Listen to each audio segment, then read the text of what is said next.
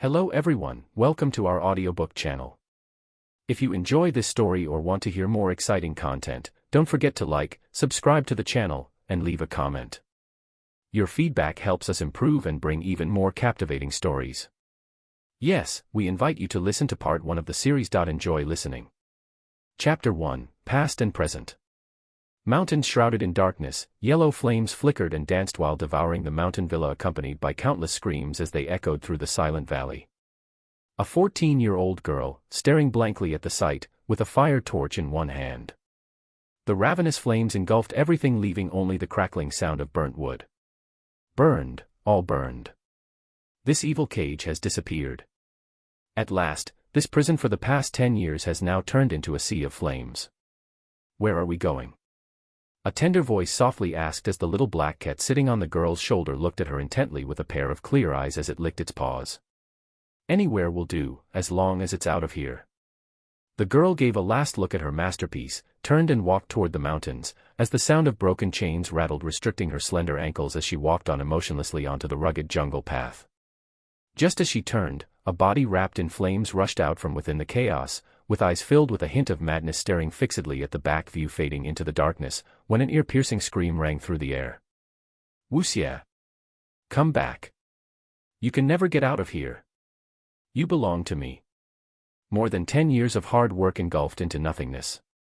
The girl calmly stopped in her tracks as she turned around to see the men swallowed by the flames. She coldly said, "You are dying, while I still live." The man was screaming in anguish. As she gave a last look at her greatest nightmare, she coldly said, "Farewell, grandfather."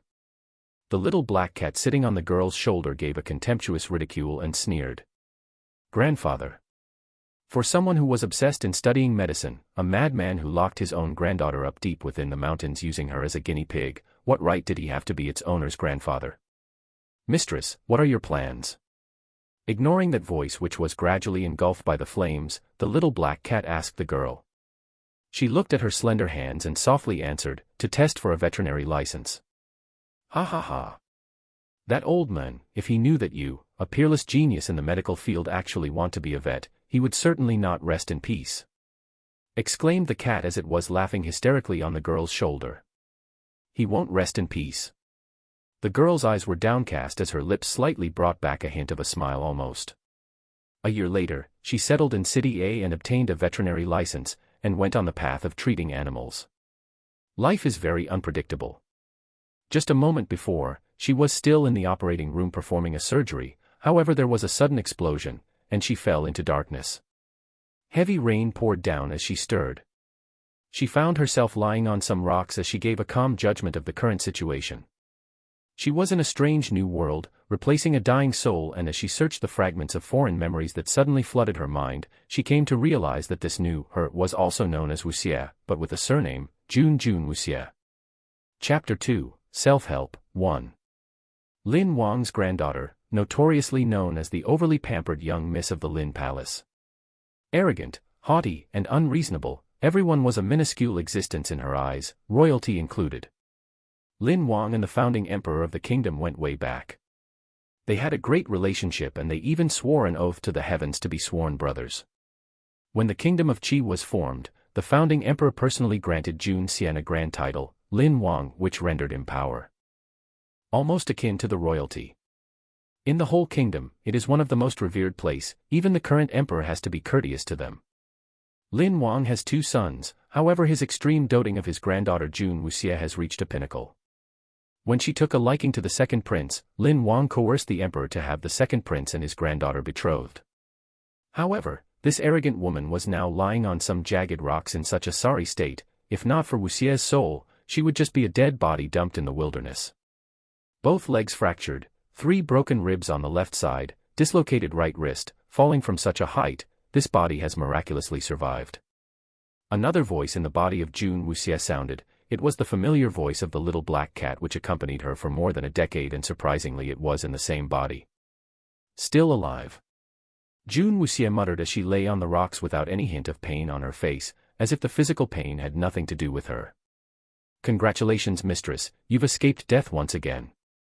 Black smoke seeped out from Jun Wuxia's chest and condensed into a little black cat, strutting at her side. She survived a calamity, however she was still hovering near death's door. She felt her energy slowly seeping away as she shuddered from the torrential downpour which was raining down hard on her body. She needed to find a place to shelter from the rain quickly before her body temperature drops further. Luckily, there was a cave under the low cliffs nearby. Relying on her 2 hands and the sole thought of survival, she dragged herself in the direction of the cave. Her tattered clothes, soaked in sweat and drenched in the downpour, hung from her battered frame. Crimson blood trailed along the path from the wounds on her legs, washed away from the merciless rain hammering down upon the small crawling figure. The little black cat gave occasional nudges as encouragement as they made their way towards the cave. Having mustered every ounce of strength she had left in her frail body, although the distance wasn't far, it was an enduring feat. With such an amount of injuries and over a rough terrain, even those with high endurance would have fainted numerous times. When she finally reached the dark cave, her face was deathly pale, void of any color. Huddled against the walls of the cold cave, finally free from the barrage of the rain, she let out a small sigh of relief. Suddenly a ghostly voice came from within that deep dark cave. "WH. Who is it?" The black cat asked in a scared voice, body arched, as it lunged itself in front of Wuxia. "Go take a look." Wuxia choked out as she knew her current predicament. Alone in such an environment without any medical equipments, she's unable to carry out her own treatment, hence she can only look for other possibilities. Having another person around to help her would be best. Leading the way, the little black cat inched closer towards the source of the sound. In the darkness, Wuxia felt the presence of another person. "You're about to die." A masculine voice doused with a trace of playfulness came from above her head. Chapter 3, Self-Help, 2. Although Wuxia was unable to see the man's appearance in the darkness, she could clearly hear familiar sounds of the metallic clanging of chains. This man was chained beneath the depths of this desolate cliff. As soon as it heard the man's voice, the little black cat immediately turned into a wisp of smoke and hurriedly fled into Wuxia's body. This man was dangerous. "You're chained up." Wuxia totally disregarded his tone of voice as her mind only echoed a single thought: this man can help her. All she needed was his freedom of movement. "Ah. You mean these small things?" The man in the dark was pulling chains. A deep magnetic voice echoed in the dark caves. "I guess so. I'll free you, but you'll have to save me." Wuxia stuttered as she struggled to get the words out. She was trembling from all the cold and pain. Her body temperature was falling dangerously low and her battered body, which was riddled with severe injuries, wouldn't hold up if she didn't do anything soon. The man in the dark kept quiet. He seemed surprised that this half-dead girl would say such words. Silence means consent, Wuxia self-reasoned, as she had no other alternative, so she decided to gamble on this chance. As she groped around in the darkness, she leaned on the man and pulled out a thin pin from her hair. She was a doctor, not a thief. That fool had once performed this trick for her. She wasn't sure if she could pull it off. Wuxia's little hands tried to reach for the chains as she fumbled around in the dark. From a doctor's perspective, she could feel that this man's physique was exceptional. Using her last shred energy, Wuxia attempted to free the man with her poor skills. She had never felt so clumsy in her life. With all her toiling efforts, she finally unlocked one. This effort had left her breathing heavily as she struggled to keep her consciousness from fading. "As per your wish." The man finally spoke with an enigmatic deep smile. His deep masculine voice echoed throughout the cave. Before she could even react, click, click, click, a series of broken metal sounded around her. He broke free from the other 3 shackles as she felt some warmth as he pulled her into his arms as he embraced her. He gently lifted her up and carried her as he trudged along towards the light. Outside, the rain continued to fall relentlessly. Although the weather was gloomy, it was daytime and just this little light was enough to show off his exquisite face. The man's high cheekbones perfectly accentuated his face along with his long satin hair casually draping down. As the crystal-clear rainwater ran down his neck, it was God's most outstanding work. The man was looking up at the sky. When felt a gaze from her, he bowed his head slightly, violet eyes slightly narrowed, his lips breaking into a smile.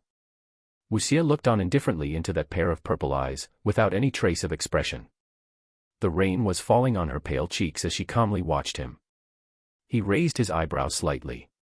Her unusually calm demeanor was a refreshing reaction. This is the first time someone didn't scream in panic when they saw his eyes. "Aren't you afraid?" he asked in his deep husky voice. "I'm about to die," Wuxia reminded him matter-of-factly. Her dark eyes looked deeply into that pair of purple eyes, without any hint of desperation or fear, but rather with a clear gaze, as though the death she was talking about wasn't her own. Chapter 4, Lin Palace, 1. The mysterious man raised his eyebrows as he sought to calm his own emotions as the deep black obsidian eyes stared back at him coldly, almost as if it could freeze him over. How he wanted to rouse her calm demeanor and mess up her pace. This girl was unbelievable. How can she be so calm in such a situation? "Don't worry, I won't let you die," he said gently. "Send me home," she retorted. Considering how badly injured she was, the best option and only use for him was to send her back to her own home. He gave a devilish smile, leaned down and kissed Wuxia right between her eyebrows. "As you wish," he chuckled. The little black cat hidden in the depths of Wuxia was petrified. Its mistress had just been taken advantage of. June Wuxia felt her surroundings slowly fading away as she slipped into darkness. When she finally stirred, her long eyelashes fluttered open and she found herself lying down on a nice warm bed in a luxuriously decorated room. A white-haired old man was sitting by her bed, and when he saw that she had awoken, his whole face lit up and exclaimed, "Silly girl, you finally woke up. Don't scare your grandfather." "Silly girl, it's just a contractual spirit. So what if you don't have any? Who do you think I am? I am the almighty Lin Wang. I'll support you no matter what. There's nothing to be afraid of." Jun Xian huffed. "Grandfather." Wuxia furrowed her brows as the body's memories flashed through her mind. The old man sitting by her bed was none other than Kingdom of Qis Lin Wang, which is also the former's grandfather, Jun Xian. What Jun Xian mentioned, contractual spirit, was unique to this world. When a baby is born into this world, contractual spirits will form a bond with the human soul, and the contractual spirits will sleep in the soul and only awaken at the age of 14. A ring will appear on the right hand's ring finger. Each spirit is like an evolution of the soul, where each person's contractual spirit's form is different. Some can be condensed into a powerful weapon while some can morph into mighty beasts. A few days before was Jun Wuxia's 14th birthday, and there should have been a spiritual awakening, but the whole day nothing happened. She was henceforth labeled as a waste.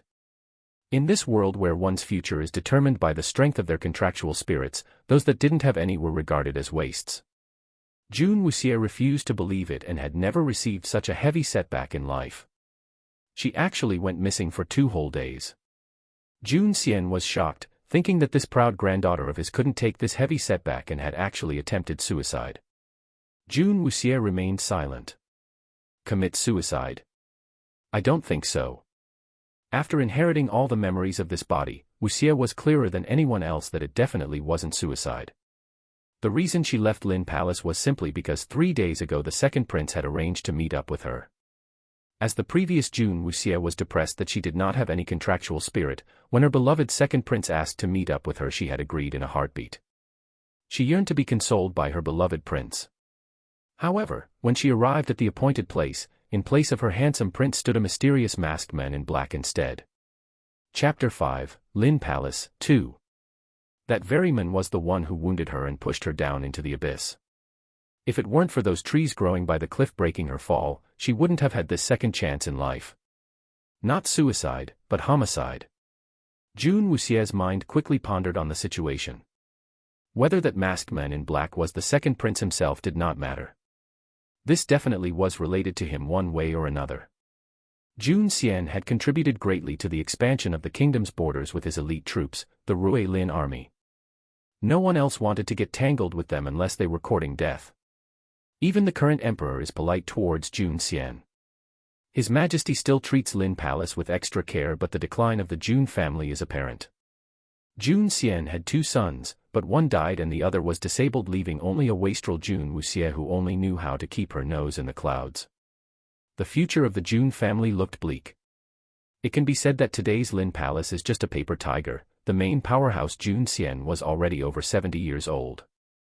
After all he's been through so much, especially since after that great war which caused him to lose his eldest son and crippled his younger son, all the hardships had contributed to Jun Xian's health deteriorating, coupled with occasional bouts of illnesses and his age. he feared didn't have much time left. As of late, the royal family has been acting more blatantly towards the Lin Palace. Jun Wuxie's encounter could very well be the designs the royal family had towards the Lin Palace. It's obvious that the second prince no longer holds the Lin Palace in regards and even dared to act so brazenly. The black cat muttered. At first it had thought that its master was reborn into a good home, but did not expect her to be embroiled in such a situation where she still had to fight for her own survival. Jun Wuxie raised her eyebrow slightly. The small black cat immediately curled into a ball, burying its head between its pair of furry paws. Seeing that his granddaughter was silent, most probably still feeling scared, Jun Xian did not nag any further. He looked lovingly at Wuxie and said, "It's all right, as long as you are back, take a good rest, if you need anything, call your brother." Brother. Jun Wuxie searched through the memories yet she did not find any brother. Jun Xian had only 2 sons, the eldest son was her father, while her mother had died soon after she gave birth to Jun Wuxie. In that fateful war, she had lost her father in the bloody battlefield and her uncle was gravely injured and had become a cripple. "Wu Yao, come in and take care of your sister, I'm heading out for a while." Jun Xian called out. The door was pushed open and a tall man's figure could be seen. She looked at her brother in amazement. Exquisite handsome face just like God's most perfect work, that magnetic pair of eyes as dark as night. "Yes." The man smiled. Jun Xian nodded with satisfaction. He repeatedly nagged at Wuxie to rest before he left this pair of siblings alone. On one end of the room stood Jun Wuxie and at the other end stood a dazzlingly striking Wu Yao. The next moment, a black shadow flashed by Wuxie's body and in front of Wuxie stood a little black cat fiercely guarding her as it stood by the bed with its small mouth slightly curled up revealing its sharp teeth as it hissed.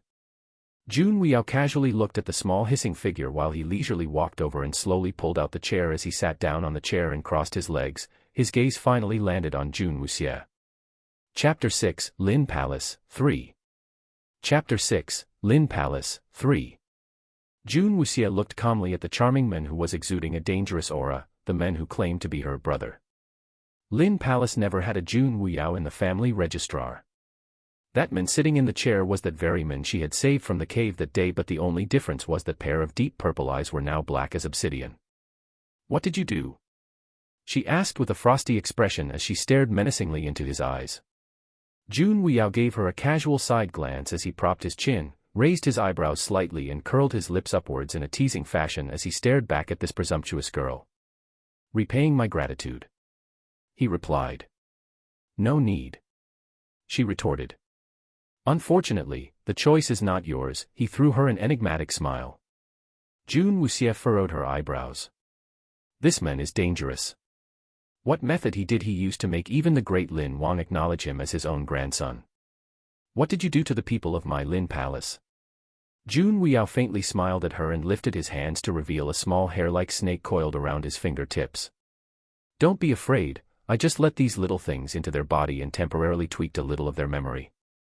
I will not hurt anybody here, you can rest assured." The little black cat was completely shocked. What kind of demon did its mistress save this time? Also, those black hair-like snake creatures had its instincts on high alert. They were not to be trifled with. They could enter a human's body and even alter people's memories. "Is this kitten your contracted spirit?" he asked as he looked on amusingly while studying the various expressions on the black cat. "That has nothing to do with you," she sneered. "Why are you so cold towards me, my dear sister?" He chuckled. "This place is not for you, it's time for you to leave," she stated. Her inner thoughts were in turmoil. This man was too dangerous. Nothing good will happen with him staying on in the Lin Palace. Just as Jun Wu Yao lowered his voice and smiled, a sudden surge of power could be felt as those black hair-like snakes started dancing wildly on his fingertips. "Don't be so heartless, you saved me, all I want is to exact vengeance on my enemies. If you can't even accede to this humble little request of mine, then I can only destroy these little things in the body of those of your Lin Palace. It's just that. If these were forcibly destroyed from within, I'm afraid they may suffer. I wonder what will become of the Lin Palace. Are you threatening me?" Jun Wuxie narrowed her eyes. "Nope, this is a request," he replied as he curled his lips upwards. "Request? If she did not agree, he would kill everyone. This was considered a request. Don't be so nervous, it's just that I have temporarily nowhere to go to. When the time comes, I will naturally leave.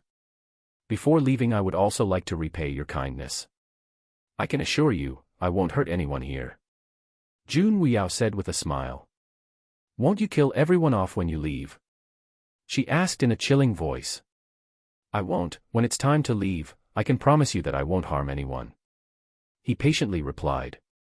It's not as if I have a choice, she icily said as she gritted her teeth. Jun Weiyao shrugged. Knowing that she can't get rid of this dangerous man for the time being, she simply closed her eyes to rest and no longer paid him any attention. The little black cat was assured that no harm will come upon its mistress for the moment. It let out a small sigh of relief as it nimbly leaped onto the bed and curled up at the edge of Wuxie's pillow, but it maintained its vigilance as its pair of watchful eyes never once left the man sitting on the chair. This man was very, very dangerous. He's the most dangerous person it has ever encountered. Chapter 7, Uninvited Guests, 1. Jun Weiyao saw that she had already settled back in bed and knew that she had acceded to this request of his.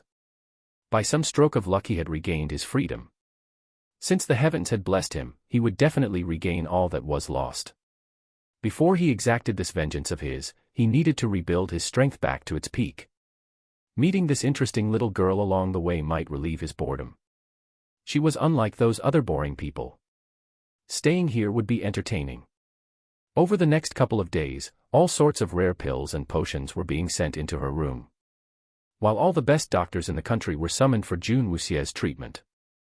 If she had a choice, she would have treated herself. Looking at the treatment those white-haired doctors were administering, Wuxie was trembling with anger within. They were quacks. They were all quacks. If it was her, such injuries would have been easily treated within 10 days, but from the mouths of these doctors, all of them reported the healing period of not less than 1 month. As her injuries were too serious for her to tend to herself, she didn't have any choice but to patiently bear through the month.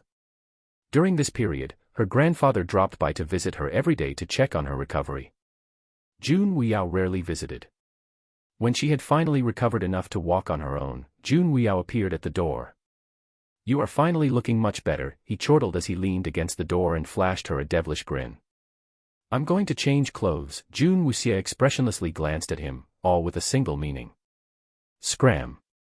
Unfortunately, someone did not seem to get the hint. Rather than going away, he actually strode over to Jun. Wuxie sighed and raised his hands and gently lifted her up. The little black cat's fur stood on ends. Release its mistress, you beast. It screamed out in its head. Sister has not completely healed yet, it's very inconvenient for you. This kind of thing, it's natural for brother to help you. When he finished, Jun Weiyao completely ignored the black pair of flaming eyes as he carried his dear sister to the bed and began picking out a set of clean clothes for her and began changing Jun Wuxie. Jun Wuxie's brain crashed as she sat there dumbfounded while he removed her outer robes. No matter be it past or present other than medical situations, Wuxie never had any intimate contact with the opposite sex. He simply helped himself. Jun Wuxie gave him a death stare as she pursed her lips tightly. The only one who was behaving correctly in this situation was the little black furball. Its master was being taken of such a huge advantage. And yet she had no response. Now it's not the time to be in a daze. Slap him. Jun Wuxie sat there petrified without any resistance as he changed her. Her calm demeanor startled him, and after changing her, he gave her a teasing smile as he carried her out towards the door. Where are we going? Wuxie finally choked out. She waved to the cat and it leaped up into the air and it turned into a black mist returning to her. We have a guest. Jun Weiyao replied as he gave her a dazzling smile. Chapter 8, Uninvited Guests, 2. In the Lin Palace Grand Hall, tea was being served to the guests. Hosting the session was a good-looking man in his early 30s. He was wearing a pale blue robe, but he was seated on a wheelchair. It was such a pity that such a good man turned out to be a cripple. To his right sat another man wearing a light yellow silk brocade. He was handsome and had an air of arrogance. Next to him was an elegant beauty dressed in white. Please wait for a while, second prince. Wuxie has not fully recovered, hence she would take some time to come over. The man in the wheelchair politely informed his guests. He was none other than the youngest son of Jun Xian, Jun Qing. Second Prince Mo Xianfei nodded with an indifferent expression. Although he was Jun Wuxie's fiancé, during this entire time, this was actually his first time coming round to visit. What's more, he even brought along another woman. Jun Qing's face naturally did not look good. Soon, Jun Wuyao came to the hall. Mo Xianfei's indifferent attitude dispersed immediately as he creased his forehead. Mo Xianfei can be said to be one of the best-looking men in the entire kingdom of Qi, but now his fiancé Jun Wuxie was carried out by a man far surpassing his own league. As Wuxie was still recuperating, she had lost her former rosy little face. It was now slightly pale, which made her features exude a feeling like a blooming white lotus. She was quietly nestled in the arms of a strange man. Her former domineering attitude was replaced with a delicate and charming demeanor. Mo Xianfei did not like Jun Wuxie. This was a well-known fact known throughout the entire kingdom. Their promised marriage was only due to fear of antagonizing Lin Wang, as he had complete control on his Rui Lin army. But this does not mean that Mo Xianfei was happy to see his fiancée make a cuckold of him. And this is? Mo Xianfei asked with a deep frown. This is Jun Wuyao, Wuxie's brother, Jun Qing subconsciously answered. What? Mo Xianfei's expression changed for the worst. Lin Palace third generation only had one person. Where did this Jun Wuyao appear from? Does that mean that Lin Wang had long taken precautions against the royal family and actually concealed such an important fact? Mo Xianfei's eyes slightly narrowed. No, Wuyao is an orphan, brought up by my father who had picked him up and raised him outside. This time as Wuxie was seriously injured, with father's poor health and I can't help, we decided to call Wuyao back to take care of her. Jun Qing replied. They had no blood relations. Mo Xianfei heaved a sigh of relief. From the beginning, Mo Xianfei did not care about Jun Wuxie. Jun Wuyao and Jun Wuxie slowly settled into their seats. She gave the opposite couple a casual glance, and secretly sneered. So this was the man the original Wuxie was so fascinated with. However, she had no recollection of the woman seated next to him. Imperial father learned that Wuxie is injured, so he sent some tonics over. Yun Xian happened to be around and I asked her to come by and take a look at the injury. Yun Xian is skilled in medicine and it's better that she take a look to make sure you recover well. His indifferent expression had already returned, however whenever he mentioned that woman, he would gaze affectionately at her and his tone softened whenever he mentioned her name. That look was as though he was looking at his own sweetheart.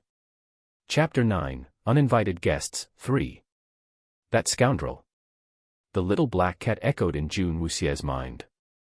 In front of his fiancée, he was actually flirting with another woman. Jun Wuxie, who had been silent the entire time, finally spoke. There's no need.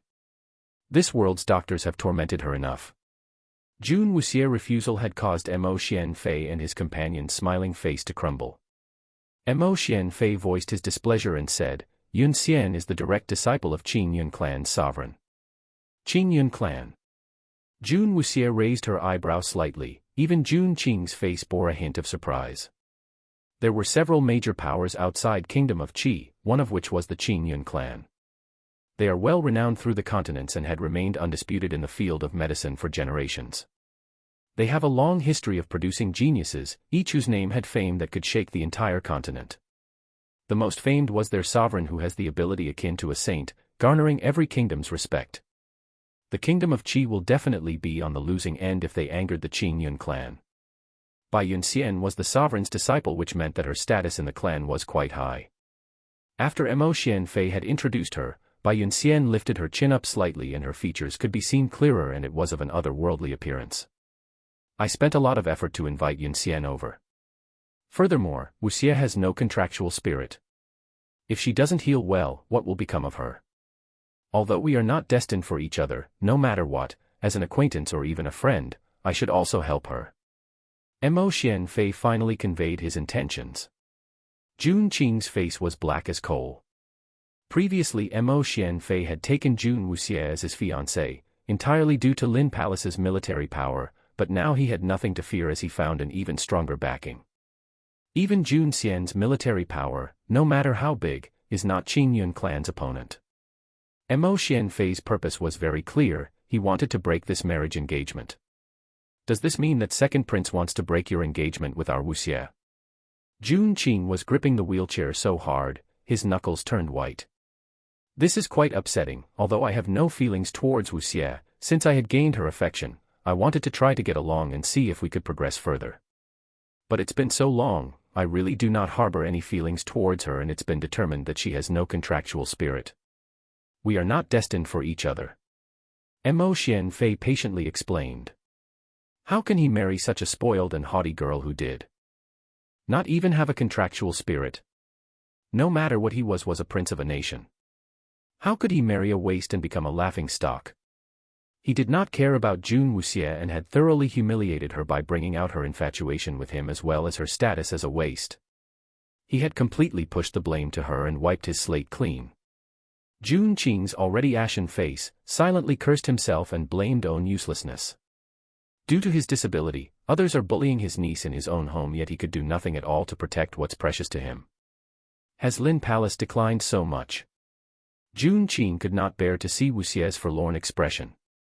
Knowing how much she was smitten with Mo Xianfei, with her arrogant temper, and now she was insulted by that very man she had pinned for, how she can stand it?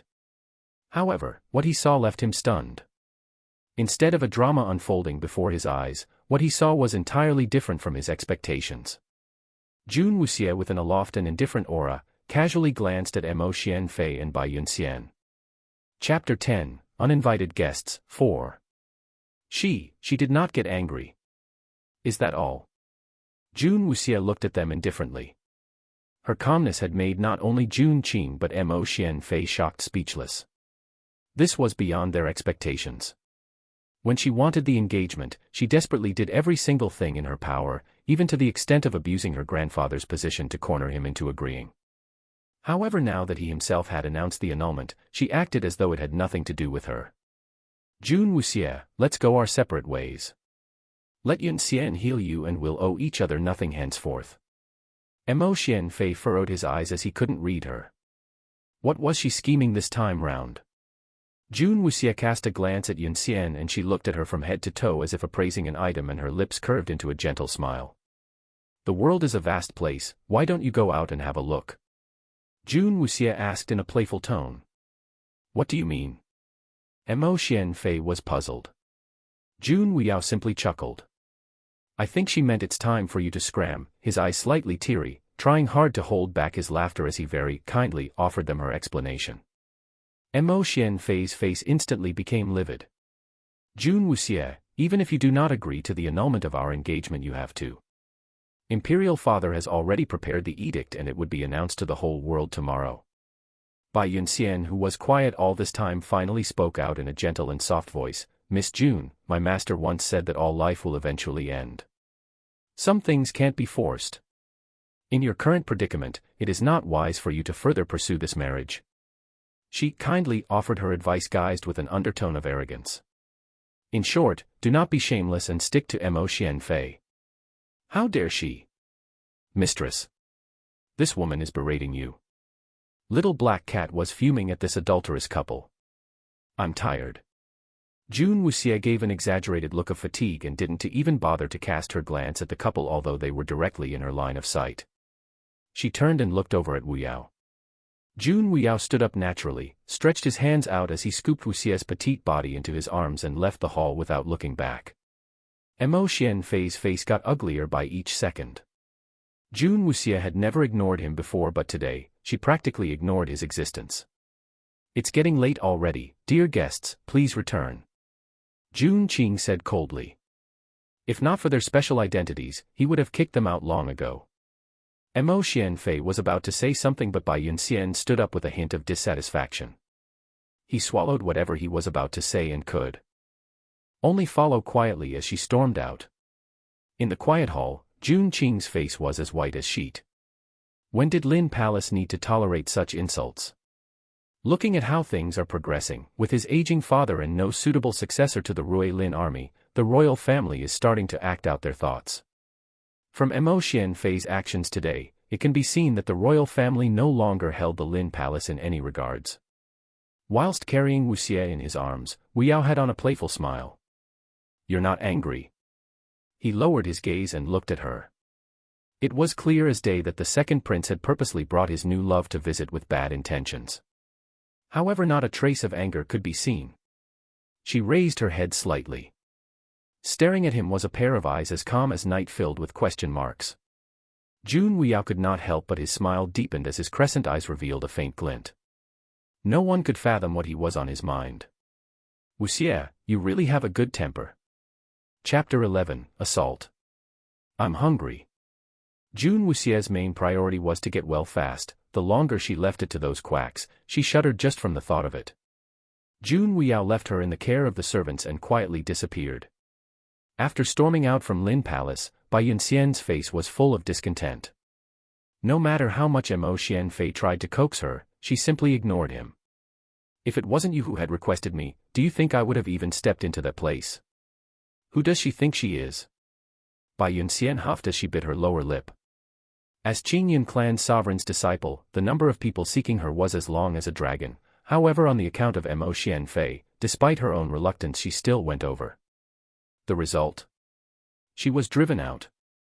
She had never suffered from such humiliation before.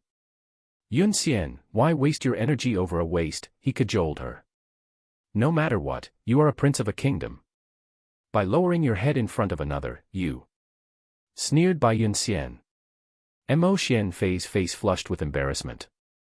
Do not be angry, I will definitely take revenge for you. Appeasing her was the key. Sure enough, after hearing those words of his, Bai Yunxian's expression was slightly better. Don't forget this promise of yours. She peeked over at him. Definitely, I won't make any empty promises. Mo Xianfei heaved a sigh of relief. To cheer her up, Mo Xianfei did not directly head back to the palace. Instead, they traveled in the carriage with a team of guards and went out of town to sightsee. Only when she finally revealed a smiling face after watching the sunset at the famed Sea of Flowers did they head back to the city. On their way back, in the carriage, Mo Xianfei was holding onto Yun Xian's hands as they leaned on each other. The carriage came to an abrupt stop. The carriage was traveling at a relatively fast pace, and when it was stopped so suddenly, they almost fell out of the carriage. Why did you stop? Bellowed Mo Xianfei. But no one responded to his question. As he went out to reprimand them, he could see a silhouette of a person quietly standing in front of the entourage as the darkness of the night enveloped him. The light from the flames of the torches could not reach his face. Who is there? Mo Xianfei asked with a guarded expression. By this time, Bai Yunxian had also stepped out of the carriage. The team at the front watched the stranger cautiously as they watched him slowly raise his slightly opened hands when he suddenly clenched his fist. Instantly all the bodyguards' bodies burst at the same time, splattering blood everywhere. Ah! Bai Yunxian let out a shrill scream as the bloody remains splattered onto her beautiful skirt. The fire torches all fell to the ground, turning their surrounding into a wall of fire. In the middle of it all were two frightened figures closely huddled together. Watching the ring of fire, a lone figure took a step back. Unfortunately, I don't have a good temper, he whispered under the moonlight. Chapter 12, Memories of 1. The little black cat was lying comfortably on Jun Wuxia's lap, enjoying its mistress's touch. Mistress, this Lin Palace is not safe, should we leave? The little black cat purred. What happened today only showed that Lin Palace could not hold out much longer. The royal palace actions were clearly getting out of hand. We're not going anywhere, Jun Wuxia casually replied. This world was not the same as her past life. Though Lin Palace was slowly crumbling, it was still the safest haven. Even though she was an expert in medicine, she can't change the fact that the current her was physically very weak. In this strange world there are too many dangers lurking around. Lin Palace's main power is Jun Xian. Since I'm here, I will not let him die so easily. Jun Wuxia eyebrow raised her eyebrows slightly. Whoever she wanted to protect, she would not fail at it. This body's constitution is too poor, even lacking a contractual spirit. If I had one I would be able to survive better in this world. What is a contractual spirit? The little black cat knew nothing of this world. Jun Wuxia raised her right hand, and showed it her ring finger. Slender fingers, soft and smooth like white jade. Normally upon reaching the age of 14, a ring will appear on the right hand's ring finger, but there was nothing on hers. Meow. Black Cat held onto her slender fingers with its furry paws, clinging onto her slender fingers and gently licked the finger she stuck out. Suddenly it constricted its pupils. "Mistress, there seems to be a strange power on your finger, are you sure it is not a contractual spirit?" The Black Cat could sense a small trace of spiritual fluctuations. June Wuxia eyebrow raised her eyebrows slightly, stroking her right hand's ring finger. She could not see anything, but when her fingers grazed past she could feel a strange surge of spiritual fluctuations surrounding her fingertips. Her heart was beating with excitement as she felt the power converging around her ring finger. There was a sudden burst of brilliance which illuminated the whole room. A white lotus enveloped in a silvery white light was floating in midair. Meow. A flower. The pair of black eyes blinked a few times and looked over at June Wuxia hesitatingly. Contractual spirit species are divided into two types, they can either turn into weapons or morph into mighty beasts. But Wuxia's spirit turned out to be a white lotus. Plant contractual spirits were really unheard of. June Wuxia carefully reached out as the white lotus slowly landed on her palm. As she was slowly studying the lotus, there was a knock on the door. At that moment, the white lotus disappeared without a trace. "Come in," she answered impatiently. June Wuxiao stepped in as he lazily leaned against the door, hands holding a bowl of medicine. "Time to take your medicine." Chapter 13, Memories of 2. June Wuxia glanced at him as he plopped himself in front of her and in a very smooth and practiced motion, he personally fed her the medicine. For June Wuxia, she didn't think too deep into those actions as she naively took for granted that he was honestly repaying his gratitude. From birth, she grew up in the secret villa for over 10 years, from a naive young child to her teens, she didn't get much chance to learn and understand the outside world. How to get along with others were not within the scope of her thinking. During that period of time, only numerous medical books and medical knowledge filled her brain. Her only relative held her captive deep in the mountains. Do not expect anything from her with regards to the ways of the world. June Wuxiao bent over slightly, one hand on her back firmly supporting her while a bowl of medicine in the other hand, slowly feeding her. When he bent over she gave a slight frown. "I do not like the smell of blood," she said grimly. June Wuxiao smiled stiffly. June Wuxia continued sipping the medicine. As June Wuxiao carried the empty bowl away, as soon as he left the room, his smile faded. Raising his hand he sniffed his sleeve, a very faint smell of blood. Earlier on, he was careful not to get any bloodstains on himself. "It seems that next time, I must take a bath first." Frivolous smile appeared once again on June Wuxiao's handsome face, dark eyes so deep that reflected no traces of any emotion. The second morning, the news spread like wildfire in the imperial city. Last night, on his way back from the Sea of Flowers, the second prince and his entourage was attacked by a mysterious group and all his guards were annihilated. Second prince had a bloody battle with the enemy and only managed to protect the life of his own and a beauty. This matter has enraged the emperor who had ordered a thorough investigation of the matter, putting a huge bounty on the culprits who had dared to assassinate the prince. There was a huge outburst within the imperial city walls. There were many discussions going around the grapevine.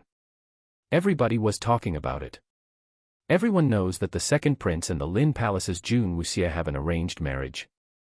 However, that night when the second prince was attacked, that beauty whom he saved was not his fiancée June Wuxia. This meant that earlier that day he had gone with another woman to the Sea of Flowers. June Wuxia was a tyrant. Everyone knows that Lin Palace young miss was extremely rude and arrogant, always stirring trouble in the city. People cannot help but speculate that the perpetrator on the attack on the second prince was none other than June Wuxia. After all, her fiancé went out with another woman. A normal woman cannot stand for this, let alone the tyrannical nature of June Wuxia. In only one morning, the imperial city was in chaos. The second prince was unwilling to endure the outrageous tyrannical June Wuxia and secretly went out with a beauty. However, she found out about it and had sent the Rui Lin army to go undercover and attempted to kill the second prince and his new love. The rumors went down the grapevine, versions recollected as if they were the ones who had witnessed it. Chapter 14, 3 is a crowd. An imperial edict arrived the very next day, dissolving the marriage engagement between the second prince and June Wuxia. Yesterday, there was speculation that the attack on the second prince might have been related to June Wuxia. However, with the arranged marriage dissolved at such timing only proved one thing: they were definitely related. Within the imperial city, June Wuxia's reputation had hit a bottom low. After the rumors spread, she was said to be the most vicious woman at the tip of everyone's tongue. Many women, who were also smitten by the second prince's handsome looks, berated her actions endlessly. All these chaos enveloped the perimeter of Lin Palace walls. Inside, all was tranquil. She cooped herself up in her room, busy studying her own White Lotus contractual spirit. In the Lin Palace study, Jun Xian was enraged, suppressing the urge to tear the imperial edict up into shreds. Good. Very good. Now that I'm old and useless, everyone thinks they can bully my granddaughter. He clenched his teeth as he gripped the edict tightly in his hands. Jun Qing had told him of the previous day's happenings, and although he expected the imperial edict to arrive sooner or later, he didn't think it would have been at such a crucial timing. Receiving the edict at such time will only let the rumors run amok with speculations that Jun Wuxia had a hand in the attack. Although Jun Xian knew his granddaughter had an arrogant attitude, he knew she didn't have the guts to kill anyone. Not to mention she was at home throughout the whole time to recuperate, she hadn't left the house even once. How could she have engaged anyone to attack Mo Xianfei? The chaotic grapevine even involved the Rui Lin army saying that she had engaged them to help her with her little revenge. How was this even possible? Despite his excessive fawning over her, and although the Rui Lin army was his own troops, he had an upright and strict character. Not once had he ever let her be in contact with the troops, let alone give her precedence over such a great power. Mo Xianfei had yet to recover from the shock of the attack, and yet the edict was sent out. This couldn't help but make others think that the Lin Palace was involved in this, and rendered a great black mark towards the Lin Palace. Father, are we going to tell her all these things that are happening? Jun Qing's sullen face was apparent. He hated the fact that he was crippled and he had no power to protect his family. Jun Xian shook his head. You can't tell her anything. Knowing her temper, what kind of ruckus would she cause? Also, her body has not fully healed. His Majesty has appointed me to lead the investigations of the attack on the second prince. I will find out the truth and clear her name of all charges. After serving his country loyally for so many years, this was what he was repaid with.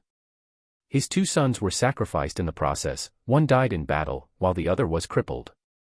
He only had his precious granddaughter left, but with the imperial decree, it washed her reputation down the drain. Who else would dare to marry her after such treatment by the royal family? His Majesty, you are really very heartless. Jun Xian whispered as he closed his eyes wearily. It was apparent that the Lin Palace had not much hope for the future, but they even wanted to involve his only granddaughter in this power struggle. Jun Qing lowered his head in silence and bit his lower lip as he unconsciously clenched his hands on his pair of wasted legs. Chapter 15, Grandfather. If he could return to the battlefield, even if they were facing Qingyun clan, His Majesty would not have been so ruthless towards Lin Palace. Over the years, Jun Xian was aware of his excessive military merit as he continued to reduce the Rui Lin army. Who knew that this would have paved the way to the current situation? I'm going to protect Jun Wuxia to my last breath. No one can even think about touching my granddaughter. He proclaimed with a glint in his eyes. I have already lost my son. I cannot afford to lose his daughter as well. She is my one and only Lin Wang's precious granddaughter. Deep into the night, this father and son pair were in the study discussing in hushed tones the precarious situation the family was currently facing. Standing by the door was the silhouette of 2 figures. Jun Wuxia listened on quietly as she stared at the door. Grandfather. In her previous world, that grandfather of hers made her spend over 10 years in bleak darkness. What was suffering, what was despair, she had a thorough grasp on them. However, the grandfather of this body was like a sunlight piercing through the darkness. When she had first met him, he had poured out overwhelming love and concern which she had no idea how to react to. This was something that she has never experienced before. Whenever he found something interesting, the first thing he did was to send it to her room. If she had a slight frown on her face, he would try all means and ways to coax her. Subconsciously, she started to avoid contact with him as she did not know how to respond to him, as the memory of her grandfather was completely different. But she did not think that he would have done things for her to this extent. Also, Lin Palace has been suspicious towards the royal family's schemes but had turned a blind eye to it as he had sworn his loyalty and believed that all the years of service he had rendered wouldn't be overlooked. But this time, with the spearhead pointing towards his granddaughter, the blind loyalty dissipated. For his granddaughter, he was willing to give up everything. With her faint heart still throbbing, she squeezed her skirt tightly. "Are all grandfathers supposed to be like that?" she asked with furrowed brows.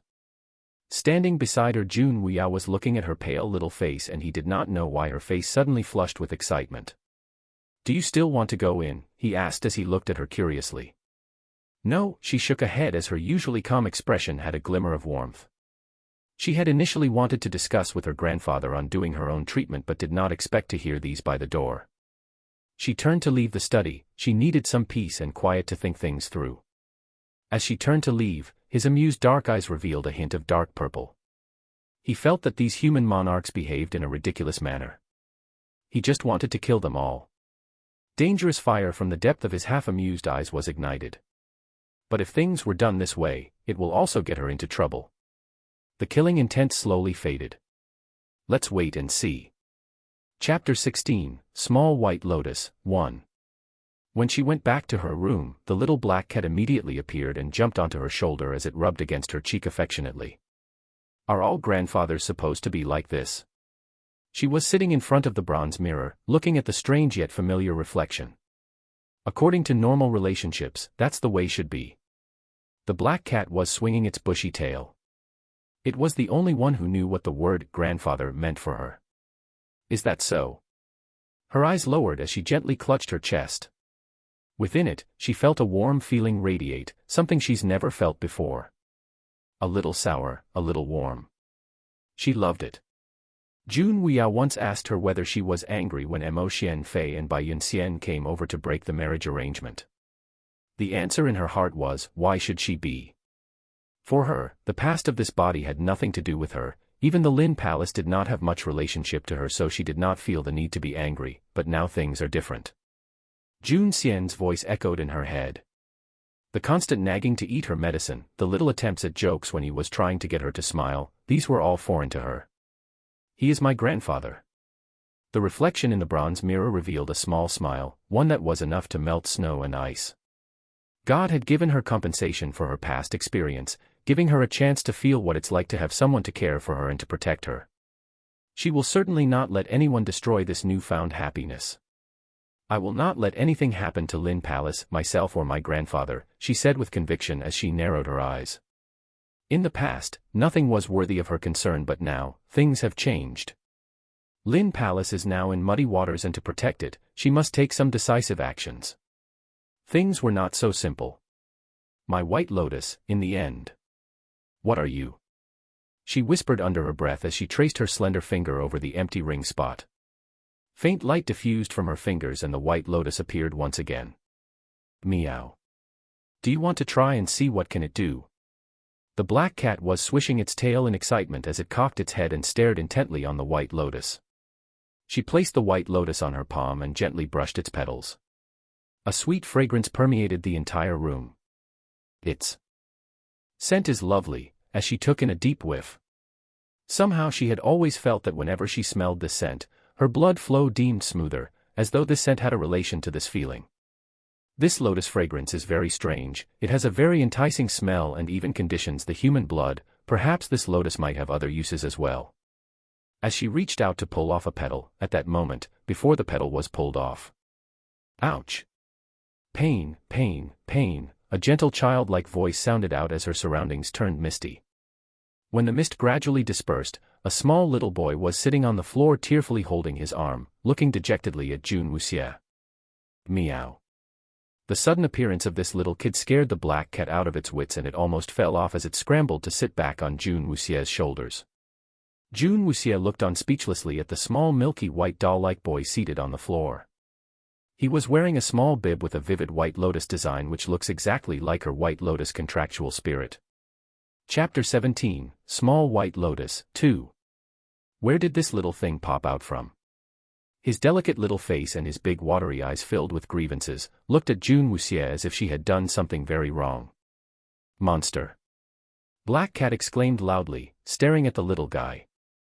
"I'm not a monster," the little boy said, startled by his own outburst as he fiddled with his fingers. "Who are you?"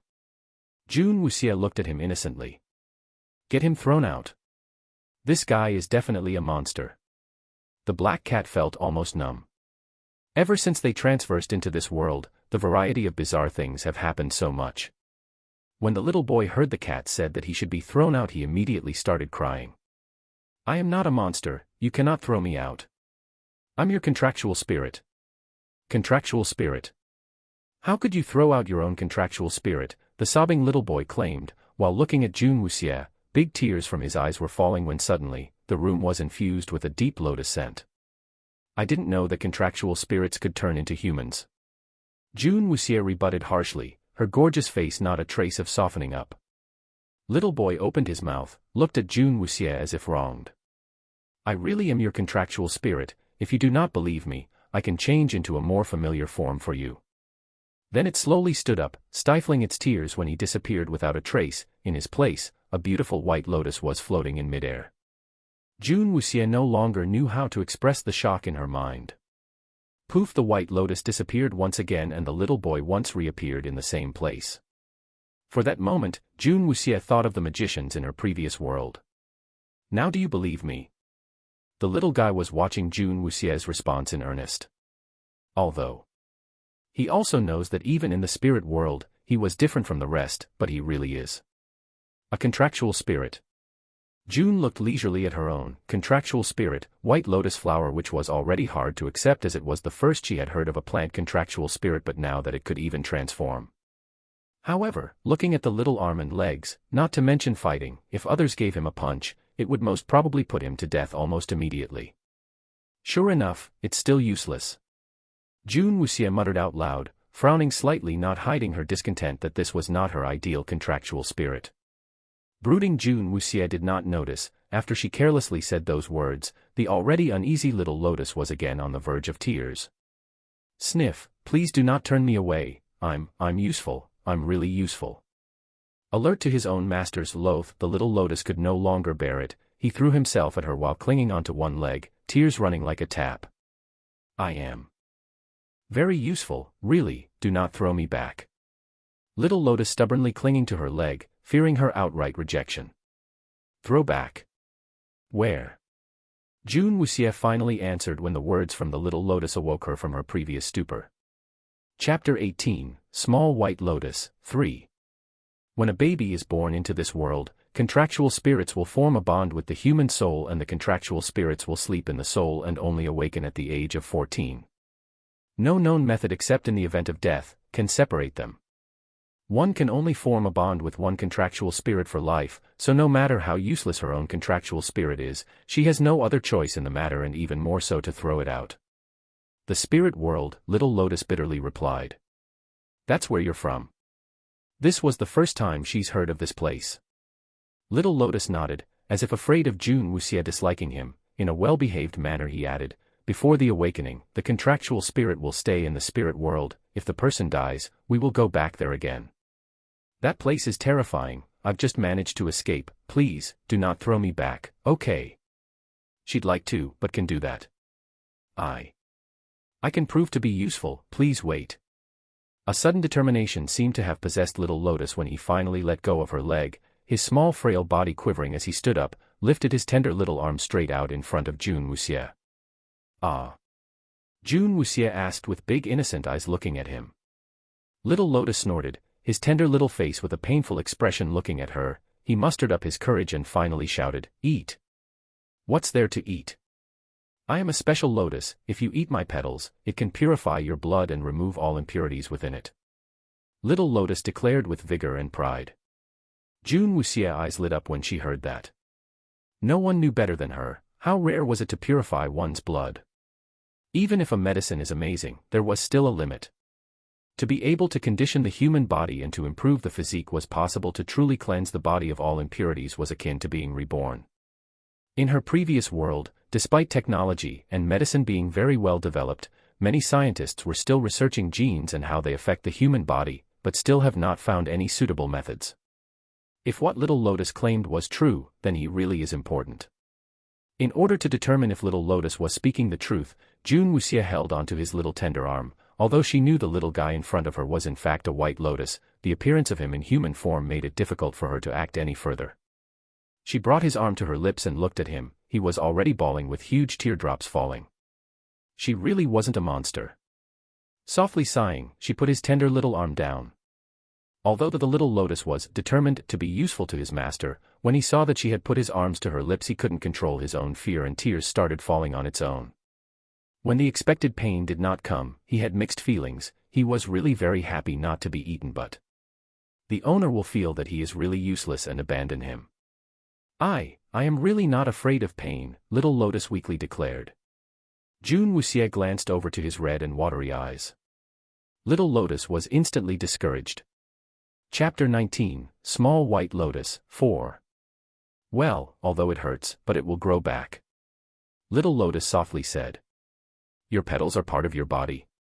Jun Wuxie clarified. Little lotus nodded. So if I want to pluck a petal, I am actually pulling your arm. Little lotus nodded again. Jun Wuxie was completely silent.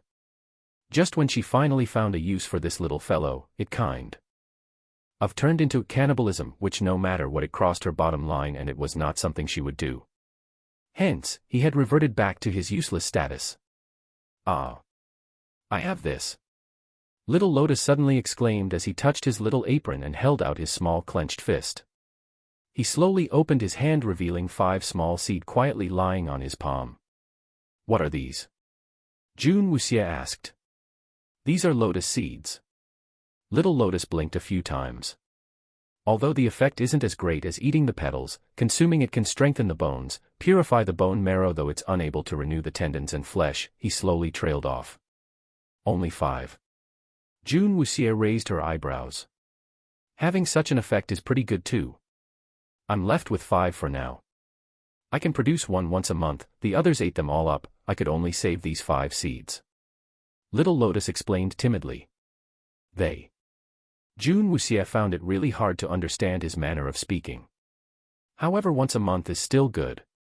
After keeping the 5 lotus seeds safely, Jun Wuxie thought about her own little lotus. Although he had no fighting ability, his ability to sense seems quite good, and these lotus seeds, although they are not at the same level as elixirs, it can significantly improve a person's constitution. This is what she needed most now. Whether it was herself, Jun Xian or Jun Qing, they all needed to improve their body's constitution. Conditioning drugs can only achieve a certain effect, there will still however have some side effects, and targeting the bones were one of the hardest to achieve. These lotus seeds have solved the first major step. With strong bones as the base, conditioning the rest of the body is simply child's play to her. With a contractual spirit meant that she could start cultivating in this new world. Even tough little lotus was unable to fight, at least she could start cultivating and rely on herself. Little lotus was waiting anxiously at the side, waiting for some kind of affirmation from Jun Wuxie as it fiddled with its fingers when she finally nodded at him. Knowing that it would not be abandoned, little lotus gave a wide smile as tears started trickling down. He vowed in his heart to be a good contractual spirit and do his utmost for his new master. She started studying him in earnest as she found that various parts of his body have different effects. His flesh and blood could practically make one's physique reborn. Even his tears have the effect of conditioning the blood. It can be said, other than its 0 combat abilities, it could be considered a priceless treasure. Chapter 20, Body is a Treasure, 1. To harvest the tears, the little black cat nipped little lotus a couple of times, causing the tears to flow like a faucet, only this time, the tears were all collected in a small bottle. This was specially prepared for Jun Xian and Jun Qing. Before she grew strong on her own, Lin Palace safety fell on the shoulders of the two of them.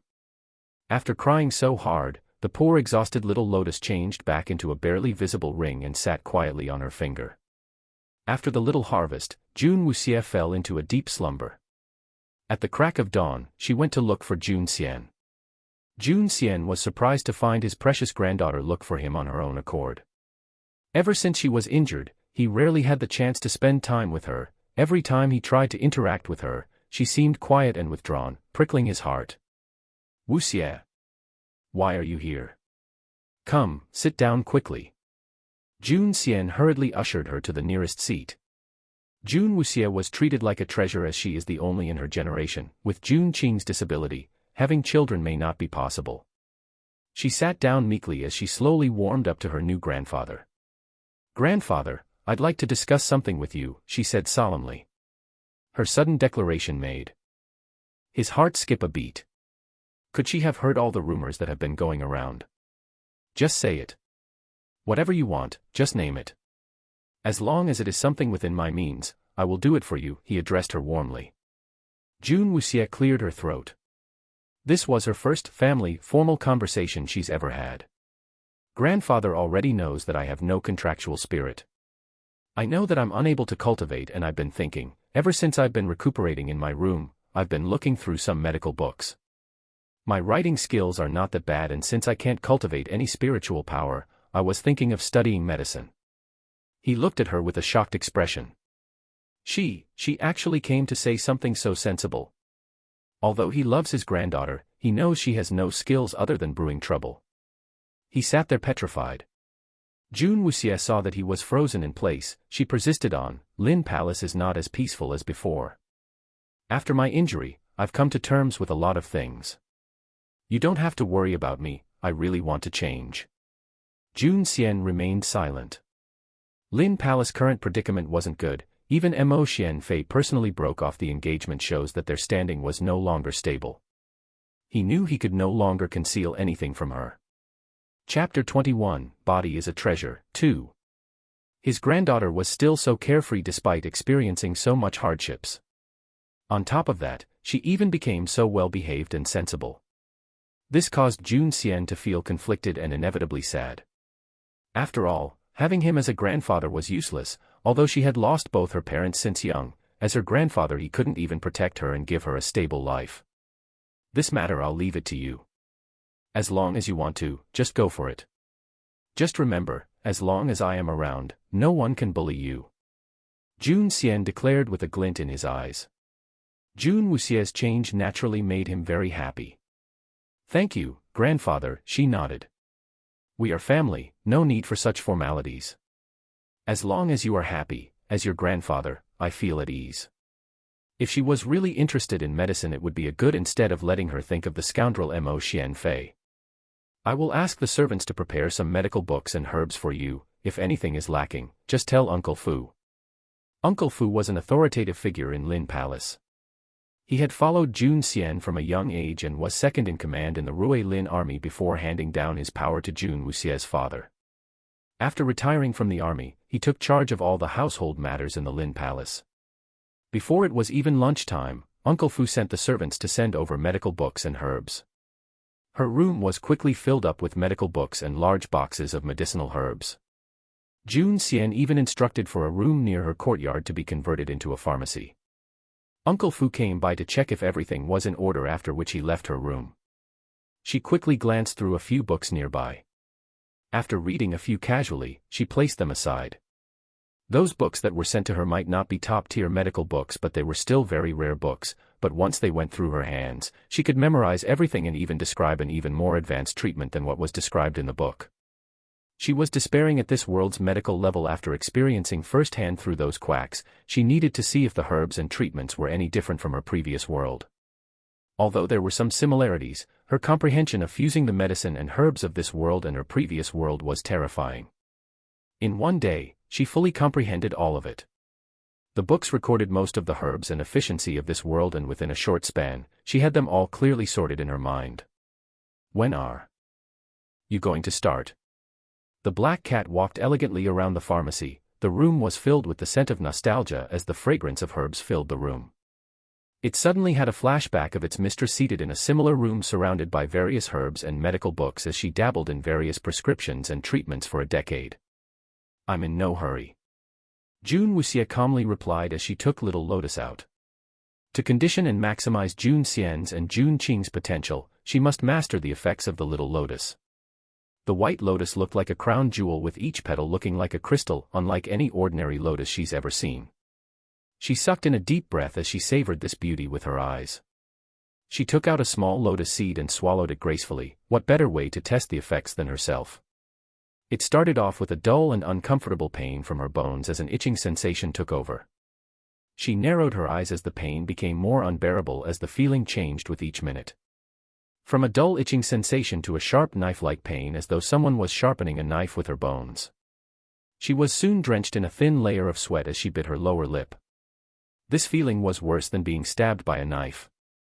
Chapter 22, Body is a Treasure, 3. She endured the excruciating pain for close to an hour when the pain finally subsided. Her clothes clung onto her slim body frame as she was drenched with sweat and a layer of black sticky fluid.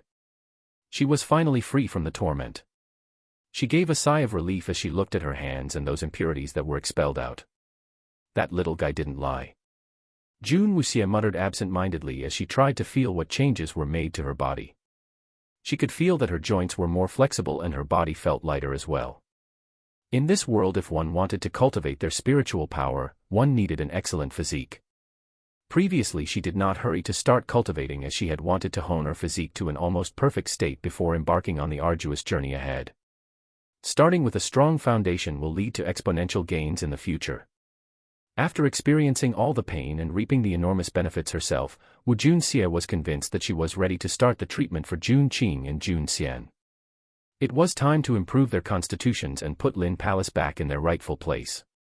One of the main reasons why the emperor dared to act so presumptuously was because Lin Palace has no successors in line. With Jun Qing crippled and the arrogant good-for-nothing Jun Wuxia, the seemingly bleak future encouraged such acts against them. If Jun Xian and Jun Qing are in the pink of health, with their valiant vigor and aura, one would have to think twice before acting against them. With Jun Xian as the backbone of the Rui Lin army, there can be only one outcome: blood will be shed. During this time, Jun Wuxia spent her time scurrying to and fro her little courtyard to her pharmacy, busy conditioning her body's physique through her diet, when her pale face finally turned a hint of rosy. Jun Xian was worried that his granddaughter would play doctor only for a short while before her interest died out, hence he was pleasantly surprised to hear that she was busy scuttling to and fro her pharmacy and felt relieved that her complexion was looking better each time he saw her. In the Imperial Palace, they still have yet to receive any action or any retaliation from the Lin Palace, which made the emperor smile. Lin Palace had chalked up too many military merits over the years. Who would pass up such a great chance like this to bring their name down? This was the desired result he had wished for, crushing them in spirit.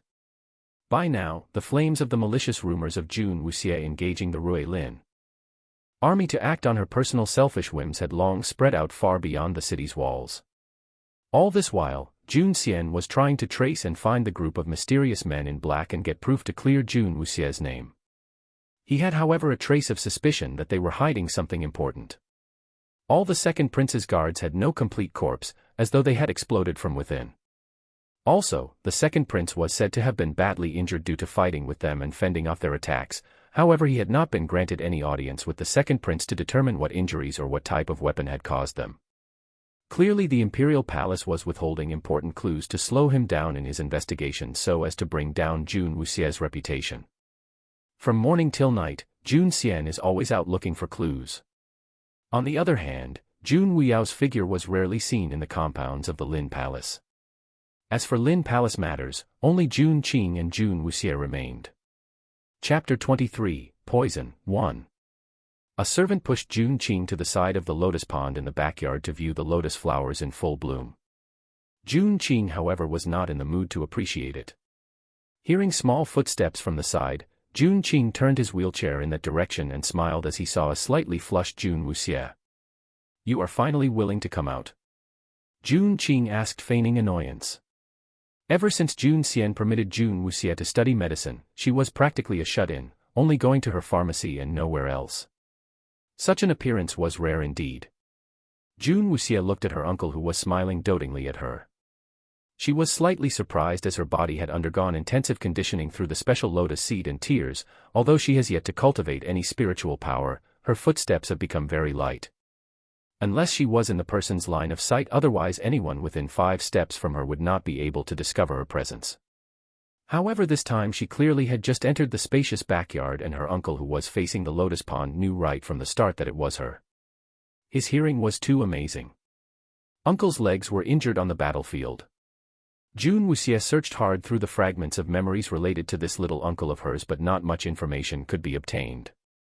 From her memory, Jun Qing had always been sitting on a wheelchair and had rarely talked about his legs. Only once at a family feast had he mentioned that he was injured on the battlefield.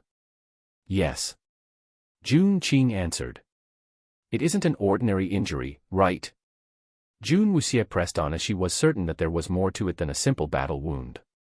When he was injured, Lin Palace was at its prime where all the superior doctors from all around would be invited to heal him.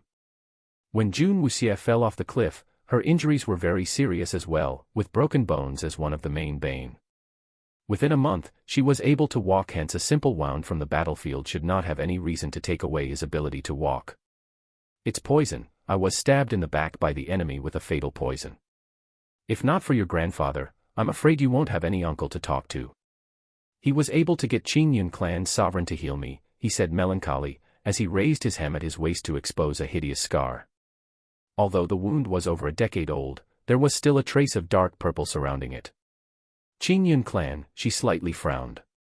Your grandfather traded our family heirloom in exchange for his help. Jun Qin quickly explained and attempted to clarify as he thought of the deep enmity between Qingyun clans by Yun Xian and his niece. Previously, when Jun Wuxie had told Jun Xian of her intentions to pursue her future in medicine, he had wanted to suggest to enroll in Qingyun clan as that was the mecca of medical studies in this world. Unfortunately, with Mo Xianfei and Bai Yun Xian's entanglement, having her join Qingyun clan was no longer possible. Let me look at uncle's leg. Jun Wuxie had never once thought of that pair of adulterers. Okay. He quickly obliged and rolled up his pants. Jun Qin's legs were pale and slender. If not for that injury, this pair of legs which were once robust and strong was now reduced to a pair of thin and weak legs. After more than a decade of not utilizing the leg muscles, they shrunk and now his upper body and legs were very out of proportion. Chapter 24, Poison, 2. Jun Wuxie started to examine his legs as she applied pressure over a few areas. Are you not able to feel anything at all? Occasionally a few chills, but not very obvious. He replied. She continued to examine his legs and finally after some time she looked up and asked, Uncle, do you trust me? She asked calmly. Of course. He smiled warmly at her. Jun Wuxie looked around her surroundings and her gaze landed on the lotus pond, as her eyes flashed a trace of excitement. These lotus flowers are so beautiful, take for instance this lotus here in full bloom. I wonder if Uncle likes to eat lotus seeds. She casually asked. Jun Qin gave a quick thought and replied, I do eat them occasionally. I just picked some yesterday and thought they tasted really good. Would you like to try some as well? She asked again in a casual tone. Of course I would, it's been handpicked by you. He happily agreed. His own little niece is now so sensible. If it was before, even if she ever picked any lotus seeds, the first person she would give it to would be Mo Xianfei. Uncle, open your mouth, she added. Jun Qin was surprised although he didn't know what she was up to, but as a doting uncle, all he wanted was for his niece to be happy, so he listened to her and opened his mouth. As soon as he did that, Jun Wuxie immediately flicked the lotus seed into his mouth and before he could even react, she closed his mouth and tilted his head up, forcing him to swallow it down. From her gentle feeding method, he almost choked out tears. Just when he thought she was finally getting more sensible, the way she did things was still a little rough. Jun Wuxie can't be blamed for crude method of feeding medicine. It's just that it was never in her genes to begin with. With regards to patients who refuse to eat medications, she always had a single thought, that was to have the patient eat it, and her method was crude but effective without room for resistance. Isn't it delicious? She inquired. Jun Qin looked at her with a dumbfounded expression. She simply shoved it down his throat. When did he get the luxury to taste it? Delicious. He coaxed her. Then I shall leave first. After doing what she came for, she whizzed away back to her courtyard. Jun Qin stared at her back as left, feeling a little baffled. This little girl came all the way here and after talking so much, it was merely to feed him a lotus seed. Master's body still has some remnants of poison, as the lotus seed is of cooling nature. Would you like me to brew a bowl of ginger soup to warm you up? The servant, who had been standing behind him all this while, broke the silence. If one looked closely, this man had a tall and robust stature. With his stoic expression, one would think he resembled nothing like a servant. Jun Qin raised his hands. There's no need to kick up a big fuss over a single lotus seed. I'm not that weak. That man no longer pursued on and said his thoughts out loud. Little Miss seems a little different lately. Ever since Jun Qin was injured, he had been tending to him for over a decade and had watched Jun Wuxie grow up. He never had a good impression of her due to her lofty and arrogant nature, hence he did not even bother to greet her when he saw her. You think so too? Jun Qing's lips curved upwards as he gave a deep thought. With a trace of nostalgia, he absent-mindedly said, seeing her now somewhat reminds me of brother. Please do not jest, some things cannot be compared. That man frowned as he sternly replied, he didn't seem to agree with the words of Jun Qing. Chapter 25, Poison, 3. Jun Qing immediately lost his smile and shook his head. TSK. The only person who can tolerate this temper of yours is only brother. Do not forget, she is the child of the men whom you swore your fealty to. If one day father and I are no longer around, she will be in your. Before he could finish his sentence, an uncomfortable itch was felt as if someone was sawing his bones with a blunt knife, and he hunched over as this feeling started to spread to every single bone in his body. Master. The man looked worriedly at the pale-faced Jun Qing. Jun Qing's poison from that time had yet to be fully purged, and the residual toxicity had penetrated deep into the bone marrow. Even the famed Yunqing clan's sovereign had failed to neutralize it. Over the years, Jun Qing had been very cautious right down to his diet. He was fine just a moment ago and was still rebuking him. Why did he suddenly? He suddenly thought of something. That lotus seed. But how could it be? No matter how much he disliked Jun Wuxia, the blood of the Jun family still flowed within her. That's why when she had approached Jun Qing just now, he did not have any apprehension towards her. How could it have been her? Jun Qing clenched his teeth tightly as he felt the itch slowly became an indescribable pain. It was as if they were slowly being crushed, and the overwhelming pain swept over him as he broke out in cold sweat. As the men watched Jun Qing's condition worsen by each passing moment, he quickly lifted Jun Qing up with his wheelchair and rushed back to the room. All these was not relayed to Jun Wuxia. She was cooped up in her pharmacy researching. She had not given it a second thought as she had personally gone through the bone cleansing process, and although it was not the most comfortable experience, it was still manageable in her opinion.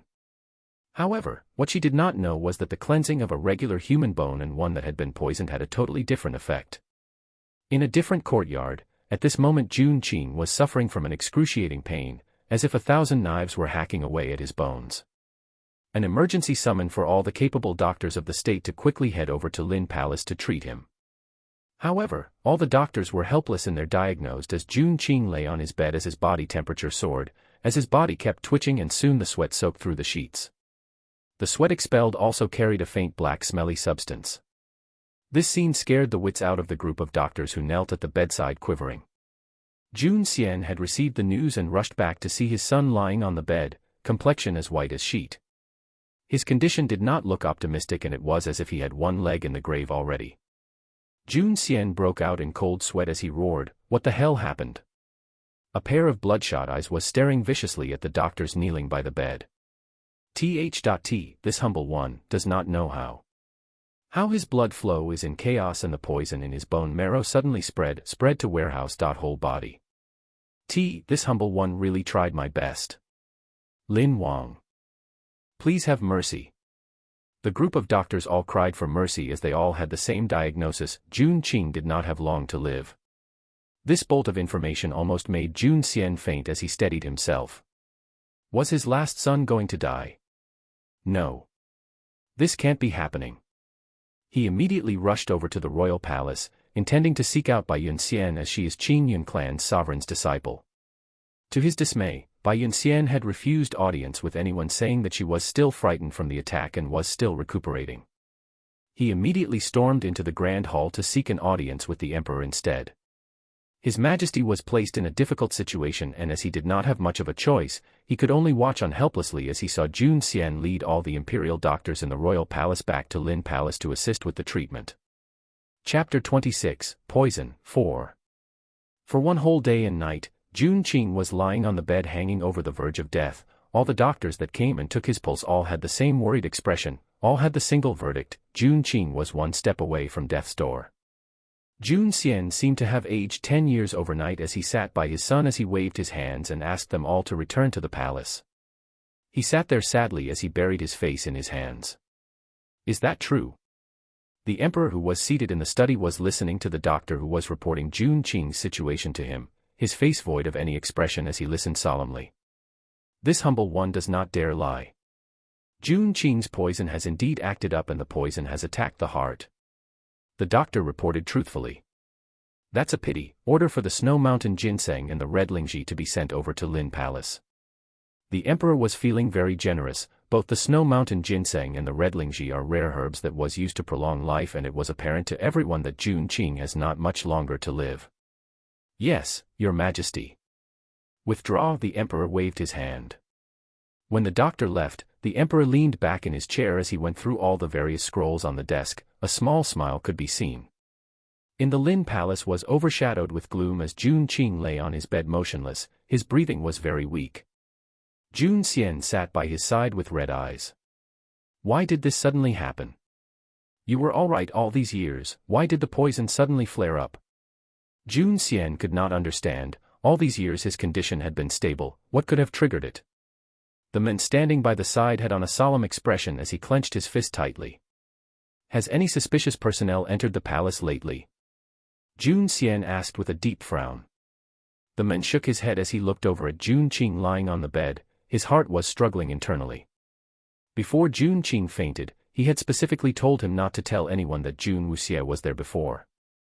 No matter what had happened, he believed from the bottom of his heart that Jun Wuxie would not hurt him. He simply took it as his life was going to end a little sooner, that's all. He did not want to implicate his niece into anyone's grand scheme to throw the Lin Palace into further turmoil. But now all the doctors have diagnosed that he did not have much time left. Did he have to hide this forever? The man was conflicted. If it was anyone else, he would have directly interrogated them, but the perpetrator was Jun Wuxie. If Jun Qing really died, Lin Palace had no more future. What happened here? A puzzled voice suddenly sounded. The man and Jun Xian both turned to look at the same time as they saw Jun Wuxie carrying a black cat in her arms, with a quizzical expression at the doorway. Wu Xie, Jun Xian's husky voice was full of sorrow. The man clenched his trembling fist and choked back the words he wanted to say. Your uncle has been poisoned. Jun Xian slowly broke it to her as he closed his eyes in despair. Poisoned. Jun Wuxie was slightly surprised when she heard this. She immediately went to the bed, ignoring the surprised Jun Xian and men as she took Jun Qing's pulse. His pulse was very weak, barely discernible. Jun Qing's face was pale and covered with sweat mixed with a dark substance. All these fit the description of being poisoned. If it was others, they would have concluded it as severe poisoning. However, who was Jun Wuxie? She had immediately found something different. Although Jun Qing's pulse was weak, it was also very stable. Jun Wuxie immediately pulled off the quilt and removed the pillow. Wuxie, what are you doing? Uncle is fine. Jun Wuxie's mind was focused on the treatment and did not know how her sudden actions and words had impacted the rest who were standing there with their mouth agape. Chapter 27, Healing Hands, 1. Jun Qing's situation was not as bad as everyone had made it out to be. It looked as though the poison had penetrated the bone marrow, as the lotus seed actually cleanses the bones and as it purges all the toxins out. These will be purged out from the pores of the body together with the sweat. Before the process is complete, this accumulation of discarded toxins will confuse people and think that the terrifying amount of poison had actually reached his heart and hence the death verdict. In actual fact, it was not so dangerous. Jun Wuxie placed Jun Qing on a flat position as she wanted to smoothen the detoxification process. She swiftly took out a needle bag as she pulled out a long slender needle and accurately pierced a main meridian point. She continued on with a few other points to unblock them with the intention to increase his blood circulation and to hasten the process and put an early end to his ordeal. As she was self-immersed in an ethereal state as she skillfully used her needles to treat him, she was oblivious to her surroundings. When she had initially pulled out the needle, the man could not take it anymore and had stepped forward to stop her when the equally shocked Jun Xian raised his hand and blocked him. They stood beside the bed and watched her quietly as she skillfully and accurately unblocked his meridians. They had all seen Jun Wuxie grow up and had never expected her medical skills to be so good. Prepare 10 stoves in the room and shut the door and windows, she calmly ordered. What are you up to? He's your uncle. Can't you see, he's dying? The men bellowed. He could not take it any more. Jun Qing was already so sickly and his sweat had soaked through the sheets and she still wanted him to be cooped up in the room with 10 stoves. Jun Wuxie glanced over and spoke in a cold voice, I don't speak to idiots. She did not care about how horrid his expression was, she simply carried her black cat in her arms and left. There was nothing wrong with Jun Qing's detoxification process, but his body was very weak as his lower body was immobile for too long. His internal organs were all in disarray, hence even if the bones are cleansed, she still needed to help him rebuild his whole body constitution to what it was before, or even better. Now, her main goal was to purge out all the remaining toxins in the shortest time possible. She immediately rushed to get the prescription for stabilizing and boosting his internal system. In Jun Qing's room, the air was very stifled as the man's face was as black as coal while Jun Xian wore a heavy expression. As Jun Xian watched Jun Qing on the bed with that deathly pale complexion, Jun Xian was struggling for a bit when he finally ordered.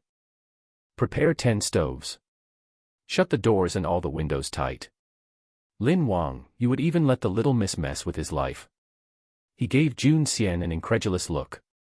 Jun Xian sighed. "You've heard what all the other doctors have said. They said there was no way to cure him. They have all given up on him.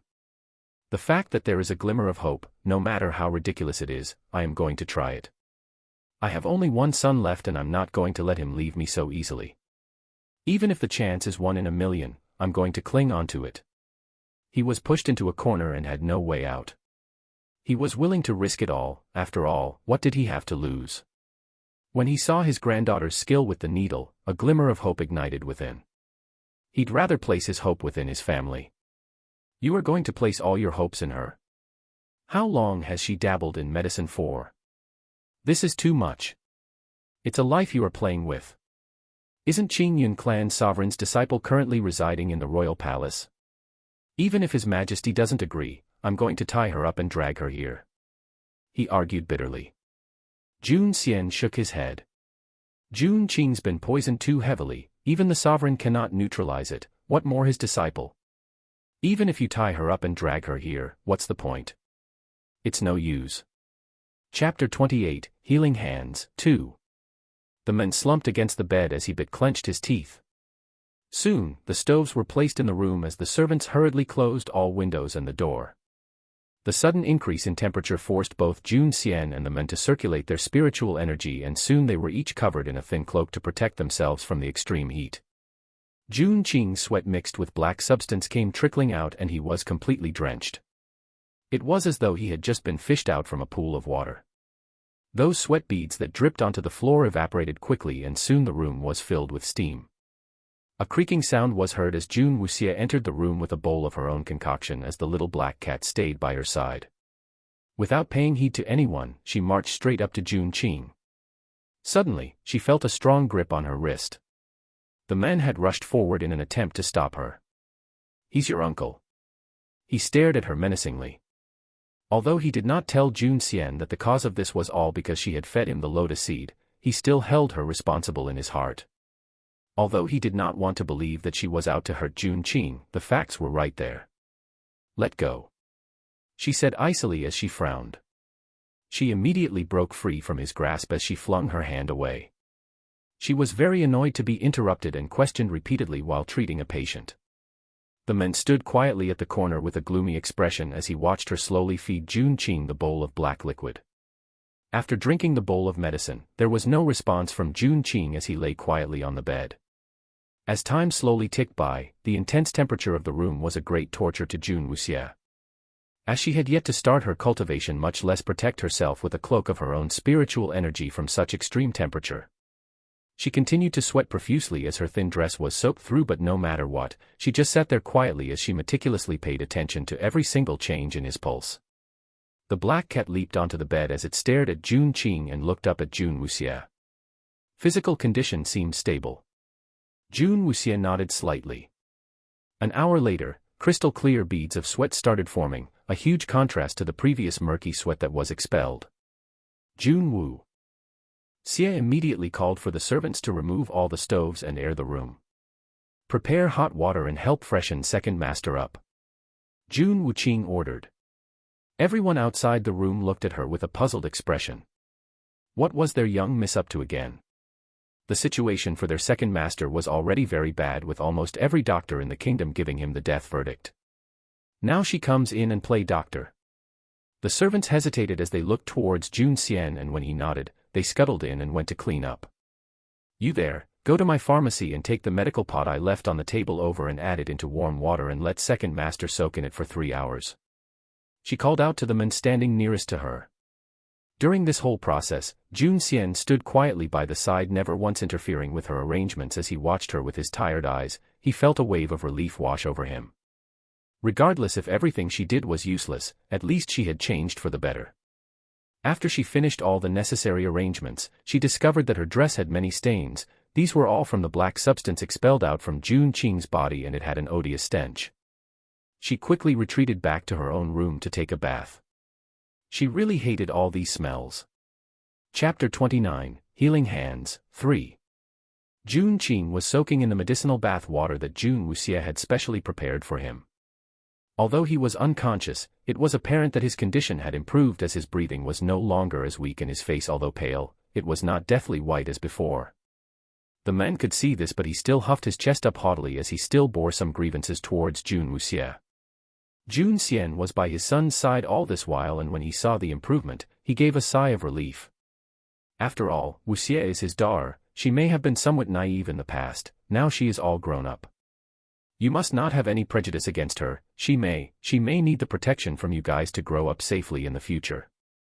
He patiently explained. He could tell that men did not like Jun Wuxie very much. He wanted to try to diffuse the animosity as much as he could. The man remained silent and left the room as soon as he saw that Jun Qing's complexion had finally turned for the better. After her bath and changing into a fresh new set of clothes, Jun Wuxie sat in the pharmacy as she held a teacup in one hand while the other was writing down all the various names of herbs with fervor. Jun Qing's condition has stabilized, but to return his condition to its peak, a lot of effort is needed. As such, she was busy scribbling away all the medications needed. To complement the medicine, she also wrote down the list of dishes to pair them with, to complement each other so as to nourish him and speed up the process. A knocking the door interrupted her thoughts. "Come in." The door creaked open and there stood the same tall man who had been interrupting her all these while. She furrowed her eyebrows. "If you've got something to say, spit it out now, or else just scram."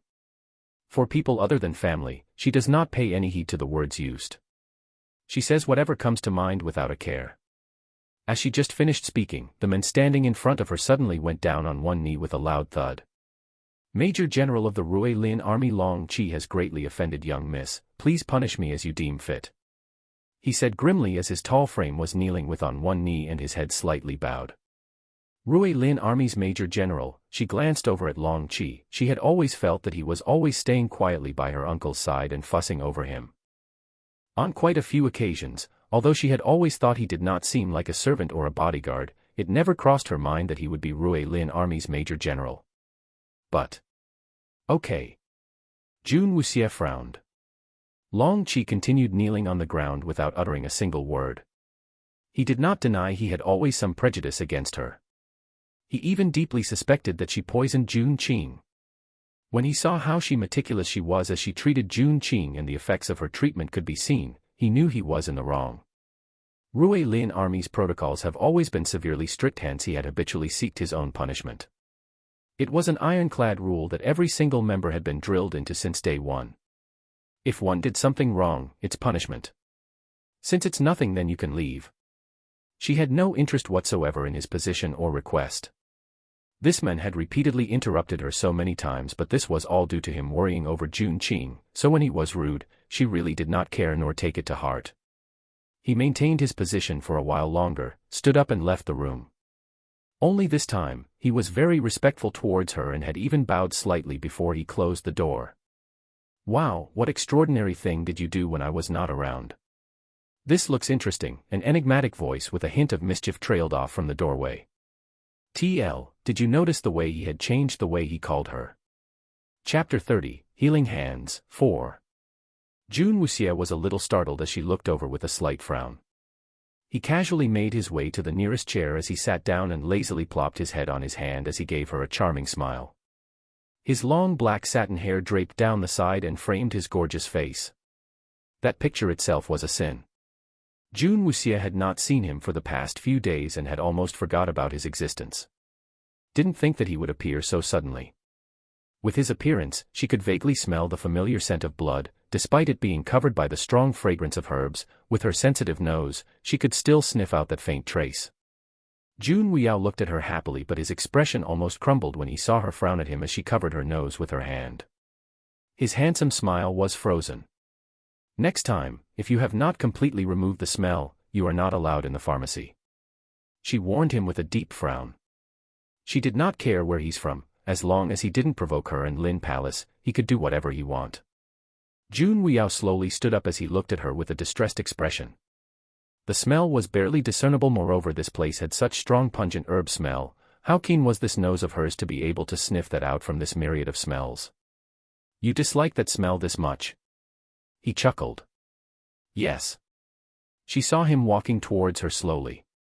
She subconsciously took a step back as he came closer. This smell made her feel really sick if she wasn't treating any patient. "Really, sorry." As he looked at the Jun Wuxia was outwardly avoiding him, an evil smile flashed by as he suddenly disappeared. Before she could even react, she was embraced by a pair of strong arms. Her delicate little face was forcibly pressed into his broad chest as the smell of blood assaulted her nose as it was many times stronger. Jun Wuxia stood there petrified. "Let go.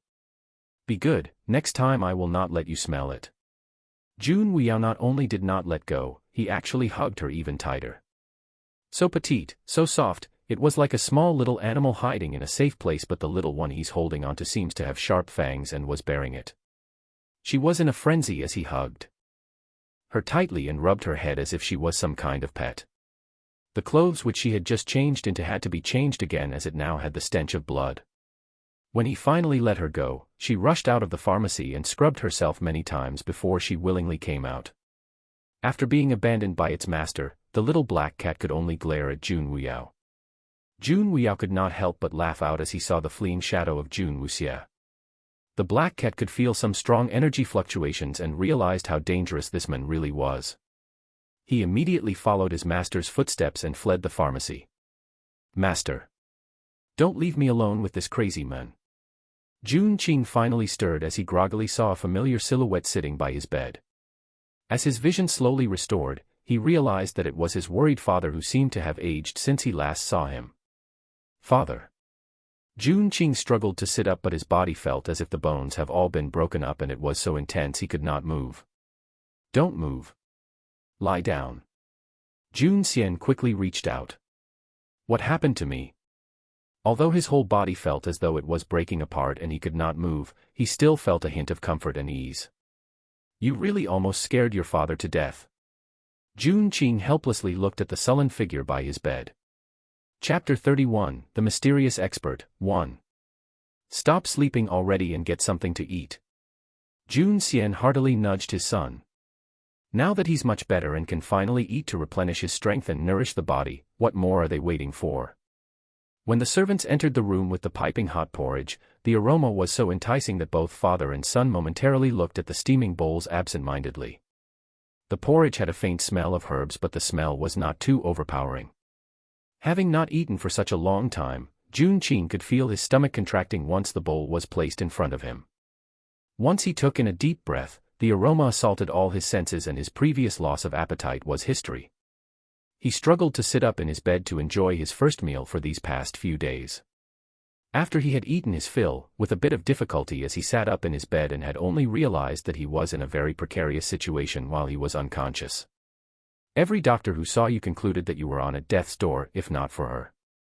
Jun Xian sighed as he thought about the pain of losing his eldest son. If this kind of thing happened again, he really did not know if he could survive. But Jun Wuxia just started on her medical studies not too long ago. How could she have known that I could be saved? Jun Qing was full of questions. It seems that this time, it was really a huge change in Jun Wuxia. The wayward, rude little girl from before seemed to have disappeared without a trace. Even in the face of Mo Xianfei's bullying, she still did not express any discontent, unlike the her before who would have whipped up a storm. She's so sensible and level-headed now. Recently that child has changed a lot, she's become very sensible. I think her injury before might not be as simple as we have thought. If not for the major turn of events, she would not have changed so much in such a short time. Jun Xian did not say it out, but he had been thinking about it for a while and made a few guesses. All these started only after she came back riddled with all those injuries. What did she go through? Jun Qing hesitated for a moment before he finally told the truth that Jun Wuxia had given him the lotus seed right before this incident. Lotus seed. Jun Qing frowned slightly. Initially he had thought that someone had secretly tempered, but now Jun Wuxia is suddenly involved. Perhaps she gave it to me without any deeper meaning, or my body simply could not hold up against the poison. No matter what, I believe that Wuxia will not harm me. But I have to say, although I'm tired now, I'm feeling much better than what I've felt over in a decade. The poison has deeply seeped into my bones, all these years, and though it didn't manage to take my life away, but it has been wearing my mind and spirit down. Jun Qing was worried he would implicate Jun Wuxia further as he hastily tried to explain. He really wasn't exaggerating, his body still felt very weak now, however his mind was very alert. Also, the poison before seemed to have rendered him unable to muster up any spirit energy, but now he could feel a slight throb as he tried to sense his spirit energy. Really? Do not think that you can pull a fast one over me. Naturally I believe in our Wuxia. But if you still feel any discomfort anywhere, do not hide it. No matter what, both of them are his closest kin and he did not want any harm to befall them. Jun Qing smiled and nodded as he moved his arms in exaggerated motion in an attempt to show his father that he was really fine. However, in that moment, there was a surge of a strange feeling. His whole body stiffened as he was deep in thought. What happened? Jun Xian quickly asked as he saw the strange expression Jun Qing had on. Jun Qing gulped as he gave a bewildered look of disbelief. My legs. What happened to your legs? Jun Xian asked anxiously. They feel a little sore. Jun Qing's voice trailed off. Chapter 32, The Mysterious Expert, 2. Ever since Jun Qing had been poisoned, his legs were not able to feel any sensations, except for occasional chills from the bitter cold winter. However, he could clearly feel something now, something he had missed all these years. Even though it was pain, nevertheless, it was still a feeling. Father, where is Wuxia? He had a sudden flashback. Uncle, do you trust me? When Jun Wuxia had asked him that question, he didn't think too much into it, but now after all that has happened. After she had asked him that very question, she fed him that lotus seed, after which his body underwent major changes. All these were too coincidental. Jun Xian had sent someone to invite Jun Wuxia over. When she entered the room, there was a faint aroma of herbs as she carried her little black cat in one arm and walked over to the bedside. Uncle woke up. As if she was expecting it, there was not a trace of surprise in her voice. Wuxia, this time Uncle really need to thank you properly.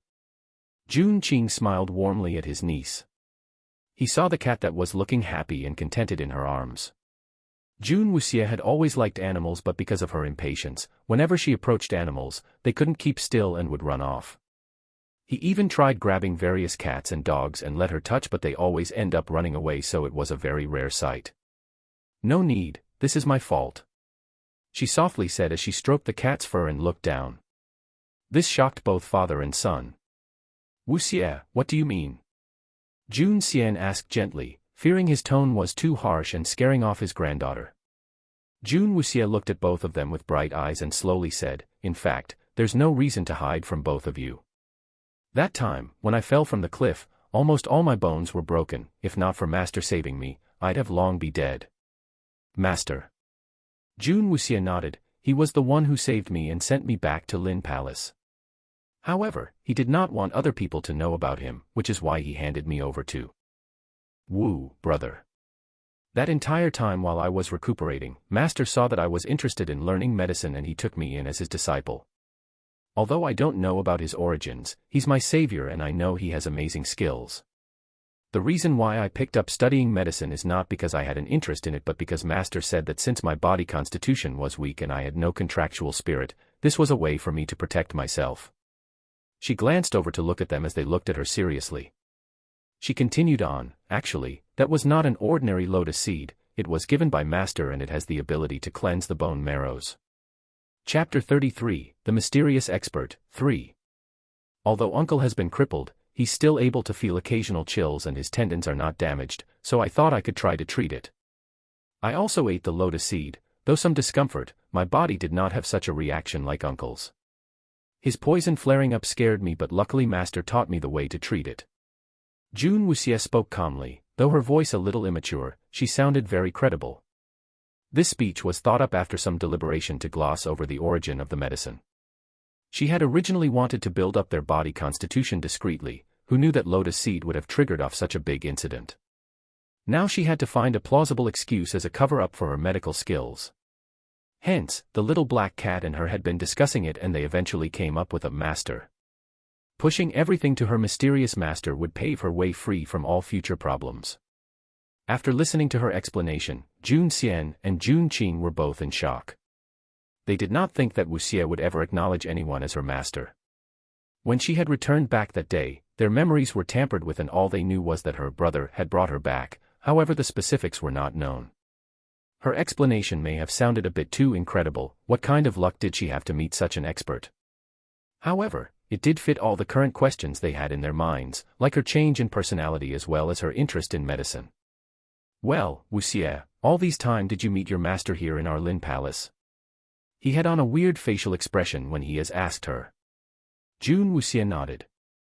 Jun Xian and Jun Qing exchanged glances. If one looked closely, you could even see their eyebrows twitching. Lin Palace may not look heavily guarded, however there is a great number of Rui Lin army secretly guarding it in the shadows. Not to mention strangers, even any animals, they would be the first to know if any trespassed into Lin Palace. However this time, they had not heard anything at all. This meant that her master was an expert who could enter and leave this fortress at his own will while escaping the tight net of surveillance of the Rui Lin army. He did not leave behind a single clue. Towards this master of hers they were piqued with curiosity, but they knew he meant them no harm, or else he wouldn't have saved her and taught her medicine as well. For you to have such a master is a fortunate thing. Since he doesn't want to meet anyone, just help us express our gratitude for all his help.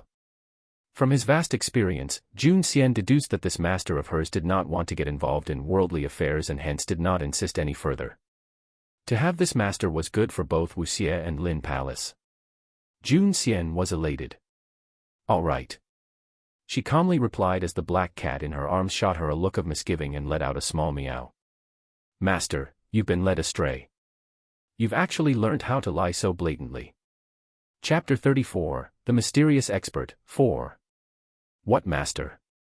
Oh please, he does not even exist. Jun Wu. Xie remained calm and collected, topping it up with a frosty expression. What? You said you ate the lotus seed as well. How are you? Was it very painful? Jun Xian had witnessed his son, who was a battle general, curl into a shrimp because of the intense pain. What more, a mere 14-year-old girl who did not have an ounce of spirit energy. He was very frantic as he asked with a worried expression. Jun Wuqing shook her head. I'm fine, there was a bit of discomfort but nothing like uncle.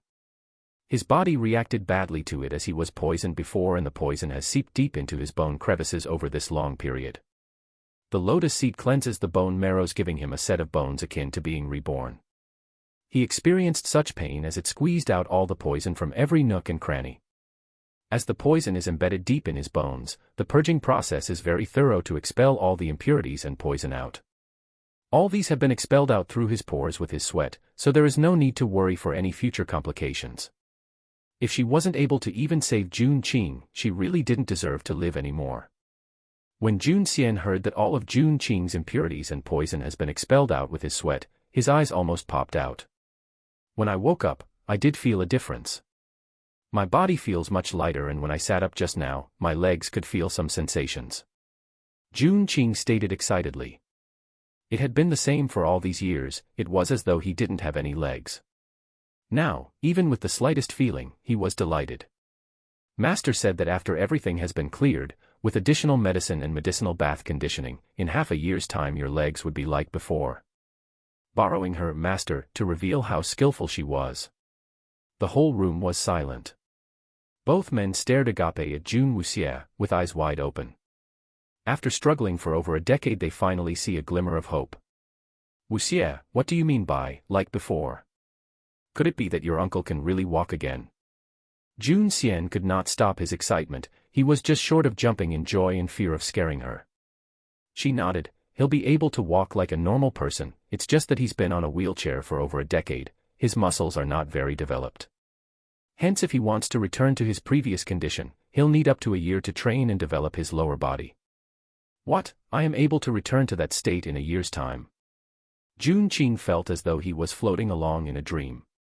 He was simply dumbfounded and ecstatic to the point he felt dizzy, and his expression was that of shock mixed with happiness. He had thought that this life, he would be wheelchair-ridden for good. Any hope that he could ever walk again was a dream. A dream he would trade anything for to be real. And Jun Wuxie said that he could walk and restore to his previous condition too. Is he really not dreaming? Jun Wuxie looked at the two men who were verge of tears as their whole face were red with excitement. She looked at them with a hint of puzzled expression. Was there a need to be this excited? She could not understand. His legs were never a problem. Extracting all the poison that had seeped deep in his bones was the problematic issue. However, now that it's been dealt with, why would they get so excited? Chapter 35, Change, 1. Chapter 35, Change, 1. In Jun Wuxie's view, her uncle was unable to walk was not because the poison was too toxic, it was because the doctors in this world suck big time. It never once crossed her mind that the problem did not lie in the doctors of this world but rather that she was too abnormal. Her skills were at an unprecedented level. It was as though a university graduate was doing an elementary school kid's homework. That was the vast difference. Yes, she replied to their excitement. They remained silent, but one could see the flame ignited within their eyes as they tried to digest all the information. Lin Palace was on a decline as there was no successor. However, if Jun Qing was able to recover within the next couple of years to his peak, Lin Palace would once again be able to bask in glory. This opportunity was too important to them right now. Wuxie, there's a lot of important things at stake here. The matter on your uncle's recovery must be kept with strictest confidentiality. About your master, Jun Xian immediately thought of this critical matter. Master said he was not interested in worldly affairs. What can a non-existent person disclose? That's good to hear. We must really thank him for all his help. Please convey to him that if there is anything that Lin Palace can help him with, if it's within our means, we will do everything we can to fulfill it. Jun Xian started chattering excitedly. I will convey it to him, she faintly responded. Wuxie, thank you. Jun Qing looked at Wuxie with his warm eyes and a gentle smile. He was very thankful that he had such great family support all these years, and now his beloved niece said that she could cure him with her master's help. He simply could not wait. His thank you made her feel something stirring within. She was slightly surprised. In the past she had saved many people and she had received countless thank yous from all those she had saved, but those thank yous never carried any weight in her heart. However, this time, Jun Qing's thank you indeed made her feel a nice warmth from within as she felt a glimmer of joy as she let out a rare gentle smile. So it turns out rendering treatment to a family member feels completely different. As she was intoxicated with this feeling, she carried on, Master gave me a few lotus seeds and I wanted to give one to grandfather as well, but due to Uncle's special case, I'll need to concentrate on Uncle's treatment for the time being. I will need a bit more time to prepare the conditioning of grandfather's body. She could not be too careless as Jun Xian's was rather advanced in his age and she had to be extra vigilant. She would want to prepare everything fully before she started and get rid of any variables. Jun Xian never thought he had a share in this fortuitous opportunity. Listening to Jun Wuxie, he had guessed she had already started in her preparations for him. His chest felt warm and fuzzy as he awkwardly turned away as he silently wiped away the tears that were threatening to fall. His granddaughter is all grown up now. She is finally sensible. In the future, who would dare call his granddaughter a waste? He'll not let anyone touch a single hair on her. No one will get away with bullying her. I'll leave it all up to you. I will let Uncle Fu know and ask him to brief the kitchen staff. Do what you need to do, no need to ask me for my advice. He chortled heartily and heaved a sigh of relief. In the past, although he had doted on her and loved her unconditionally, he knew that she loved to play pranks on others and she had a haughty temper, so he had placed many restrictions on her to prevent any trouble. But now he felt that his heart is finally at ease as he looked at his precious granddaughter. Sensible, calm, amazing medicinal skills, cares deeply about her family and even backed by a powerful master. Where else in the world can you find such a great granddaughter? Chapter 36, Change, 2. He wanted to scream out to the whole world how amazing his granddaughter was. He wanted to flaunt her in front of the other old geezers, gloat at their shocked expressions and see if they still dared to call her a waste. Lin Palace's current predicament could be overturned with Jun Wuxie's help.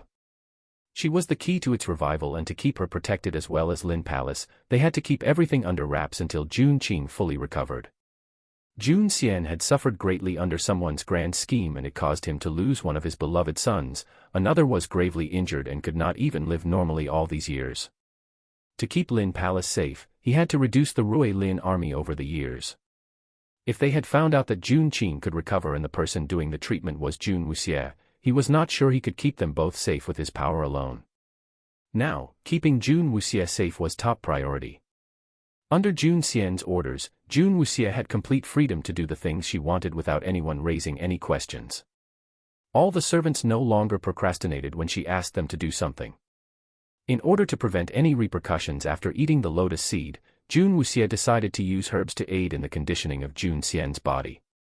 Jun Wuxie meticulously prepared various herbal concoctions and diets to complement and condition Jun Xian's and Jun Qing's body. She also added in a drop of the white lotus's tear each time. During this whole process, every day Uncle Fu personally delivered all the food and medicine from the hands of Jun Wuxie to Jun Xian, while Long Qi delivered Jun Qing's portion. Jun Wuxie treated this very seriously, and she could only trust the both of them. No other point of contacts were allowed in case someone slipped in and tampered with anything. This way she could personally supervise their progress without any worries. Both father and son were recovering at an astonishing rate under her care. The only victim was little Lotus. As his tears were the special ingredient was needed, every few days he had to contribute his part. Every time he appeared, the black cat would always be hot on his tracks as it pounced on him and chased him around as it scuffled with him. The room will be eventually filled with muffled sniffles and sobs. He really deserved some sympathy. Battered little Lotus once again contributed his tears as he huddled at the corner of the room with his little body still trembling as it looked at the black cat that was calmly licking its paws by the bedside. Jun Wuxie had just finished collecting the tears when a light knock on the door sounded. In a practiced manner, she swiftly flicked her hand as the little white lotus instantly disappeared as it turned into a barely visible ring on her right hand's ring finger. The door swung open and Long Qi stood there and bowed slightly while maintaining this posture with his head hung low as he held out 2 scrolls. "Second Master has instructed me to hand these over to you, young Mississippi." Long Qi was a man of few words. Although he did not talk much, the tone he was speaking in was totally different from the past. Although it still was cold, it had a hint of respect. Jun Qing's body had been improving at an alarming rate, and he knew that all the credit lay in this young maiden in front of him. "Put it over there," she pointed to the table nearby as she raised her head slowly. Long Qi bowed once again as he entered the room without making any eye contact. He looked towards the ground as he made his way in. After placing it on the table, he was about to leave when she suddenly said, "Wait." He immediately froze on the spot. "Take the medicine that's on the table with you as well," she asserted. Long Qi raised his head and looked at the table, saw a small white porcelain bottle. As he picked it up, he asked, "How should I apply this for Second Master?" "It's for you," as she glanced over at him. His whole body stiffened. "With your injury, how do you expect to do a good job in protecting my uncle? In the future, do not do such silly things." As a doctor in her acute sense of smell, how could the faint smell of blood escape her notice? Chapter 37, Change, 3. Long Qi stood frozen for a moment before he straightened up and put his right fist stiffly over his left chest, bowed slightly and silently left the room. Jun Wuxie glanced at the closed door and resumed what she was doing. "Cold on the outside, warm on the inside. So that saying was referring to people like you." A teasing voice came from the window. Jun Wuxie furrowed her brows as she looked towards the source of the sound. Jun Wuya was sitting at the window sill with his hands leisurely crossed over his chest. His mouth had a faint smile as he looked at her with a bemused expression. This time she could not smell any trace of blood on him. Doing something wrong and getting punished for it is not a big deal. "Didn't think that you will be so kind to have prepared medicine for him." His half-amused eyes gradually disappeared as he stared at her. That day after Long Qi had apologized to her and asked her for punishment, she had brushed it off. This stiff and upright man had imposed his own punishment by getting flogged by the pole 150 times until his whole back was in a complete mess. However, he did not even let out a scream, and he appeared as per normal beside Jun Qing the very next day. Incidentally, Jun Weiyao had known about this, however it did not have anything to do with him. Moreover, he had no interest and had almost completely forgotten about this if not for her actions today. "I hate that smell," she replied grimly. Jun Weiyao let out a chuckle as he lightly leaped into her room. "Wuxie is so unfair. When I was injured, how come you didn't give me any medicine?" With a slight pout he walked over to her side and leaned in with one hand against the wall behind her as he backed her into a corner. His black hair draping down the side of his exquisite face, as it tickled her cheek. Jun Wuxie frowned as she swept the hair away. "Because of your name." She glanced at him and took a step to the side, and she walked away calmly. Jun Weiyao, no medicine, incurable. TL, this is a literal translation from his name. Ha ha ha ha. After hearing her explanation, he couldn't help but burst out laughing. He grabbed her wrist and pulled her into his arms and gave her an overbearing hug. Her small body was so soft and it carried a faint scent of herbs, it really made one feel at ease. She did not struggle, did not resist, just quietly stayed in his embrace except for that bright pair of eyes glaring at him full of disapproval. "Today I cleaned up properly. Here, smell me, is any of that distasteful smell still lingering?" He whispered closely to her ears as his deep magnetic voice mixed with a tinge of mischief resounded as he teased her. No, Jun Wuxie felt that something was wrong, but she could not pinpoint what with this closeness of his. "Rest assured, as long as it's anything you not like, I will not let it exist." As he gave her his commitment with a smile, he wrapped his arms around her tighter. He realized that no matter what he did to her, she did not have much of a reaction. She did not seem to know the meaning behind his actions. Similar to a blank sheet of paper, with a blank expression. It really makes one want to leave a little mark on that paper. Chapter 38, The Royal Court. Lin Palace was steadily gaining pace to its recovery as their hope for the past decade had finally been unearthed in the hands of Lin Wang's granddaughter. On the other hand, Mo Xianfei always had a good reputation in the imperial city. With his handsome face, he had captivated many young girls' heart. He was swooned over by many, and when news of him and Jun Wuxie were betrothed got out, many hearts were broken. Many had secretly cursed in their hearts as they sneered how plain Jun Wuxie was and how unmatched they were. She was so undeserving of their handsome prince. Now when it was announced that their engagement had been dissolved, it was a dream come true for many. After the session at the royal court, Jun Xian was about to leave the royal palace as per usual when several old men who were wearing the official long robes walked over to him with beaming smiles. "Lin Wang, do you have any updates on the culprits that attacked second prince?" The roundest one out of them spoke out. Jun Xian looked at the men who gave a greasy smile. This round ball was the king's brother, Wu Wang. Wu Wang was in his 60s and did not contribute much as he was not skilled in anything. He had been riding on his brother's influence and living the high life all these while. He always viewed himself as almighty and was unaware of his own incompetence. Due to his royal birth, all the ministers have always fawned over him and complimented him no matter what he did. However, Jun Xian was an exception. He had always been straightforward and always pointed out his shortcomings. Thus he and Wu Wang had been bickering for years and had never seen anything at eye level. Back in the days when Lin Palace was at its prime, when both of Jun Xian's sons were healthy, Wu Wang never dared to show his discontent and had always maintained an amiable front. However, after Lin Palace started its decline, he gave up all his regard for Lin Palace and had been behaving as he liked without holding anything back. The reason why Mo Xianfei and Jun Wuxie's broken engagement spread like wildfire was thanks to him as well. All the ministers started crowding around them to watch the good show. This matter does not require Wu Wang to worry, although they are as slippery as eels. I will chase them to the ends of the earth and catch them to ensure the safety of second prince. He replied without any emotion. That must really be hard on you. Lin Wang is no longer young and still have to work so hard. How can we let you handle all that by yourself? You should simply pass it on to the next generation for them to handle. Wu Wang laughed as he hit his own forehead with his palm. Oh, I'm sorry, I forgot about your two sons. One has died for the country and the other. Wu Wang did not finish what he was saying but looked mockingly at Jun Xian. It was apparent that the news of Lin Palace's predicament had spread all around. Lin Wang's little son's poison had acted up and all the royal doctors and almost every other doctor in the state had seen him and all came out with the same verdict: Jun Qing's life was hanging by a fine thread. He didn't have much time left. I'm sorry, I'm not good with words, ha ha ha. I'm really sorry. Wu Wang sniggered as he lashed his words out without any holding anything back. Jun Xian's furrowed his brows. From all the killing on the battlefield and after countless wars, he had accumulated a lot of bloodlust. Usually he will keep it contained, but now, he unleashed a little of it as he glanced at all the surrounding ministers. They couldn't help suck in a deep breath.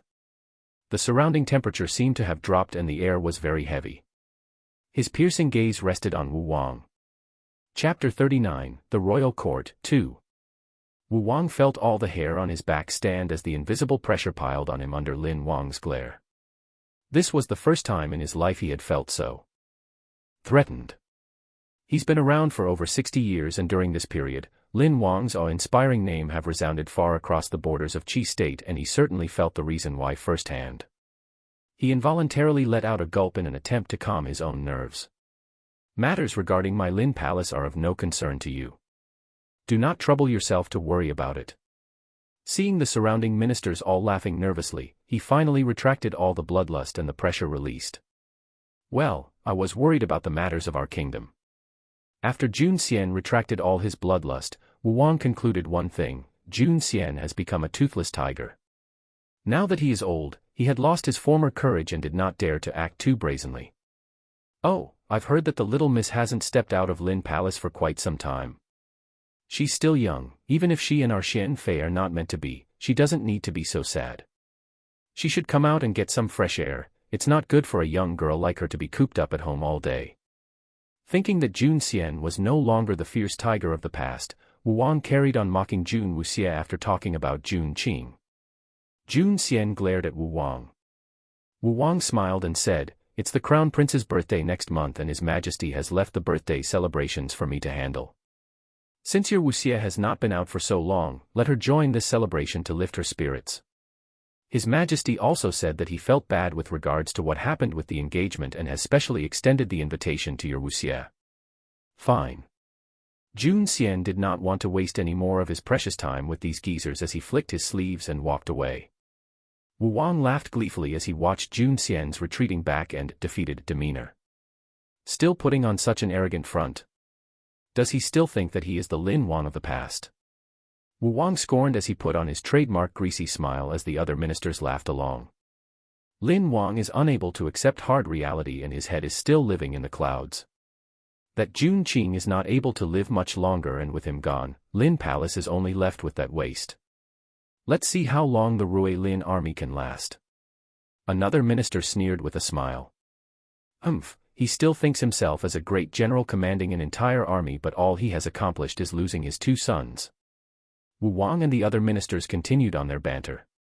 None of them had noticed that once Jun Xian had turned his back on them, there was a glint in his eyes, and as he walked away, his retreating back lost its former vicissitudes and he strode on with vigor, no different from when he was commanding the entire army, reverting back to the very same hero which made the kingdom of Qi today. As he entered Jun Wuxia's courtyard, he could smell the familiar scent of herbs. Jun Wuxia was holding 2 pots of herbal concoctions as she slowly stepped out of her pharmacy when she saw Jun Xian. "Grandfather." She called out gently as he acknowledged her with a warm smile and nod. "You are still fiddling around with these? Don't you feel bored staying at home all the time? Next month the Crown Prince will be having his birthday celebration, I'll bring you along." He gave her a loving smile. "All right." She didn't give it much thought in her reply. Jun Xian smiled and patted her on the shoulder. Without saying another word, he went back to his room. Jun Wuxia stood rooted to the spot as she watched his disappearing back. Only after his back view was no longer visible, she then continued on her way to Jun Qing's room. Meow, the little black cat was playfully rubbing itself against Jun Wuxia's calf while walking. Grandfather's expression was a little off.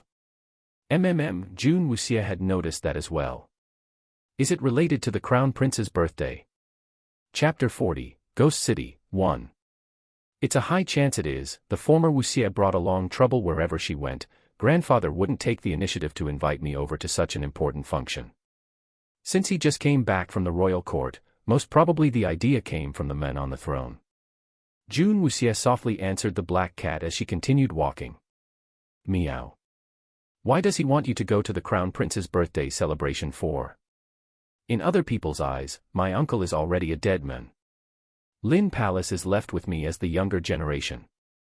So to them, Lin Palace is left with a kid once Jun Qing dies, and his grandfather is already advanced in his age. There is nothing for them to worry about anymore. No matter what they have to put on a show. They weren't able to dig out any information from my grandfather's mouth on Jun Qing's situation, but if it was a 14-year-old kid like me to prattle on. Moreover, what do you think if a girl who was dumped by a guy and she attends his older brother's birthday celebration and sees him cajoling with another woman affectionately in the presence of others? Isn't this a motive by itself? June Wuxie was usually a lady of few words. Even with her family she had seldom engaged in long conversations. However, with the little black cat, words just flow out naturally. Meow. The little black cat hair stood on its ends. Shameless. This is too outrageous. No wonder he and the second prince are related. On the surface they act all good, but in actual fact they want to take this opportunity to embarrass you and make you lose face. How can there be such shameless people in the world? It's all right, this is not a big deal. I'll let them wallow in their happiness for a little while longer.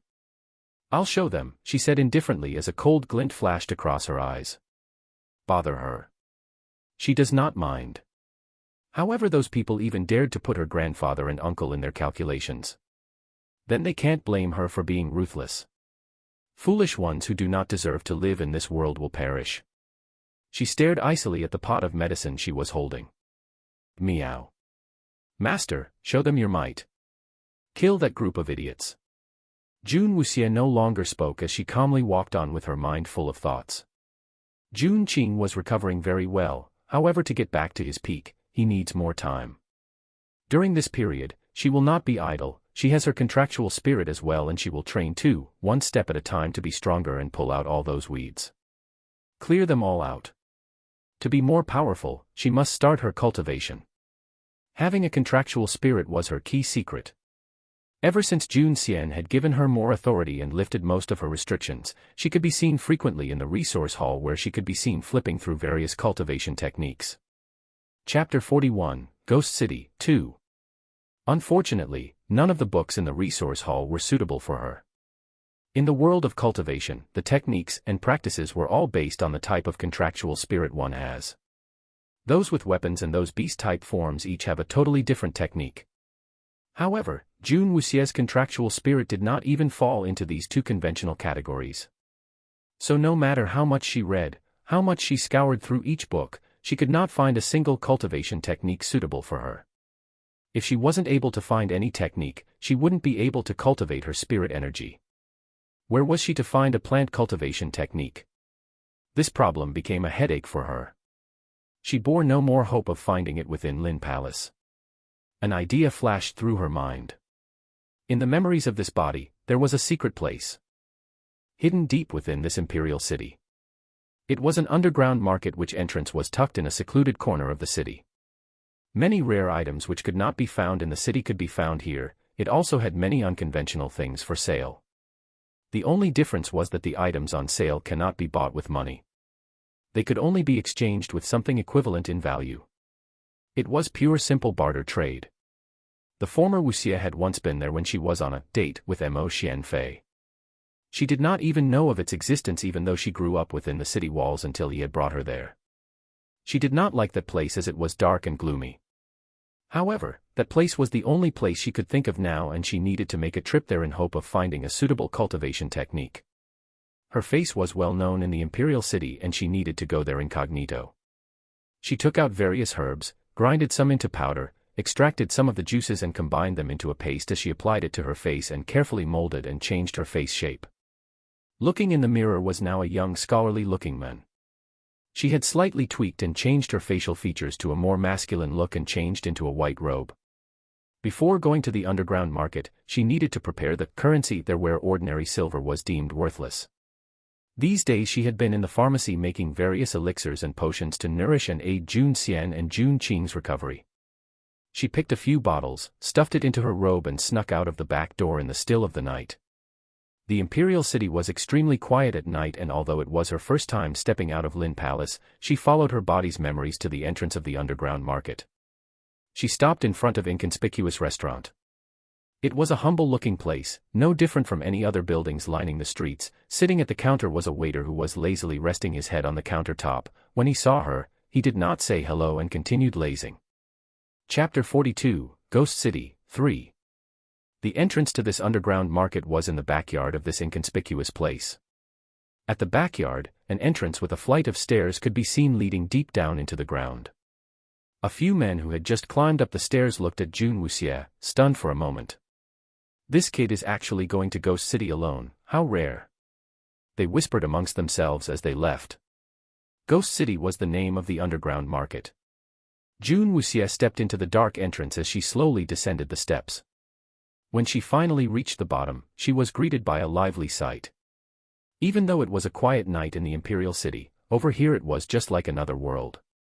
The streets were bustling alive with various people selling their wares. There were no shops here, only makeshift wooden stands littered the street. These wooden stands were around half the height of a person and items are placed there for sale. 2 men were stationed at the entrance of Ghost City. They each wore a mask and only a pair of sharp and quiet eyes could be seen through the slit of the mask. June Wuxie walked over to them and they did not even blink. Meow. The little black cat followed her closely as it looked at the sight before them. Mistress, how are we going to find a suitable cultivation technique for you? If it is suitable for me, when we are near it Little Lotus would be able to sense it. June Wuxie whispered. Each cultivation technique had a small spiritual imprint, and if it was suitable for the contractual spirit to cultivate it, there would be a spiritual resonance between them. This would help her in identifying it amongst this myriad of items placed in this vast marketplace. Are you sure that little crying idiot will be able to sense anything? The little black cat held the Little Lotus in contempt. Whenever they met, it only knew how to cry. We'll have a look around first. June Wuxie still held onto a small strand of hope. Despite going through the huge book collection in Lin Palace, Little Lotus did not have a single reaction to any of the cultivation techniques. This was her last resort. Ghost City was big, but June Wuxie was purely focused on books and had no interest in any other things as she sieved through the crowds as she carefully inspected the items on display at each stall she passed. The only thing was, when a group of people crowd together, the surrounding is mixed with a variety of odors, sweat, perfume, and as the number of people in this marketplace was not small, this led to an increase in temperature which made it hot, humid, stuffy, and smelly. To others, they were simply too excited about the items on sale here and paid no heed to such minor discomfort. To Wuxie, however, this combination was driving her crazy. She wrinkled her brows as she tried her best not to get into contact with anyone as she weaved her petite body through the crowd. This place, she will definitely not come again. The little black cat who was nimbly following by her side could clearly feel her frazzled nerves. For its mistress who had an acute sense of smell, this place was simply hell. Chapter 43, Dilapidated Books, 1. Meow. The little black cat was trying hard to calm her nerves. Unfortunately, from her rigid expression and grimly locked lips, it had no effect whatsoever. Ghost City was simply too big. Under these harsh conditions, she had a hard time concentrating and looking for cultivation books as the items sold there were not specialized shops but individual sellers who sold anything and everything. After great difficulty, she finally reached a less busy place as she calmed down a bit. The stalls here were remotely scattered about. As she was about to move on, she felt a trace of warmth emitted out from the ring. She stopped in her tracks. She could feel her ring warming up. Is it here? The cultivation technique. This was the first time Little Lotus had responded to anything as she scanned her surroundings intently. Where she was currently frozen in place, there was a total of 10 stalls nearby. Her eyes darted around as her gaze finally landed on a stall which had a few old books on sale. Displayed on the stand were a bunch of dilapidated books, some of which even the cover was barely intact, some titles could not even be read.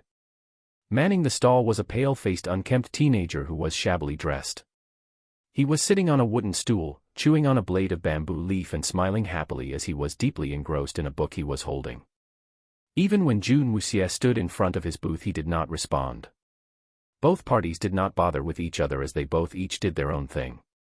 June Wuxia was now focused on the row of books displayed in front of her as she felt the intensity of Little Lotus's reaction much stronger as she came closer to the books. She was sure that the book she needed must be within these books. All the dilapidated books may have lost the former glory of their cover, but their contents were still intact. However, after flipping through the contents a few times, a frown appeared between her brows. These books were not books on cultivation. These books were clearly meant for a gardener. The contents taught people how to grow plants and flowers and had absolutely no relation to cultivation. On her scholarly masculine face, her lips were twitching as she tried to compose her inner self. Little Lotus' intense reaction was definitely related to these gardening books. She knew that if it wasn't for the fact that they were outside, Little Lotus would have turned into his human form and snatched them all up. Little Lotus was on the edge as he couldn't transform and take the books himself. He kept on urging her. "Dear lovely master, please bring these all home. Dear almighty master, please bring these books home. Dear lovely master, please bring." June Wuxia clenched her fists. She had accepted that her contractual spirit was a rare plant-type lotus and had resigned herself to her fate. However, now that she wants to embark on her cultivation, this little guy wants her to pick up some gardening books. June Wuxia wanted to leave, but Little Lotus kept pleading and urging her to bring the books back. Meow. The little black cat looked at June Wuxia with a puzzled expression.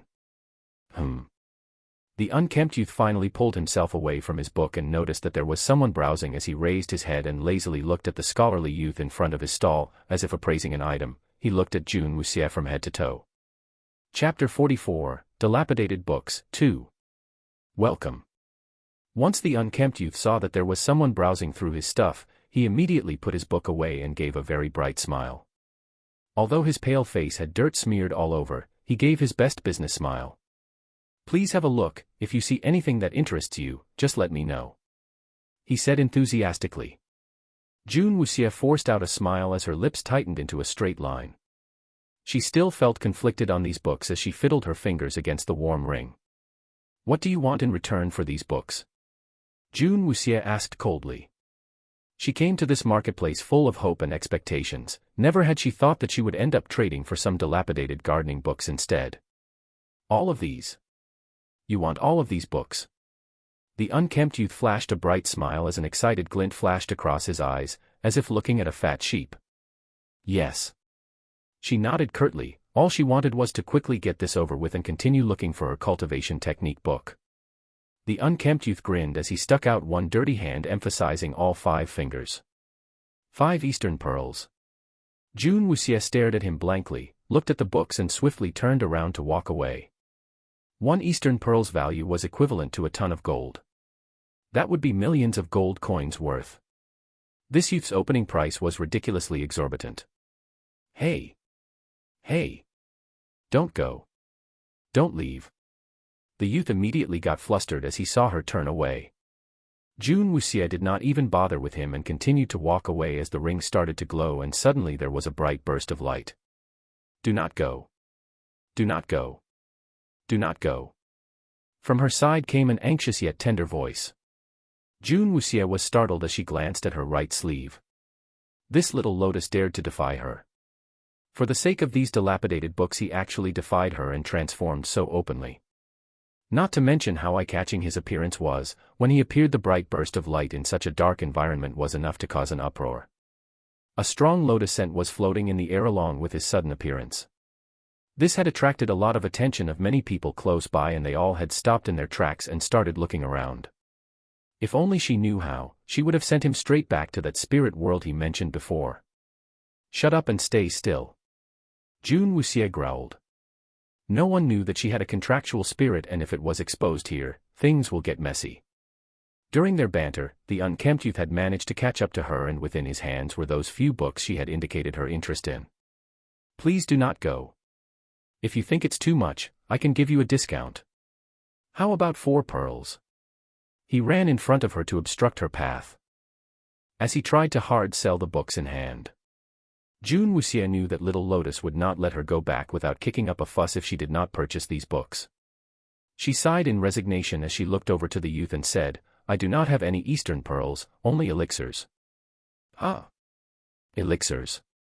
The unkempt youth did not bother masking his disappointment as he scratched his head, and his smile slowly faded as he muttered, "What can I do with elixirs from such a place?"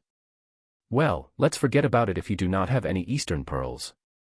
He turned and walked back listlessly. Just as he did that, little Lotus started acting up by struggling and kicking about in her sleeves. June Wuxie's face turned completely black.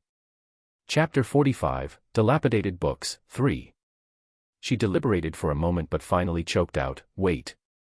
The unkempt youth slowly turned his head as he gave a disinterested look as he apprehensively said, "Really very sorry, I'm not interested in elixirs." "I know." June Wuxie nodded. The contrast in his reaction was evident. "I just need you to tell me where can I find a stall in this vicinity that accepts elixirs and I can trade it for something you want?" She asked him in a straightforward manner. He looked at her as he deliberated for a while as he touched his nose and replied, "There is actually a man trading Eastern pearls for elixirs, it's just that, the type of elixirs he wants is a bit, truthfully, I don't think a kid like you has the type of elixirs he wants." This kid in front of him looked kind of fragile and he didn't want to dash his hopes and have him humiliated in front of so many others.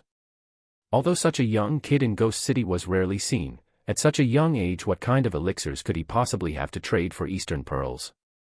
"Bring me there," June Wuxie curtly said. The youth looked at her wide-eyed as he looked back at his empty stall. "If the trade is successful, other than your 4 Eastern pearls, I can give you a bottle of elixir." June Wuxie had seen his reluctance and wanted to get this over and done with as soon as possible.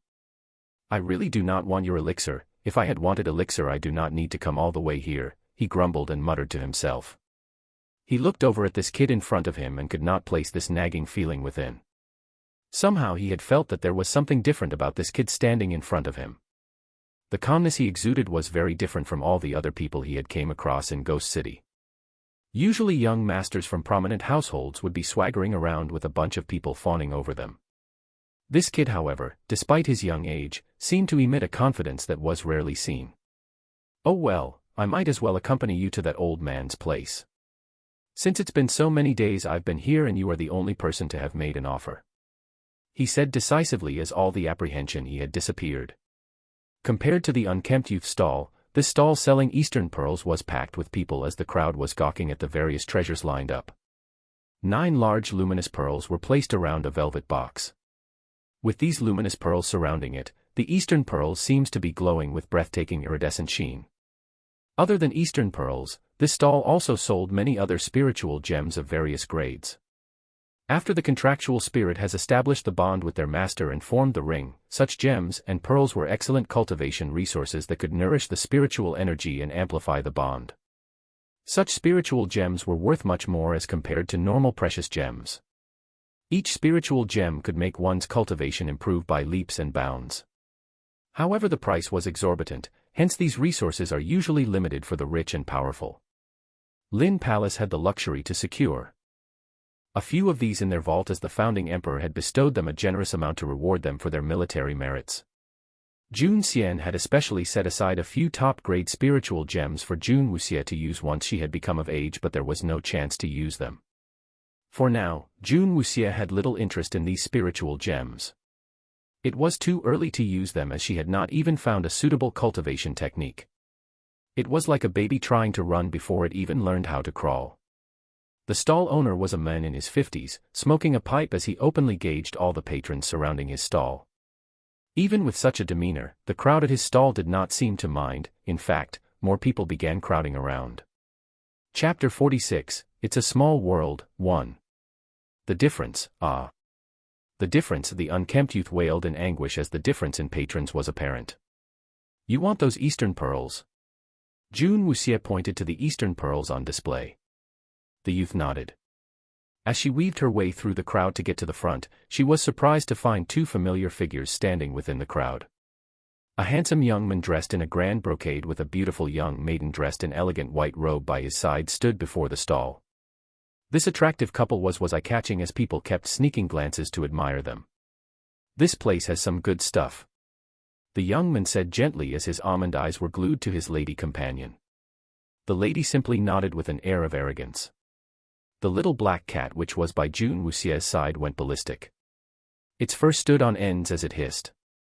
That adulterous couple. The couple was precisely Mo Xianfei and Bai Yunxian. Jun Wuxia casually glanced over without much response. These two spiritual gems as well as these 9 Eastern pearls are quite something. Mo Xianfei chirped. Ever since that incident, Bai Yunxian had been very gloomy and never smiled. He had tried all means and ways to make her smile, but nothing had worked when he suddenly thought of Ghost City. With all its novelties and rare items, he was sure he could find something to cheer her up with. After strolling about Ghost City for quite some time, Bai Yunxian was not moved. She was Qing Yun clan sovereign's disciple. What rare things had she not seen? They had combed almost the whole marketplace when she finally found something that caught her interest. Each spiritual gem was barely the size of her pinky finger nail, however it was considered big, and it was filled to the brim with spiritual energy as both of their contractual spirits had reacted to it. The 9 Eastern pearls made even a prince of a state sigh as Mo Xianfei looked at them with admiration. Such exquisite quality Eastern pearls in the Imperial Treasure Vault were very rare. These 9 Eastern pearls are a perfect fit for the crown that I've specially prepared for you. Do you like them? He nudged her tenderly as he looked into her eyes, seeing if she understood the hidden meaning behind his words. Bai Yunxian nodded coyly as she finally let out a smile. While this couple continued their flirty exchange, the crowd was busy whispering amongst themselves and spun some tales of their own. Everyone around them had long known who this infamous couple was. Previously, when Mo Xianfei and Jun Wuxia were officially engaged, Mo Xianfei had been the subject of sympathy. Everyone had pitied him and empathized with him.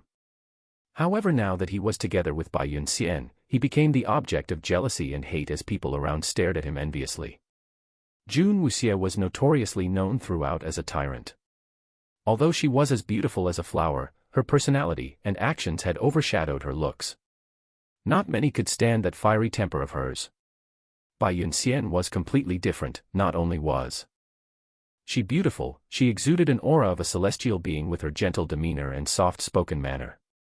To top it off, she was Qing Yun clan sovereign's disciple. No matter what, she was the goddess of many men, and when news was out that Mo Xianfei and her were together, it aroused the animosity all around. People respected Bai Yunxian all the more when they saw her in real life and berated Jun Wuxia as they chattered among themselves. Word for word, all these had been heard by Jun Wuxia, but she remained calm and collected. Not a single reaction or expression could be seen. Instead, the little black cat standing by her lost all its patience and saw red. All it wanted to do now was to charge at all these imbeciles standing before it and wipe them all out.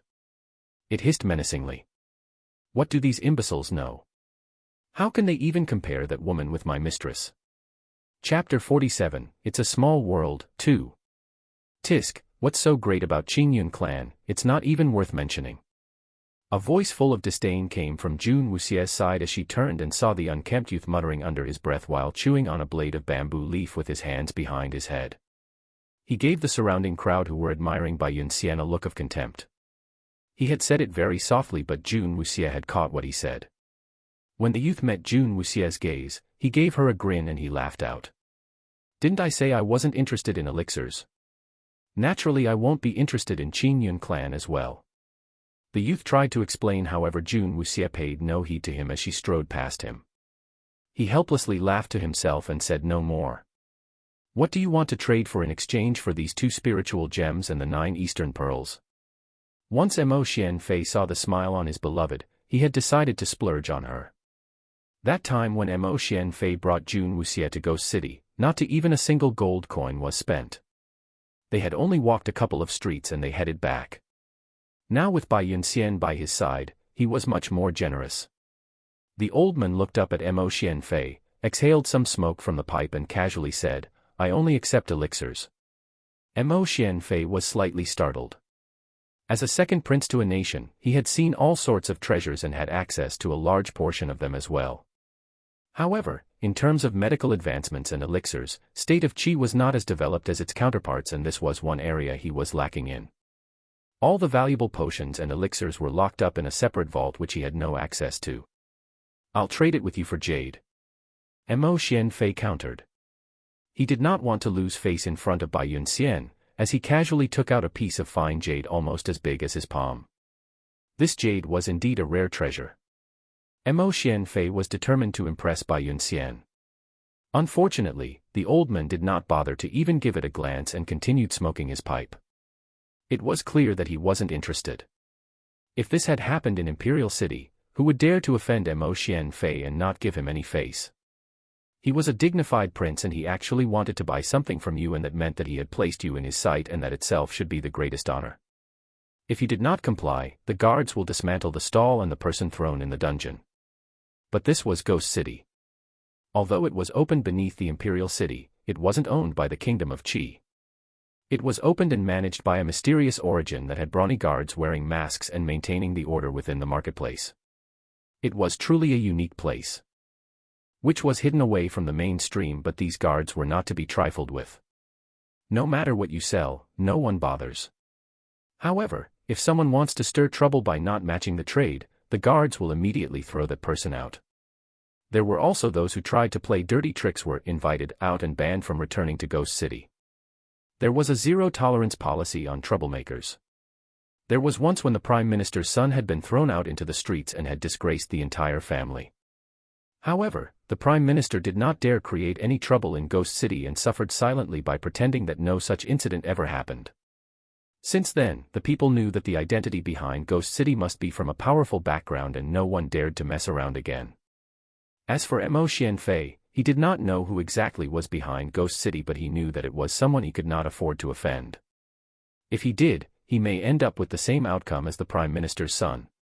Chapter 48, It's a Small World, 3. Mo Xianfei had on an ugly expression as he tried to suppress his emotions. Bai Yunxian slightly wrinkled her brows as she stepped forward and handed that old man a small porcelain bottle. These should be enough. She tilted her chin upwards and asked smugly. The old man took the bottle as he lifted his brows and glanced over at her. All the onlookers craned their necks to see what Qin Yun clan sovereign's disciple handed over. It certainly must be good stuff. The old man opened the bottle and took a whiff.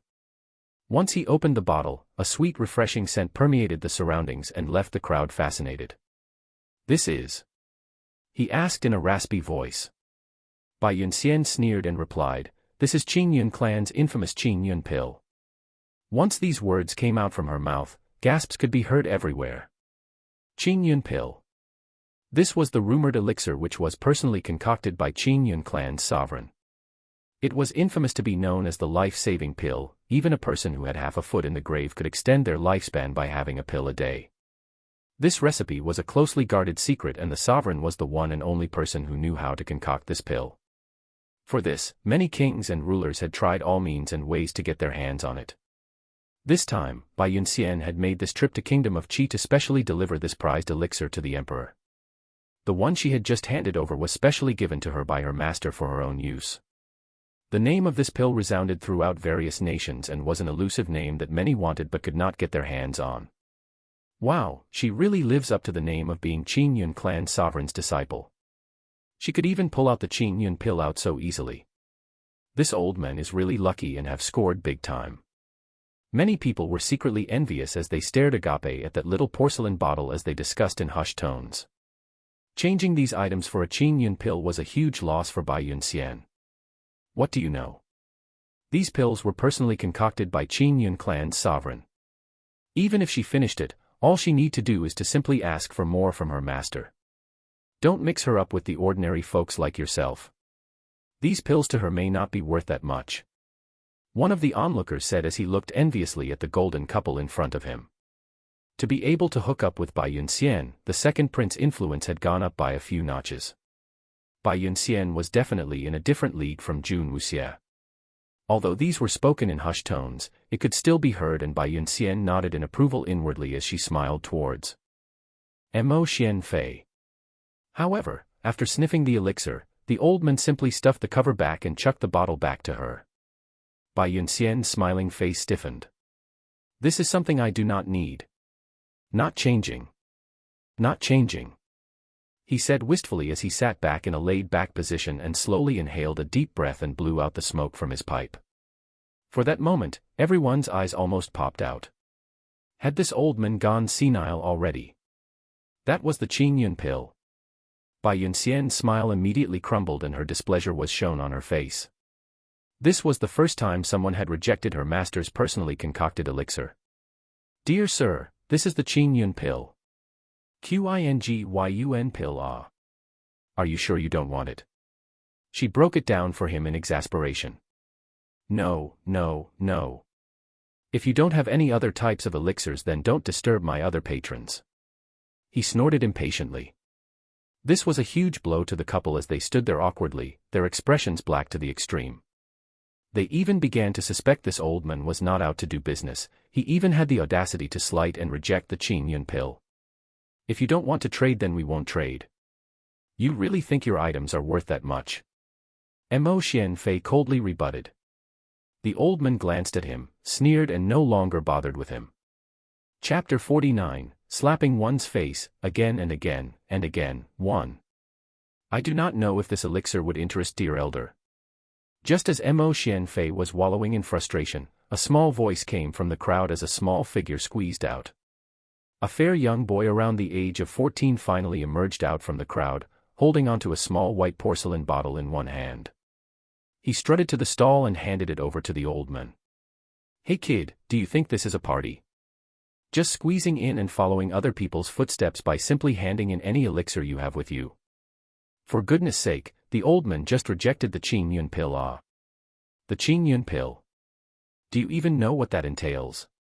Careful he doesn't throw it right back in your face. A rowdy bystander heartily added oil to the fire. Jun Wuxie simply ignored the others as she looked at the old man. The old man looked at the fair boy standing in front and got up as he reached for the bottle. Little boy, what do you want to change it for? Eastern pearls. Jun Wuxie replied. Oh. The old man casually opened the bottle. Once he opened the bottle, a sweet refreshing scent of herbs mixed with a hint of lotus permeated the surrounding. Those that were near enough had the luxury to inhale this immediately felt physically and mentally more comfortable. Those gathered close to the stall could not help but let out an involuntary sigh as they felt their mind at ease and their spirits uplifted. The old man's once clouded eyes seemed to have regained their brightness, all the apprehensiveness dissipated away as he raised his head and looked at Jun Wuxie with a bewildered expression. Little boy, what is this elixir? What is the name of it? The old man asked in an urgent tone. It doesn't have a name. It's just a regular blood conditioning elixir. Jun Wuxie had not bothered to come up with names for these as they were created simply for Jun Xian and Jun Qing's body conditioning, part of their recuperation regime. She did not need to waste time on something so trivial. How much do you want to trade it for? How about this? You give me this bottle and you can take these 9 Eastern pearls and choose any other 3 spiritual gems. The old man's nostrils flared up as he asked in an overly excited tone and looked at Jun Wuxie with sparkly eyes. He folded his hands across as he carefully tucked the bottle within his embrace, making it clear he had no intention of handing back the medicine. As soon as the old man made the offer, the crowd was rendered speechless. In a moment, there was an outburst of discussions as they stared at the incredulous scene in front of them. This eccentric old man blatantly rejected the Qing Yun pill and yet he coveted a nameless elixir from an unknown source. What did this imply? That kid's elixir was even better than Qing Yun clan sovereign's infamous Qing Yun pill. No, I just want the Eastern pearls. Jun Wuxie was not interested in anything else. How about you have another look at the other items? The old man coaxed as he looked at her anxiously, tightening his grip on the bottle. No need. Jun Wuxie frowned in annoyance. This old man was really long-winded. Then tell me, what do you need? If I have it, I'll change it with you. He bent down and started digging for something and he retrieved a pouch and opened it. As he revealed the contents, everyone's eyes were sparkling and intermittent gulping sounds could be heard all around. In it were various precious spiritual gems full of brilliance and spiritual energy. The quality of these made those previously displayed pale in comparison. For a moment, everyone stared at the pile of precious spiritual gems in a daze. I just want the Eastern pearls. Jun Wuxie's voice had a hint of impatience in it. The old man was about to say something when a figure took a step and stood between them. Chapter 50, Slapping One's Face, Again and Again, and Again, 2. Young master, I was wondering if you have another bottle of the same elixir with you. I am willing to use anything to trade it with you. All I want is to let my beloved woman be happy by getting a suitable present for her. Please help me fulfill this wish. Mo Xianfei arrogantly stepped between the two as he voiced his intentions. He did not know what backing this kid had, but this trip today was to cheer Bai Yunxian up, if not this would all have been for naught. He didn't have any more ideas to cheer her up. That old man did not know his stuff and did not want the Qing Yun pill. He, however, treated a nameless elixir with an unknown origin as a precious treasure.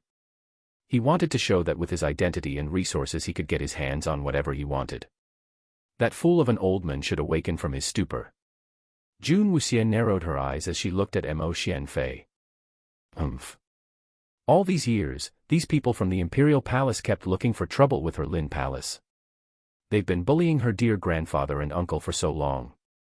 They are really asking for retribution. These pills she made herself. She'd rather feed the dogs than to give it to him. Not trading. She said coldly. You want elixir? Maybe in your next life. Now. I can consider feeding you poison. With compliments, at no extra charge at all. When the old man first rejected him, he felt as if his face was being slapped. Once again, within a short span, this little kid in front slapped his face yet again. Mo Xianfei had never felt so humiliated in his entire life. He was raging inside, his face was utterly black and ugly to the extreme. It's more like a metaphor when he lost his face, it's as though someone slapping his face. Mo Xianfei's timely interruption made Jun Wuxia change her mind. She immediately took a step to the side and asked the old man, I can give you another 2 bottles as well. Just give me all the spiritual gems with the similar attributes as the first 2 you offered me. Jun Wuxia casually pointed to the new pile of gems the old man had taken out from the pouch. All eyes were shocked wide open. How many bottles of elixir did he have? Looking at this reckless kid casually pointing to the spiritual gems as though he was choosing fish in the market. He chose all the similar attributes to the first pair the golden couple had their eyes on. This sudden turn of events shocked everyone silly. At first he had rejected the old man's offer, however even though Mo Xianfei had put up a ridiculously generous offer for the unknown elixir, the kid actually rejected Mo Xianfei as well. The craziest thing was that after Mo Xianfei made his offer, the kid changed his mind instantly. Everyone's attention was now on the golden couple, they were all focused on the couple's reaction. Mo Xianfei nodded in approval as he felt much better. This kid was really clever.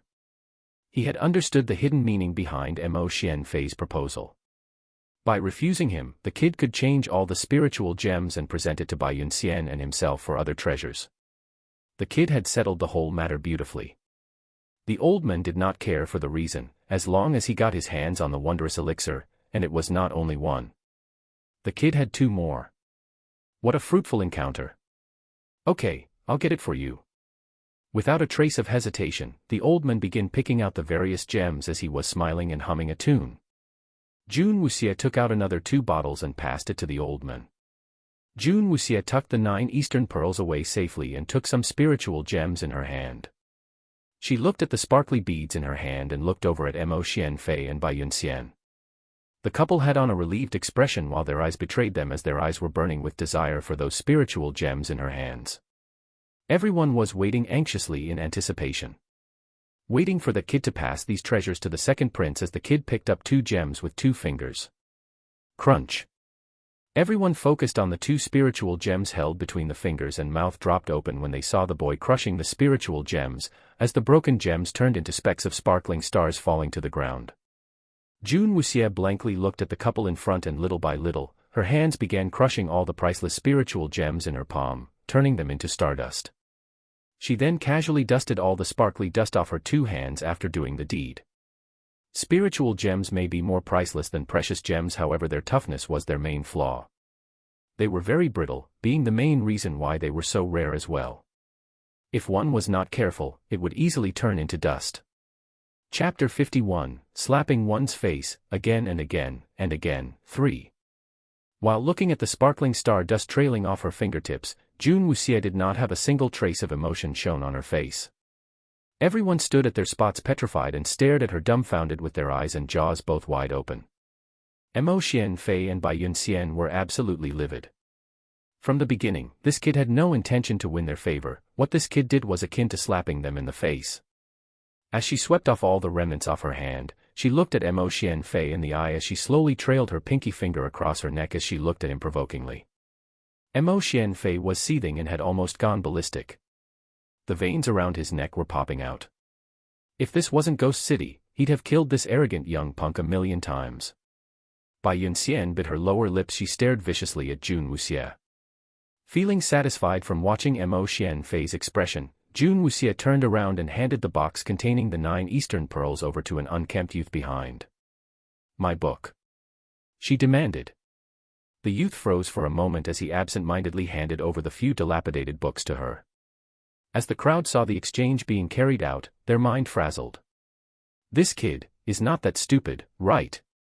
Crushing priceless gems into dust easily and now traded a box of precious Eastern pearls for a few dilapidated books.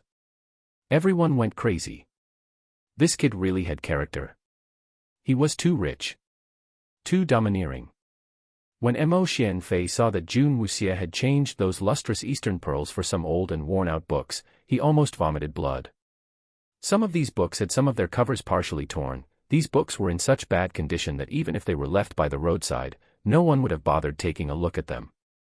These books were actually traded for 9 Eastern pearls. Today, he was really humiliated to the bone. Once Jun Wuxie had gotten hold of the books, she could feel little Lotus's happiness. Now that all has been settled, she turned to leave. "Little guy. When you have time, please come again. Come by whenever you are free, no matter if it's Eastern Pearl or whatever spiritual gems you are looking for, I have plenty." The old man clamored after her. After she left, Jun Wuxie felt someone following her from behind. She whirled around and saw the unkempt youth. He blinked a few times and gave her a rogue smile. "What do you want?" she asked coldly. "Well, I was wondering if you still have any more of that elixir you've just traded." He scratched his head in an embarrassed manner. "You said you had no interest." Jun Wuxie frowned. It was because he had rejected her elixirs that she had to go through all that just now. I did not know you had such quality elixir. In such places usually nothing of that caliber appears." He answered truthfully with a sheepish tone. He did not even put Qingyun clan in his eyes. What more could a young kid offer? However, when that old man opened the bottle, he knew he had made a huge mistake. "Well, didn't you say that you would give me one?" he asked as his dirty smeared face hid some of the redness. "That box has 9 Eastern pearls," she cautioned. Previously she had promised him an elixir, but now that she had paid in double, she no longer needed to pass him a bottle of the elixir. What's more, he didn't want it in the first place. "I can pay you 5. he quickly offered. "I don't need," she answered immediately as she turned around. She still needed to find a suitable cultivation method for herself. Seeing her leaving just like that, the unkempt youth scratched his head in a depressed manner as he looked at the box of pearls in his hands in frustration. Chapter 52, followed, 1. "Oh no, I'm finished. I screwed up again. When I go back, that group of people will never let me hear the end of it." The unkempt youth drooped his head down in dejection as he walked back to his stall. Jun Wuxie's luck wasn't very good. After scouring through the whole of Ghost City, she still could not find a suitable cultivation method for herself. During this trip, she had not gained anything. All she had were those few gardening books, and she even made a loss of 3 bottles of elixir. It was late in the night and not a single soul could be seen. On an empty street of the Imperial City, Jun Wuxie and the little black cat were on their way back, the lonely silence of the night with the moonlight shining on them, elongating their shadows. Only her footsteps could be heard. She walked back in resignation with her mind full of thoughts. As they continued walking, the cold wind was howling loudly through the dark streets. As they turned at the corner of the street, with the veil of darkness shrouding it in its entirety, an outstretched arm reached out for her and pulled her into the darkness. "Meow." The cat called out shrilly. Jun Wuxie was drawn into a warm embrace as the men behind her hugged her from behind, gently pressing a finger over her lips with breath of warm breath. Beside her ear, a deep enigmatic voice hushed her. Shu, the black shadow, directed it this time to the black furball. The little black cat stiffened. Going out so deep into the night all alone is not a very good choice, the deep voice said in a teasing voice as he breathed down her slender neck. She trembled slightly. Jun Wuxiao, let go of me. Without turning back, Jun Wuxia knew who it was right away. This playful voice was ingrained deep within her. Hold still, it's so cold at night. Look, your body is so cold, here, let me warm you up. Under the veil of darkness, Jun Wuxiao smiled contentedly as he held her close and hugged her even tighter. He loved this feeling, so small and petite, and her body was so soft. I'm not cold, she retorted. Oh. I'm cold, you help me warm up then. The chuckled as he leaned in further, bending slightly, chin resting on her shoulder. You are really not aware of your surroundings. You need to be more alert, you've been followed by other people for a whole night and yet did not notice. His dark purple eyes narrowed. Her small stature coupled with her faint scent of herbs made it unbearable for him to let her go. She fitted perfectly in his arms. I thought you were not considered a person, she replied calmly. Never once had she thought that he was a normal person. I'm not referring to myself. Jun Wuxiao raised his hands as he used 2 fingers and gently clasped her chin and turned her head to the direction of the street. Along the deserted street suddenly appeared a tall figure anxiously looking for something. The moonlight shone on his face and his features were slightly revealed. Long Qi. Jun Wuxia immediately recognized that man. Lin Palace has so many guards, yet you ran out in the middle of the night, turning the whole palace into a state of frenzy. Once you stepped out of Lin Palace, the news already spread to Jun Xian. Jun Wuxiao hugged her closely as he spoke to her in a playful yet soothing tone. Long Qi really knows how to show his gratitude, personally protecting you in the dark. Jun Wuxiao scoffed as a dangerous glint flashed across his deep purple eyes. Chapter 53, followed, 2. All these years, Long Qi had been solely responsible for the care of Jun Qing, never meddling in any others of Lin Palace's affairs. With Jun Wuxia sneaking out at night, just having some of the elite shadow guards following her would have sufficed. There wasn't a need to have Long Qi personally guarding her. Her medicine seemed pretty incredible. They have really won quite a number of people over. Jun Wuxiao frowned slightly, not waiting for her to say anything. He turned her back, with one hand on her waist, the other hand clasping her jaw, and lifted her face. Under the moonlight, a face that could move countries was replaced by a plain ordinary face. As Jun Wuxiao's rough fingertips gently rubbed against her delicate lips, he gave a teasing and playful grin. Really ugly. The foreign face with the different facial features staring back at him really made him want to wipe them away completely. Do not look then. Jun Wuxia frowned. She really could not understand what was on his mind. He rarely stayed in Lin Palace. His presence was very elusive. He would sometimes surprise her by suddenly appearing. At times not a single trace could be found. As he had said before, he had no animosity with Lin Palace, meant no harm to them. He only tampered slightly with their memories. When those people see him they will remember his identity. Or else, no one will think of him. If he's not around, Jun Xian and Jun Qing almost forgot his existence. I want to go back, Jun Wuxia voiced out rather abruptly, as she looked down at his hands, suggesting him to let go. All right, let's go back together, Jun Wuxiao said as raised an eyebrow. As he suddenly lifted her up and carried her like a princess. Jun Wuxia glared at him. Jun Wuxiao paid no heed to her silent threat as he whisked her out, the little black cat following closely behind. On the street, Long Qi was angry at himself for losing sight of Jun Wuxia as he searched frantically. He heaved a sigh of relief when he saw Jun Wuxiao carrying Jun Wuxia in his arms as they came out from a dark alley. Young master, Mississippi, he called out, but he was secretly astonished that he could not sense the presence of his young master previously. Without even giving a glance at Long Qi, Jun Wuxiao simply continued to carry Jun Wuxia as they headed back to Lin Palace. Long Qi silently followed behind them. The whole incident of Jun Wuxia was simply forgotten.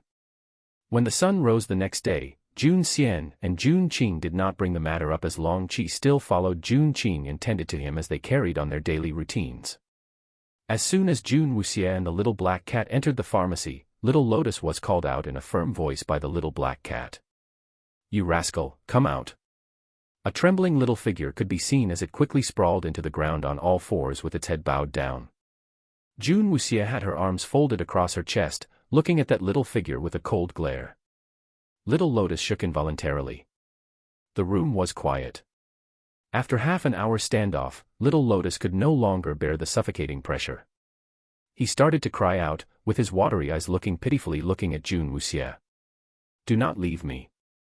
Please do not, *sniff star, se. Send me back. Little beads of precious tears came rolling off his cheeks. He quivered as he looked over at June Wuxie. He knew that he had incurred the wrath from his master when it appeared on his own accord in Ghost City. June Wuxie narrowed her eyes as she gave him a piercing stare. Little Lotus' small legs began to shiver again. When I said that you were useless, I didn't think that you were that useless, even forcing master to get these dilapidated gardening books. Tell me, what are we going to do with these musy old things? Little Black Cat jumped onto the table as one of its paws touched the pile of old books that were placed there as it looked menacingly at Little Lotus. Chapter 54, Strange Cultivation Technique, 1. Chapter 54, title below. Little Lotus was sobbing and sniffling as it protested, those books aren't useless. Humph. Little Black Cat lifted his paw and swiftly swept the top book off the table as it landed with a loud thud. No. Little Lotus' face became pale as it scuttled forward and lunged forward to save the book as he brought it into his embrace protectively. Little Black Cat narrowed its eyes as it looked at the little audacious Lotus looking at him with pleading eyes. Swish. Little Black Cat ignored Little Lotus as it swiped another book off the table. This went on as Little Black Cat continued swiping the books off the table as Little Lotus scuttled about with its tear-stricken face and his short legs scurrying around in his bitter attempt to save the books. Enough. June Wuxie finally spoke up, interrupting the little drama of those two. Little Lotus fell to the floor in exhaustion with its two hands tightly clutching onto the few books that he managed to save, with its teary eyes looking at June Wuxie. Why do you hold these books so dear? What do you want them for? June Wuxie glanced over at the sobbing figure on the ground with her hands resting on her chin. It's not for me, it's for you, master. Little Lotus sniffled. June Wuxie raised her eyebrows slightly. When she browsed through the books yesterday, they were technically books on gardening, teaching people how to raise plants and flowers. Unless, this little guy wanted her to be a gardener. This is, what you all call it cultivation technique. Little Lotus brought the books over to her with his little hands. Cultivation techniques? June Wuxie was surprised. Little Lotus nodded. Yes, I'm a plant type so you can't use the ordinary cultivation techniques that you've been flipping through. Do not underestimate all these books, they are very hard to come by. The previous owner never found these good stuff so they could not cultivate any spiritual power. I must say your luck is really good. Little Lotus tried his best to explain it to June Wuxie, except that his shy and reserved demeanor did not seem to be very convincing. June Wuxie looked at the books in hand. If Little Lotus had not explained it to her, she really can't imagine these dilapidated gardening books actually turned out to be prized cultivation techniques. Growing plants can enhance spiritual energy. June Wuxie casually flipped through the topmost book. Little Lotus nodded enthusiastically. What should I plant? She did not recognize any of the species of plants in the book. Little Lotus immediately raised his hand and pointed to his nose. Me. Plant me. June Wuxie was speechless. She also could not help but imagine herself planting the lotus seeds in the earth, and when it was harvest time, there were many little lotuses. Only their heads were poking out of the earth while their body were still buried beneath. This was really quite a scene. She shuddered for a moment.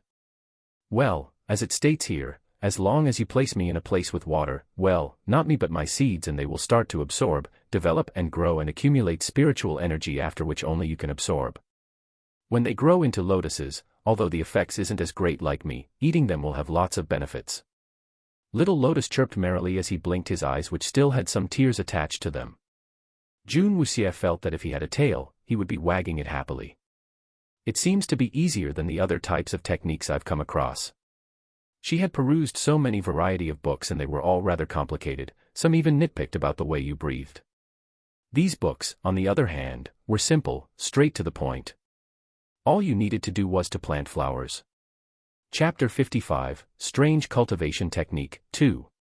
June Wuxie carefully read through the contents of the book she had on hand. In addition to lotuses, there were many other types of plants that could accumulate spiritual energy as well. However, those strange plant names, she had never heard of before.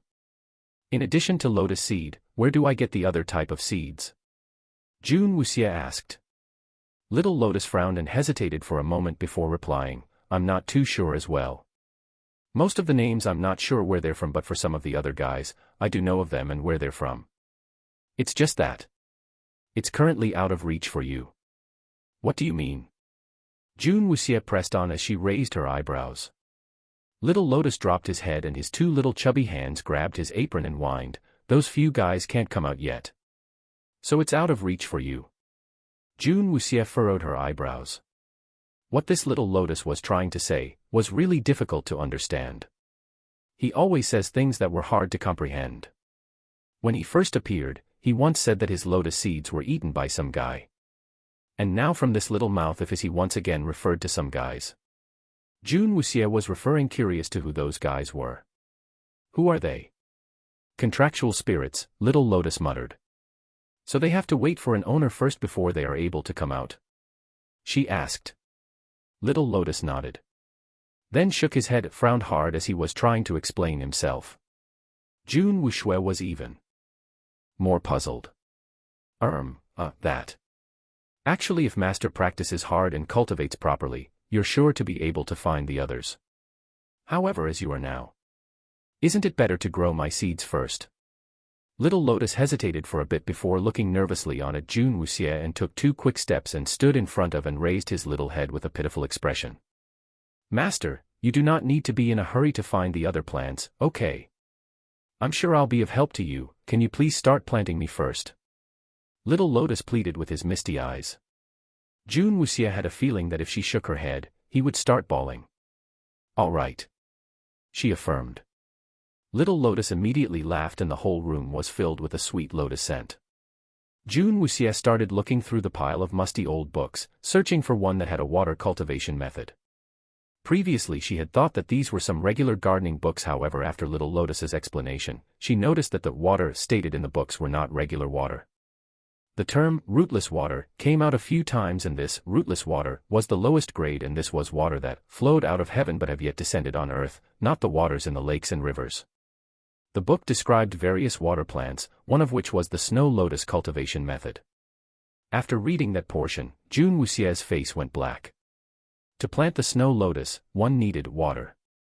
To call it water was no longer feasible, as the records explicitly stated it needed the water from the heavenly spring. Heavenly spring. June Wuxie searched through her memories of both worlds but to no avail. She has never heard of this or heard anyone else mention this heavenly spring before. June Wuxie had always thought that there was always a balance in the world, her cultivation techniques were way simpler than others but the conditions were pretty tough. Who can tell her where can she find this heavenly spring? Do you know what is this heavenly spring water? She asked Little Lotus while frowning. Little Lotus shook his head left and right vigorously. Chapter 56, Birthday Celebrations, 1. June Wuxie's mouth twitched slightly. The book stated that snow lotus required a very special environment to be nurtured and could not be planted in regular water. If the seeds were placed in regular water, the lotus will wilt and have no chance of recovery. In other words, if she placed the seeds in regular water, they will die. Sure enough, this troublesome lotus could not be raised with any regular water. In addition to the heavenly spring, she noted that another liquid that could plant the snow lotus was called jade nectar. In this world, this term meant that it was wine of the highest quality. Even June Wuxie only ever had one chance to drink a small cup of this when the first emperor had bestowed him a cup in celebration of winning the war. You can even use wine to cultivate a plant, June Wuxie rubbed between her furrowed brows to ease the tension as she was in deep thought. Although this wine was very precious and rare, at least she knew what it was. As for the heavenly spring, she's never heard of that before. Jade nectar was given by the first emperor. This meant that there was a high chance that there's still some stored away in the royal palace. June Wuxie thought back to the conversation she had with June Wuxie that day. It will soon be the crown prince's birthday celebration and she was invited as well. This would be a great opportunity to check if they still had this in the palace. Although she got her cultivation techniques on hand, however she was not able to start her cultivation due to the lack of resources. Just as she was pondering hard over the issues on the resources needed to kick-start her cultivation, ever since they returned from Ghost City, Mo Xianfei and Bai Yun Xian's mood had hit rock bottom. Under the laws of Ghost City, Mo Xianfei could not do anything to that punk who made him lose his face completely. He gritted his teeth as he thought back on how hard he was trying to appease Bai Yunxian after the whole incident at Ghost City. That young punk.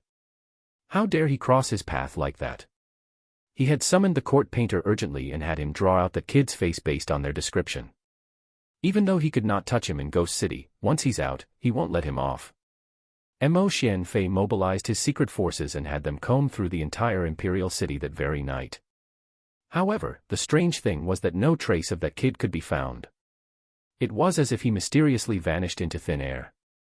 He even had his men stationed at the entrance of Ghost City to inform him once that kid was sighted. However, there wasn't any news at all.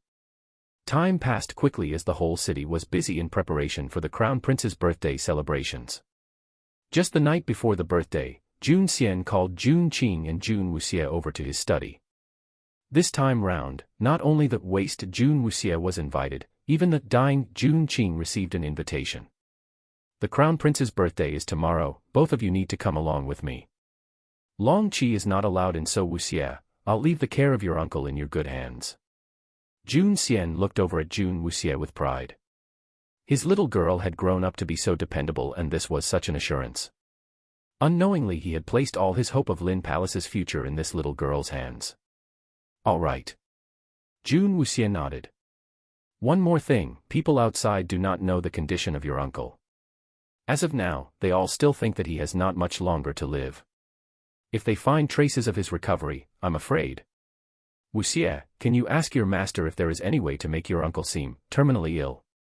Jun Xian was worried as he only received Jun Qing's invitation just 5 days prior to the Crown Prince's birthday. Chapter 57, Birthday Celebrations, 2. All these years, only Jun Xian was invited to the Crown Prince's birthday banquet, however this year was an exception. Lin Palace had an additional 2 guests which made Jun Xian a little worried. Jun Wuxie's invitation was due to the Emperor's grace when he extended his invitation to her as an apology for breaking the engagement. Whereas Jun Qing's invitation came late as it's since been more than a month since he was diagnosed and everyone that thought that he would die during this period. However, no news of his expected death had spread and this made many restless. It seems that tomorrow's Crown Prince birthday banquet was not just a simple celebration. Many wanted to take this chance to probe Jun Qing's situation. How's Uncle recovery during this period? Jun Wuxie did not answer Jun Xian immediately as she did her usual checkup routine, turning towards Jun Qing and checking on his recovery progress. Jun Qing's condition had improved drastically. After his blood had been cleansed and all the poison purged from his body, they had started the body conditioning stage. With all the acupuncture and medicines personally done by Jun Wuxie, even his legs had both recovered and he could feel his legs again. Now, he's doing therapy to strengthen his leg muscles and training to start walking again. He's been practicing walking with crutches to aid his recovery. Although Jun Qing was struggling, as compared from before, this was a huge improvement. It's much better than before, I think I may be able to walk in half a year's time. Jun Qing beamed brightly, as he chortled. This time of recovery had been the happiest time he had in a decade. Everything cannot be rushed, even if you are recovering well we cannot overdo it or else it would all be in vain. Jun Wuxie warned Jun Qing. Although he looks very gentle and docile, when it comes to doing things, he was very resolute and aggressive and tended to push things to the extreme. This could be seen when he had been doing therapy lately and only until he collapsed and was carried back by Long Qi had he stopped practicing. Jun Wuxie was called over many times due to this. Jun Wuxie had to sternly remind Jun Qing or else his overenthusiasm might result in a backlash instead. Being nagged by his own niece Jun Qing laughed loudly as he slapped his legs in excitement, eyes filled with vigor. Wuxie, whatever you said I definitely understand, it's just that for over 10 years, I've been a cripple. For over 10 years. Now I have this chance of walking again, I really can't wait. The feeling of being able to walk again, I don't think ordinary people can understand this. After he was crippled, the amount of ridicule and the humiliation he received was countless, however the times he laughed could be counted easily. The despair he had felt were all washed away by this brilliant niece of his. The day when he will soar back into the sky is near and it would be payback time. Take it as if I didn't say anything then. I will add in more tonic for you. Jun Wuxie had seen such overzealous patients before, however this post-treatment therapy stage was not entirely her responsibility. Jun Qing was different from those other patients, she would not let anything happen to him no matter what. You've worked hard. Jun Qing looked warmly at Jun Wuxie. In the past his fondness for this niece was because they had blood ties, but now he really loved this niece of his from the bottom of his heart. He wanted a speedy recovery so he could protect with his 2 hands, this family which was very dear to him. Chapter 58, Birthday Celebrations, 3. Don't worry, grandfather, you've said things that master had also thought of. Tomorrow I will give something for uncle to take, it won't be detrimental to him, it just masks his health and let others view his pulse and his symptoms as though he is hanging on by a thread of life. She had long thought of this and had prepared in advance some pills that could act as a deterrent in the event of any emergency. Jun Xian and Jun Qing were glad that her master had such foresight and had everything prepared so comprehensively. It seemed this master of hers was determined to help their family. During this period of recuperation, Jun Qing was not only given back the use of his legs, his whole body had been strengthened and conditioned from inside out. On the other hand, Jun Xian's health had improved so much, his whole body had become more robust, his mind was sharper and clearer, his whole body was conditioned to its peak. Your master has contributed greatly to the Lin Palace, we are forever indebted to him. Jun Xian sighed, this elusive master of hers had helped their family so much yet he refused to show up or made any demands on them. He does not care. Jun Wuxie looked down wistfully while stroking the little black cat in her arms. All she could do now was to let Jun Xian and Jun Qing get more powerful. However, that was not enough, she wanted to be more powerful herself, strong enough to wipe out all the enemies off the face of this earth. The day was soon over as everybody was busy preparing for the grand banquet. The sun rose and all the households were busy preparing for tonight's banquet. Horses brushed, carriages polished, lavish outfits donned on, and as the sun began to set, the whole imperial city was set abuzz as the streets were filled with the most luxurious carriages as they all went towards the imperial palace. With all the various carriages lined in front of the palace, all the various ministers had with them treasures from all over gathered here today to celebrate the crown prince's birthday. Jun's family carriage arrived grandly at the palace gates. Long Qi was sitting outside the carriage as he looked coldly at the carriage coming over to the side. Wu Wang's extravagant carriage caught up with them, crystals clinking could be heard as Wu Wang stuck his head out of the crystal-beaded curtain. Why isn't it Lin Wang? What a coincidence, he sneered with his plump face and gave a greasy smile. Jun Xian drew his own carriage curtain and nodded. When Wu Wang saw the other 2 Jun family members in the carriage, he smiled even more. Little Highness and Wuxie really came. Wow, it's going to be so boisterous, oh, but I wonder if His Little Highness's body can take it. Rest assured, Lin Wang, based on our close relation, I've already informed the servants to wait on him during the banquet, no need to worry. Thank you for the arrangement. Jun Xian retorted curtly as he clenched his fist tightly and put the curtain down, not wanting to see that sickening face any longer. Oh! Wu Wang contentedly shrank back into his own carriage as the crystals clinked together noisily. Within the carriage, Jun Wuxie raised her head and asked, what filthy thing did that man eat? His mouth was really cheap. Jun Xian and his son immediately knew what she meant when she cursed that way as they smiled wryly. He is the king's brother, Wu Wang, he doesn't have much skill so he relies heavily on his relationship to have things his way. He doesn't use his brain much, no need bother about him, he's just a waste. You have to remember that the real danger are those who hide their hostilities deep within and stab you in the back when you least expect it. Jun Qing was worried about Jun Wuxie as she was still young and had not much experience with the real world. He really wanted to protect her from all danger if he could, to forever shield her from this cold and deceptive world. Chapter 59, The Banquet, 1. I won't call for a dog that bites.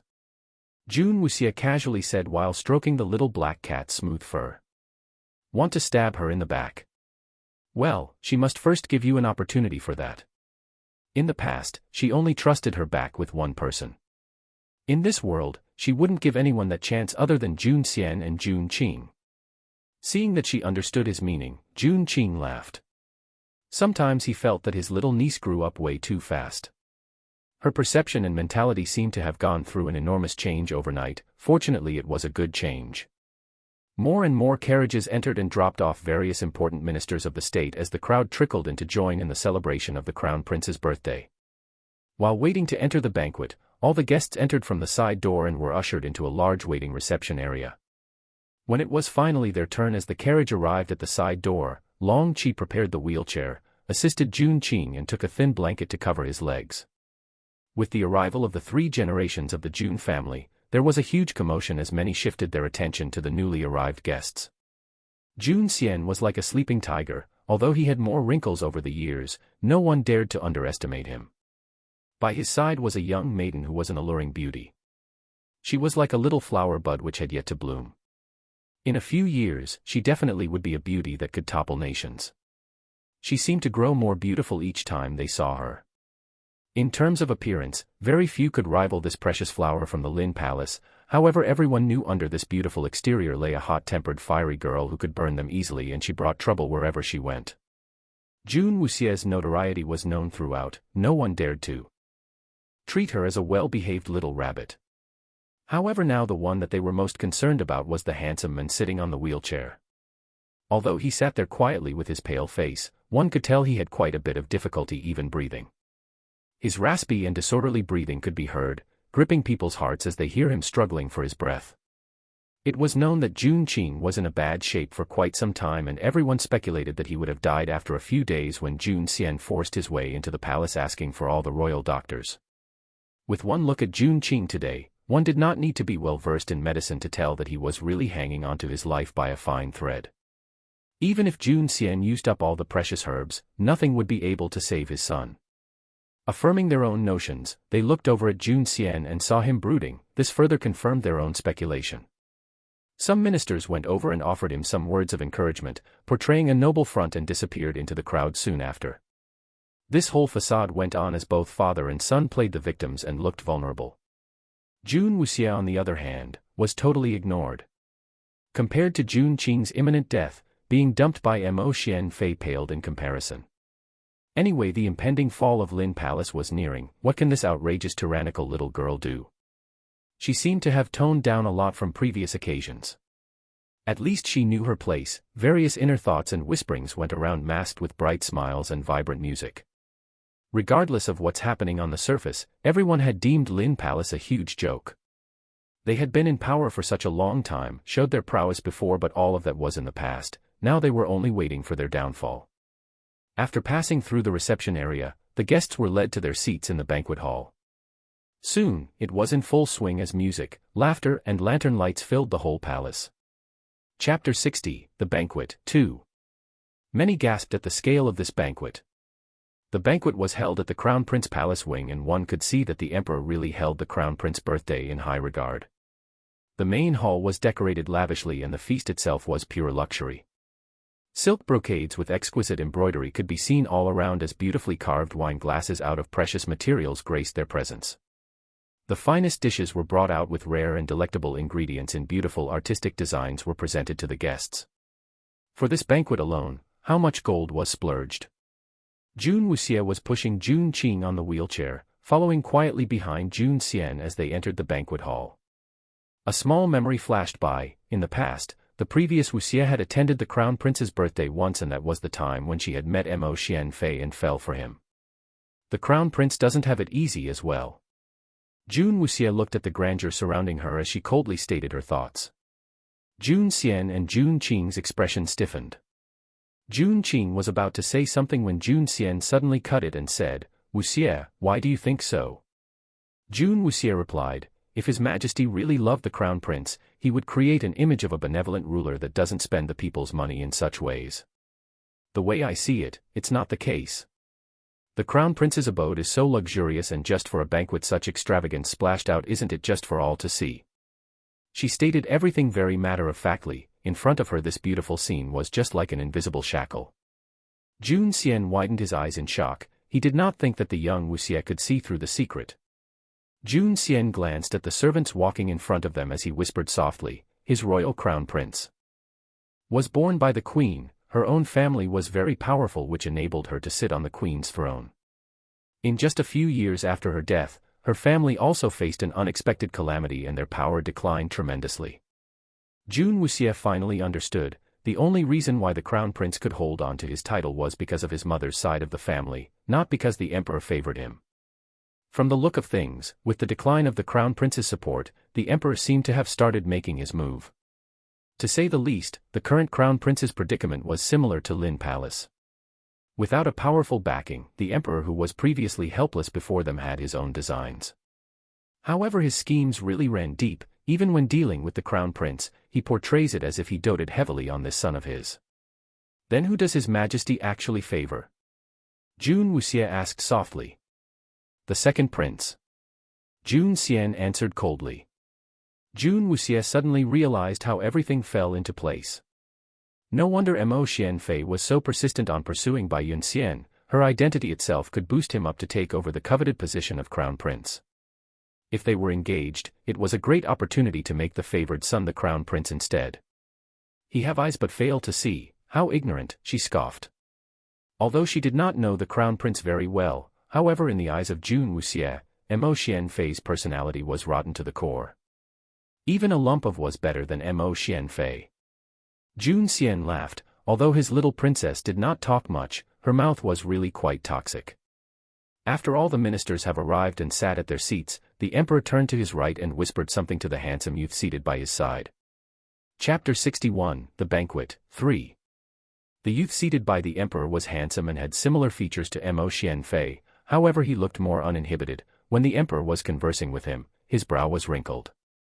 He was donned in a silver silk brocade, however he was dressed quite casually for the occasion as compared to all his guests, with his inner snow-white robe peeking out. He was sitting idly with a wine cup in hand. Although the feast had yet to start, he had already drank a lot. His eyes seemed to be intoxicated, but there was still a hint of sharpness. At first glance, Jun Wuxie felt something was amiss with the crown prince, but she said nothing and continued sitting quietly at her seat. On the other side of the emperor sat the second prince. Mo Xianfei was seated with his beautiful lady companion, Bai Yun Xian. The golden couple was smiling and in high spirits as their laughter added to the festive mood. When viewed from the hall, the contrast between the crown prince and second prince was apparent. A beautiful cue presented by the court musicians invited the emperor to make a toast. Mo Xianfei straightened his back and gave a congratulatory speech to his brother and expressed gratitude for everyone's presents and gifts.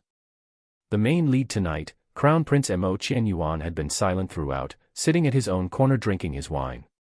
Qianyuan, today is your birthday. When you were just born, when you and your mom were in grave danger, luckily Jun Gu saved you both. Today, Lin Wang, Jun Qin, and Jun Wuxie are all present. Why don't you take the opportunity and give a toast to them? The emperor smiled and asked the silent Mo Qianyuan. Mo Qianyuan frowned deeper as he contemplated for a short while before taking his wine cup and got up, trying to stabilize himself. He seemed to be a bit drunk as he staggered over. A lot of ministers secretly shook their heads. People were really not optimistic about this future king as they inwardly judged him. Mo Qianyuan held out his cup. Thank you, Lin Palace, for your grace. Without waiting for any response, he downed his whole cup of wine in a single swig. His actions were very brash and sudden that he lost his balance and tumbled towards the table. Jun Xian helped the crown prince up as the strong smell of alcohol assaulted his nose. Jun Xian couldn't help but let out a sigh softly. Sorry. Mo Qianyuan straightened himself as he frowned and tapped his head absent-mindedly as he muttered a few more words and went back to his seat. Jun Wuxie looked at him as a glint flashed by her deep eyes. Meow. Faint meowing came from her sleeves.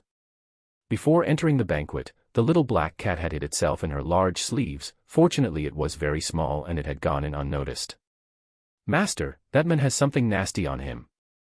The little black cat had an extraordinary sense of smell, and with a whiff of the strong alcoholic smell from the crown prince, it sniffed up something bad along with it.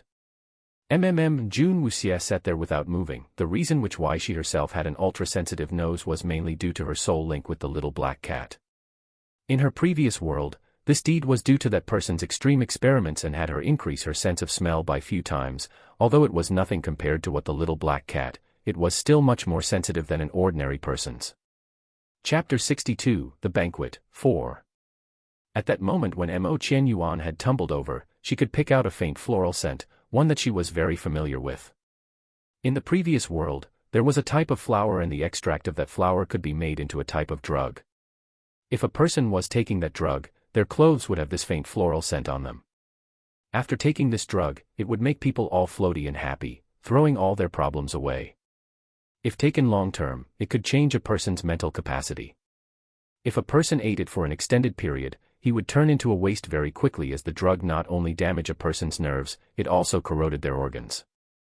Moreover, it was highly addictive, and if not taken on time, it was as though there were hundreds of ants on them, and this extreme discomfort could even cause personality disorders.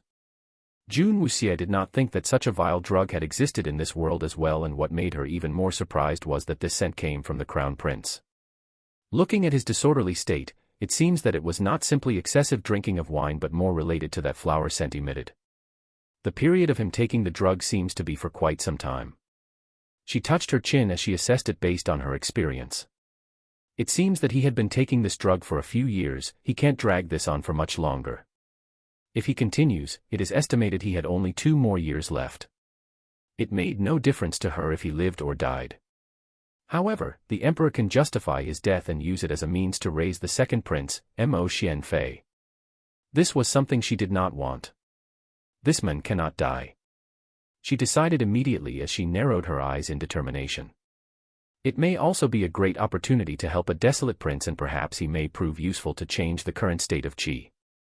Well, whatever makes her enemy unhappy, she'll be more than happy to lend a helping hand. Grandfather, father saved the prince's life before? She asked softly. That was a long time ago. Your father had just taken over the command of Ruilin army. That year, the crown prince was born and the queen was on the way to bring him to visit her family. They met with bandits on the way. Luckily your father happened to be in the vicinity and he saved them. Jun Xian casually replied. Mo Qianyuan's performance had been pretty good, however, over the past few years he seemed to have undergone a personality change. If he really becomes the king of Qi, perhaps our Lin Palace might not have such a hard time. Jun Xian sighed. The only promising crown prince was now also at stake. Jun Xian and his sons had saved too many people before, hence he didn't say much more. Jun Wuxie narrowed her eyes as she looked at the crown prince. From the memory of the previous Wuxie, she could only find a little bit of rumors on him. Mo Qianyuan was born 6 months earlier than Mo Xianfei. As the emperor's eldest son, once he was born, he was given the title of crown prince.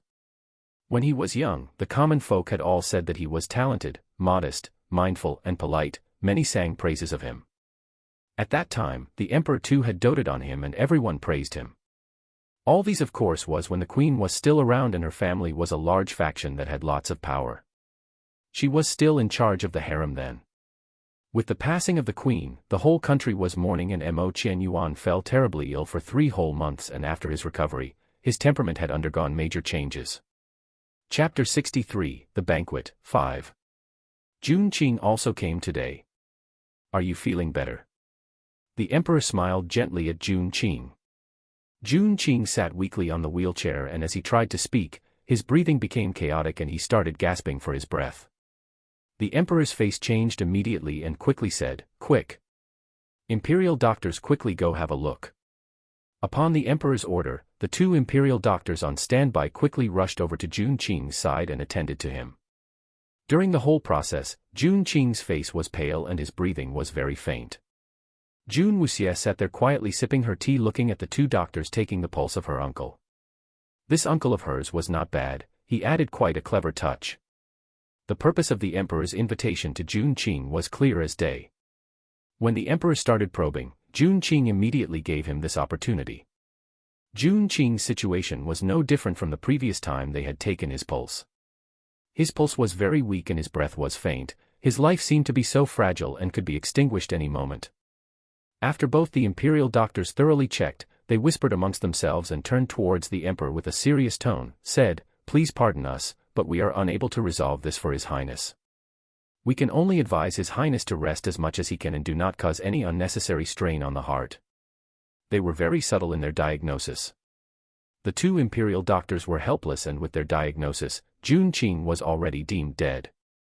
The mood was heavy as all the ministers showed a face of regret and remorse, a total different emotion from what they were feeling inside. "Go prepare some ginseng," the emperor ordered as he gave out a long sigh, giving the impression of a helpless enlightened ruler. He turned to Jun Xian and said, "If there is anything you need, just feel free to speak out." Since today Bai Yunxian is also present, how about we let her have a look as well? Jun Xian got up respectfully. This humble one is touched and very thankful for your majesty's grace.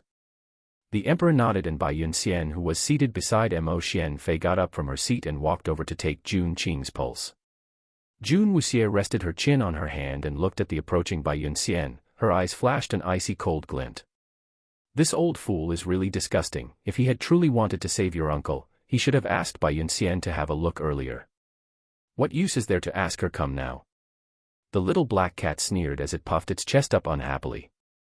It naturally sided Jun Wuxie's family and was lamenting on the unfair treatment they received. She's not here to see if she's able to save him but to check whether is he really dying. Jun Wuxie calmly assessed. The emperor thought that he was so smart, but to her he was hopelessly stupid. Want to use Bai Yunxian to check on Jun Qing? He really regarded that woman too highly. Qing Yun clan's disciple. So what?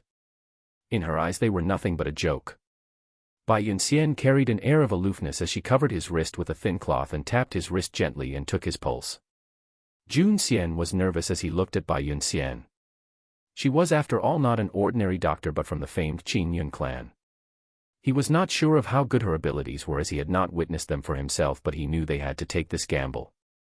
His heart was filled with anxiety, but when he looked over at Jun Wuxie, he was surprised that his own granddaughter was preoccupied with the teacup in her hands and too lazy to even look at Bai Yunxian. With Jun Wuxie's calmness, Jun Xian had a little peace of mind. Shortly after, Bai Yunxian straightened herself with a cold and aloof expression. The imperial doctor's diagnosis was not wrong. My master had tried his best to neutralize his poison, but if my master can't even clear his poison, I'm afraid no one can. It is already a miracle that my master managed to suppress the poison for so many years. After singing praises of her master, she proudly glanced around the hall. Chapter 64, The Banquet, 6. Even if Qing Yun clan's sovereign could not cure, who else's in this world could? Bai Yunxian's diagnosis gave the emperor a huge relief. He felt as though a huge boulder was lifted off his shoulders. Jun Xian whispered his thanks with a pale face as he silently sank back into his seat. Those with sharp eyes noted his hands holding onto his wine cup was trembling. Looks like Jun Qing's condition was really hopeless. Look, even Jun Xian's hands were shaking. Indeed, his hands were trembling, but it never crossed their minds that it was not due to grief but due to him holding back his own laughter. If it wasn't for the situation at hand, he could not wait to shout out to the whole world and tell them that his son's poison had already been completely cleared by his brilliant granddaughter. Not only that, his son would soon be able to walk again. Qing Yun clan was simply. To simply put it, they were simply. Just his granddaughter alone could clear the poison that the Qing Yun clan's sovereign deemed hopeless, under the guidance of an esteemed master. This Bai Yunxian actually had the audacity to say that her master's solution was the best, and if he could not cure it, no one else could. Previously he had admired the Qing Yun clan fervently. However, after seeing with his own eyes how his granddaughter easily did what their sovereign could not accomplish, he had lost all his respect for the clan and scoffed at them instead. Other than his family's Wuxie, who else dares to say that they are best in the world? Jun Xian looked around at the reaction of the crowd and swore in his heart that after the comeback of his Lin Palace, he would make these guys know where they stand. He couldn't wait to see their expressions after they knew the truth. For now, he played a distraught man.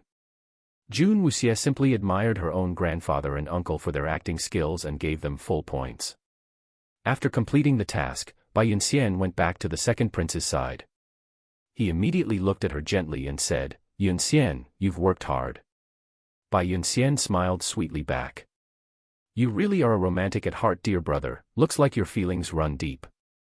The silent crown prince suddenly spoke up, with a pair of sharp eyes staring intently at Mo Xianfei. "Big brother, you really know how to joke."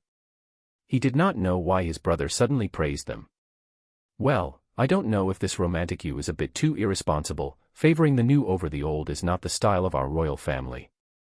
Now here you are acting all lovey-dovey with Miss Bai. Have you ever thought about the feelings of others?" Mo Qian Yuan sneered. Mo Xianfei's face stiffened. Even a fool knew what Mo Qing Yuan meant, as all eyes subconsciously shifted to Jun Wuxie, who had been neglected the whole night. The infamous lady in question was surprisingly really quiet tonight. If not for the crown prince mentioning her, everyone had almost forgotten about her presence. Mo Xianfei and Jun Wuxie were betrothed. However, after the appearance of Bai Yunxian, Mo Xianfei no longer met up much with Jun Wuxie, and not long ago, the emperor even broke their engagement. When their engagement was broken off, the incident sparked a major uproar that spread beyond the state of Qi. Everyone had been anticipating the trouble she would bring with her, however she had instead remained low-key and disappeared for such a long time. In fact, this was the first time people had seen her after that incident. Although she was more beautiful now, somehow they felt that there was something different about her from the past. In the whole country, it could be said that she was one of the finest beauties. However, with her brash, fiery, rude, and arrogant personality, it conflicted with her outward appearance. Today she was sitting quietly in the corner made her seem like totally different person. Misty ramblings. In the beginning it was emphasized that she was not a beauty, however it changed after a while. My guess is that, after she went through the whole lotus seed conditioning, her complexion had improved and she looked fresher too. In many other novels usually such changes will let them have virtually poreless skin, almost akin to a baby's skin. So think models without the Photoshop and without makeup. Also her demeanor is now different, so the charisma she exudes now makes her more poise. And also she's still growing. There's this Chinese saying, which if you do a search these are the literal, a girl changes 18 times between childhood and womanhood, idiom, and not so literal, girl changes fast in physical appearance from childhood to adulthood. Also, it had been emphasized over and over again how horrid the previous Wuxie's character was, so perhaps her personality really was so bad that her beauty did not matter. No one wanted to have anything to do with her. Chapter 65, The Crown Prince, 1. Jun Wuxie sat there quietly with a pair of downcast eyes, without putting anyone in her sight, as she sat there detached as if the commotion had nothing to do with her. She was austere and alone in a world of her own. Elegant, pure, and transcendent beauty were words that immediately appeared in their minds. Those words, which were initially tailored for Bai Yunxian, now seemed to fit her better. Her reserved demeanor made her unapproachable but made one's heart long to keep looking at her. Although they hate to admit it, but truthfully, the quiet Jun Wuxie, no matter in terms of demeanor or charm, had risen significantly. She had been very low-key, too low in fact that people had almost forgotten all about her, but after placing her in sight and noticing her subtle changes, they could not help but be attracted to her. Sneaking a peek at Jun Wuxie and shifting their gazes to Bai Yunxian. Bai Yunxian didn't seem to be as elegant as they had previously thought. It looks like the real ice-cold elegant goddess position would be given to Jun Wuxie. It was time for Bai Yunxian to step down. Qian Yuan, you are drunk. The emperor frowned. He did not understand why the usually silent crown prince would suddenly speak up for Jun Wuxie. He clearly remembered that this was only the second time they had met, and previously when they met, Mo Qian Yuan did not have a good impression of her. Ah, yes, I'm drunk. Your son had drank too many cups of wine. I've let Imperial Father seen something funny. Please allow me to go back and rest first.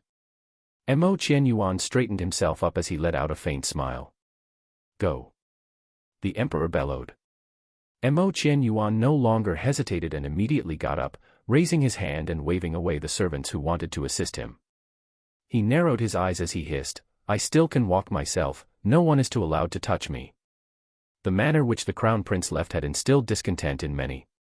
Jun Wuxie looked at his departing back as she pondered for a while amidst the toasts that were going on around. She spoke to her uncle in a soft tone, Uncle, I want to go out for some fresh air. Jun Qing was surprised for a moment, thinking back on how this niece of his was devoted to Mo Xianfei and looking at how lovey-dovey he was with Bai Yunxian now, she must be feeling miserable. He sighed loudly and said, Go have a walk around, but do not leave this palace wing. Don't stay out too long. All right. Wuxie. Yes. Don't be so sad over Mo Xianfei. He does not deserve you. Jun Wuxie's steps froze midway. How did he come to that conclusion? Which eye did he use and see that she was upset over that scum Mo Xianfei? The moonlight streamed into the garden and brightly illuminated the pavilion which Mo Qian Yuan was as he chugged down wine straight from the jug. He was sitting on the stone chair as he smiled bitterly by himself. If you want to die early, go ahead and drink more. A tender voice with a coldness broke the tranquility of the still night. Mo Qian Yuan was very surprised. Under the moonlight, a beautiful young maiden dressed in a lovely yellow silk brocade holding a little black cat in her arms stood there. Surrounded by flowers and with the moonlight gently shining on her body, her delicate features against the surreal background, she looked like a fairy that had descended into the mortal realm. Jun Wuxie. Mo Qianyuan's lips curved upwards as he looked at her in a drunken stupor. I was still wondering who had the audacity to curse me, the crown prince, to die early. Jun Wuxie walked towards the pavilion, as the stench of alcohol assaulted her. She stopped just before entering the pavilion. Even if I don't mention it, you will also die. Moreover, how long more will you be able to stay as the crown prince? She replied icily. Chapter 66, The Crown Prince, 2. Mo Qianyuan's expression suddenly changed. His blurred eyes immediately turned sharp as the silence swept through and the air became stifled. He seemed to have transformed into a panther that was waiting in the dark ready to pounce onto its prey. What are you talking about? His eyes had a dangerous glint in them. Jun Wuxie casually stroked the fur of the little black cat. Without even looking up, she said icily, some people do not want you to continue being the crown prince and are hoping for you to have an early demise. If you also think the same way and want to find an earlier release, just hit your head here against the stone table, no need to waste everybody's time. Mo Qianyuan's mouth twitched slightly. He had always thought that she was a little outrageous, but he just realized he had thoroughly underestimated her after experiencing her poison tongue firsthand. This little girl, couldn't she say things properly? Did she need to say it in such a manner? This kind of words can't be said so carelessly. I'll just take it as I didn't hear this. He rubbed his wrinkled brows. Careless words? Well, since I'm already saying it, I might as well continue. If you want to avenge your mother and your maternal family, you have to live and keep your position as crown prince. She slowly looked up with eyes that were filled with intensity, looked at him straight, which startled him. What do you know? His eyes had a trace of panic in them. I know that you are a coward and a waste. Jun Wuxie raised her eyebrows. You. Mo Qianyuan was infuriated. He should not have spoken up for her just now. If you are not willing, then find all means and ways to survive. If not, just raise your hands and surrender. She retorted. Mo Qianyuan sucked in a deep breath. This little girl really knew where to stab where it hurts the most. As he had been drinking wine prior to this, he was light-headed when he felt a sudden rush to his head. He stood up and flung his jug of wine into the floor. It shattered into pieces as the strong smell of wine permeated the surroundings. You think I want this? Huh? Do you think I asked for it? So what about the title of crown prince? Huh? I don't even want anything. My life, my position, they all don't belong to me. Even my own father wants me dead. Everyone thinks that I'm an incompetent prince. Who else in this world can save me? So what if I'm not willing? What can I do about it? He yelled with bloodshot eyes as he unraveled everything that had been plaguing him deep within. All the years of bottled-up emotions came forth like a gushing spring. You're right. I'm going to die soon. Going to die. What else can I do about it? I'm almost as good as dead. Tell me, what can I do? Jun Wuxie looked at him coldly as he flung about and wallowed. What if you do not need to die? What? He looked at her wide-eyed. It was as though a sudden jolt of lightning had struck him. Well, to be more precise, not only do you not die, in fact you won't die in the next few years or decades. She corrected her own words. You, what do you mean? He swallowed his saliva as he asked nervously, not daring to hear what he had wished for most. Jun Wuxie did not bother answering him as she impatiently said, You've been poisoned, right? How did you know? What was this little girl? He was very surprised. She furrowed her brows. She really wasn't very good at explanations, might as well spend the time proving it instead. Little Black, hold him down, she said as she suddenly threw the little black cat in her arms out. Under the bright moonlight, the little black cat, which was the size of her hand, suddenly transformed. Its body grew bigger in an instant and it became huge and strong panther as it pounced onto Mo Qianyuan. The unsuspecting Mo Qianyuan, who was standing there just moments before, was now pinned onto the ground by a huge black panther. He was petrified as he stared with his mouth and eyes agape at the black panther on him, trying to digest what had just happened. Chapter 67, The Crown Prince, 3. In an instant, a little black cat actually turned into a huge black panther. The panther's huge body kept Mo Qianyuan pinned down as Jun Wuxie walked over to its side.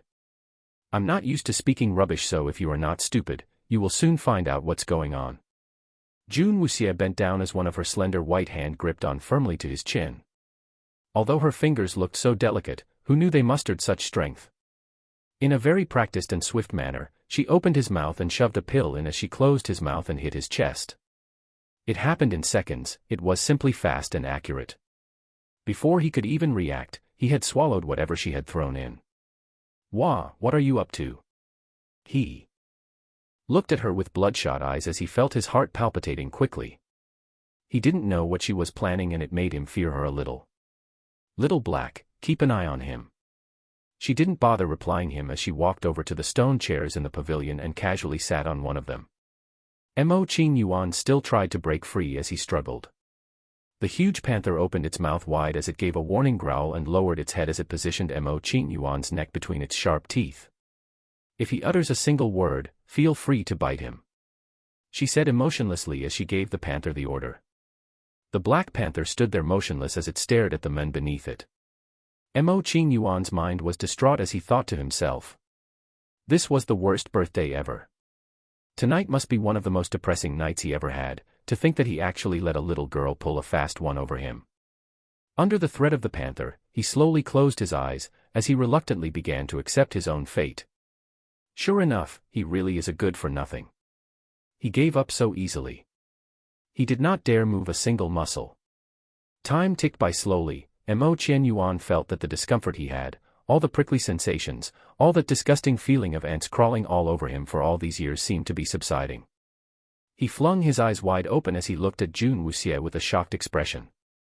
"You!" Roar. The panther issued another warning as it tightened its grip on his neck. June Wuxie glanced over and said, "Little Black, let him go." As soon as she uttered those words, Mo Qin Yuan felt the pressure on him suddenly released as the huge figure swooped towards June Wuxie and a cute little black cat once again appeared in her arms. "Ugh, his whole body reeks. It stinks of alcohol. The stench is killing me." June Wuxie gently stroked its fur lovingly. No, you, what did you feed me with? Why am I?" Mo Qin Yuan had not felt so clear-headed for such a long time. With this sudden soberness, it had happened too suddenly that he did not know what to ask. "Something that can save your life." June Wuxie felt that this approach was much simpler as results could be seen quickly. Mo Qin Yuan looked deeply at her, his fingers slightly as he asked in a low voice, "Why do you want to help me?" June Wuxie replied very matter-of-factly, "I want you to fight against your father and Mo Xianfei. I want you to ascend the throne so that you can keep my June family safe. The position of the emperor should have been changed long ago as the current emperor will die, Mo Xianfei too. Since the country needs a ruler, she will choose one that would protect her family. You want me to usurp the throne?" Mo Qin Yuan was completely shocked. Never had he expected such an outrageous matter to be discussed so lightly, moreover it was June Wuxie who had initiated it. Such treacherous words coming out from her mouth shocked him silly. June Wuxie raised her eyebrows. "You do not want to." Chapter 68, The Crown Prince, 4. Mo Qin Yuan looked at June Wuxie as his shocked expression gradually changed into a smile. He started laughing crazily. "Ha ha ha. If you want, why not?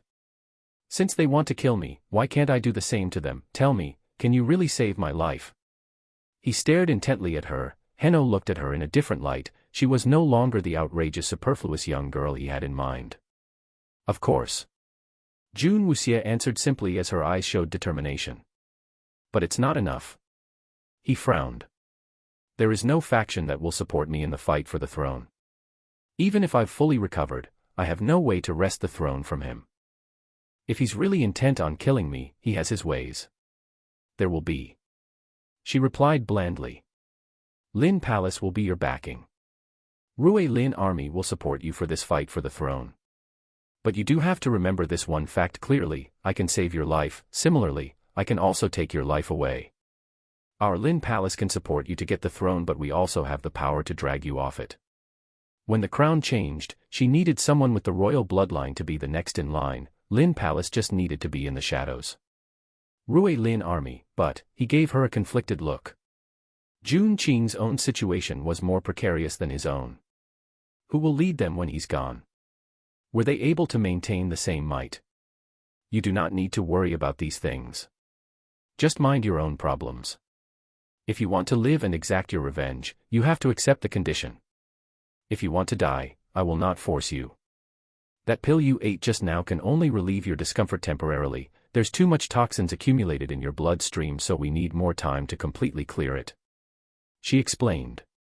Mo Qing Yuan took a deep breath. He knew he had no choice as he's been backed into a corner by his own family already. He still had to avenge this blood feud. Who cares what condition she threw at him? Even if he had to brave through fire and hell, he'd do it. I agree. He made this life-changing decision instantly. Very good, next time you'll have to find some reason to meet up with me. I will slowly get rid of all the poison. She looked at him in the eye before turning around as she softly said, Mo Qian Yuan, you won't regret this choice you made today. She carried the little black cat in her arms as she went back towards the banquet hall. Looking to her fading back, he clenched his fist tightly, trying to suppress all the emotions that he was feeling now. Over the years, he had felt that his soul and mind had slowly breaking down into many pieces, and he even considered giving up. Never had he thought that this day was possible. He felt that today he had finally found back a small piece of himself and was determined to recover back all that he had lost. Jun Wuxie, no matter what you want, as long as you help me accomplish what I want to do, this life of mine belongs to you. In Jun Wuxie's arm, Little Black was swishing its tail excitedly. It's been such a long time since I've transformed. I'm still not really used to it. Say, Master, how did you know that the Emperor was the one behind the Queen's death? How did you also know that it was the Emperor that destroyed her family? Little Black was certain that it did not hear such news from Jun Xian and Jun Qing, so how did she acquire such privileged information? I did not know. What? I said it casually. She answered calmly. She slipped back into the banquet as she sat there quietly. The Emperor sat on his throne as he was enjoying himself as he talked and laughed loudly among the various ministers. The banquet was heating up as the music and dance carried on through the night. As the main star of the party, Mo Qian Yuan had actually left in the midst of it, giving Mo Xianfei a chance to perform his perfect king candidate role. He and Bai Yunxian entertained the various ministers and was every bit the golden couple everyone was talking about. They had completely ignored Jun Wuxie. On the other hand, the one who kept sneaking glances to see if she was alright was Jun Qing, who was worried that she was heartbroken. However, the facts proved that Jun Qing's theory was all wrong. Throughout the rest of the banquet, Jun Wuxie did not even bother to look at the couple. Chapter 69, Love, 1. Mo Qing Yuan really was very efficient. Just right after his banquet, the very next morning, using the pretext of Wuxie and I really hit it off as the reason, he invited Jun Wuxie to the palace. The biggest reaction came from Jun Xian and Jun Qing. They did not understand why did Mo Qing Yuan suddenly invited Jun Wuxie over. What was even more surprising was that Jun Wuxie had expressed her intention of accepting the invite. They could only helplessly let her go as she pleased. It was noon as Jun Wuxie sat across Mo Qing Yuan in his study, with one hand on his wrist, taking his pulse. Your grandfather actually let you come? Mo Qing Yuan asked with an incredulous tone as he propped his chin with the other hand, looking at Jun Wuxie, who was concentrating on his pulse. Lately the royal family had not been too kind towards Lin Palace. With such strained tension in the air, he was surprised that Jun Xian had allowed Jun Wuxie to come alone. Jun Wuxie did not look up as she continued on with her diagnosis. With a prince that is deemed a good for nothing, what's there to be afraid of? Mo Qing Yuan's mouth twitched slightly. This little girl's mouth was really poisonous. He glanced over at the little black cat that was curled up on her feet as he recalled everything that happened last night. He involuntarily gulped as he still had lingering fear of that black fur ball as his heart pounded faster. Come to think about it, if I had a strong enough backing and held quite a bit of power, Lin Wang would surely stop you from making any contact with me to avoid arousing any suspicion. However, my status now is that of a crown prince that's going to lose his own crown. No smart person would want to have anything to do with me. He chuckled. Lin Palace held half of the country's military might, and if they formed close ties with the crown prince, at first glance, this was a very powerful alliance. However, if thought through carefully, it was a sinking ship with two ailing tigers on it. Can you guess? What reason did I tell him that made him consent to your visit? Mo Qian Yuan looked at her with a pair of bright eyes. Privately, he did not want to call that man imperial father. Jun Wuxie ignored him as she continued on what she was doing. Mo Qianyuan continued excitedly, I told him that I fell in love with you. Jun Wuxie finally raised her head, but her eyes had not the slightest trace of surprise in them. She just looked at him with a pair of clear eyes. So, you are prepared to let him think that you have caught interest in someone that was discarded by Mo Xianfei. When she said this, he was completely defeated and lost all reason to retort her. Mo Qianyuan laughed bitterly as he looked at her dumbfoundedly. Do you always speak like that? Do you always speak in such a ruthless manner even to yourself? Why was she so hard even to herself? Using terms like discarded so easily on herself. Mo Qianyuan felt that his brother was really stupid and the biggest mistake was letting go of Jun Wuxie. The past Jun Wuxie may not have been that great, but the Jun Wuxie that was sitting across him now was the most intriguing woman he has ever met. Well, more accurately, young maiden. A girl that dared to make a prince yield and even forced him to usurp the throne. What kind of guts did she possess? I'm just stating the facts, she replied. Mo Qianyuan chuckled, shaking his head in exasperation. He really could not read her. During my birthday banquet when I had spoken up for you, all I wanted was to spite him. Who would have known that it's the perfect cover now? He chortled as he thought. Back to the expression that the emperor had when he had told him about his feelings towards Jun Wuxie. That look was priceless. The two people that he wants to get rid of most are now paired up. He should be so happy, right? Now he can kill two birds with one stone. Won't that be much easier? He laughed at the very irony of it all. Chapter 70, Love, 2. You're very noisy. Jun Wuxie furrowed her brows. Mo Qianyuan's face stiffened. Jun Wuxie looked up as she retreated her hand from his wrist and happened to meet his gaze. There's an immense amount of toxins accumulated in your system. You've been poisoned for quite a long time. As for your body, I can treat it and have you well again. However, I'm unable to determine the source of the poison. To completely rid yourself from this, you'll have to find out it and eliminate it to prevent this, or else you will be caught up in this mess again. Although this man was nearing death's door, how come he still had so many thoughts? He had been going at it for almost half a day as he chattered on incessantly. Mo Qianyuan was rendered speechless once again. This girl had regarded everything he talked about as noise. In the end, what was up with her? She was the very person who asked him to seize the throne, but she was not interested one bit in how he did it. How you want to go about it is your problem. I'm only a doctor. She looked at him with a blank expression. Mo Qianyuan threw his head back in laughter. This Missy of the Lin Palace was really something. How old was she only? She's so young, but she could be so calm and collected. More than that, her thoughts ran so deep. Yes, she was absolutely right. How he went about it was his own problem. If he succeeded, Lin Palace would be celebrated and hailed as loyal supporters. If he failed, he would be the only one to bear the consequences. He had no relationship between Lin Palace and Jun Wuxie. Jun Wuxie, you're really smart and can be so cruel at the same time. He laughed wryly. Jun Wuxie looked at him, not easing any of her wrinkled brows. Master, he must have misunderstood what you meant. This imbecile. For Little Black, it had been with Wuxie for the longest time and it understood Wuxie the most. It very clearly knew that she had no other meaning when she said that. She definitely wasn't scheming anything like what the idiot prince was thinking about. All she really meant was that these things would be better handled by the prince, who was more experienced in these matters. Now all that she needed to do most was to get him back in shape so that he could put up a good fight. The crown prince, who had been brought up in the tangled royal palace where schemes ran amok so frequently as if having a regular meal, his way of thinking was conditioned to survive in such a treacherous place. To simply put it, they were on two totally different wavelengths. This little misunderstanding had caused Mo Qianyuan to have the impression that Jun Wuxie was a very resourceful and an adept natural-born conspirator for a long, long time to come in the future. Not wanting Mo Qianyuan to have any further strange thoughts, Jun Wuxie rebutted, "Stop talking so much nonsense. If you want to live properly, you'll have to find the source of the poison."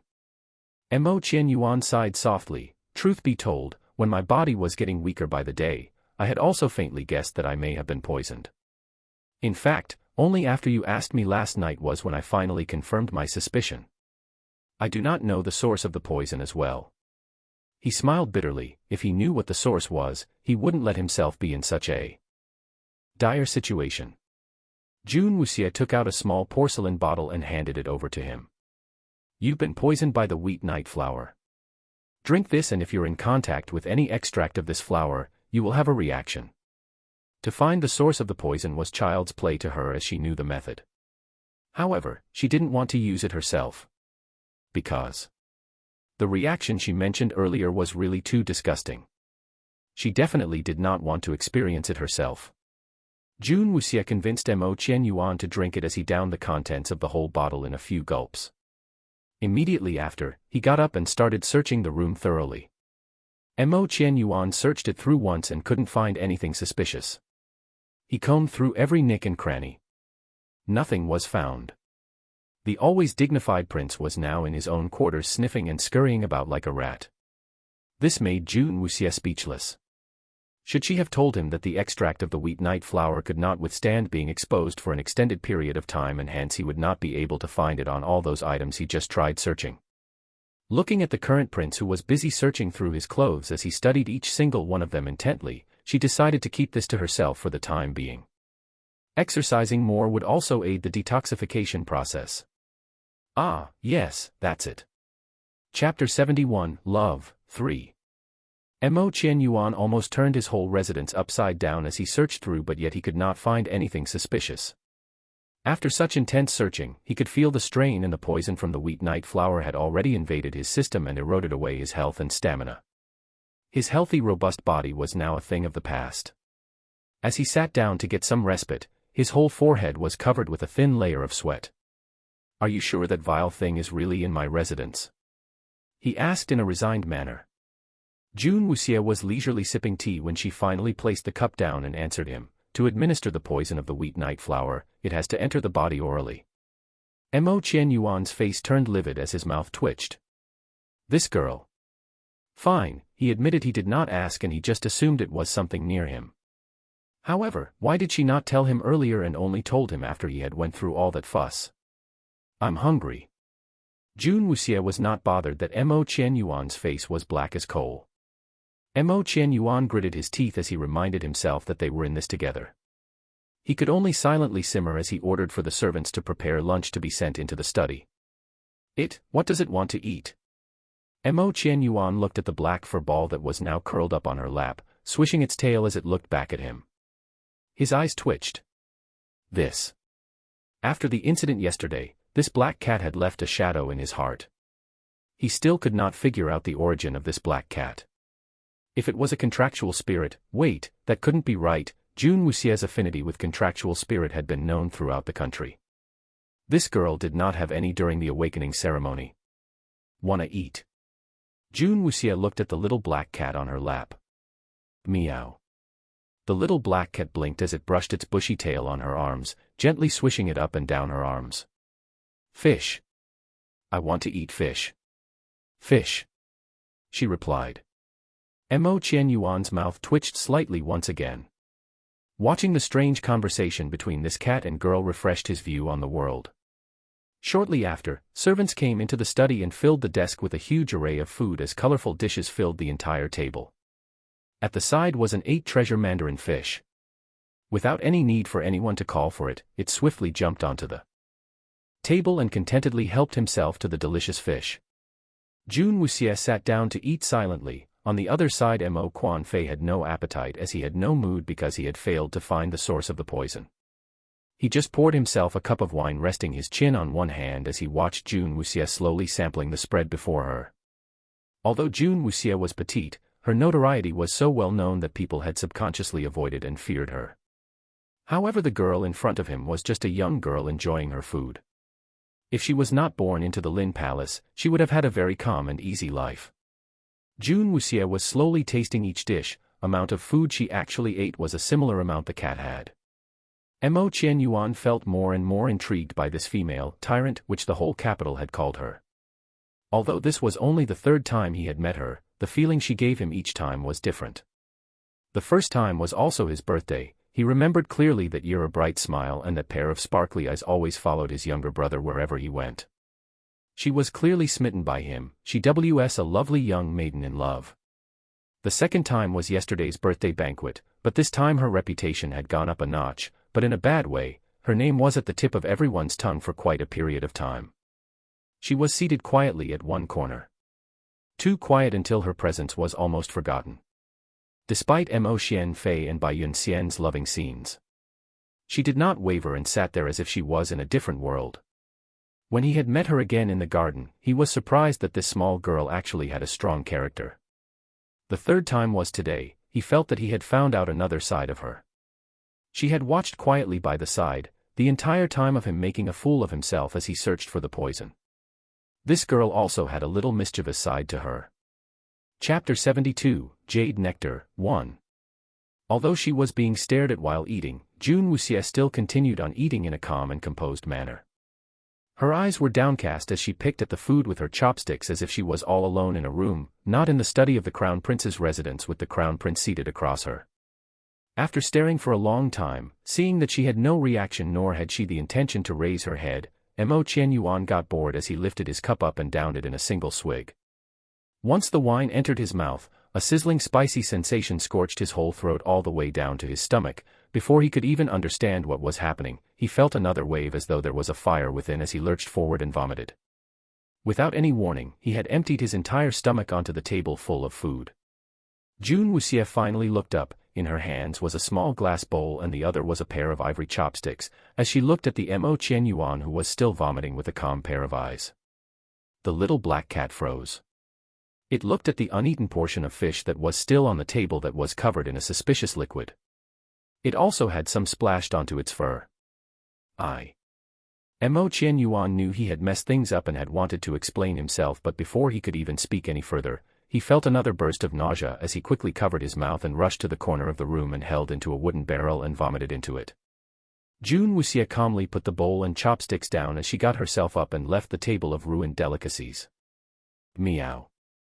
The idle black cat recovered from its previous stupor as it arched its back. It jumped off the table and rubbed itself crazily against the clean soft carpet. Master. Why are you always like that? You knew that the effects of coming into contact with the wheat night flower poison would result in vomiting. Why couldn't you just warn that imbecile? Little black cat had tears streaming out as it frantically rubbed itself against the carpet, trying to clean its precious black fur. I forgot. Jun Wuxie calmly at a corner, watching Mo Qianyuan at one corner of the room belching out as he was clutching tightly to a wooden barrel. On the other side was the black cat rolling itself frantically on the carpet. Her lips curved upwards into a small smile. From the outside of the room, the guards could hear a commotion from within. They however did not dare enter as they asked if everything was all right.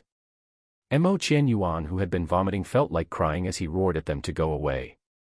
His whole face was as white as sheet. Only after drink 10 whole cups of water did he feel much better as the spicy burning sensation subsided. He sat weakly at the corner of the study. His whole body had lost all its energy as he sat there limply. His clothes were messy and his collar slightly open. His eyes were hanging traces of tears as he sadly looked at Jun Wuxie. Is it the wheat night flower poison?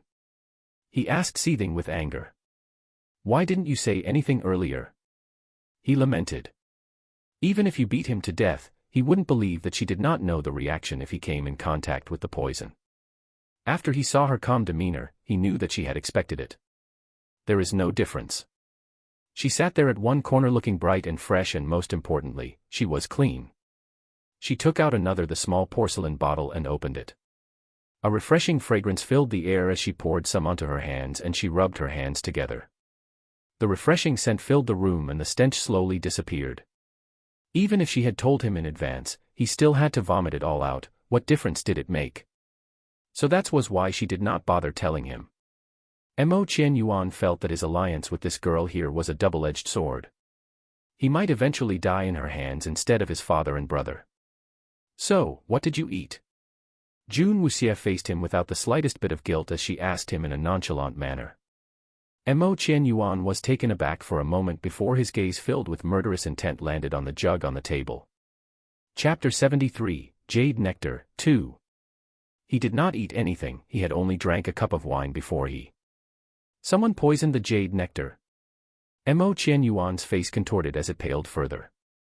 He did not have a big appetite, nor did he not have much interest in pursuing delicacies. He only had this habit to drink this king of wines termed jade nectar, and he would drink a few cups every day. This wine, although drank in small amounts, however, as it accumulated over time.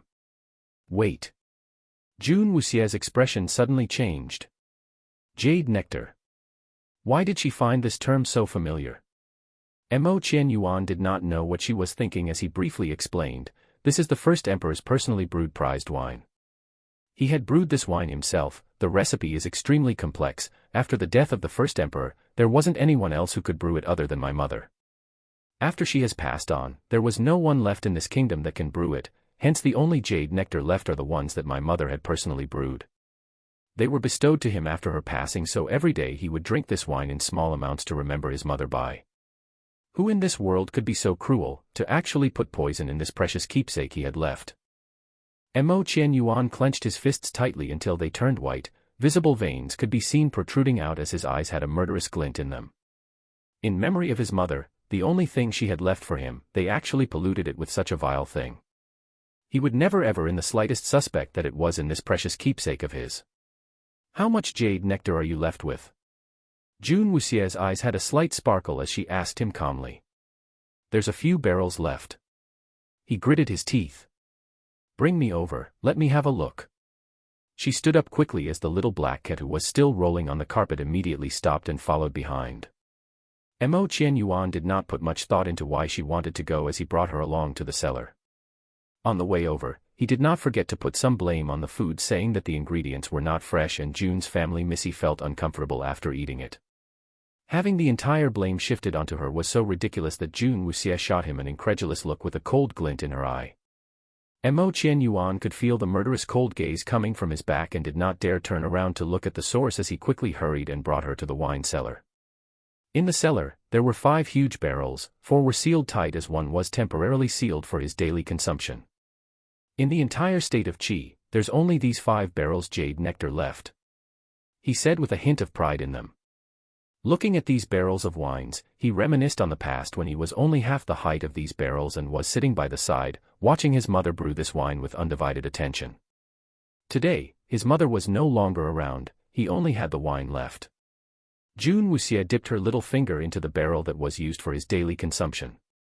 She sniffed it and she could smell the extreme complex scent of a full-bodied wine without any traces of the wheat night flower poison. These wines are safe to consume. The poison is only administered before your consumption as it loses its effectiveness if left exposed for too long a period. From the beginning, Jun Wuxie's line of sight never once left those 5 barrels of jade nectar. Really? Mo Qianyuan's face lit up. He could still keep his mother's personally brewed wine. Jun Wuxie nodded. A trace of loneliness was reflected in her eyes. She could feel her little lotus's excitement and she knew that this was the jade nectar she had been looking for. She had finally found the jade nectar. "This wine, I want some," she immediately asked him in the most direct manner. Mo Qianyuan was surprised for a moment before he retorted, "You are a minor. You can't even drink." Jun Wuxie calmly replied, "For making medicine." Chapter 74, Jade Nectar, 3. For ordinary people, having a drop of jade nectar could be regarded only as a dream. Even within the royal family, only Mo Qianyuan and the emperor had access to this privilege. Even Mo Xianfei could only sit idly by and watch them drink this. However, this wine held a deeper meaning to Mo Qianyuan. It was a precious memory of his mother. Jun Wuxie wanted to use this wine to brew medicine made Mo Qianyuan surprised. It can be used as medicine. The only reason why he drank a little of this wine every day was because he missed his mother, not because he was an avid wine lover.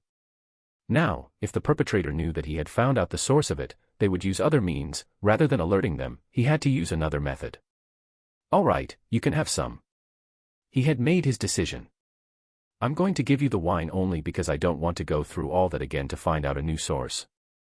Just. The thought of that tragic response, he felt suffocated once again. How his dignity was crushed in an instant when he had vomited all over the table. Thinking back also made him feel a little queasy as his face paled. Jun Wuxie knew that this chance was hard to come by. Such a precious commodity that could kick-start her cultivation was just in front of her. What heavenly spring! Who knew if she could ever find that in this lifetime? Please prepare a small jug for me to bring back whenever I come visit you. June Wuxia decided to lay low and do this discreetly, anyway the wine was here and she could get it from him every time she visited. Her supply for this has been secured. But if they poisoned the wine, then... He looked at her wryly. If it's poisoned wine, how could she make medicine out of it? No need to worry. She confidently replied. Mo Qianyuan thought, the perpetrator wouldn't want to drag her into it lest she gets tangled in it, which will pull Lin Palace into this. If they knew it was for her, they wouldn't poison it. Okay, I'll have it prepared for you. He decided that he would deal with this step by step. He would let them know that this wine was a gift for her. He shuddered to think that he didn't even know that he was poisoned in his own quarters, and means that he was simply living in a cage where most things were not within his control. The servants watching him are the accomplices as well. When the day comes, he shall return tooth for tooth, blood for blood. He was relieved after ascertaining the source of the poison. Now he could start fighting back.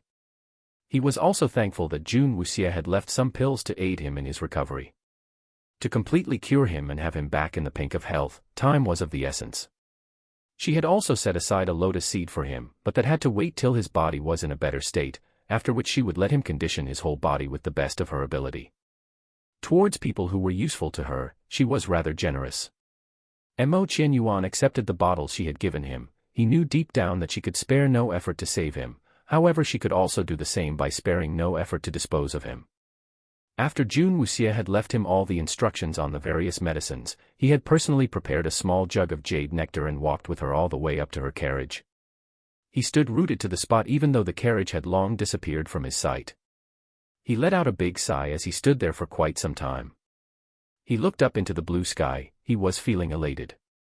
Mother, I have found an incredible ally. A group of servants looked at him with a complex expression as they saw the smiling Mo Qianyuan staring happily into the sky. To see such an expression on him, did it mean that he had really fallen head over heels for that tyrant? Chapter 75, Rumors. June Wuxia did not think that such an action would have triggered such a huge uproar. Within half a day, there was a new wave of gossip. Lin Palace's June Wuxia had just been abandoned by the second prince. However, during the crown prince's birthday banquet, she had set her claws on Mo Qianyuan and seduced him. Early this morning, the crown prince had asked permission from the emperor to let her visit him in his residence. For half a day, they were both cooped up in the room, a lone girl and a lone guy. Before she left, the crown prince even personally gave her his very own prized jade nectar as a gift. What was even more shocking was that he had personally walked her all the way to the carriage, and after she had left, he had stood at the same spot watching for a long time, and he was smiling the entire time. What did all of this imply? The news spread like wildfire within the imperial city. His Royal Majesty has only 2 sons. The oldest was Crown Prince Mo Qianyuan, the younger son was Mo Xianfei. The Crown Prince's reputation had far surpassed the second prince. However, with the death of the Queen, the Crown Prince, who was known for his extraordinary disposition and intelligence, had suddenly changed. Not only had he become eccentric, his grace also slipped. His mannerism had turned 180 degrees. His reputation went downhill, and now even people found it hard to compare the current Crown Prince and second prince. In terms of appearance, he definitely did not lose to Mo Xianfei in this aspect. However, because of his capricious character, people kept him at arm's length. On the other hand, Mo Xianfei had been actively interacting with the citizens quite frequently as he slowly garnered support. Even that night at the banquet where he had spoken up for June Wuxia, others thought that what he did was uncalled for, and it wrecked his image even further. Today, the Crown Prince was known to be a capricious character, and being paired with the tyrannical June Wuxia, people were shocked silly. This couple had not met many times. In fact, they had met only twice, and both were at his birthday banquets. The first banquet, June Wuxia had set her eyes on the second prince and used her family's position to get her engagement to him. At the second banquet, shortly after her engagement with the second prince had just dissolved, she had found another target so quickly. For a period, rumors on June Wuxia's frivolous nature spread fast, with many going with the version of Mo Qianyuan picking up his brother's old shoes. Some people scoffed at Mo Qianyuan and said that he had eyes but was blind. Some laughed at the new perfect trash couple. Either way, in a few hours, various versions were running across the grapevine as everyone on the street was talking about it. When Jun Xian saw Jun Wuxia carrying the jug of wine, his face was pitch black. With Mo Qianyuan's sudden invitation, it would have led to others' misunderstanding, and now he actually gifted her his own precious treasure, the jade nectar. One had to know how much the crown prince treasured this jade nectar. Even if the emperor wanted to drink it, unwillingness was written all over his face. There was also an incident on the previous birthday banquet when Mo Xianfei had drank a small cup of it. Mo Qianyuan had rebuked him harshly for it. Since then, everyone knew that this treasured wine was only for him alone. Even his own family did not qualify to enjoy this wine, but he actually gave Jun Wuxia some of his precious jade nectar, moreover a whole jug of it. How could anyone explain this? 1,000,001 questions were at the tip of Jun Xian's tongue. However, when he saw Jun Wuxia's lucid eyes, he swallowed back whatever he wanted to ask. Since she had just been bullied by that bastard Mo Xianfei, wasn't it good to have someone to divert her attention away? Chapter 76, Spiritual Energy. In order for Mo Xianfei's shadow to disappear from Jun Wuxia's life, both Jun Xian and Jun Qing decided not to say anything. Jun Wuxia was oblivious to the conclusions that were revolved around her. She would never have thought just a mere wine would make all sorts of conclusions run wild. In the eyes of others, she had already been paired together with Mo Qianyuan. Since she finally managed to get her hands on some jade nectar, she couldn't wait to start and quickly went back to her room. As soon as she entered her room and closed the doors, she immediately called Little Lotus out. A small barefooted Little Lotus appeared as he quickly hobbled to the table as he stared at the bottle of wine. He was greedily looking at it with some drool dangling at the side of his mouth. His eyes were bright as he took in a deep breath. "Oh, smells nice." Little Lotus looked at the wine that was poured out as he gulped several times, eyes fixated onto the beautiful sparkling liquid being poured out as his tiny hands reached out. Jun Wuxia looked over at the eager Little Lotus with his sparkly eyes. "You can also use this to grow." Little Lotus hesitated for a small moment before he gulped and fervently shook his head. Jun Wuxia glared at him and he immediately retracted his small hands. After using it on herself and her family and putting aside one lotus seed for Mo Qianyuan, Jun Wuxia was only left with one lotus seed as she casually rolled it about in her palms as she took a shallow ceramic basin that was suitable for growing lotuses. She gently poured the jade nectar into it as the fragrance filled the air. Even with a single whiff, it could make one gulp down involuntarily as the liquid entered the basin and gentle ripples formed. Little Lotus continued to stare intently at her actions with his mouth half opened, as drool dribbled down the side of his mouth. Little Black Cat was lying on the table, leaning against the lotus basin as it slowly licked its paws, intentionally exposed its sharp claws as it stared at Little Lotus with a glint in its eye. Little Lotus immediately shrank back, as he quickly wiped off the drool with one hand. According to the book, to cultivate the snow lotus, one had to pay attention to the temperature, and to cultivate the snow lotus, the optimal temperature of the jade nectar's temperature had to be cool. Jun Wuxia cautiously checked the temperature as she dipped her fingertip in, after which she placed the lotus seed in. As soon as the lotus seed was placed in the jade nectar, a fusion of lotus and wine fragrance permeated the air, and soon the wondrous fragrance filled the whole room. Little Lotus's face was flushed just from the smell as his eyes sparkled more.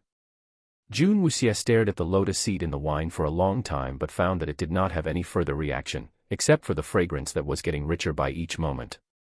Despite her sensitive sense of smell, she found that this fragrance did not make her feel uncomfortable, but rather it was very invigorating and refreshing. She felt as if she was being cleansed thoroughly and felt as though she was soaking in a hot spring as all her tension and stress melted away. This also washed away all the apprehension she had held for this cultivation method as she felt her heart felt peaceful and calm. Although she did not know what spiritual energy was, under this fragrance, she could clearly feel a warm wave of air flowing into her meridians. Could this be the spiritual energy of this world? Jun Wuxia's eyes sparkled as she sat by the table, enjoying this moment as she breathed calmly. Although the materials were hard to find, the effects were way too effective. However, she did not know if this jug of jade nectar was sufficient to develop this seed. Mo Qianyuan had only a few more barrels left. If it was consumed too quickly, she really did not know where else could she find a new supply. The probability to find more in the state of Qi was close to zero. The first time absorbing spiritual energy was an indescribable feeling, somewhat warm yet as if there was something soft embracing her at the same time as it slowly fused together with her body. She gently closed her eyes. Chapter 77, Don't Bother Me, 1. June Wuxia lost track of time as she sat there quietly absorbing the spiritual energy. It soon got dark outside as the silver moonlight streamed through the windows. What a nice smell. June Wuxia raised her head, and before she could even turn around, she was embraced from the back by a pair of strong arms in an overbearing manner. You're almost skin and bones and you still want to drink wine. A teasing voice drifted from the back as June Weiyao looked gently at the girl in his embrace. Before he had entered the room, he had caught a whiff of this rich fragrance. It was mixed with a familiar scent. This familiar scent was from the lotus fragrance which June Wuxia had on her. It was a very nice, intoxicating smell. She lifted her head and glanced at him in an indifferent manner. It seemed she was getting accustomed to his displays of affection, although some part of her was unwilling, but it did not really affect her in any way, hence she was not too concerned about it. She did not want to spend too much effort arguing with him, so she did not even bother to bring it up. He moved to her side and scooped her up as he sat down, placing her on his lap as he continued embracing her from the back. So, that Mo Qian Yuan guy gave you this? Although he was smiling, it failed to reach his eyes as a cold murderous glint could be seen as he looked at the wine with displeasure. Not waiting for her answer, he picked up the jar of wine as he raised his eyebrows as he gave her a glance and brought the jar closer. This wine is unworthy of your mouth. After saying that, he flicked his wrist and attempting to pour all the wine away. June Wuxia narrowed her eyes as she glared at him coldly, wanting to block him. However, his grip on her was very strong as he held onto her firmly as he hugged her tightly with one arm, rendering her helpless. Give it to me. Put it back. She seethed. June Weiyao looked at her with a lascivious grin. Not a trace of anger could be seen. Wuxia, don't be angry. If you like wine, I can help you find some good wine. How can you drink such garbage? Put it back. She glared at him menacingly. June Weiyao continued smiling at her without moving as his deep black eyes flashed a faint hint of purple. Let my master go, a tearful voice came from the side. At the corner of the wall stood little Lotus with his eyes looking at the situation with a confused expression and a slightly flushed face, his little body leaning on the wall as his legs were wobbling a little. This is... June Weiyao raised his eyebrows with interest. June Wuxia was gloomy. Little Lotus was still in his physical form. With June Weyao's sudden appearance, Little Lotus still stayed around. For June Weiyao, finding out Little Lotus's identity would be child's play. Oh. I thought that Black Cat was your contractual spirit. Well, looking at things, guess I got it wrong. He lowered his head as looked at June Wuxia, his lips curled upwards. Yo, you. If you don't let go of my master, don't blame me for being impolite to you. Little Lotus puffed up his little flushed cheeks, looking absolutely adorable. The little black cat that was sitting quietly on the table lifted its paw to cover its eyes. It wasn't that it was too weak, but rather its enemy was way too strong. That little fool was good as dead. Oh. June Weiyao looked at that little boy coldly as he slightly lifted his finger and a flash of black light hit Little Lotus on his forehead. Ouch. Feeling a sharp pain from his forehead, Little Lotus fell to the ground as he curled up in pain. I'm speaking with Wuxia. When was it your place to interrupt us? June Weiyao laughed lightly as if nothing happened, and as he turned around to face June Wuxia. He was stunned as his lips curled up. A pair of eyes filled with cold murderous intent was staring back at him. She was still restrained by him in his embrace. But in one hand she had several needles that were at his throat. I've got no mood to play around with your nonsense. Stop bothering me. She glared at him icily. She usually did not bother what he did, however if he disturbs her, she would not be polite with him at all. Chapter 78, Don't Bother Me, 2. June Weiyao was surprised with her sudden actions. His cold eyes faded away. He did not seem to bother about those needles as he tried to hold back his muffled laughter. This girl was too interesting. She exposed her fangs just like that. June Wuxia placed those needles at several points. Although she wouldn't kill him, she also wouldn't let him off so easily. June Weiyao lowered his body and leaned into the needles as they pierced through his skin and into his throat as bright red blood flowed out, dyeing her hands red. Despite this all, her eyes had not a single trace of panic in them. It was my fault. I should not have disturbed you. How do you want to punish me? I'll leave it all up to you. Although all 4 needles had pierced his throat and crimson blood was flowing out, he still gave her a meek smile with a pleading expression. Put it back. She retorted coldly. June Weiyao sighed as he placed the jug of wine back on the table. Wuxia, I was wrong. If you like, you can keep this garbage temporarily to play with, but remember you cannot drink it. The alcohol content is very strong and it will hurt your throat. I'll find a good one and bring it for you tomorrow. He softly said as he tried to cajole the angry her, completely disregarding the wound on the throat. I don't want anything. She snuffed. Jun Weiyao did not force it any further as he saw that she was still upset. He raised his hand and hooked his finger as the black object that hit Little Lotus's forehead flew back to his hands. I was only joking, I didn't really mean to hurt him.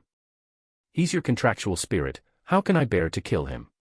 He tried to appease her as he gave her a charming smile. Little Lotus slowly stood up groggily. That flick to the forehead was so painful he felt as if his soul would shatter any time. This was the first time he had experienced such pain. Generally injuries inflicted by humans only exhausted their spiritual energy, they can't feel any pain from attacks by humans, however this time the pain was so intense. He looked at Jun Weiyao with a lingering fear, this mysterious man was too terrible. You, come here. Jun Weiyao hooked his fingers and beckoned Little Lotus over. Little Lotus was shocked as he stood there petrified. I only teased you for a bit, no need to be so afraid, here, this is for you, take it as compensation. Jun Weiyao tossed a dark green bead over as the quivering Little Lotus caught it. Jun Weiyao looked at Jun Wuxia gently. Now, are you still angry? You're annoying. Jun Wuxia glared back. Your words are so hurtful. Jun Weiyao responded in a distressed tone with a slight frown. If you like to get hurt, I have here 108 needles. She looked at him icily. Jun Weiyao chuckled as he pulled her hands to his lips and kissed it.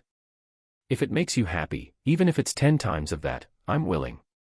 Jun Wuxia frowned at his comments. She had seen her fair share of desperate people, however one that was such a masochist was her first time. I'll be happy as long as you do not bother me. She retorted. If he dared to touch her contractual spirit and her jade nectar ever again, she would be more than willing to use those 108 needles. I won't bother you, but I cannot bear to leave your side. He said with a weak smile. She glared at him and didn't say anything further. As she stood up. This time, he did not dare to restrain her as he released her. You reek of blood. You can go now. Jun Wuxia frowned at his blood-stained hands as well as the strong stench of fresh blood that now filled the room. With the fresh blood mixed in with the wine and lotus fragrance, it made her very uncomfortable. She needed to wash up and get rid of this horrid smell assaulting her nose now. Chapter 79, Don't Bother Me, 3. Jun Weiyao helplessly got up as he looked dejectedly at the Jun Wuxia who was avoiding him. He touched his neck as the red blood trail flowed into his hand. He didn't seem bothered a single bit by it. It seems it's my fault again, letting you smell this detested smell. I'll leave first. He smiled wryly as he let out a soft sigh, turning around, leaving the room immediately after. After coming out of her room, his smile faded as his fingers touched his throat as a faint black light glowed and all 4 needles flew out of his throat and fell onto his hands. My lord. A shadow flashed by and a silhouette of a man dropped on one knee as he appeared by Jun Weyao's side. You're hurt. There was a blood scent and the shadow was surprised that the source was from his lord. In such a place, someone could actually injure his esteemed lord. Hurt? This counts as being hurt. He looked at the 4 needles on his blood-stained hands. His eyes no longer had any hint of black in them as a deep purple color surfaced. But this was the girl's small teeth marks, so he didn't really mind it. Have you found the person I've asked for? Jun Weiyao asked coldly. Everything has been prepared. Ah, that group of old geezers want to trap me in there. They really know how to dream. I will make sure to repay them properly for that day. His lips curled upwards as he looked at the needles in his hand. There was a glint in his eyes. He had never experienced any rejection from her, nor had she put up a fight before. However, today he had finally seen a different expression on her usually cold and expressionless face. That look in her eyes was priceless, more precious any gems in this world. He really wanted those eyes, however, if they left her, they would lose its beauty. Those eyes were really meant for her, they suited her perfectly and only she could draw out its beauty. How can those fools deserve to be your rivals? The shadow whispered, his voice was full of admiration and worship. Let them gloat and enjoy for a while longer, when I crush them, it'll be more interesting that way. The higher they climb, the harder they fall. Jun Weiyao narrowed his cold eyes. Yes. The shadow answered fervently. This time, I'll stay here. If you have any message, just send it here directly. Jun Weiyao ordered. This subordinate obeys. Oh yes, one more thing. Jun Weiyao suddenly thought of something. Tomorrow go back and retrieve a jar of jade moon. The shadow was surprised for a moment, although he did not know why his lord had requested for the wine. He quickly answered yes. Jade nectar, was it? Jun Weiyao narrowed his eyes as his murderous intent filled his surrounding. He did not mind going into the palace to make that meddling crown prince disappear for good. The shadow was just kneeling quietly at the side. He did not dare to reflect the meaning behind those words. He knew he only needed to do what he was told. After making a few more arrangements, Jun Weiyao no longer stayed around. The shadow faded into darkness and completely disappeared. In Jun Wuxie's room, she was frowning as she washed and scrubbed her hands over and over again. Only after ascertaining that there was no longer any trace of blood scent on them did she walk over to the table. Little Lotus stood there in silence as he stared at the dark green bead, fiddling it between his fingers as he held it towards the moon and looked at it. Does it still hurt? Jun Wuxie asked Little Lotus monotonously. Little Lotus was slightly surprised for a moment as he raised his head and rubbed his little forehead. It doesn't hurt anymore. His rosy face wore a sweet smile.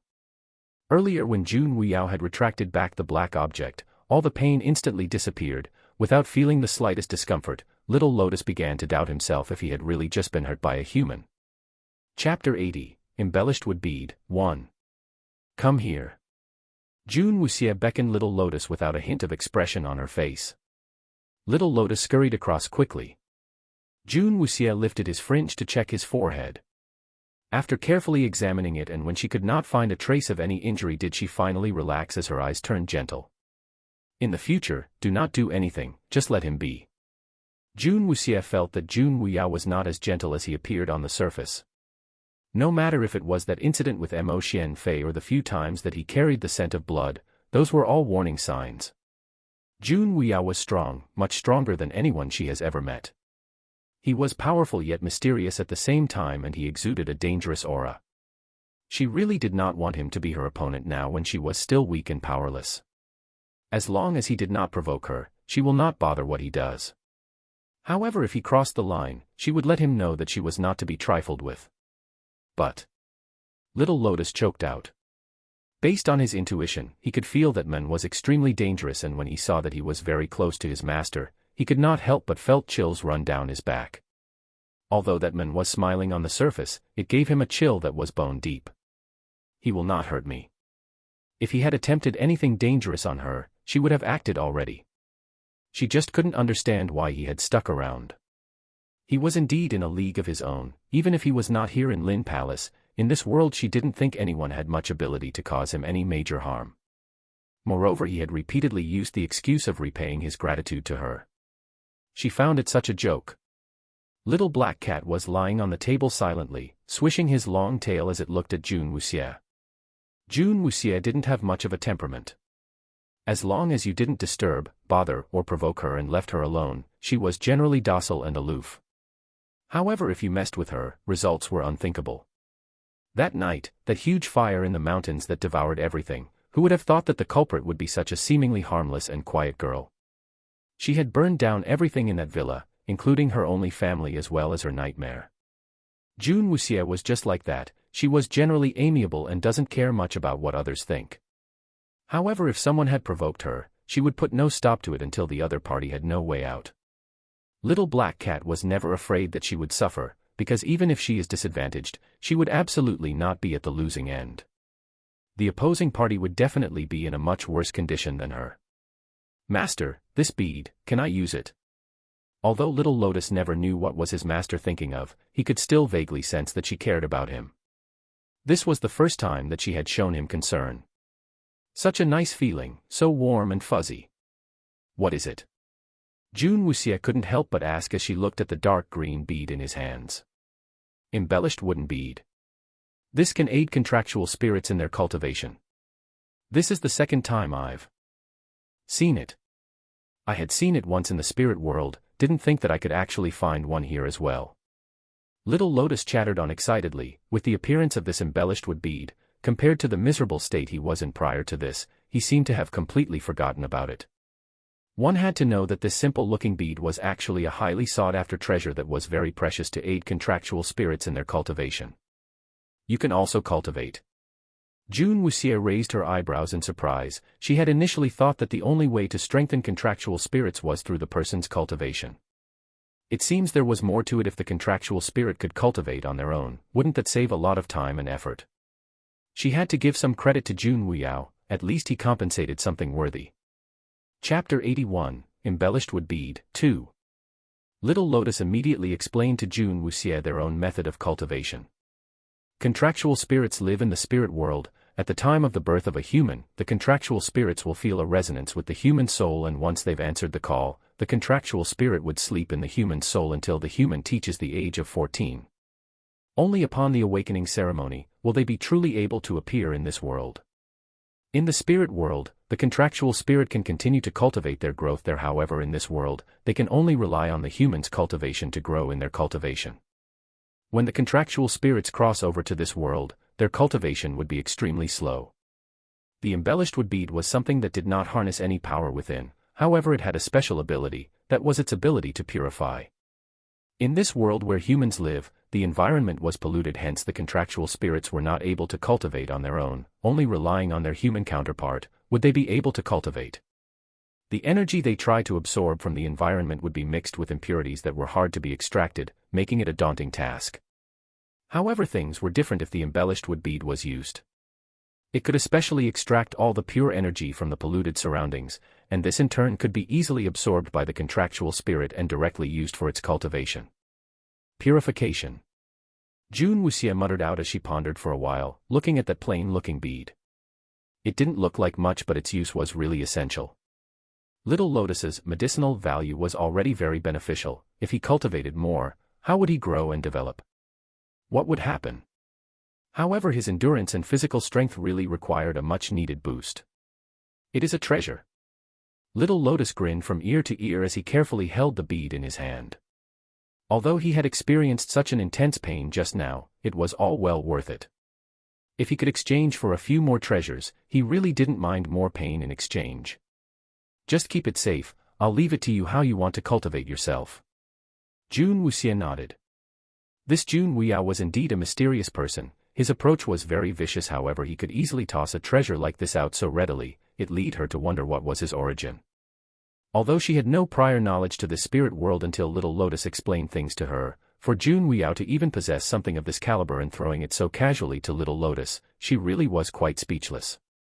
If such a person was an enemy, things will be difficult, if friends. Jun Wuxia thought of the word friend and Jun Wuxiao. She furrowed at that thought. This word, friend, only made her think of one person, and that person was from her previous world. An image of that person popped up in her mind. That idiot. Jun Wuxia's clenched fist trembled. She was originally working as veterinarian in a city, however she was discovered by a mysterious organization. She ended up joining that mysterious organization, saving people's lives with her veterinarian license. She vividly remembered that day when they were suddenly attacked by a group of people and that idiot had jumped in front of her so suddenly and shielded her from the oncoming assault. Your hands and legs are so small, what's the use of staying here? Quickly, leave, do not linger, after which that person had on a smile, but she was already.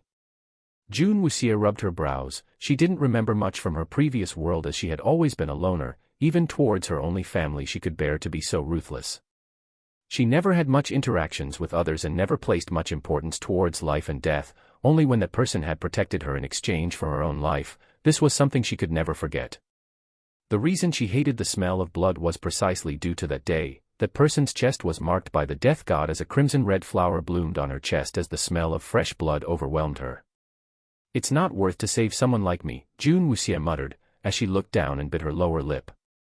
If that person had not jumped out to protect her, perhaps that person might still be in that world saving other lives now. Chapter 82, Embellished Wood Bead, 3. With the embellished wood bead, Little Lotus can cultivate on his own here, to help him have a better environment to practice, as plant-type contractual spirit's energy source comes from plants, hence Jun Wuxia had her yard filled with various flowers to help him to nurture. Little Lotus was holding onto the embellished wood bead as he stepped into the lotus pond. Amidst the beautiful pink lotuses in the pond was now a pristine white lotus. That's why plant-type contractual spirits are very easy to nurture. Just plant them anywhere suitable and you're done. Little Lotus needed time to cultivate on his own and could not be by Jun Wuxie's side every moment now. Jun Wuxie, however, did not really care about this point as she patiently took good care of the lotus seed in the lotus basin in her room. Just within a night, the lotus basin that was full of the jade nectar had gone down by half, as the lotus seed that was in there showed signs of germination. This speed was simply too fast. Although Jun Wuxie had accumulated a little spirit energy, the rate of consumption of the jade nectar couldn't keep up.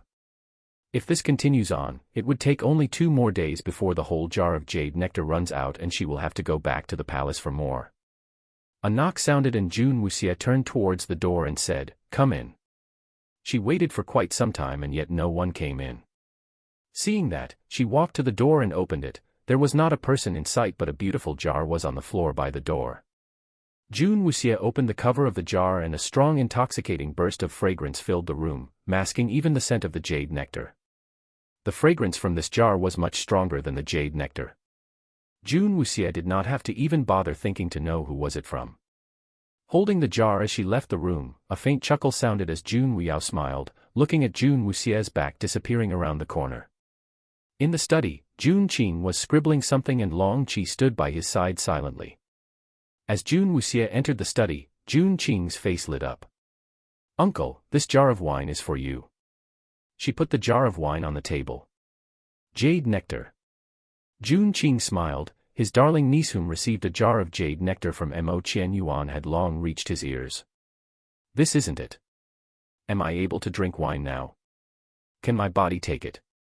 Jun Qing did not want to probe any further with regards to the wine. "A few small cups is fine, this wine's quality is not bad." Jun Wuxie never had any interest towards wines, the jade nectar was specially reserved for gardening. This wine was good but it could not aid her in her gardening so it was useless to her. "That's nice of you, thanks." Jun Qing grinned. Jun Wuxie nodded back and left the study. Long Qi bowed down respectfully as he watched her leave. A tall figure was outside the room watching all that happened in the study through the window. He had also caught the act of her gifting his wine away. His handsome smile was overflowing. If he saw her pouring the wine into the lotus basin, he would have been really upset. That girl did not drink the wine but used it to nurture the lotus seed, how interesting. If it was used to grow flowers then it didn't matter anymore. For the jade moon, which was a better wine than the jade nectar, with regards to her gifting it away, someone wasn't that upset about it as the words, "This wine's quality is not bad," left a good impression. Rather than using it to rear flowers, gifting it to someone else means that its grade was significantly higher, was it not? 2 days later, Jun Wuxie once again went to the palace to visit the crown prince and returned home with another jar of jade nectar. Crown prince's precious jade nectar, which even money could not buy, was always given to Jun Wuxie whenever she visited. Whenever she left the crown prince's residence, she always brought a jar of jade nectar home. When this trend was affirmed, everyone around had already linked the two up as a couple. As people talked more and various versions kept going around, more and more found this funny. The incident which Mo Qian Yuan had snide Mo Xian Fei during his birthday banquet was still fresh in Mo Xian Fei's mind as he kept brooding over it. One of the days when Jun Wuxie was visiting Mo Qian Yuan, Mo Xian Fei evidently brought Bai Yun Xian over to the crown prince's residence. Chapter 83, Ill Intent, 1. In the crown prince's residence, Jun Wuxie was taking his pulse. The past few days of treatment had removed most of the toxins in his body and Mo Qian Yuan was feeling much better. His usually pale face now had more color. When the second prince visit was announced, his face showed a hint of impatience. Choosing this time to come, I'm sure he's up to no good. Mo Qian Yuan sneered. The relationship between the two brothers were not harmonious. Mo Qian Yuan's mother was the queen while Mo Xian Fei's mother was a concubine. After the queen had passed away, she took over the harem and also became emperor's favorite. The emperor had doted heavily on this concubine although the queen had passed away and this made Mo Qian Yuan's heart chill. Jun Wuxie pulled her hand that was taking his pulse back as she said, "Now that your recovery is known, some people are afraid and cannot keep still." Mo Qian Yuan did not conceal his recovery and this was also specified specifically by Jun Wuxie. Who would support a stupid prince and Lin Palace? He must first re-establish the reputation from the ground up, starting by gaining back the trust from the citizens and the other ministers. This point was understood well by both Jun Wuxie and Mo Qianyuan. I'd like to see what he can do to me, the crown prince. Mo Qianyuan scoffed as his eyes flashed a hint of cold intent. Although the crown prince's position was not stable, the emperor still needed to ensure his own reputation. Hence he would not do anything radical, and even Mo Qianyuan wouldn't dare do anything in front of others. In a few moments, Mo Xianfei and Bai Yunxian strode in leisurely. In terms of appearance and temperament, Mo Xianfei had a high reputation in the whole country. Bai Yunxian was dressed in white like a fairy. Being by his side had complemented this couple as an air of elegance and pride could be felt. Imperial brother, I've not seen you for so many days, your complexion looks much better. Mo Xianfei spewed his words out smoothly as he entered and caught a glimpse of Jun Wuxie, which startled him slightly. Mo Xianfei felt a discomfort in his chest, as unhappiness filled it. The number one reason which her looks were never emphasized in the past was because of her terrible temper that had surpassed and overshadowed her appearance. She had always looked at him with eyes full of admiration and enthusiasm, however now her eyes were cold and aloof, and what's more, she didn't even look his way. This change in temperament gave a feeling as if she was a totally different person. Her ethereal beauty matched her ice-cold personality as if she was a snow lotus, pristine, beautiful, and unattainable. Jun Wuxie also was dressed in white today, as she was seated casually on a chair with her bright eyes slightly downcast, reading the book in her hands, with no intention to raise her head. Both were dressed in white, both had cold personalities, both were gorgeous women, but somehow, Mo Xianfei actually felt that after seeing Jun Wuxie, Bai Yunxian seemed less elegant and stunning. Jun Wuxie's indifference that she exuded was as if the mundane world had nothing to do with her as she sat there quietly. Everything about it was so natural, even her sitting, her posture was perfect. In contrast, Bai Yunxian didn't look that natural, although her chin was raised up in an aloof manner. If directly compared with Jun Wuxie, hers was simply intentional and made it seem less appealing. Mo Xianfei felt that he must be crazy to actually feel more moved when he looked at Jun Wuxie. Impossible. This must be an illusion. Chapter 84, Ill Intent, 2. Mo Xianfei would never admit that his heart had such a thought. Thank you for your concern, dear second brother. Mo Qianyuan replied in a lukewarm manner. May I know to what honor renders a visit from you? Ha ha ha, I'm so happy to hear that you've been glowing lately and your whole body had improved recently, so I'm here to present you this jade dew pill which was personally refined by Yunxian. This can nourish the body, hope Imperial brother can enjoy its benefits. Mo Xianfei politely replied. With Bai Yunxian sitting by his side, she placed the bottle of pills on the table. Mo Xianfei said it articulately, but this concern came a little late, didn't it? Jun Wuxie's eyes were downcast all these while. She had not the slightest interest to waste her time with such a small character. If it was in the past, perhaps Mo Qianyuan might have felt a little moved to be able to get his hands on pills personally refined by Bai Yunxian. However, with Jun Wuxie personally overseeing his body's conditioning, he could feel that his whole physique had been significantly improved in such a short time. The effectiveness was simply too astonishing. So now, if it was Bai Yunxian's pills, or even her master's personally refined pills, Mo Qianyuan would not even waste his effort of giving a weak smile. In Mo Qianyuan's heart, Jun Wuxie was simply a saint. An unparalleled genius doctor. Then I'll have to thank you. Mo Qianyuan, however, had not made any movement, as he just sat there with no intention of reaching out for the bottle. Mo Xianfei's face did not look good as he subconsciously looked to Bai Yunxian. Sure enough, his lack of interest in the pills had made Bai Yunxian unhappy. Does His Highness despise this jade dew pill which I've refined? Bai Yunxian suddenly spoke coldly. Although the identity of the other party was the crown prince, she did not have the slightest humility in her tone. She is Qingyun clan's sovereign's disciple. No matter where she went, people had always highly respected her, and she had never given away anything so easily. Usually it was others begging from her. However, once she was in state of Qi's imperial city, again and again, she had been rebuffed a total of 3 times. The first time was at Lin Palace, where she was rejected by Jun Wuxie, who had outright refused her offer to help. Second time was when they encountered in Ghost City. An ignorant old man showed disdain over her master's personally refined elixir and chose a nameless young boy's medicine over hers. This hit of a series of 2 times was as if a nail had struck her twice. This had also led to Bai Yunxian's haughty self-esteem to be very dissatisfied, and now even the crown prince was behaving so perfunctory, as if he completely despised her jade du pill. This was simply intolerable to Bai Yunxian. She had high qualifications in medicine, otherwise she would not be received as a disciple of the sovereign, whether if it was in Qin Yun clan or elsewhere. Everyone had always fawned over her and highly regarded whatever she said. Now, Jun Wuxia and Mo Qianyuan had both hit her sore spot with nails. It made her proud heart feel as though it's been stabbed twice. Miss Bai, why do you say so? My body presently has no serious issues, I simply do not want to waste this treasure for nothing. Although Mo Qianyuan's mouth was saying so, but his face had not the slightest expression of sincerity. Bai Yunxian gritted her teeth. She was not stupid. How could she not see that Mo Qianyuan was simply stating a perfunctory remark? Seeing Bai Yunxian's face getting blacker by the minute, Mo Xianfei immediately changed the subject. Imperial brother's mood has been very good the past few days, but it's my duty as your younger brother to remind you that too close contact with someone is not a good thing. All that glitters is not gold. Imperial brother must not be confused. When he said that, his gaze naturally fell on Jun Wuxia. From the time he has stepped in till now, Jun Wuxia did not even given him a glance, which made Mo Xianfei express his displeasure. He did not want Jun Wuxia was one thing, he could not tolerate that haughty attitude she was adopting towards him. That was another matter altogether.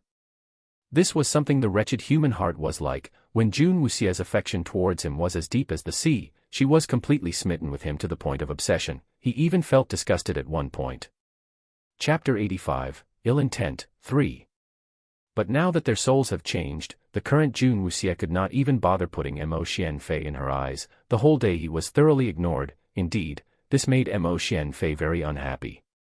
Mo Xianfei thought that after he abandoned Jun Wuxia, upon hooking up with his new love, she would be busy crying and may even attempt hanging herself. She would be brought to her knees while begging him. Who knew? She acted as though nothing had happened, and even worse, she treated him as if he was heir. What's more, she further entangled herself with the crown prince. This was completely different from what he had thought. When he had abandoned Jun Wuxia, she should have been very heartbroken. How could she be so calm? Mo Xianfei's words made Mo Qianyuan's eyes flash a cold murderous intent. Whoever I choose to interact with, younger brother, do not need to worry about it. Mo Xianfei's eyes was staring at Jun Wuxia the whole time. Seeing that she had no response, his heart got more irritated as he brazenly retorted, Imperial brother has misunderstood. I was worried for Imperial brother. As a prince, the crown prince of our state of Qi, whoever Imperial brother chooses as a bride must also be able to be a mother to our nation. Some people may be beautiful, but in reality are not very bright. Imperial brother does not know her very well yet. I was really worried Imperial brother would be fooled. Mo Qianyuan was very unhappy. Since when did Mo Xianfei had the right to come over to the crown prince residence and start finding fault at everything? Just as he was about to rebuke Mo Xianfei, he discovered that Jun Wuxia, who had kept her head down all these while, had suddenly looked up. A pair of cold eyes with a hint of smile, as if full of mockery, looked towards Mo Xianfei. Is making a fool of oneself very fun? Jun Wuxia suddenly spoke up, as she casually glanced at Mo Xianfei and Bai Yunxian. What did you say? Mo Xianfei stared incredulously at Jun Wuxia. Jun Wuxia glanced at jade du pill. Suddenly a black cat jumped on the table, its bushy tail inadvertently swept the bottle of pills off. As the bottle fell, a shattering sound could be heard as a few white pills rolled onto the carpet. Jun Wuxia. Look at what you have done. Mo Xianfei bellowed angrily as he stared fiercely at Jun Wuxia. Bai Yunxian's pills had been ruined.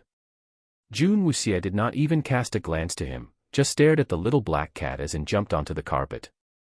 It went over to the exposed white jade du pills and sniffed, but the next second, Jun Wuxia pulled it back into her embrace. Do not eat, it's dirty. Jun Wuxia's comment instantly made Bai Yunxian and Mo Xianfei's complexion turn green. She actually said that Bai Yunxian's refined pills were dirty. Bai Yunxian's face was completely black. She knew who Jun Wuxia was and also knew the relationship between Mo Xianfei and Jun Wuxia had before. This woman had previously stuck onto Mo Xianfei like glue. How dare she say such a thing? Mo Xianfei was about to say something, but Bai Yunxian raised her hand, stopping him. Miss Jun. Bai Yunxian slowly spoke. Her cold voice had a trace of pride and displeasure. June Wuxie ignored her as she continued fussing over the little black cat and even started brushing its fur. Although this jade dew pill is not a top-tier medicine, but also very rare, and now that you've ruined the Crown Prince's pills, don't you feel that you are too rude? Bai Yunxian looked at June Wuxie as though she was an eyesore. June Wuxie was a missy of Lin Palace, so what? Before her, compared to Qingyun clan, June Wuxie was simply nothing. In front of her, Qingyun clan sovereign's disciple, let's see what kind of reply can she give, Bai Yunxian sneered inwardly. June Wuxie looked at Bai Yunxian in a condescending manner, rare. She raised an eyebrow slightly, seemingly focusing on Bai Yunxian's jade dew pill as she felt a little ridiculous. What was this attitude? Bai Yunxian frowned. Chapter 86, Ill Intent, 4.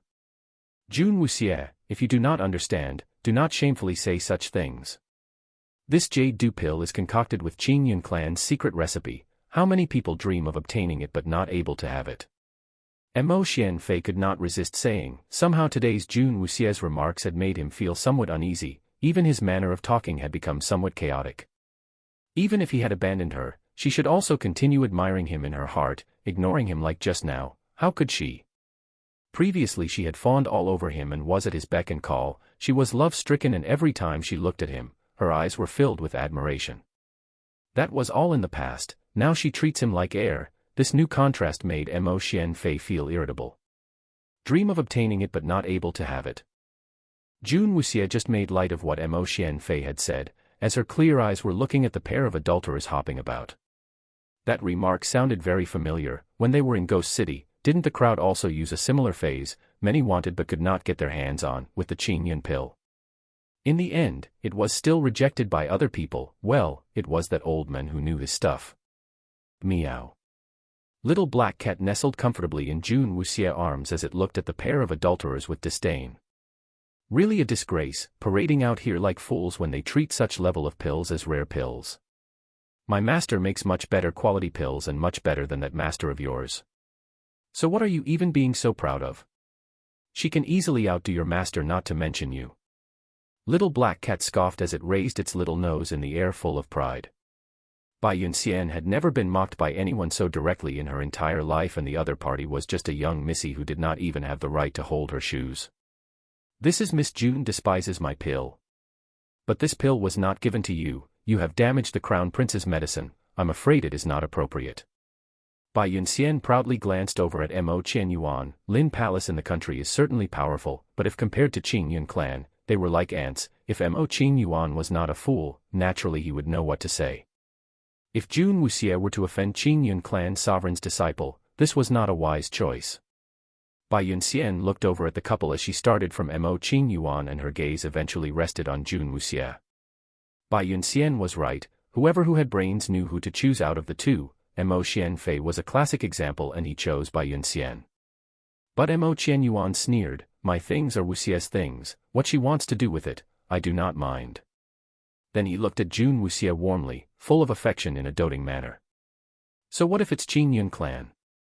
Bai Yunxian and Mo Xianfei are close. This was a well-known fact. Even if this time he had chosen to support Bai Yunxian, what could he have gained? Mo Qianyuan was not a fool. He knew June Wuxie was his real ally. Bai Yunxian's face appeared a hint of surprise. Mo Qianyuan was obviously standing on June Wuxie's side. Mo Xianfei secretly gnashed his teeth. He did not know how June Wuxie and Mo Qianyuan had hooked up together. They have only met each other a few times. If say love at first sight, it should have been at the instance they had first met. But when June Wuxie and Mo Qianyuan met was at Mo Qianyuan's birthday banquet, and at that time she had clearly fancied Mo Xianfei, not the Crown Prince. This did not happen too long ago, and now they are on such close terms. First jade nectar wine was generously being given to June Wuxie, and now he is directly opposing Bai Yunxian to protect June Wuxie. Mo Qianyuan's brain is not working. To protect June Wuxie, he was not even afraid of offending Qingyun clan. It's only some medicinal pills. June Wuxie retorted defiantly. She felt that Bai Yunxian was very funny. She was making a mountain out of a molehill and kicking up such a fuss. It's only some medicinal pills. The way you've put it sounds really easy. Do you know how much time and effort Yunxian had spent making those pills? You spoil your cat and pamper it without even doing anything to it. It was your cat that knocked them off the table and yet you don't want to account for anything. Imperial brother has already protected you and said not to pursue the matter any further. I naturally did not say anything, but since when could you make such irresponsible remarks? Mo Xianfei laughed coldly. Mo Qianyuan looked at Jun Wuxie's indifferent expression face and found her dazzling. Chapter 87, It's Just a Medicinal Pill, 1. Oh. Jun Wuxie raised her eyebrows slightly. Yun Xian is an esteemed guest of our state of Qi, and a very important one at that. To have an untamed beast doing such nonsensical stuff in her presence, it's a bane. Today, you have to kill it to offer your apology to Qingyun clan to prevent any such things from happening ever again. Mo Xianfei's had a glint as he flashed a sinister smile. He could not touch Jun Wuxie right here in the Crown Prince's residence, however to push the blame onto the cat and have it killed, that wasn't very difficult. He could tell that this little black cat was very precious to her and right now, what he wanted to do most was to tear that calm and indifferent expression off her face. Mo Qianyuan could protect Jun Wuxie but not the black cat. If he chose to protect both of them, that would be slapping Qingyun clan in the face. This was but a small matter but blowing it up had its advantages. Mo Xianfei wanted to pressure Mo Qianyuan by using Qingyun clan's name. Mo Qianyuan narrowed his eyes as a glint of anger could be seen. Jun Wuxie was holding onto the little black cat as she looked casually at Mo Xianfei running his mouth off. The little black cat's eyes narrowed as the surroundings had a subtle change in atmosphere. Its shadow started showing signs that it was going to transform. Jun Wuxie, who had sensed the change in the atmosphere, quickly pressed her hand down firmly on the little black cat's neck as she tried to calm it down to prevent it from being further agitated. It's only some plaything, if you all care so much about it, I'll just compensate it back to you. Jun Wuxie suddenly spoke up. Compensation. What are you going to use as compensation? The jade dew pill cannot be bought with money. You've glossed over such an important detail and simply making things sound easier than they really are. Mo Xianfei sneered. Bai Yunxian's face turned ugly when she heard that little Missy calling her jade dew pill's plaything. This Lin Palace Missy, don't know if she should call her arrogant or ignorant. Although the jade dew pill was not as precious as her master's Qingyun pill, however nowhere in this world can you find the recipe other than Qingyun clan. Its secret recipe was only exclusive to Qingyun clan's disciples and not any ordinary disciple had access to it. How was Jun Wuxie going to compensate her? Jun Wuxie paid no heed to him as she carried the little black cat and asked Mo Qianyuan, is there a furnace room for making pills? That question caught Mo Qianyuan off guard as he looked at her with wide eyes. Mo Qianyuan had absolutely no idea what Jun Wuxie was up to. Although he did not like Bai Yunxian, he did not doubt her abilities. He quickly called out, Wuxie, you don't have to push it, don't worry, I won't let them touch you. Is there one? Jun Wuxie ignored his pleas and pressed on firmly. Mo Qianyuan gave a small sigh in resignation as he called a servant over. After the passing of his mother, his health had deteriorated and for the initial period, the emperor had shown him great concern and called in all the best doctors. Due to his weak body, he did not leave his residence much and to let him recover soon the emperor had a furnace room specially constructed in the crown prince residence. At first, the various arrangements made by the emperor had touched Mo Qianyuan deeply. He thought that his father had really wanted him to have a speedy recovery. When he had discovered the emperor's motives, he chased away all the doctors and destroyed all the medicinal pills and elixirs that were specially prepared for him. Let him take you there. If there is anything you require, just let him know. Although the room has not been used for quite some time, I'm not sure if the furnace is still usable. Mo Qianyuan finally relented as he looked helplessly at Jun Wuxie. Jun Wuxie nodded and turned to follow the servant. Mo Qianyuan looked at her back as he secretly clenched his fist. Chapter 88, It's Just a Medicinal Pill, 2. What's the matter, Imperial brother? Mo Xianfei looked at the paled Mo Qianyuan as he sneered. Jun Wuxie's temper has always been like this, she doesn't know the difference between heaven and earth, how could you not know this? We are talking about Qingyun clan, how could their pills be so easily replicated? If I remember correctly, Jun Wuxie has never studied any medicine before. The only reason she's doing this today is because she does not want to make a fool out of herself in front of you. When Jun Wuxie had asked for the furnace room, Mo Xianfei laughed. Although he did not like her, it was a fact that they were previously engaged, although it was due to the pressure by Lin Palace. One or two things he had learned during that period of putting up with her was to be patient and had gained some insight into her temperament. June Wuxia was simply an arrogant girl who was blessed with looks. If she wasn't born into Lin Palace, with that temperament of hers, who knew how many times she would have died? Make a pill. That was even more of a joke. Who did not know that Lin Palace's Missy specialized in brewing trouble, and had absolutely no talent in anything else? Even today, she wanted to personally make a pill to compensate by Yun Xian. Would that not be an utter disgrace? From Mo Xianfei's perspective, this was something she would do, such an outrageous act to try to save her face in front of her favored person. She had often went beyond her means to look impressive, however it was at her own cost. Keeping up with appearance has been one of the things she had tended to do, although they were all beyond her means. When he suddenly thought of who her current, favored person was, his face started to be more gloomy. I don't need you to tell me what kind of person she is. Mo Qianyuan replied coldly. He was very clear in the eyes of others, they had an ambiguous relationship, although in actual fact they were simply allies. June Wuxia had some skills, this he knew. However, her opponent was Qingyun clan sovereign's disciple, and what's more, this was a secret recipe where others had no access to. She had not even touched the jade dew pill before, how could she refine it? If Imperial Brother is distressed, just kill the black cat and everything will be resolved. If she is reluctant, all you need to do is to compensate her with another.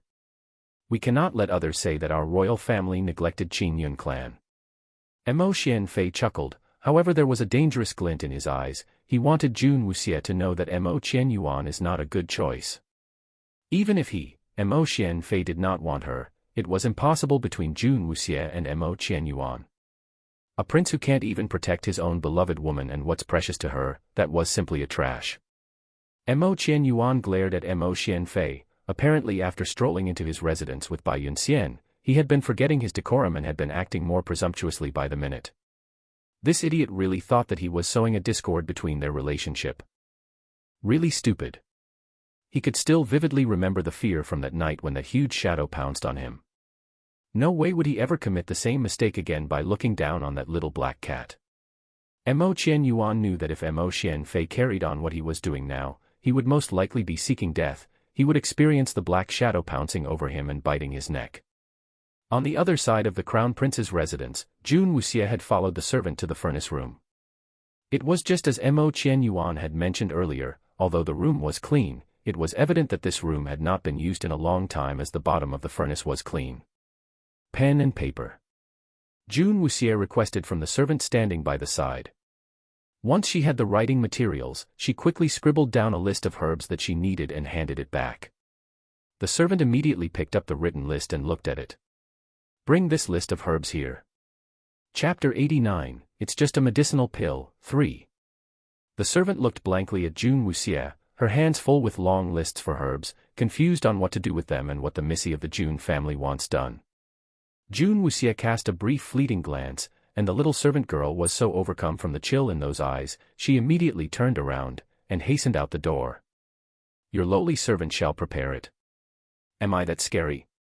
June Wuxia asked the cat in her arms, looking at the back of the lowly hunched-over form of the servant as she hastened out. No, these are people who have weak hearts. With no one around, the black cat has no need to hide its ability of speech.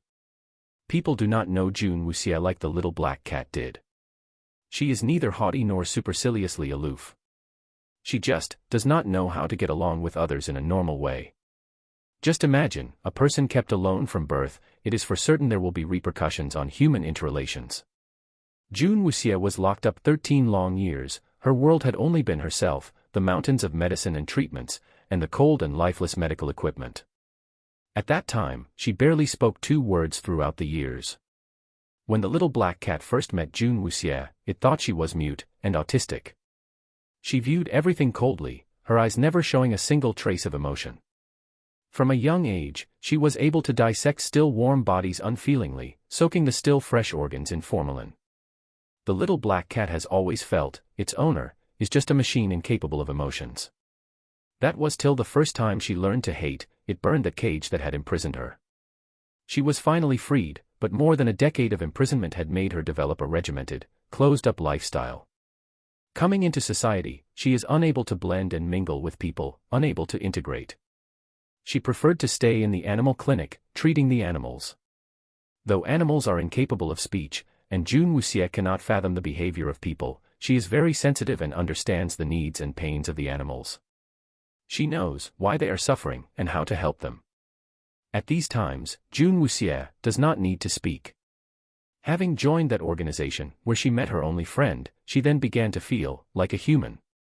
Alas, the time heaven gave her was short, everything ended before she could learn to lead a normal human life. For those who viewed Jun Wuxie as an oddball, Little Black Cat had hated them. It was not its owner that was odd, but it was those people who were stupid, and does not know how to get along with Jun Wuxie. The unscrupulous little thief was the exception, and it just proves that its owner is not without feelings, just that she does not know how to show it. Because no one ever taught her. But with the Jun family father and son, the Little Black Cat believes, its owner will be able to go far on this road to being normal. Meanwhile, the servant sent a lot of herbs, and the medicine furnace fire was rekindled, and the temperature in the room started to rise. Jun Wuxie had everyone leave the room, sorted out all the herbs, to treat and process them, her eyes lowered in concentration. In this moment, she was back in those 13 years of captivity, with the same eyes, familiar movements of the hands, absorbed into her medical prowess.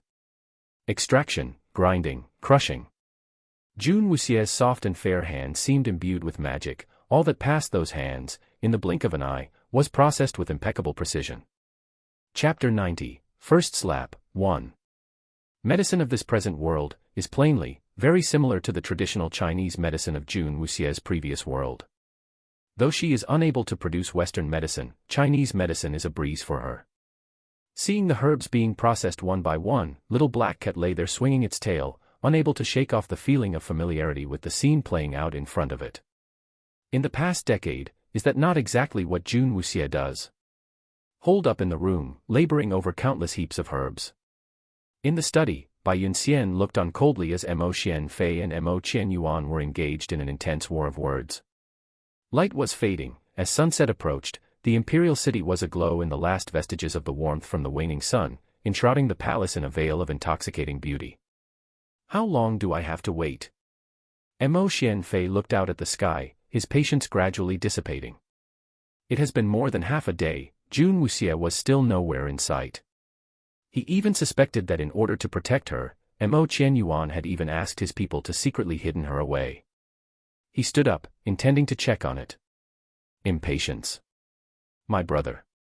Mo Qianyuan raised his eyebrows in ridicule as he looked up at Mo Xianfei, a sneer on his face. Mo Xianfei was now relying on Bai Yunxian's background and his actions were getting impetuous and out of hand. He had almost completely disregarded the Crown Prince status.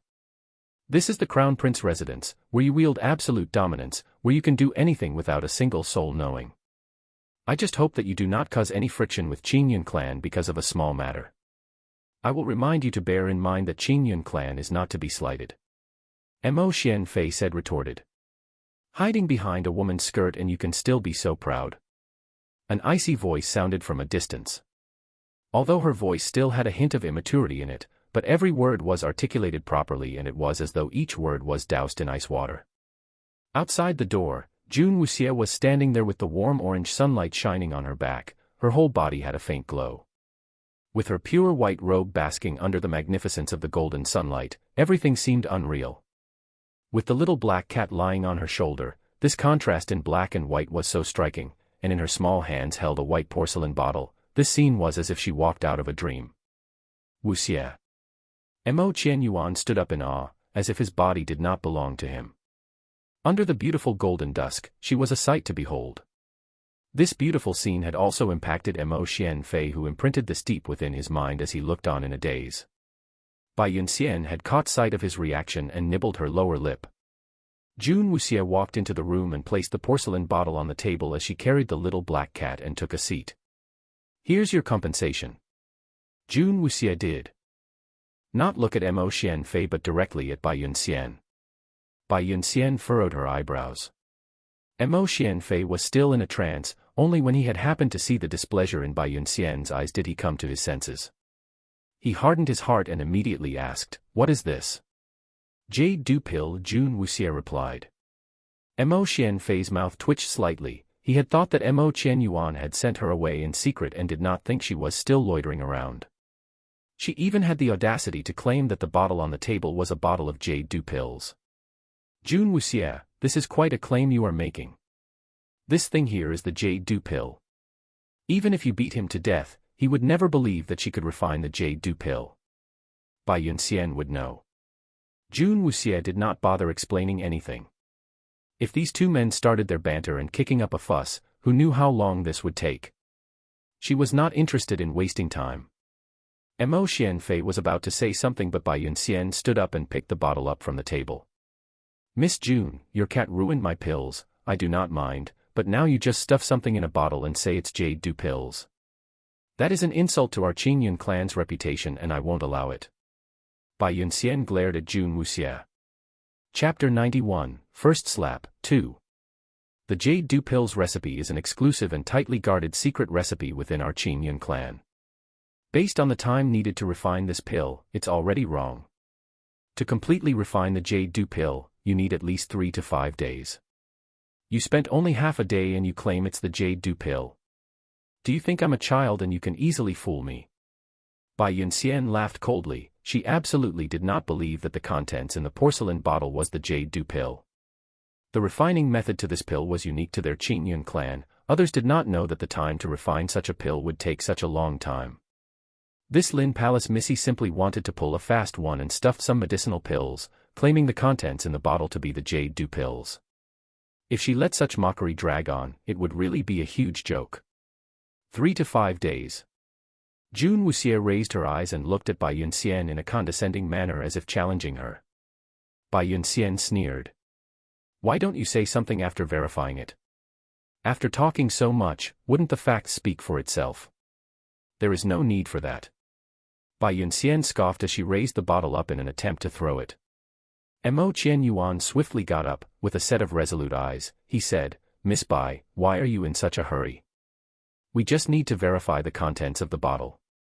Unless Miss Bai is worried that you aren't able to recognize the jade dew pill. Mo Qianyuan secretly clenched his fists under his long sleeves. After hearing the time needed to refine the jade dew pill, his mind was thrown into disarray. However, when he saw that Jun Wuxie was cool and composed, he did not know why, but his heart had also calmed down. Her expression was still serene and remained unaffected by Bai Yunxian's comments. He should believe her, he told himself. Mo Qianyuan's unconditional trust towards Jun Wuxie had prompted his previous actions, and his questions had forced Bai Yunxian to do a verification. Yes, forced to. Your Highness, what do you mean? Bai Yunxian's expression was getting uglier and uglier. I'm sure Miss Bai is able to determine Qingyun clan pills quite easily, and you are a very sensible person. Regardless whether the pills refined by Jun Wuxie are the jade dew pills, if you do not personally verify it, it might cast a doubt whether or not you have the ability to accurately verify if the pill is genuine or not. Others might think you may be eager to destroy evidence. Mo Qianyuan had made his decision to carry this through with determination. Bai Yunxian had no way to back down. If she does not verify the authenticity of it, wouldn't it let their imaginations run wild and they might really think of something so preposterous? Your Highness is this determined to protect Jun Wuxie? If that's the case, then I shall do as you wish. However, if the pills which she has refined are not the jade dew pills, then your Highness will also bear the same guilt of slandering my Qingyun clan. Bai Yunxian replied curtly. All right. Mo Qianyuan gritted his teeth. He was going all in. Mo Qianfei secretly sneered. It was not that he didn't pave a road for Mo Qianyuan, he was suicidal and was courting his own death. Regardless whether the crown prince has power or not, the emperor and Mo Qianfei cannot touch him directly, as they needed to uphold their reputation. Now that he had threaded on this path of no return on his own by offending Qingyun clan, they did not need to dirty their own hands and let Qingyun clan crush him. Mo Qianyuan, you are stupid beyond redemption.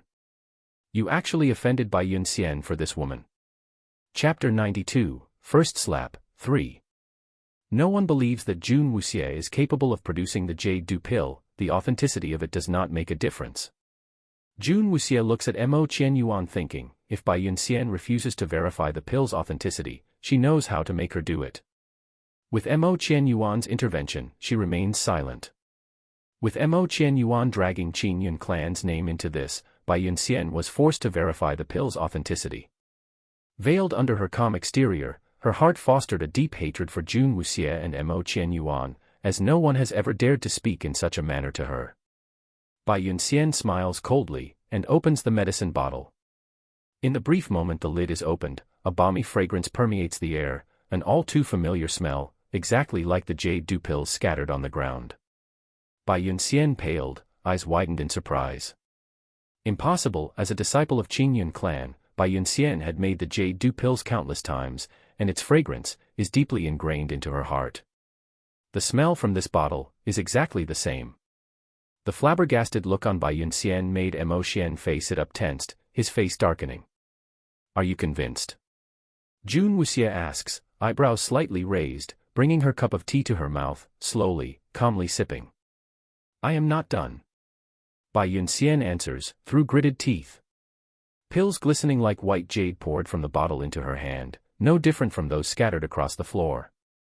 Bai Yunxian turned the pills over and over again in meticulous scrutiny, as a chill crept into her heart.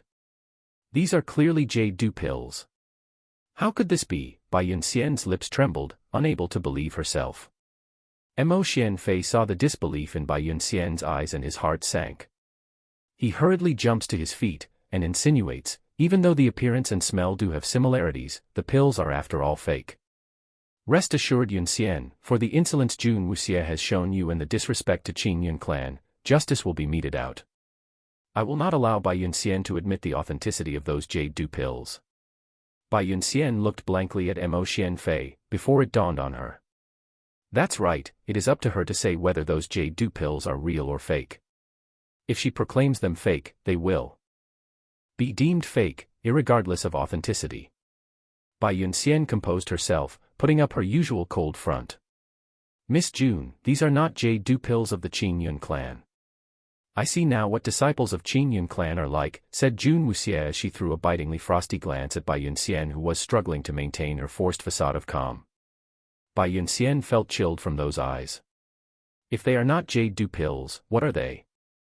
Jun Wuxie asked, head tilted slightly, staring at Bai Yunxian. They are just some spices, can't even call them medicine, said Bai Yunxian stiffly. Oh. Jun Wuxie questioned as her eyes flashed. Miss Jun, trying to pass off these inferior imitations as the real deal, I must say I have been rather slighted. Bai Yunxian Jun intoned, seeing Jun Wuxie's silence, confident the situation is under her control. Jun Wuxie sat calmly stroking the little black cat. Bai Yunxian was about to continue on her tirade when Jun Wuxie murmured, I sent a bottle to His Majesty. Bai Yunxian stood with her mouth agape, twitching. What did she say? By now, the imperial doctors who should have verified its authenticity, and sent it to His Majesty.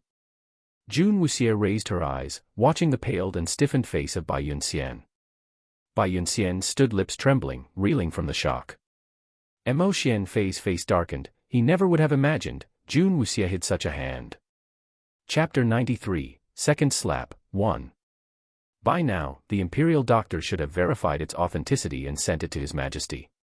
Jun Wuxie raised her eyes, watching the paled and stiffened face of Bai Yunxian. Bai Yunxian stood, lips trembling, body reeling from the shock. Several bottles of jade dew pills have already been gifted to His Majesty when Bai Yunxian first arrived in the imperial city of Qi. Any medication taken by the emperor has to be ascertained by the imperial doctors to be safe before it can reach him. The imperial doctors might not be able to replicate the myriad of medicines passing through their hands, but they can easily determine their properties. Mo Qianfei had intended for Bai Yunxian to declare the pills to be fake, rendering Jun Wuxie unable to refute. After all, no one will believe a nobody like Jun Wuxie over the words of a disciple of the esteemed Qin Yun clan. No one could have thought Jun Wuxie had prepared her hand so well against the treachery before the pill verification. Being in the hands of the emperor, the jade dew pills gifted by Bai Yunxian must have passed through the imperial doctors, who have checked on their properties and content. Having them verify if these pills here are the same will be easy to ascertain. Judging from Bai Yunxian's reaction, Mo Qianfei can guess that the jade dew pills Jun Wuxie brought are genuine. When did Jun Wuxie become so intelligent? Mo Qianyuan watched this scene unfold from the sidelines, heaved a sigh of relief, a hint of a smile as the ends of his mouth curled up, watching Jun Wuxie intently. This seemingly young, quiet girl is more capable than she seems. Jun Wuxie could have asked Bai Yunxian to send the pills to the imperial doctors for verification, but she held back, luring Bai Yunxian to declare the pills were fake, before she revealed she sent the bottle to the emperor. When imperial doctors can ascertain authenticity of jade dew pills, and Bai Yunxian cannot, it can only mean she lacks the ability to ascertain, or she harbors ill will and deliberately made a false declaration. What is said cannot be undone. This stroke of genius from Jun Wuxie is equivalent to a slap on the face of Bai Yunxian. A resounding slap. With a single move, Jun Wuxie has Bai Yunxian slapped senseless, and pinned down Mo Qianfei. He looked upon Jun Wuxie in disbelief, a stranger to him. Is this not the fawning girl who followed behind yearning and craving attention? Or the boorish, rude and mindless idiot? Why does the Jun Wuxie here feel so unfamiliar, so distant? He had thought, Jun Wuxie's cold and aloof manner to him was due to her being abandoned over Bai Yunxian, and in an attempt to catch his attention, she imitated the cold mannerisms of Bai Yunxian, thinking that he liked that about her. It is clear now, it was just all wishful thinking on his part. The Jun Wuxie of the past does not even know medicine, let alone making jade dew pills. Hiding her hand, by secretly sending the pills to the emperor, the Jun Wuxie he knew should not have been capable of such. Now, in this situation, it feels like slaps across the face of Mo Qianfei, knocking him off his pedestal of arrogance, and driving the despair of defeat deep into him. He will not allow that to happen. Jun Wuxie, that was willful of you. How can you send that to my imperial father, the emperor? It might poison him. Yunxian, come with me to pay a visit to my father. We cannot let anything happen to him. Mo Qianfei was not being magnanimous as he pulled Bai Yunxian by the hand and hurried out the door. Chapter 94, Second Slap, 2. He could not allow Jun Wuxie to triumph, as long as he got to imperial father first. Have imperial father instruct the royal doctors to declare that the jade dew pills were fake. Jun Wuxie shall suffer his wrath. Dragged along by Mo Qianfei, Bai Yunxian abandoned her usual contrived poise in her haste. It is clear if the royal doctors are to verify the jade dew pills as the real deal, she will suffer utter disgrace and humiliation. Jun Wuxie sat there watching Mo Qianfei's dramatic antics, making no move to stop him. With Jun Wuxie's inaction, Mo Qianyuan jeered after the departing figures. Second brother, why the hurry? If there are issue with the pills, the royal doctors will not allow medicine of dubious origins to reach our imperial father. Mo Qianyuan taunted with a smile at the flustered Mo Qianfei, in return for the oppression suffered at the hands of Mo Qianfei all this time, freeing the heavy knot in his chest. Being helpless himself against Mo Qianfei, it was a grand sight to behold seeing Jun Wuxie's resounding slap on Mo Qianfei. That felt really good. Mo Qianfei was in no mood to bicker with Mo Qianyuan, he just needed an excuse to leave quickly.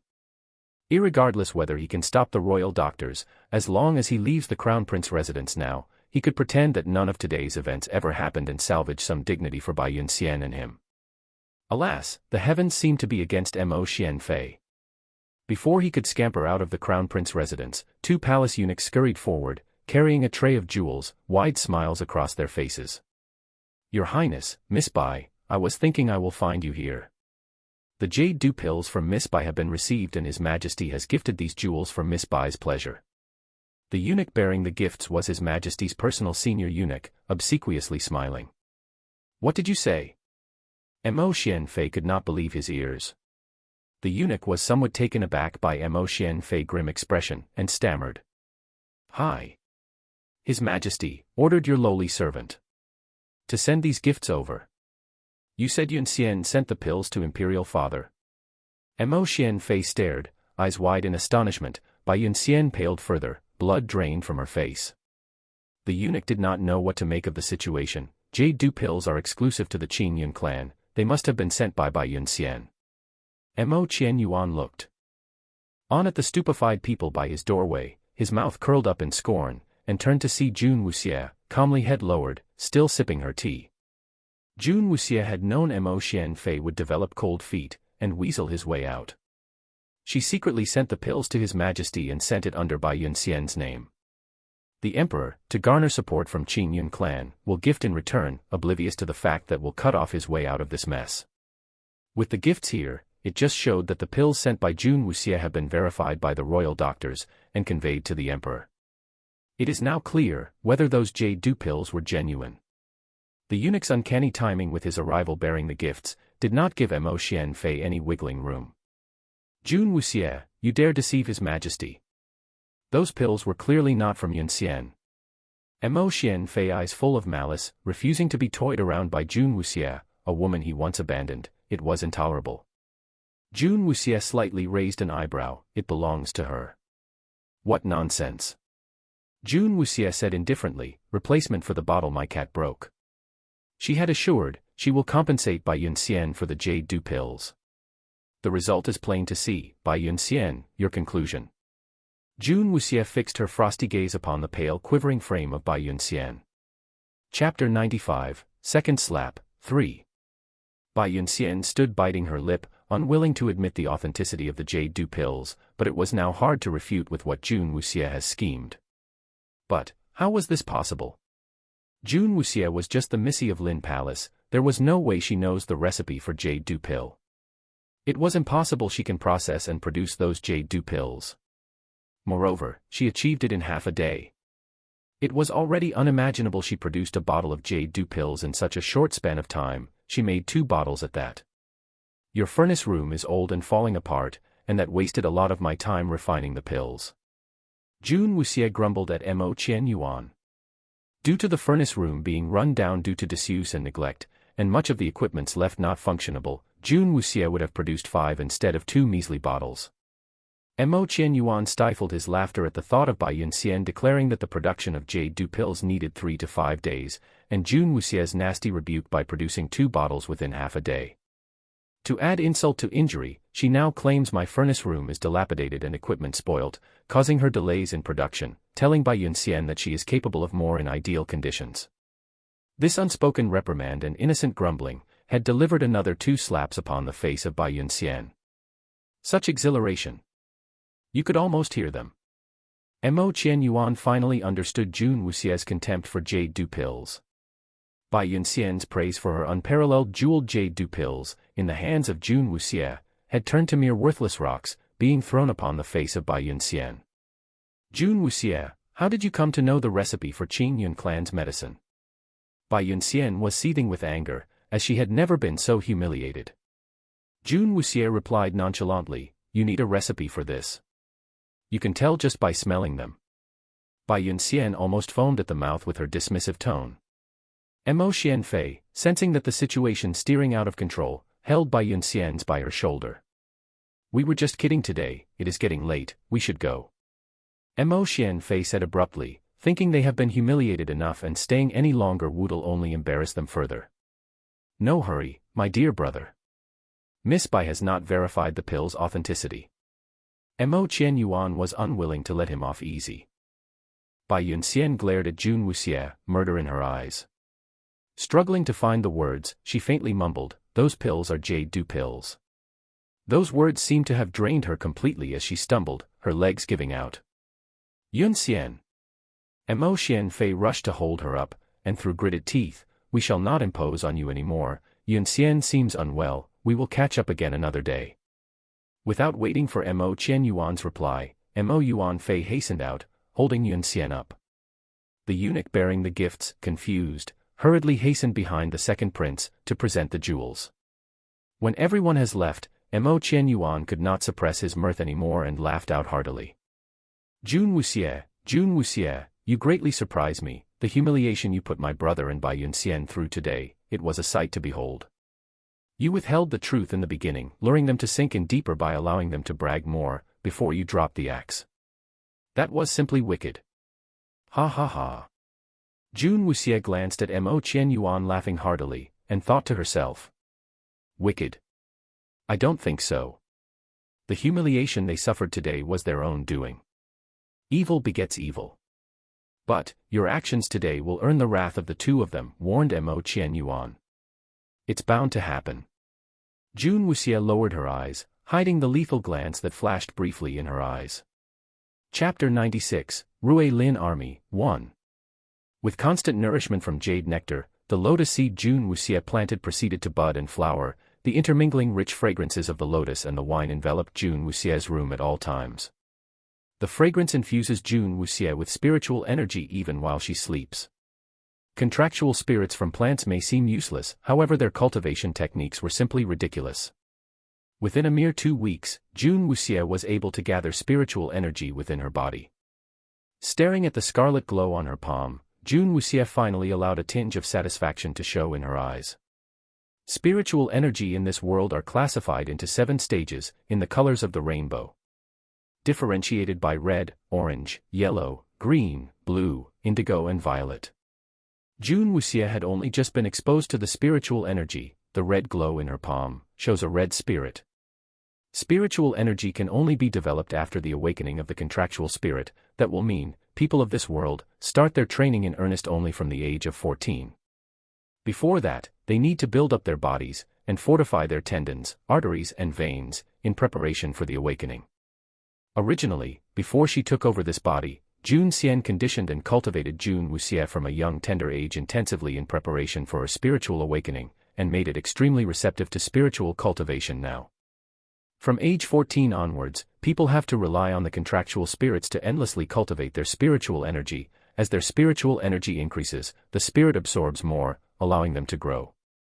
They are intertwined and interdependent. When an average person starts cultivating their spiritual energy, the body is able to gather a minute amount of it, and to have the energy manifest outwards would take anyone at least half a year's time.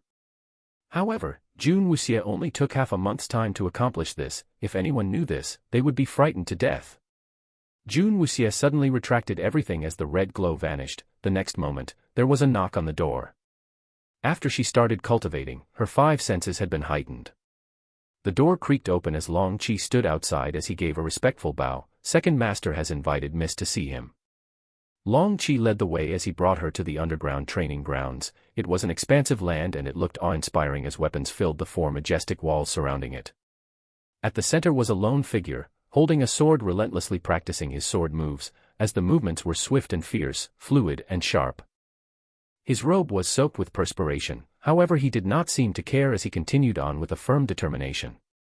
"Uncle!" Jun Wuxie called out to him. Once he heard her, Jun Qing immediately sheathed his sword into the scabbard on his back as he gave her a clear and bright smile. "You're here, Wuxie." Jun Wuxie gave a quick analysis as she looked at him from head to toe. No one could have imagined that just not too long ago, the very same person was crippled that was just half a step into death's door.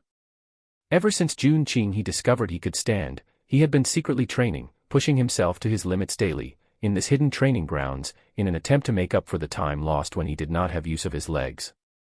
"I asked you here today seeing the weather has been nice lately, and thought it would be nice to have my lovely niece accompany me to enjoy this equally beautiful spring." Jun Qing smiled warmly and handed the sword over to Long Qi. Chapter 97, Rui Lin Army, 2. Jun Wuxie has no qualms going gallivanting with Jun Qing. After changing into a fresh set of clean clothes, Jun Qing got back in his wheelchair, with Long Qi pushing him out of the Lin Palace gates, and onto the horse-drawn carriage with Jun Wuxie. The carriage went around in the imperial city for a while. Jun Wuxie had no interest and paid no heed to the hustle and bustle of the city, merchants shouting their wares or the people engaged in conversations. The entire time, her eyes were lowered while she stroked and caressed the cat sitting quietly in her lap. Looking at Jun Wuxie, Jun Qing could not help but sigh. Jun Wuxie had never been talkative from a young age, but seeing this blossoming girl so withdrawn, still so quiet, does make one worry. After some time, the carriage finally stopped. Long Qi helped Jun Xian down from the carriage, and Jun Wuxie followed suit. After getting off the carriage, she looked around to see where she was and was taken aback. Just meters away, an army garrison stood. Jun Wuxie turned to look back. The imperial city sat far off in the distance. Unknowingly, the horse carriage had taken them out of the imperial city. The Jun family is famous for their Rui Lin army. As a daughter of the Jun family, you will have to come here sooner or later. Jun Qing proclaimed, sitting in the wheelchair, with Long Qi pushing him from behind. "Miss, please come with me."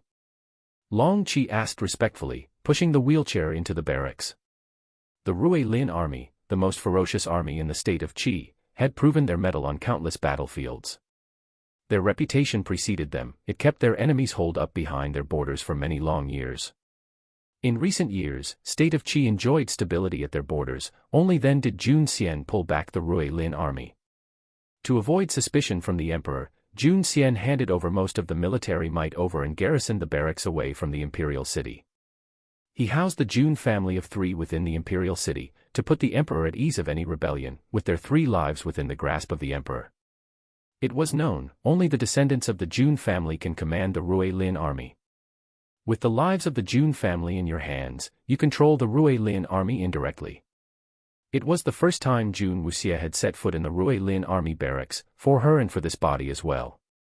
It was high noon, the sun was beating down strongly. In the huge expanse of the barracks, only one group of soldiers were on patrol, the whole encampment was silent. With Long Qi leading with the wheelchair, he brought Jun Wuxia deep into the barracks. Enveloped in utter silence, Jun Wuxia followed behind without a word, intently observing all that she saw. There was no one in the barracks, there was no sign of the Rui Lin army out at the garrison. The notoriously feared Rui Lin army seems to have disappeared into thin air. However, the moment when Jun Wuxia came to the training grounds, her eyes widened. Rows upon rows, soldiers fully armored, under the scorching sun, weapons gripped in hands, engaged in mock battle, in uniformed unison. The heavy still air within stirred into a warm rush, from the forceful slashes of the weapons. Feeling the warm rush up close, it felt oppressive and overwhelming. This is our Jun family's Rui Lin army, our sharpest sword, Wuxia, remember, this sword can only be wielded by the Jun family. Jun Qing turned, his smile faded, his eyes steeled, chilling to look at. Rui Lin army, it can be the strongest talisman of the Jun family, protecting them for centuries, but it can also attract the suspicions of the emperor. Chapter 98, Rui Lin Army, 3. Jun Wuxia, since her rebirth, had heard much of the Rui Lin army, and today she finally saw with her own eyes, the widely feared and reputed ferocious warriors, in the flesh. 100,000 troops training under the melting sun with not a single whisper of complaint. Jun Wuxia would not have thought it possible, if she had not witnessed it herself. Such a highly disciplined and ferocious army. The Rui Lin army, as a whole, can defeat the enemies, fragmented can take the enemy general's head. Remember this, Jun Wuxia, no army in Qi, matches up to even a minute fraction of the Rui Lin army. The emperor had generally left the Lin palace to its own devices, because we command such a formidable force. Jun Qing's eyes no longer showed the soft pampering gaze of her uncle, but the gaze of a commander of an army, steadfast and proud. Any soldier picked out from the Rui Lin army can easily take on 5 grown men in a brawl. One wonders what it must have taken the Jun family, to shed how much sweat and blood, in what way, to achieve command of such a formidable force, willing to fight under the Jun family's banner. No one knows.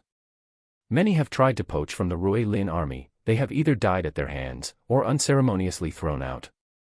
They are the sharpest blade, a blade that will never point at the Jun family. I understand, uncle, replied Jun Wuxia, hiding the awe she is feeling. This trip to the Rui Lin army was not a mere tour. Jun Qing has deemed Jun Wuxia qualified to know of their outstanding army, and no longer looked at her as an innocent and ignorant kid, but as one of the Jun family's stalwart pillars. Jun Qing softened his gaze and nodded his head. Your coming to the barracks today was the intention of me and your grandfather. There is something we have to give you. Jun Qing gestured to Long Qi. Long Qi handed over a brocade bag to Jun Wuxia. Outlined on the black brocade bag, with silver silk thread, was a asterisk qilin, Chinese mythical creature, treading on clouds, an auspicious sign. There were 3 tubes, as wide as her finger, in the bag, and Jun Wuxia looked up in wonder at her uncle.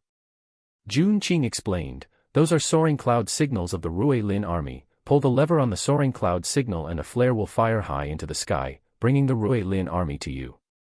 Wuxia, your grandfather and me were worried you would be rash at such a young age, unable to weigh the severity, and were hesitant to hand you something that mobilizes the Rui Lin army. However, you have recently surprised us with the huge changes in you, and both your grandfather and I agree, you are mature enough to handle the soaring cloud signal. The soaring cloud signal, to the Jun family, is something very closed-guarded. Once the signal flare is fired, it mobilizes the entire Rui Lin army. The shows the trust bestowed upon Jun Wuxie by Jun Xian and Jun Qing. They have handed the sharpest blade over to Jun Wuxie. Thank you was all Jun Wuxie could manage. The 3 tiny tubes were light, but the implications it came with weighed a ton. We are family, no thanks needed. Jun Qing smiled. He knew they were in Jun Wuxie's good hands. Recently, Jun Wuxie had been on close terms with the Crown Prince, and the Crown Prince's health was improving, as was his temperament. His reputation, which had vastly improved both in court and among the commoners, was a good thing, except to the eyes of some, it was something else.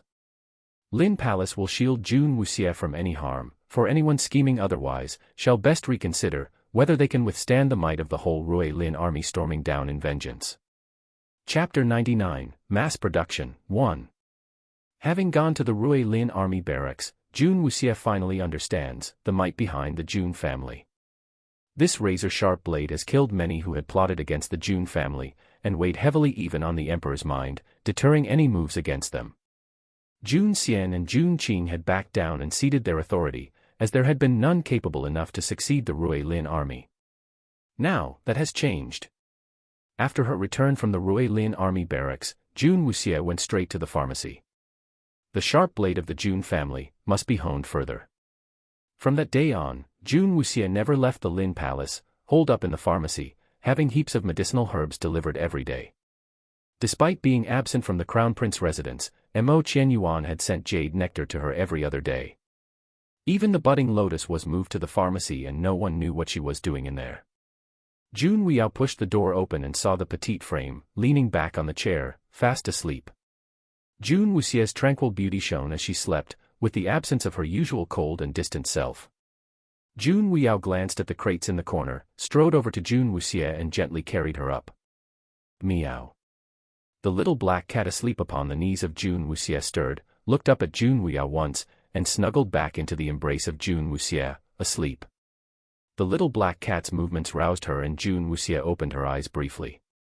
Seeing the mischievous face of Jun Weiyao, she closed her eyes again. If I did not come here, you intend to make the pharmacy your home? Jun Weiyao asked, an eyebrow raised. How long did I sleep for? Jun Wuxie rubbed the sleep from her eyes, a crystalline tear at the corner. Why are you working so hard? The Rui Lin army is already so strong, do you think you are made of iron? You cannot possibly produce fortification medicine for an army alone. Sitting down on a chair, Jun Weiyao placed her on his lap, gently curling stray strands of her hair behind her ears. Why not? Jun Wuxie countered. Medicine for an army of 100,000 might be overwhelming, but with her speed, it could be done. Jun Weiyao laughed and leaned over and rested his forehead on her forehead as he said tenderly, I thought you only cared about the father and son of the Jun family. Within a month, tens of crates of fortification medicine, every single one packed to its brim, were ready. The soldiers in the Rui Lin army are all grown men, and have cultivated their spiritual energies for a long time. The harsh military training have developed their bodies to excessive extents, but their veins and arteries, crucial in the spiritual development, were hard to develop. It is widely known, the stronger the veins and arteries, the faster the spiritual development. Before one turns into an adult, one can strengthen the veins and arteries with medicine.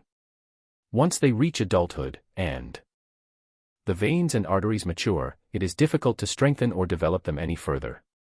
Within the vast lands, many have sought to find ways to develop the veins and arteries of adults, very few have succeeded. Not Bai Yun Xian, nor her master. Not even the sovereign of Qing Yun clan can develop medicine such as this, but Jun Wuxie was churning them out as if they did not require money, intending to give out tens of thousands pills free, to mere soldiers who were commoners. Chapter 100, Imperial Ruse, 1. Hearing about it drives one mad. Jun Wuxie did not respond to Jun Weyao's statement, and got out of his embrace. She walked to the furnace, adding more firewood. The furnace was requested from Jun Qing after visiting the barracks. It was huge, yet finely detailed, most suitable for the production of massive quantities. Production of fortification medicine for an army of 100,000 was an insurmountable task. But in the hands of Jun Wuxie, it was relatively easy for her. For an average practitioner of medicine, they avoid mass production of any medicine, due to the inability to control the various precise quantities of herbs in the doses, resulting in blunders. It was not a problem for June Wuxie, as in her past life, her grasp and control of medicine were more precise than machines. Medicine produced under her hands were always flawless. Let Lin Palace's Rui Lin army, the sharpest blade, be honed further. June Wuyao, chin in his palm, watched lazily as June Wuxie busied herself. He rubbed his long slender fingers together, feeling the lingering warmth from the body of June Wuxie. This girl, I must say, has moves both smooth and bold. His lips curled up as he watched her concentrating and effortlessly making more and more. While June Wuxie was busy with the medicine, another scene was unfolding in the imperial palace. After the humiliating episode at the Crown Prince Palace at the hands of June Wuxie, Bai Yunxian had been moody ever since. Mo Xianfei had tried all ways and means to cheer her up, but to no avail. Having been snubbed by the lady, Mo Xianfei went to the emperor. Father, June Wuxie is getting rather impertinent, will you continue to indulge them? Mo Xianfei implored, kneeling in the imperial study, brows knitted as though in pain. The emperor looked up from the scrolls he was perusing. I have told you countless times to stay away from the Crown Prince residence.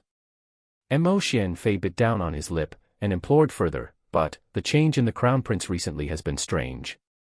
His health is improving, temperament reverting back to normal, goes out of the imperial palace frequently, spreading benevolence in the city. He is planning something. I, your son and vassal, does not feel at ease. With the poison from the wheat night flour purged, Mo Qianyuan had regained his strength. With his finesse and natural flair, it was easy as pie to win over the hearts of people. Mother to Mo Qianyuan, the late queen, her virtuous fame widely spread throughout the lands, made the people more receptive to him. Sensing Mo Qianyuan's strong comeback, Mo Xianfei was getting restless. The emperor sighed. You mentioned the other day, the jade dew pills were made by June Wuxie. Was that true? Mo Xianfei hesitated a moment, and said, yes. With the exclusive recipe for jade dew pills with Qingyun clan, how did June Wuxie learn that? Moreover, you know too well her temperament, arrogant and ignorant, how is it possible for her? The emperor gazed down at his kneeling son, with eyes narrowed. That your son does not know, it is said though, that Lin Palace has recently gathered lots of medical books. Maybe the Lin Palace is secretly in contact with someone, who in turn teaches June Wuxie medicine. Mo Xianfei's brows furrowed deeper, at the thought that June Wuxie was able to produce jade dew pills. It was simply unbelievable. Father. June Qing was poisoned previously, the imperial doctors declared he did not have long to live. It has been quite a long while since and things have been quiet at the Lin Palace. June Qing is holding on till now, all these smells rather fishy. If what you say is true, there is a gifted doctor in Lin Palace. The emperor queried, his gaze turning cold. Chapter 101, Imperial Ruse, 2. I wouldn't want to wrongly accuse them, but seeing that June Qing is still alive, that seems the only possibility. That answers how June Wuxie managed to produce jade dew pills, and the Crown Prince's recovery after they got close. It is making me worried for you, my father. Mo Yuanfei exclaimed, his head knocked soundly on the ground, kowtowing in subservience. The emperor pondered, gazing at Mo Xianfei. How are things between you and Bai Yunxian? Inquired the emperor. Mo Xianfei hastily replied, she has been moved by me, and it was within my control, till the episode with June Wuxie at the Crown Prince residence, made her sulky, and she has been rather cold. She was already always distant, and now she gives me the cold shoulder. The emperor furrowed his brows. Mo Xianfei persisted, father. The Crown Prince and the Lin Palace have been in contact frequently, conspiring, if the truth of that matter was known. Enough. The emperor slammed the scrolls onto the table, brows twisted in anger. For these matters, I will handle it. How are the investigations on official Lin's corruption and forced acquisitions of houses coming along? The emperor swiftly changed the subject. Mo Xianfei stayed motionless for a long while, at a loss for words on the sudden question on official Lin. Official Lin was originally an officer guarding a city at the borders. He had spotted unusual movements in the area and promptly reported the intelligence to the commander-in-chief, Jun Gu, and the army won a resounding victory. This earned the officer praise from the emperor and was promoted from a border guard officer to an official in the city. Official Lin's full name was Lin Yuyang, a man, honest and forthright, who stuck to his principles. Even after many years in the imperial city, he kept a low profile. Though it was due to his timely report to Jungu that won him the promotion, he did not pander nor initiate any contact with the Lin Palace. Even when Jungu was slain in battle, he sent a proxy to pay his last respects and did not appear himself. Lin Yuyang was not a high-ranking official, and not corrupted, but his upright principles had threaded on quite a few toes in the imperial city. I have ordered investigations into it, but with Lin Yuyang's quiet nature, and he is prudent in whatever he does, I have yet to uncover sufficient evidence. Mo Yuan Fei explained hastily. Imbecile. The emperor scoffed, eyes closed in contemplation before continuing, Xian Fei, you are still young. In this world, there are groundless charges that do not require much evidence. Mo Xian Fei was startled, he looked up, and saw the sinister look in the emperor's eyes. Lin Yuyang was bestowed royal benevolence due to the Jun family, and saved the life of Jungu once.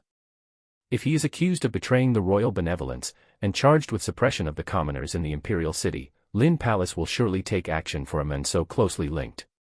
The emperor's lips curled, eyes like that of a venomous snake hidden deep in the forests. Mo Yuan Fei struggled to understand before it dawned upon him. A vile smile forming on his face, head on the ground, kneeling, bowed in acquiescence.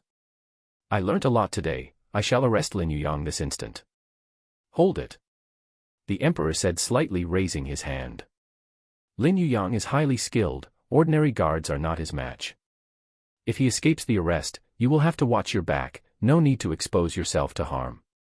The emperor pointed out. Mo Xian Fei's vile smile widened. Thank you for pointing that out. Jun Wuxie, this time, you have no way out. I will get you. Chapter 102, Peerless Medicine, 1. The peaceful and tranquil imperial city was in for a big storm ahead. Finally all the fortification medicinal pills were ready as Jun Wuxie instructed the crates to be brought over to Jun Qing. Before leaving, she went to the lotus pond as she looked at the beautiful pink lotus flowers floating on the quiet surface. Her gaze softened as she looked at the pristine white lotus floating amongst them. Master. The little lotus transformed back into its human form and splashed about as he swam back to the edge of the pond. Little Lotus used all his might as his little arms clung onto the pebbled edge of the pond. He took a moment to catch his breath as he looked at Jun Wuxie with his bright eyes as he laughed happily. How is everything? How do you feel? Jun Wuxie asked the gleeing little lotus. It's really good with the embellished wood bead. I've used it to purify the energy here and my cultivation speed is exactly the same as it was back in the spiritual world. Little Lotus beamed at her as he laughed on. Jun Wuxie nodded, no matter if it was her or Little Lotus cultivating in secret, although their progress was slow, it would be useful one day. Continue with your cultivation, I'm heading over to see Uncle now. Once Jun Wuxie left the courtyard, Little Lotus turned back into a white lotus and floated amongst the pink lotuses around as it quietly continued on its cultivation. As soon as she reached Jun Qing's courtyard, it was full of crates she had sent over. Once the servants saw her, they immediately greeted her and gave her a helpless look. Miss, Master, and Second Master are in the midst of a discussion, we dare not disturb them. These crates. One servant cautiously informed her. Jun Wuxie immediately went to the door and knocked. Who is it? Jun Xian's voice came from within. Grandfather, it's me. Jun Wuxie replied. A moment later, the door opened as Jun Xian smiled happily at Jun Wuxie. He was momentarily startled when he saw the crates behind her. These are for Uncle. You little girl, only think about your uncle, anything good always comes through here first. I also remembered that you've recently given him some good wine as well. How about your dear grandfather? He pretended to be angry as he looked at her lovingly. Jun Wuxie blinked. Grandfather, if you like that wine, I can. Such a silly child, I'm only teasing you, how can you take it so seriously? After which he pulled her into the study. Jun Wuxie was still confused as she watched her grandfather smiling at her and nodding, actions which were incomprehensible to her. Grandfather did not want wine. Have a seat first. Jun Xian gestured to the nearest chair. Jun Wuxie obediently sat down. Well, it's time to tell us, what's with those boxes? What precious items do you have for your uncle? Jun Xian laughed heartily as his heart was feeling extremely happy that his granddaughter had finally passed the troublemaking phase. It's not for uncle, it's for the Rui Lin army, she replied. In the room, Jun Xian and Jun Qing's smile froze while Long Qi's eyes widened in surprise. Wuxie, what did you say? For Rui Lin army. What do you mean? Jun Xian asked, with a slight tremble in his voice. Jun Wuxie looked at the reaction of Jun Xian and Jun Qing and slowly explained, I've refined some fortification medicine this time round to improve their veins and arteries. These are especially useful to improve the cultivation in adults. Jun Xian and Jun Qing stared at her in disbelief. Adults can further improve their vein and arteries. How can this be? Wuxie, is it true?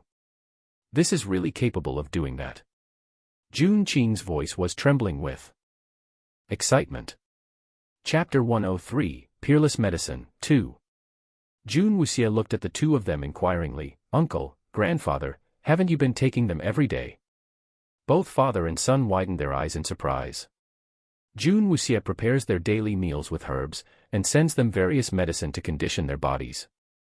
Their bodies were not as weak as before, but with the extravagant variety they had been enjoying, the changes were too myriad, and they did not realize the improvements to their health and bodies that enabled training and development by leaps and bounds. As it was common knowledge that development of veins and arteries stop once they turn into adults, they did not for a moment think it was due to their food and medicine that changed that, and gave them such astonishing results from their daily training. This was just unbelievable. Wuxie, what we have been eating really, Jun Qing was at a loss for words. He had not noticed, but as Jun Wuxie had pointed out, he realized his veins and arteries were much stronger. Jun Wuxie was telling the truth. The Rui Lin army is too big, so I can only manage to give them pills. Jun Wuxie would have liked to feed them medicinal meals as well, it would have been less harsh to their bodies, but for 100,000, they couldn't afford it even if they sold the entire Lin Palace. Jun Xian felt his heart beating faster. These pills are really what you claim them to be? Jun Qing asked, his eyes lit aflame with fervor. Not many things can move this father and son to such an extent. They both exchanged troubled glances. Wuxie, your master taught you this? Jun Xian asked sternly. Yes. Your teacher has exceptional medical knowledge, the things you have learnt are unheard of, and the Jun family owes him a great debt of gratitude. But if news of this were to leak, it will stir up quite a storm. The Lin Palace might be able to hold his own in the state of Qi, but if the news spread beyond, not just the people of Qi, the other kingdoms will not sit idly by. Jun Xian was unusually stern. Jun Wuxie's skill and knowledge was both a blessing and a curse. Qingyun clan won its reputation throughout the kingdoms, not with might, but with medicine. They had the best doctors, the best pharmacists, under the skies. Even the mightiest of powers pay some form of deference to Qingyun clan, for their well-known prowess in medicine. What Jun Wuxie has been producing was far beyond the capabilities of the Qingyun clan. Just like this fortification medicine that develops the veins and arteries of adults were simply unheard of. All this while, it was known the window to develop veins and arteries was such. Everyone strengthened and developed their veins and arteries before adulthood, and had no choice but trained slowly and fixedly after turning adult. If it was known there existed a pill that allowed adults to develop their veins and arteries, it will surely be earth-shattering. If it was leaked, the lands will be in upheaval. Lin Palace might be strong within Qi, but if it attracted the eye of other kingdoms and powers, even they might be unable to protect Jun Wuxie. Chapter 104, Peerless Medicine, 3. Despite the might of Lin Palace, they cannot match up to Qingyun clan. This medicine of Jun Wuxie's was a double-edged sword. Besides your master, does anyone else know you can produce this medicine? Jun Xian asked gravely. Jun Wuxie looked at the three men in the room, answering wordlessly. Long Qi. Jun Qing exclaimed. Long Qi abruptly kneeled on one knee. Your subordinate has neither seen or heard anything today. A single bead of perspiration ran down the side of his face. The Missy might not have realized that with the medicine left outside, the kind of commotion it could cause. You have been with us from young, I trust you. Remember. Bring whatever you heard in this room today to your grave, and not a single word about it is to be uttered, or it will spell the doom of the Jun family. Yes, I understand. Jun Wuxie was puzzled at the caution the three men are showing to the matter. This medicine was it such a big deal? She has plans for medicine with effects more heavenly defying, but was not possible due to insufficient herbs. Why is uncle and grandfather so serious about these measly pills? Wuxie, your master must be mighty and mysterious, to be unworried about medical prowess like his being known. As for you, grandfather knows, you have the interests of Lin Palace at heart, but your knowledge to produce these pills must be kept secret. The recipe must not be made known to other than you and your master, do you understand? Jun Xian spoke in rare seriousness to Jun Wuxie. Wuxie understands. Although bewildered at the anxiety of both father and son, Jun Wuxie readily agreed. As for those pills, are we sending them to the barracks? Jun Qing asked, brows creased. Yes, send them. I believe not a single soldier in the Rui Lin army will betray the Jun family even when faced with death. Jun Xian had absolute trust in the Rui Lin army, and turning to Long Qi, I shall leave it in your hands. Do not tell the Rui Lin army anything about the medicine, and just to eat them as prescribed. Tell them to not question nor discuss any effects the medicine might bring. Not a single word to any outside the Rui Lin army, and to forget they ever took any medicine at all. Rest assured, Your Highness. Your orders shall be carried out. Long Qi vowed, his heart burning with fervor. Raising his eyes, his keen sight locked on the profile of Jun Wuxie. Jun Wuxie shall become the leader whom the Rui Lin army will die for, and that will not change. Due to the significance of the cargo, Jun Xian ordered the majority of the guards at Lin Palace as escort with Long Qi. The carriages filled with crates of pills left the imperial city after dark, with none the wiser. The nondescript horse carriages were carrying pills that can cause vast upheaval throughout the lands.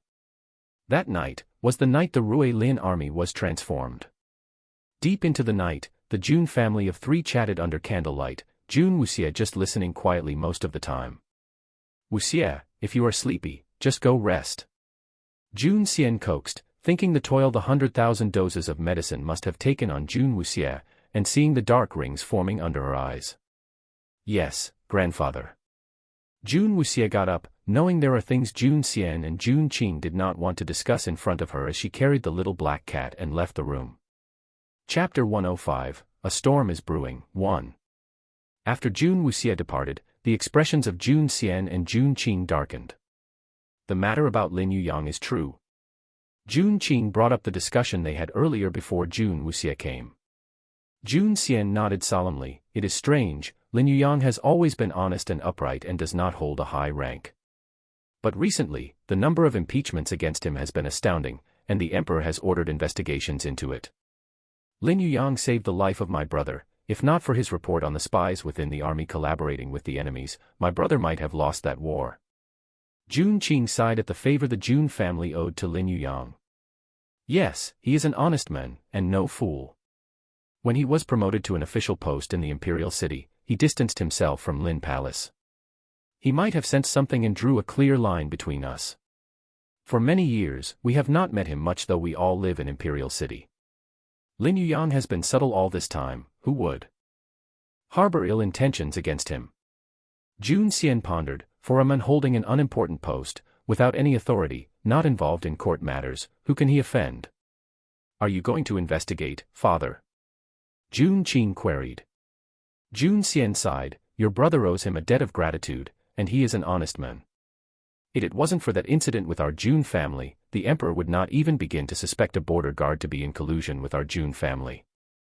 We are responsible for dragging him into this mess. Jun Qing thought back to the past when Lin Palace was at its peak, before his brother died for the country, before he was crippled, its glory and grandeur covered and protected them.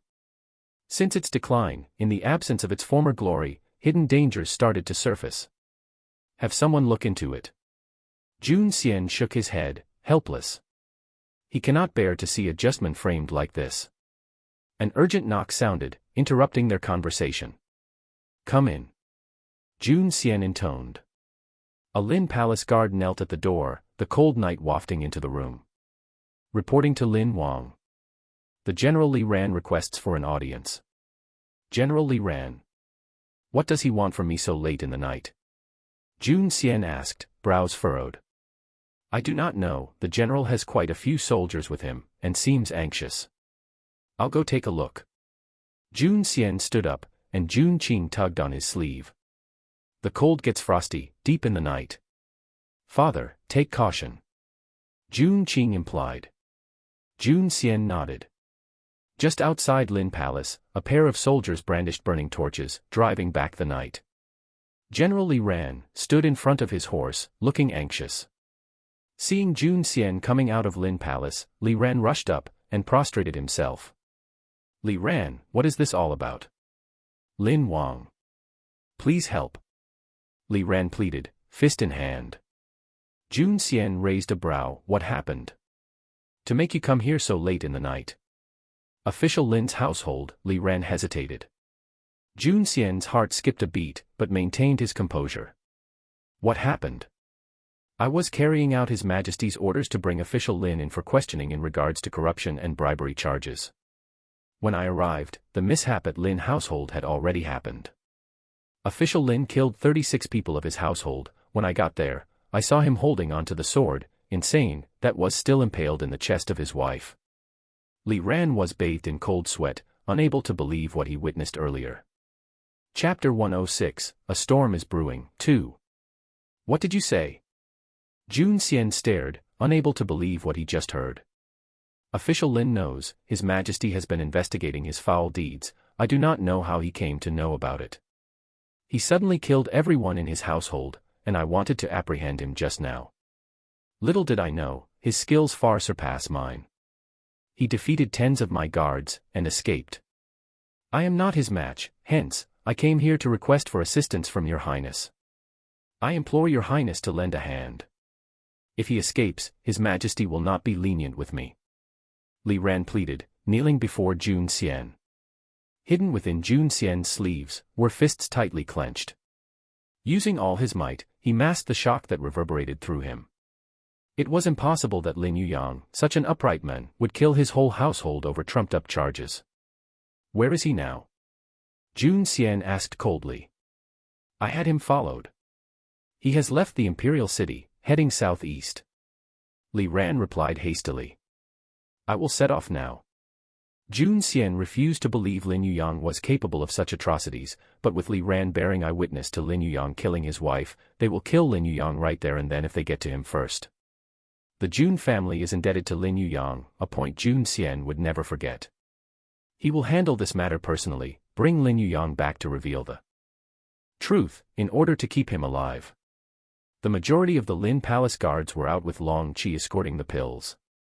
Jun Xian gathered the remaining guards, though few in numbers, every single one of them a top fighter.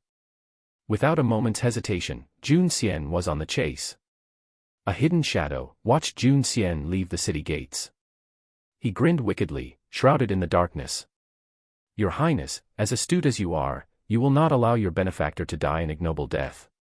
The shadow in the darkness let out a series of low laughter and turned, hands kept behind his back. Within the dark alley, pairs of cold and evil eyes looked at him intently, numbering in the hundreds. Is it certain that most of the Lin Palace's guards are out of the city? The hidden shadow asked cagily. I am certain. I saw a large number of guards escorting several horse carriages out earlier. Would you know where they have gone? I do not know. Guards from the Lin Palace belongs to the Rui Lin army. The terrain is too open after the city gates and I dare not follow, fearing discovery. But I have also verified, most of the remaining guards in the Lin Palace have followed His Highness in pursuit of Lin Yuyang. There will be no more than 15 guards remaining in the whole of Lin Palace. 15 soldiers from the Rui Lin army. The dark shadow chuckled. I would like to see if my suicide squad of 300 can annihilate the Lin Palace tonight. Convey my orders. Infiltrate the Lin Palace, turn it inside out. I do not want anyone in the household alive by sunrise. Especially Jun Wuxia and that useless trash, Jun Qing. I want to see their heads. It shall be done. In a flash, all the dark-cloaked shadows in the alley disappeared. The shadow who issued the order ascended the tall tower in the imperial city and peered in the direction of the Lin Palace. After tonight, Lin Palace shall cease to exist. And the Jun family shall be no more. The bright moon slid behind dark clouds, obliterating the last vestiges of moonlight. In the deathly still of the night, dark shadows infiltrated the Lin Palace. Chapter 107, A Storm is Brewing, 3. Shrouded by the darkness, the hidden Lin Palace guards from the Rue Lin army noticed the abnormal movements as they stepped out from the shadows to welcome the uninvited guests.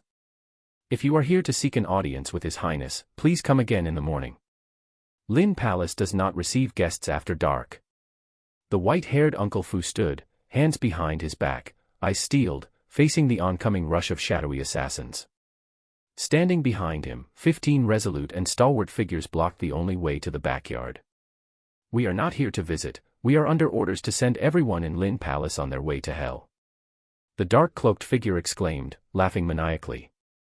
Uncle Fu's eyes flashed, dropping the kindly smile, as his sharply honed killer instinct took over. Then I won't be polite. Intruders to Lin Palace will only face death. In a flash, Uncle Fu and the 15 Rue Lin army soldiers rushed into the midst of the horde of shadows. The light-colored clothed guards of Lin Palace shone brilliantly in contrast to the onslaught of shadows. The deathly still of the night was broken, smelling acridly of death and blood. Two groups of shadowy figures slipped into Lin Palace from the back as the battle in the front yard raged. They quickly killed the guards in the back of the palace. With blades still dripping with fresh blood, they walked to the backyard. The sweet smell of herbs lingered in the backyard, all was silent and still. The lotus pond rippled, as a soft breeze blew, bringing a chill. One group of shadows stepped out, shattering the beauty of the night. Holding in their hands, blades that dripped blood, fresh from their slaughter, leaving a smattering of red on the ground. TSK, it is not advisable to disturb the rest of Wuxia. A charming voice rang out suddenly, breaking the quietness in the yard. The shadowy figures startled, as they swung around to confront the voice. A tall, slender figure stepped slowly out of the shadows and into the illuminating moonlight. The handsome figure with his boyish grin belied those eyes that exuded terrifying menace. Jun Weiyao glanced at the wary group casually, as he moved his gaze to the blades that were dripping blood onto the ground, and his eyes glowed a dark violet. Dirtying Jun Wuxia's yard is a crime you shall pay with your lives. Jun Weiyao smile slowly spread, however it was one that brought about a chilling tingle in the spine. Under the moonlight, the shadowy group could see the lone figure clearly. The gaze from those violet eyes, like a sharp sword, seemed to have pierced their hearts. The demon. That's just rude. Jun Weiyao shook his head. How can I be a mere demon? The violet hue in his eyes flashed, and his body became a blur of movements. In a blink, quiet returned to the yard. Scarlet rain descended as the warm red color fell onto the ground. Jun Wuxia opened her door at that moment, still dazed from sleep. In that strangely enchanting scarlet rain, an elegant figure stood unmoving, his face tilted up, the stunning handsome face smattered scarlet from the rain. He was laughing as his half-amused violet eyes looked at her sideways, and the corners of the mouth curled up. Those eyes showed merciless annihilation, his laughter maniacal. It makes one's skin crawl, a sight that Jun Wuxia would never forget.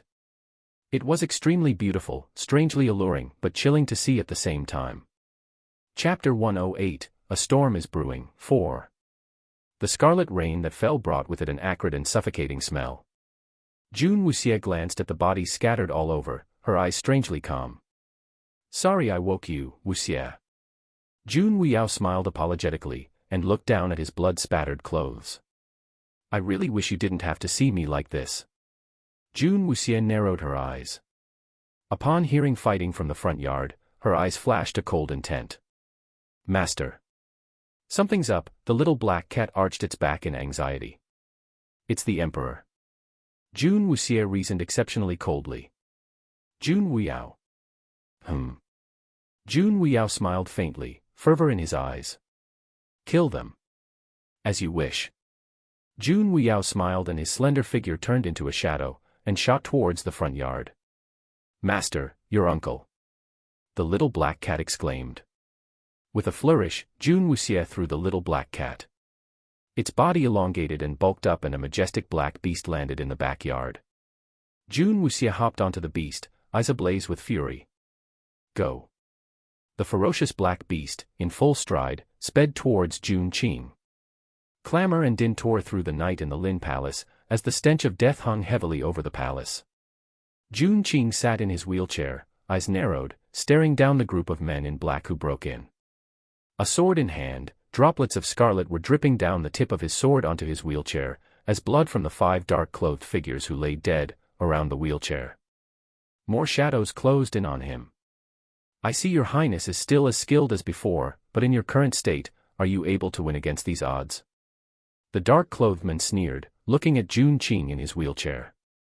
They know very well the formidable skills and prowess the Jun family possessed. If Jun Qing was still at his peak, he might be able to defeat them all, but the once formidable Jun Qing had been reduced to a cripple, with great sword skills, albeit without the freedom to move his legs.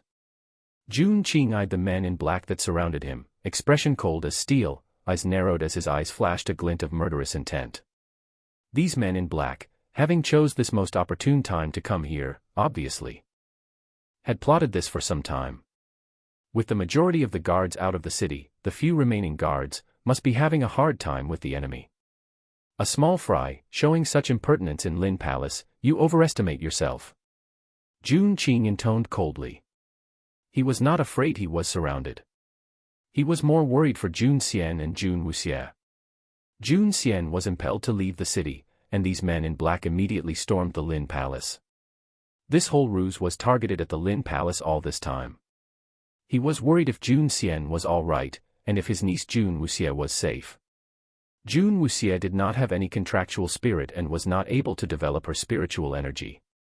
She would not stand a chance against them if the men in black found her. Your Highness is sounding rather high and mighty. There are but a few guards here tonight, and there is no point dragging the inevitable. The remaining guards are held up in battle in the front yard, and I'm afraid the Missy of your household might have already lost her head. Tonight will be the downfall of Lin Palace. Surrender yourself and I'll give you a painless death. The dark-clothed man gloated. A sudden bright gleam flashed, and the dark-clothed man's eyes widened in horror before he collapsed. Though surrounded by the men in black, Jun Qing was unyielding. His blue cloak fluttered in the breeze, his attractive features took on a menacing shift, as he gripped his sword, and fixed his gaze on the enemy. Chapter 109, A Storm is Brewing, 5. Intruders of Lin Palace shall die. The decade of repression withheld within Jun Qing burst forth at that moment into a mesmerizing dance with his blade, a weaving trail of moonlight reflecting off the sword like liquid silver, weaving through the shadowed figures in a flash. Standing as though rooted to the ground, the shadows had no time to react. They stood in blank astonishment, looking at Jun Qing. Did the cripple who was sitting in the wheelchair just kill a score of his enemies in a flash? That swift and unerringly precise swordplay chilled them to their bones. Jun Qing was not crippled. He was faster than ever. They could only watch on in dismay, as their comrades were killed one by one, as chilling fear crept into their hearts. White Owl. Jun Qing summoned under his breath, and blinding brilliance burst forth from the ring on his finger. A large white owl manifested within the light, and with a screech, swooped into the enemies. The bone-corroding white owl. Jun Qing's contractual spirit, of the highest 7th level of spiritual power, had spread fear in battle throughout the lands. For 10 years Jun Qing had hidden the spirit from people, and most have forgotten the existence of the bone-corroding white owl. With its massive wingspan of over 3 meters, it kicked up a bloody whirlwind among the enemies, in the eye of the storm. Damn it! Jun Qing legs. How can Jun Qing move like this? What is happening? The shadowed figures crowed as they were pushed back by the ferocious onslaught of blindingly fast swordplay by Jun Qing and the savage ferocity from the massive beast of an owl. With less than half their numbers remaining, they fled in retreat. Arg! The first of the retreating enemy screamed, and the dark-clothed group turned to the sound of terror. A magnificent black beast stood with a dark-clothed figure's neck held mangled within its massive jaws. Bright red blood ran freely, as it splattered all over the ground. Crack! The beast broke the neck. None of you will leave here alive tonight. Perched upon the back of the beast, a beautiful youthful girl declared indifferently to the panic-stricken group of dark-clothed men, staring down at them with cold merciless eyes. The black beast sensed the bloodthirstiness emanating from its mistress, and pounced upon the enemy. With blindingly fast Jun Qing at their backs, the vicious bone-corroding white owl above, and the ferocious black beast. Blocking their retreat, the group of men in black fell in a symphony of screams. Even at the point of death, they did not know what hit them. The Lin Palace was on its decline. How are they still so strong? Nearly 100 men in black were slaughtered in a blink of an eye. The pungent smell of blood hung heavily, the ground littered with bodies, turning the once quiet and tranquil backyard into a scene from hell, a ghastly sight to behold. "Wuxia, are you all right?" Having killed all the enemies, Jun Qing looked inquiringly at his niece perched atop the massive beast, eyes alight with wonder. The white owl fluttered down, hooked claws on a corpse, and tilted its head, observing Jun Wuxia's mount. "I'm fine, uncle. Are you hurt?" Jun Wuxia asked. "It will take more than these trash to injure me, I must say I feel slighted." Jun Qing gestured at the beast under Jun Wuxia, eyes bright with fascination, and asked, "And this is?" The black beast looked very much like a panther, but upon closer inspection, it was bigger, more bulky and muscular, and its ears were pointed, unlike the rounded ones of a panther. Meow, a gentle meow sounded from the imposing black beast with its slavering fanged jaws. Jun Qing was dumbstruck in astonishment. "This is Little Black Cat, you've seen him," Jun Wuxia explained.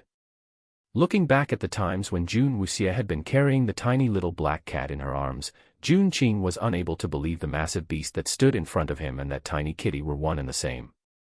Chapter 110, Soaring Cloud Signal, 1. "This is your spirit?" Jun Qing, amazed. "Yes." Jun Wuxia was unable to explain how Little Black Cat came about, and with Little Lotus still not matured in the pond, she nodded haphazardly. "Your spiritual powers have awoken?" Jun Qing asked in surprise. "Not too long ago, a little late though," Jun Wuxia replied. Jun Qing was ecstatic. Jun Xian and him had thought Jun Wuxia was born with no affinity with the spirits. Alas, the heavens still blessed the Jun family. As Jun Qing and Jun Wuxia was talking, a blood-soaked Uncle Fu rushed in with the 15 Rui Lin army soldiers. Seeing his lord and young Miss Fine, he dropped on one knee, sword at his side. "My tardiness has made you suffer, my lord and young miss. It's all right, all of you please rise," Jun Qing assured them. The bulk of the enemies charged the front yard, over 100 of them. These 16 men were vastly outnumbered, and their clothes were now in tatters, the blood on them, whether from the enemies or from the wounds they carry, was indistinguishable. Jun Wuxia reached into her robes and threw 2 white porcelain bottles to Uncle Fu. Taken orally and applied externally. Uncle Fu held the 2 bottles in his hands, and looked at Jun Wuxia gratefully. "Thank you, young miss. If it was not for the young master's help, we might have been further delayed." Jun Wuxia raised an eyebrow in thought. Jun Wuya was quick and nimble in the battle, but at that moment he was nowhere to be seen. "Tonight has shown us someone is plotting against our Lin Palace. We managed to handle them here, but father was compelled to go out of the city. Although he brought some guards with him, it is obvious that the enemy are well prepared." Jun Qing's expression grew grim. The attack on Lin Palace tonight was a thoroughly planned out one. If not for the false weakened front that Lin Palace had put up, the enemy might have succeeded. 3 unexpected elements threw the enemy off. They did not expect that Jun Qing could regain the use of his legs. Jun Wuxia's spirit's sudden appearance blew up in their faces, and Jun Wuyao, with God-slaying prowess. The series of surprises allowed the Lin Palace to overcome the overwhelming odds the enemy threw at them, and blew the well-planned ruse to smithereens. But Jun Xian was still in danger. "Locate Lin Wang immediately," Jun Qing ordered. The Lin Palace was awash in a sea of red, and before the guards were able to move out, someone came before the gates. Li Ran, the general who just a while ago, left from these very same gates, came in pale and gaunt, bearing grave news. Jun Xian, while in pursuit of Lin Yuyang, met with an incident. The guards were all killed, and Jun Xian himself had disappeared. Hearing the news, Jun Qing was barely able to control his rage. His eyes tore into Li Ran, suppressing a strong compulsion to shred him to pieces. Jun Wuxia stared coldly at the news, stood up resolutely and hastened out the gates of Lin Palace. "Wuxia." Jun Qing looked at Jun Wuxia quizzically. Jun Wuxia walked until she stepped out past the gates. She reached within her robes and pulled out a small embroidered bag that contained the soaring cloud signals. A beam of red light shot high into the night sky above Lin Palace, and exploded into a brilliant burst of fire with a ear-splitting roar, obliterated the darkness completely and shattered the quiet of night. Li Ran, who witnessed all this, fell back in shock, sitting on the ground, looking at Jun Wuxia, teeth chattering. With the soaring cloud signal fired, the entire Rui Lin army comes. What was the June family Missy thinking? Uncle, I have to find grandfather. June Wuxia turned her head, backlit by the signal's flare. It was seen, the cold chilly eyes had been lit aflame. Chapter 111, Soaring Cloud Signal, 2. A thunderous roar resounded throughout the entire imperial city as people were abruptly awoken from their slumber, looked out their windows groggily and saw the night sky illuminated red. The citizens who did not know the reason behind the red sky felt that it was a beautiful sight as the sparkling red trailed off, as whole families gathered together, admiring it. The officials, however, were not in the mood to enjoy the red-tinged sky. Simply because that red light and that thunderous roar was all too familiar to them. Every time they heard this sound, and saw this red sky, it only meant one thing: there was going to be bloodshed.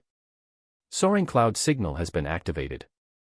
The call to mobilize the entire Rui Lin army. This was a jolt to their mind as the terror that came with it filled their hearts. Something major will happen tonight. A huge change was coming. In the royal palace, the emperor who was in his chambers let out a startled cry when he heard the resounding roar. He rushed out to see what the commotion was about as he wiped off the cold sweat, but when he looked at the source of the noise, he stood there motionless as he stared agape at the red sky. It was a familiar red, as he swallowed an involuntary gulp as his heart started to feel as if it was on fire, ablaze with fear. Who was it? Who signaled the soaring cloud signal?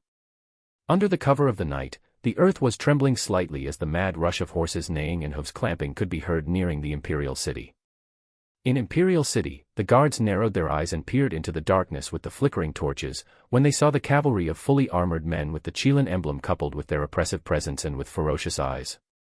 The guards felt their legs go soft as they fell back onto the city wall as they looked at the entire regiment that appeared before them.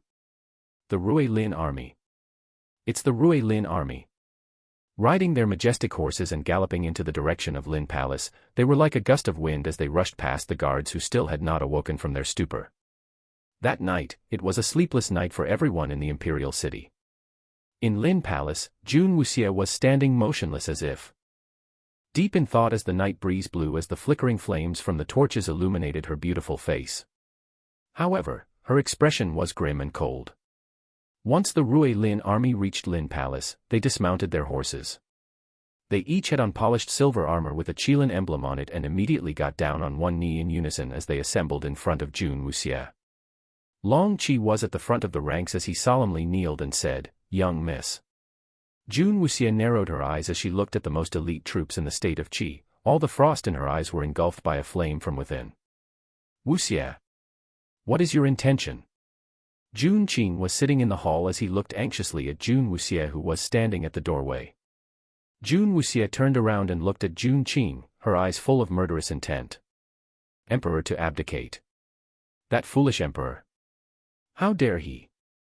Jun Qing was startled as his eyes widened in shock, forcing the emperor to abdicate. Has she lost her mind?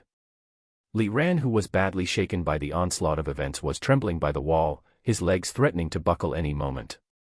He could not believe what he had just heard. Lin Palace young miss wants the emperor to abdicate. He was covered in cold sweat which even soaked through his clothes. "Little black." June Wuxia coldly called out with her icy voice. A large black shadow strode into the hall with domineering steps as in walked in majestically. Its fangs were still stained with blood. "Silence him." June Wuxia narrowed her eyes. Li Ran's heart felt a sense of foreboding, but before he could respond, in a blink of an eye, a huge black beast had reached him. A shrill scream resounded throughout, however in a short moment, everything went silent. Jun Qing stared expressionlessly at Li Ran's body that was tossed onto the floor by the black beast as it strode back to her side. Outside the gate, Rui Lin army had all personally witnessed this gruesome scene. They had all recognized General Li Ran, however they did not know how he had offended their young miss and ended up in this situation. They all looked on coldly without uttering a single word. Rui Lin army had absolute obedience towards the Jun family. Chapter 112, Soaring Cloud Signal, 3. When she first stepped into the Rui Lin army's barracks, June Wuxia had, in the name of the Jun family, assumed command of this formidable army as well. June Wuxia disregarded the General Li Ran's body and turned to face the Rui Lin army. "Traitors to the crown are threatening the imperial city. Soldiers of all ranks, do your duty. Tonight, we take down the traitors." Yes, the soldiers thundered. Perched atop the black beast, Jun Wuxia called out, Long Qi. Here. Long Qi replied, thinking how long it had been since the cloud soaring signal was used. He could not remember it clearly, but when the signal flared, lighting the sky with its brilliance, it lit the dormant fire within him as well. Bring me Wu Wang. To all commanders, turn the imperial city inside out if you have to, arrest all the traitors. Jun Wuxia ordered. Whoever dares hurt a hair on grandfather, even if it's the emperor, he shall see, the Lin Palace is not to be messed with. Jun Qing watched on as Jun Wuxia gave out the orders, speechless as her every word added on to the shock that shook him to the core. Traitors? What traitors? Jun Wuxia summoned the Rui Lin army, ordered a search throughout the city, not for traitors, but for Jun Xian. She wanted chaos within the imperial city, to rattle the emperor, with a grand show of force to show him who he is messing with. 100,000 soldiers from the Rui Lin army can create pandemonium. With that force, one can even throw the emperor off his throne. Jun Qing finally understood why Jun Wuxia killed Li Ran. Though unknowingly, Li Ran unwittingly became an accomplice that led Jun Xian into the trap. When she mentioned abdication in front of Li Ran earlier, she had not intended to let him live. Only the uncle and niece knew about the intention to force the hand of the emperor, and for the army to find Jun Xian. All the Rui Lin army knew were the orders to sieve out the traitors. Uncle, it's time the Jun family take a strong stand. Jun Wuxia left with these solemn words, and led the Rui Lin army right into the center of the imperial city. The army of 100,000 filled up the streets and alleys, the torches they carried lit the city bright as day. Armored horses galloped, kicking up a dust storm. This night, the whole city was awoken, and they looked out, startled to see great numbers of horses galloping past them. It had been many years since they last saw the glory of the Rui Lin army. Who would have thought they would bear witness to their valiant strength once again, within the imperial city of Qi. Within the imperial city, the palaces and residences of high-ranking officials were surrounded by the Rui Lin army. The usually dignified officials hid within, terrified by the stoic and unyielding Rui Lin army at their doors. Long Qi broke into the Wu palace with his men, pulled the Wu Wang from the warm embrace of his concubine, and threw him to the floor. Squealing in fright, Long Qi unceremoniously dragged him away without a word. An unparalleled beauty stood at the forefront of an army stopped right at the gates of the imperial palace. The emperor, who was startled by the cloud-soaring signal, came down to the imperial palace where a large crowd congregated. He widened his eyes as he saw Jun Wuxia standing in front of the Rui Lin army. The once widely criticized willful and unreasonable young miss of Lin Palace had now led the huge Rui Lin army and blocked the gates of the imperial palace. The rows upon rows of torches, snaking throughout the city, looked like fire dragons, entrenched within. Mo Qianyuan stood among the crowd, looking down at Jun Wuxia, from high upon the palace walls, eyes full of shock and surprise. Chapter 113, Soaring Cloud Signal, 4. The entire Rui Lin army was mobilized. Wasn't the wide span of flickering torch throughout the city a show of the Rui Lin army's complete control of the imperial city? Jun Wuxia. What is the meaning of this? Mo Xianfei shouted, standing behind the emperor, unable to believe the scene before him. Jun Wuxia raised her head, under the flickering torchlight. Her beauty was breathtaking, except her eyes, which emanated merciless murder. The Lin Palace has, under the orders of His Majesty, pursued the culprits who attacked the second prince. Jun Wuxia replied coldly. What nonsense are you spouting? Mo Xianfei stared at Jun Wuxia with an incredulous expression. The attack on the second prince happened some time ago. The matter was handed to Jun Xian to investigate, but to no avail, and everyone had almost forgotten about it. The Lin Palace has carried out your orders and executed the culprits. Jun Wuxia ignored the outburst from Mo Xianfei, her flaming eyes locked onto the lone figure in the dragon robe. With that statement, the Rui Lin army soldiers piled hundreds of mangled corpses before the gates, their blood still flowing, staining the ground with scarlet pools. The acrid stench from the pile of bodies wafted with the breeze, filled the air. The whole scene caused the air to feel heavy. Upon seeing the bodies' dark clothes, the emperor and Mo Xianfei were taken aback. These were the assassins that attacked the second prince. My grandfather gave orders to apprehend them, and they attempted to annihilate the Lin Palace. In retaliation, I had them all executed. Jun Wuxie explained as she coldly looked up where the emperor and Mo Xianfei stood. Other than Mo Xianfei and Bai Yun Xian, there were no other witnesses. Only they knew that it was not a group of assassins as claimed, but a single person. Jun Wuxie knew that it was just a lone Jun Wuyao. Mo Xianfei gave false leads to Jun Xian intentionally, and now, she turned the table and used his own ruse against him. Mo Xianfei was left flabbergasted. He never would have thought, a careless joke on Jun Xian has been turned back upon himself. Those bodies did not attack him, they were assassins he sent to infiltrate the Lin Palace. 300 assassins, all dead. Weren't the Lin Palace guards lured away? A mere 15 guards killed 300 assassins. The emperor saw the look on Mo Xianfei and it was clear what happened. He plastered an amicable smile and said, "You've done well. Since my orders have been fulfilled, I will reward Lin Palace personally." With 100,000 Rui Lin army soldiers in the city, even the emperor didn't dare pick a fight with Jun Wuxie. The Rui Lin army might be a sharp blade of qi, but the blade could be reversed and pressed against its own neck, and that blade is nothing to laugh at. Jun Xian, being a loyal vassal, would not bring the whole Rui Lin army into the imperial city, not even to apprehend assassins. On top of the palace walls, the Yulin army stood shaking as they watched Jun Wuxie, the first person to bring the Rui Lin army within the imperial city, the criticized young miss from Lin Palace. Not even Jun Xian or Jun Qing had dared to do it. Didn't she care to keep her head? They can see the green veins popping on the emperor's tightly clenched hands. Jun Wuxie must be fearless. This act of hers will draw undue suspicion to her loyalty. Such boldness. Such rashness. What was she thinking? The emperor's amicable words were obviously in fear of revolt by the Rui Lin army. Once the soldiers retreat, the wrath of the Son of Heaven shall descend upon the Lin Palace. Chapter 114, Soaring Cloud Signal, 5. Alas, the emperor was helpless at the moment, and Jun Wuxie continued in total disregard of him as she pressed on. These assassins are very crafty, many have fled and have hidden themselves within the imperial city. I have ordered the Rui Lin army to flush them out, please be at ease. Lin Palace will never allow villains like them to hurt your people. Jun Wuxie shot up a wintry glance, the eyes colder than ice over a frozen lake. Jun Wuxie was usually quiet, but when she spoke, she rendered people irrefutably speechless. Scheming against the Jun family? She would like to see, who shall triumph.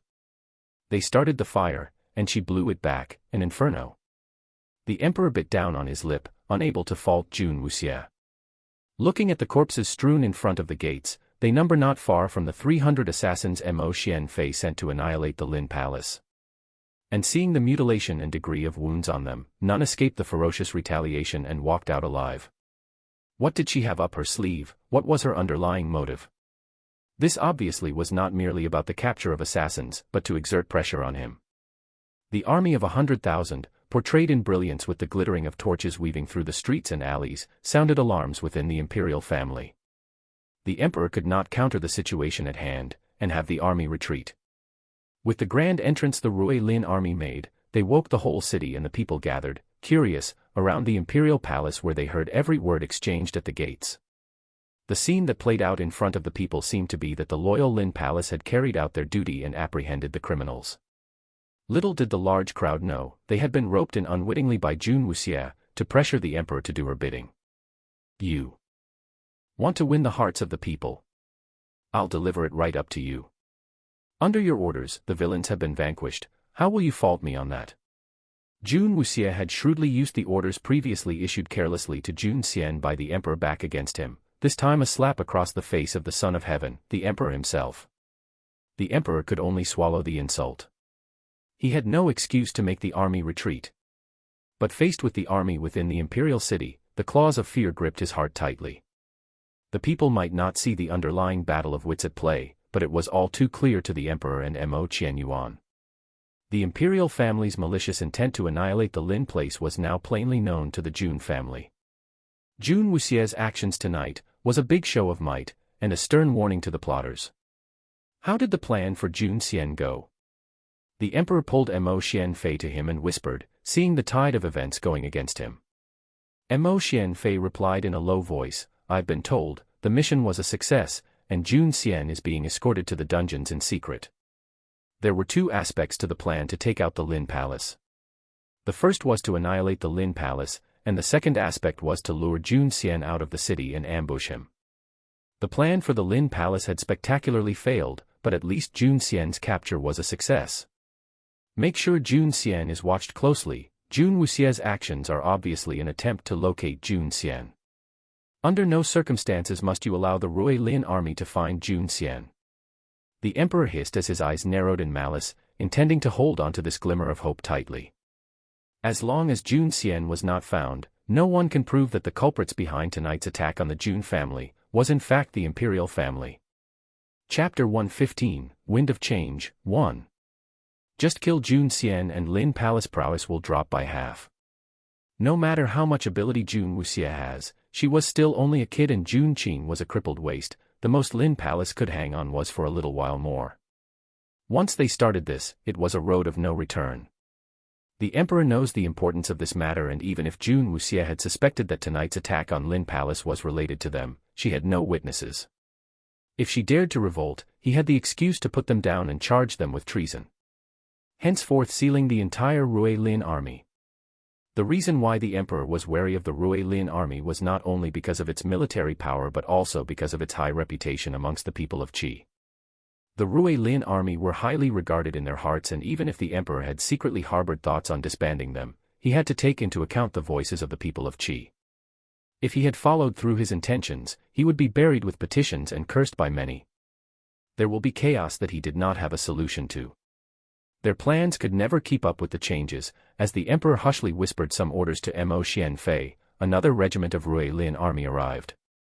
This regiment was led by Long Qi in the forefront as he dragged in a huge sack. As he was approaching Jun Wuxie, people could see that there was a constant struggle from within as well as screams as if killing a pig. Somehow the screams sounded a little familiar to the emperor. Reporting to young miss, we have brought the person here. Long Qi flung the sack to one side as he reported the completion of his task. The big black beast which Jun Wuxie was riding went towards the sack and used its sharp claws to firmly grasp the side and tore through it as a stout, round figure tumbled out. The person rolled onto the bloodied muddy floor as his luxurious robes were stained. He lay sprawled onto the cold ground momentarily trying to grasp the situation. Before he could even make an attempt to escape, he was pushed onto the ground by the black beast's paw. His obese face was trampled into the mud as the screams continued and resounded into the sky. Everyone on the wall instantly recognized that person who just rolled out. Jun Wuxie. What do you think you are doing? Why did you catch Wu Wang for? The emperor's face was black to the extreme. That screaming round figure that was trampled on was his brother, Wu Wang. When Jun Wuxie saw the emperor's hideous expression, her thin lips curled upwards into a hint of smile.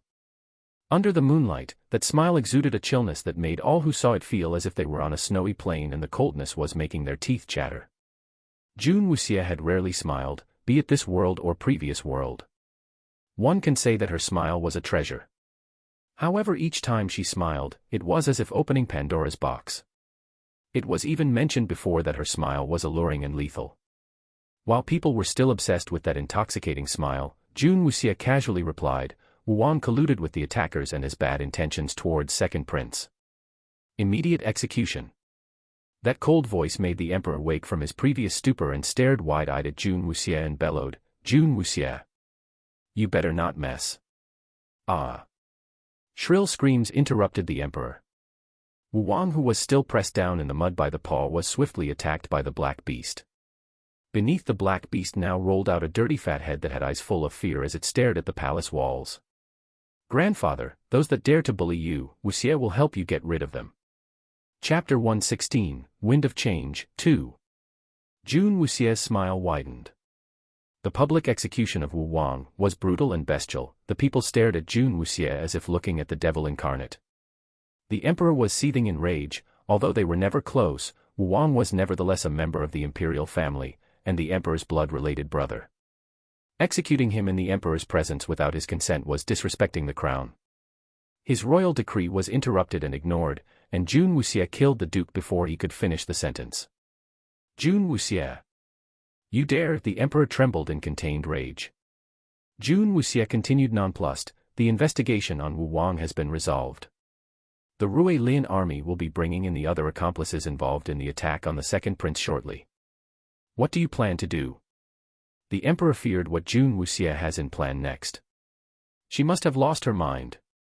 Jun Wuxie's smile grew more radiant, and the cold seemed to have diffused out of her. I will carry out His Majesty's orders to the end.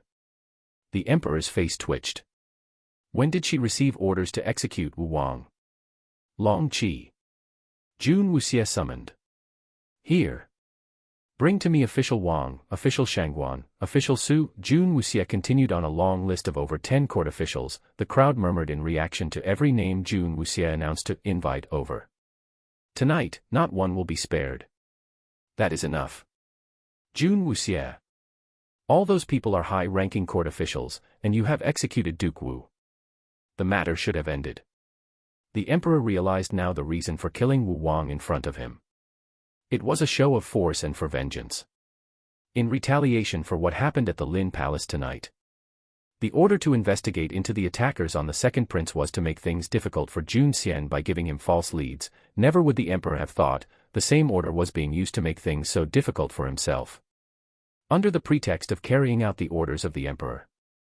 Dutifully in full view of the crowd gathered, the emperor can find no good reason to admonish Jun Wuxie.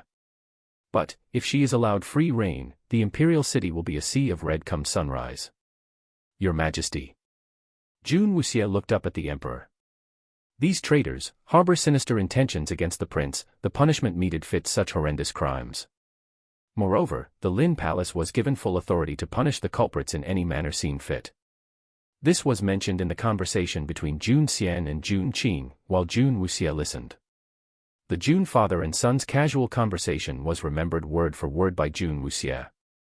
The emperor's anger rushed to his head and he felt faint as he swayed on his feet. It dawned on him now. It was now clear. The reason for the Ruilian army's grand entrance was to alarm and gather the people of the whole city, who will be curious of the ruckus in the dead of the night. Jun Wuxie knew the emperor's concern for his reputation and good standing in the eyes of the people, and with the citizens gathered, the emperor will be hard-pressed to deal with Jun Wuxie without offending the crowd that gathered. With the authority given to the Lin Palace to mete out punishments as befitted the crime, Jun Wuxie now used that power, under His Majesty's banner, to eradicate the threats to the Lin Palace, punishing them as she wished. Unless the emperor has proof to refute that the officials are guilty, he will have to put up with seeing those officials beheaded one after another. What proof can he possibly produce to refute?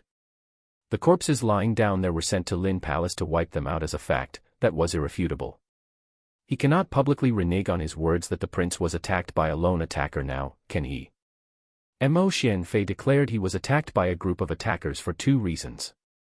The first was to save himself from humiliation, and the second reason was just to stump Jun Xian in his investigations. No way can the truth that they sent these assassins to kill off the Jun family be made known to the citizens gathered. Chapter 117, Winds of Change, 3. That truth must never be made known. What would the people think? In the eyes of the people of Qi, the Lin Palace and the Ruilian army enjoyed a high stature, worshipped on a pedestal. For this very same reason, the emperor wanted to eradicate the Jun family. If his intentions were known to the people, he would suffer scorn and disdain. There was no exceptions. Not at all. Not just the people, with the Ruilian army entrenched within the imperial city. If the truth was made known now, their fierce loyalty to the Jun family will have them dragging the emperor himself out and slaughtered right there and then. The emperor had his hands tightly bound, his concern on his reputation and standing to the people, and the strength of the Ruilian army severely restricted his options to salvage the situation. With the Ruilian army, a single word from Jun Wuxie, and his head could roll. Long Qi, proceed. Jun Wuxie looked at the emperor with disdain. With what he had done to Mo Qianyuan, she knew the emperor was more concerned in protecting his reputation and standing with the people, than protecting the lives of his vassals and officials. She would test the limit tonight, to see how long the emperor can stand up to this. Killing the high-ranking officials, creating chaos in the imperial city, they were all to pressure the emperor to hand over Jun Xian. Jun Wuxie was calm and collected. If the emperor plays tough, she was prepared to kill all officials and even functionaries of the imperial palace. Even the son of heaven, the emperor himself. She will find Jun Xian. Long Qi led a group of Ruilian army soldiers to arrest the officials named. All high-ranking officials' residences and palaces have already been surrounded before to prevent escape. Jun Wuxie had ordered them surrounded before they moved out from Lin Palace. The emperor, watching the back of the departing Long Qi, grew anxious, but the scheme Jun Wuxie rendered him helpless. He never would have dreamt that the Jun family could have an offspring so cold and malicious. On top of that, it turned out to be the little overbearing girl who followed behind Mo Xianfei like a little puppy before. The change that came over the Jun family's Missy was astounding to say the least. Equally taken aback was Mo Xianfei, who stood behind the emperor. Her deeds tonight have scarred him for life. He never knew she was capable of such malice. If she ever knew those assassins were his doing. Mo Xianfei could not continue that line of thought. The Jun Wuxie whom he disregarded before, had come back a relentless nightmare, with him caged in it. The people on the wall watched on in the chill wind as Jun Wuxie deployed the Rui Lin army soldiers.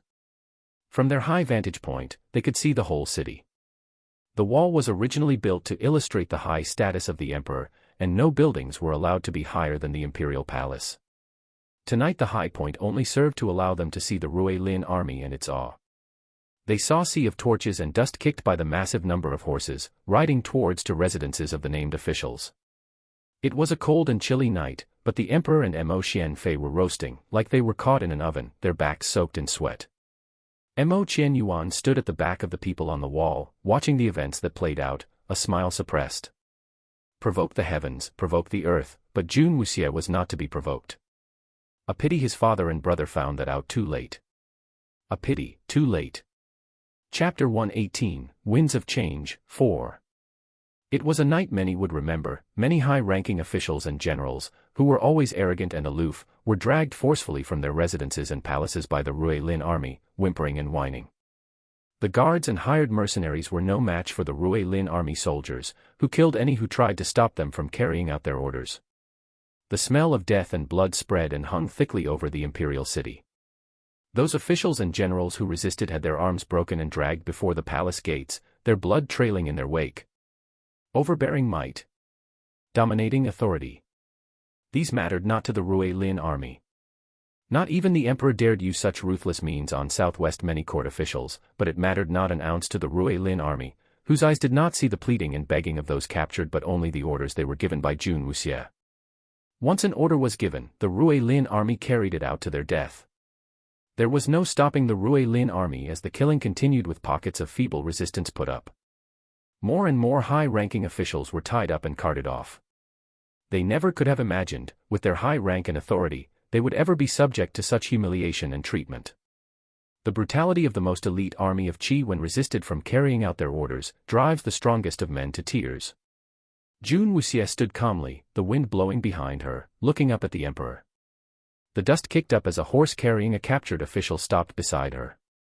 Squealing like a pig to the slaughter, he was thrown unceremoniously to the ground just beside the beast. The emperor recognized the man. It was the maternal grandfather of the second prince. Before the downfall of the empress's family, he received much favor from the emperor, one of the emperor's top lackeys, and he played a big part in the suppression of the Lin Palace, in cahoots with the recently deceased Wu Wang. Upon seeing his grandfather treated as such by the Rui Lin army, Mo Xianfei shouted, eyes red-rimmed, Jun Wuxie. Release my grandfather at once. When will you stop this madness? Do you know what you have done? Jun Wuxie is insane. She has gone mad. She arrested the father-in-law of the imperial family. What gall! Jun Wuxie glanced up at the jumping Mo Xianfei, her gaze sweeping past Mo Qianyuan standing among the crowd. Mo Qianyuan burned up at the sight in front of him, his blood coming to a boil. He watched fixedly at Jun Wuxie, his eyes ablaze. Kill! Jun Wuxie ordered, her eyes still fixed on Mo Xianfei. No! Mo Xianfei screamed. Long Qi raised his sword, and with a single slash, Mo Xianfei's grandfather lay on the ground as two. The warm blood splashed on Jun Wuxie. The blood of the hated villain stained the hem of Jun Wuxie's dress. The warm blood, like a curse, seemed to fuel her bloodthirstiness. She has lost her mind. Guards! Arrest Jun Wuxie immediately. She murdered a court official in public. Mo Xianfei screamed, on the verge of lunacy, seeing his grandfather killed before his eyes, dismembered. He drew the sword from his hip and pointed it at Jun Wuxie, continuing to shout incoherently. The only answer to his rants was the howl of the cold, chilly wind. No one on the top of the walls uttered a single sound, and only stared fixedly at Jun Wuxie, terror in their eyes. Not even the Yulin army. Chapter 119, The Art of Killing, 1. Even the emperor had his hands tied in the face of this onslaught by Jun Wuxie. Who else could stand up to her? Jun Wuxie didn't even flinch when she executed Wu Wang and even the emperor's father-in-law. They were court officials who stood above all, beholden only to one. And now, their lifeless bodies lay in the dust. Mo Xianfei, eyes rimmed with tears, surveyed the ground, sword held in his trembling hand. Why did things turn out like this? Why?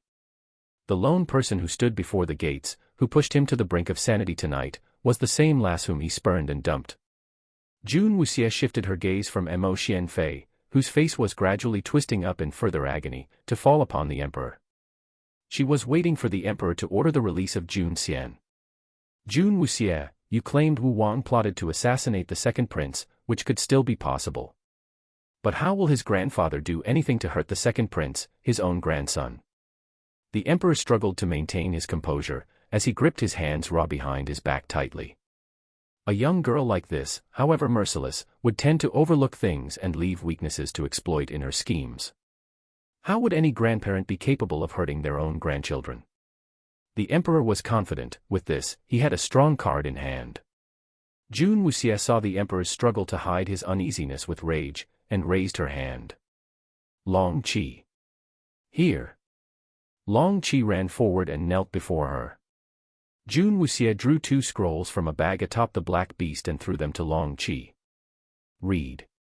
Long Qi stood up, unrolled a scroll, and read in a loud voice. Wei Kun Hua, Kai Yuan year 23rd, 2nd month, in Dongyu City forcefully acquired 32 residences, killed a total of 76 farmers. Kai Yuan year 23rd, 5th month, accepted gold taels of 130,000 from. Long Qi's resounding voice reverberated strongly, every word hammered strongly in the hearts of the commoners. Recorded to this date, Wei Kun Hua is guilty of crimes including arson, murder, looting, persecution of citizens, acceptance of bribes, and more, in a total of 367 instances. Total number of persons dead in relation to his crimes amount to 583, and total bribes received amount to gold taels 7,270,000 inch. As the crimes were read out one by one, a murmur spread through the crowd below the wall and they all stared with hatred at the body of the father-in-law of the emperor as it laid in the dust. Wei Kun Hua had abused his power and favor from the emperor and threw his weight around, mired deep in evil deeds. With his high rank and authority, many were afraid to speak up in fear of backlash. But now, all his misdeeds were made known to all. No one in that crowd felt any pity or sympathy. They were only too glad the world was ridden of yet another villain. The emperor's expression darkened. He had known of the evil deeds committed, and had done nothing to stop it. With all the crimes fully exposed to the people in such a manner, Wei Kun Hua's execution will be welcomed by the people regardless of complicity in the attack on Mo Xianfei. The emperor was still lost in his thoughts on the passing of his lackey before he realized Long Qi was already on the second scroll reading out aloud in detail of Wu Wang's various crimes. The 2 officials the Ruilin army executed had more than enough reason to die. Not one among the citizens lamented their passing of Wu Wang and Wei Kun Hua, and they even cheered for the Ruilin army. For many among the people of Qi, if it was not for the Ruilin army, they would never have seen the day their suppressors go under the executioner's blade. Chapter 120, The Art of Killing, 2. The emperor trembled in fear as he stared at Jun Wuxie. He realized that when Jun Wuxie kills, she was merciless, and she fully justified it, leaving no room for dispute. As the cheers from the people grew louder and louder, and the crowd grew into a frenzy, the pedestal the Ruilin army were placed upon and their hearts soared higher and higher. They were more astounded by the previously widely criticized Jun Wuxie. She had become such a confident and domineering young lady. The negative rumors that circulated previously were all quashed tonight. A descendant of the Jun family indeed, an imposing figure at a young tender age. The pale moonlight cast on Jun Wuxie made her glow with a soft subtle radiance, a ravishing beauty. The people who saw her can't help but think what a moron Mo Xianfei was, to have spurned a young lady as mesmerizing as this. Jun Wuxie observed them quietly, her eyes surveying their reactions. The reputation of the Lin Palace was built by Jun Xian single-handedly. And her grandfather, her father, and uncle had devoted their lives to uphold the prestige of Lin Palace. She would never allow the reputation of Lin Palace to be smeared. Even if she were to force an abdication, she would do it under the banner of justice, and add it to the crowning glory of the Lin Palace. Jun Wuxie wanted the emperor to see his lackeys executed before him, and be helpless to stop her, while bringing the name and prestige of the Lin Palace to the top throughout the lands. Any who oppose the Lin Palace will be killed. Killing someone did not necessarily bring criticism, as long as it was justified, it could bring glory. Father, are you going to allow Jun Wuxie to continue with this atrocity? Mo Xianfei was red with rage. Besides being made to watch his grandfather executed, his crimes was made known to all. The emperor was pale. He had not expected a young lass to be so meticulous in her plans, taking every small details into account.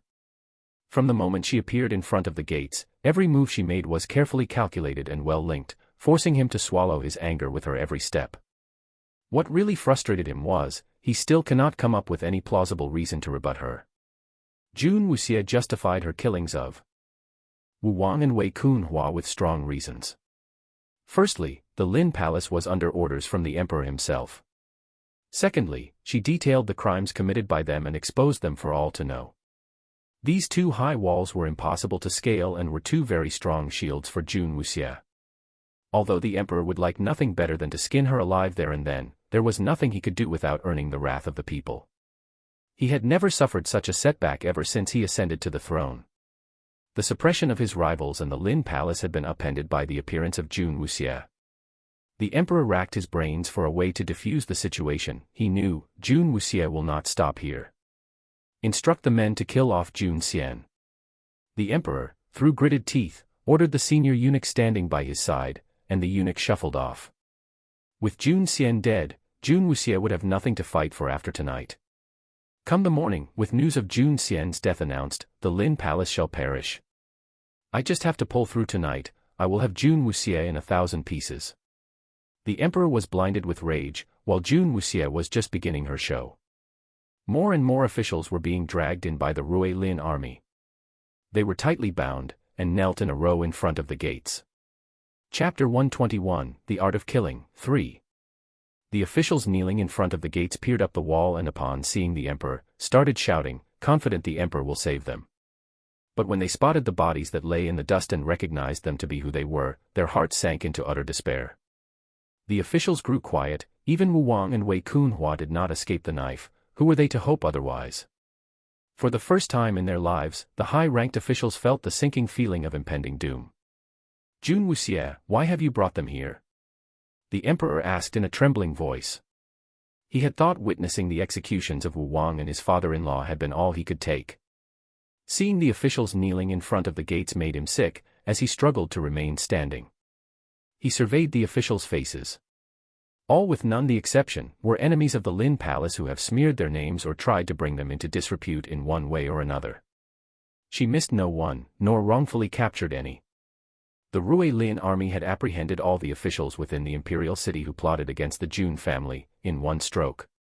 The cold claws of fear crept into the heart of the emperor, and as he looked into the cold and merciless eyes of Jun Wuxie, he felt the claws tightening its grip. This lunatic was capable of anything. Let them read. Jun Wuxie threw the bag onto the ground in front of the officials, and the scrolls clattered as they fell out. Long Qi ordered the Rui Lin army to hand out the scrolls to the officials, and have them open them up to read its contents. Their faces paled and they started to shake, overcome in fear. Read. Jun Wuxie intoned, her voice dripped with malice. Long Qi's sword snaked out of its sheath and pressed against the neck of the rightmost official. The man almost cried, and in a quivering voice, he read, Lu Pu Kai, Kai Yuan Year 13, snatched a woman, killed the family. The voice, though quivering, was made loud enough by the blade pressed against his neck, and heard by everyone present.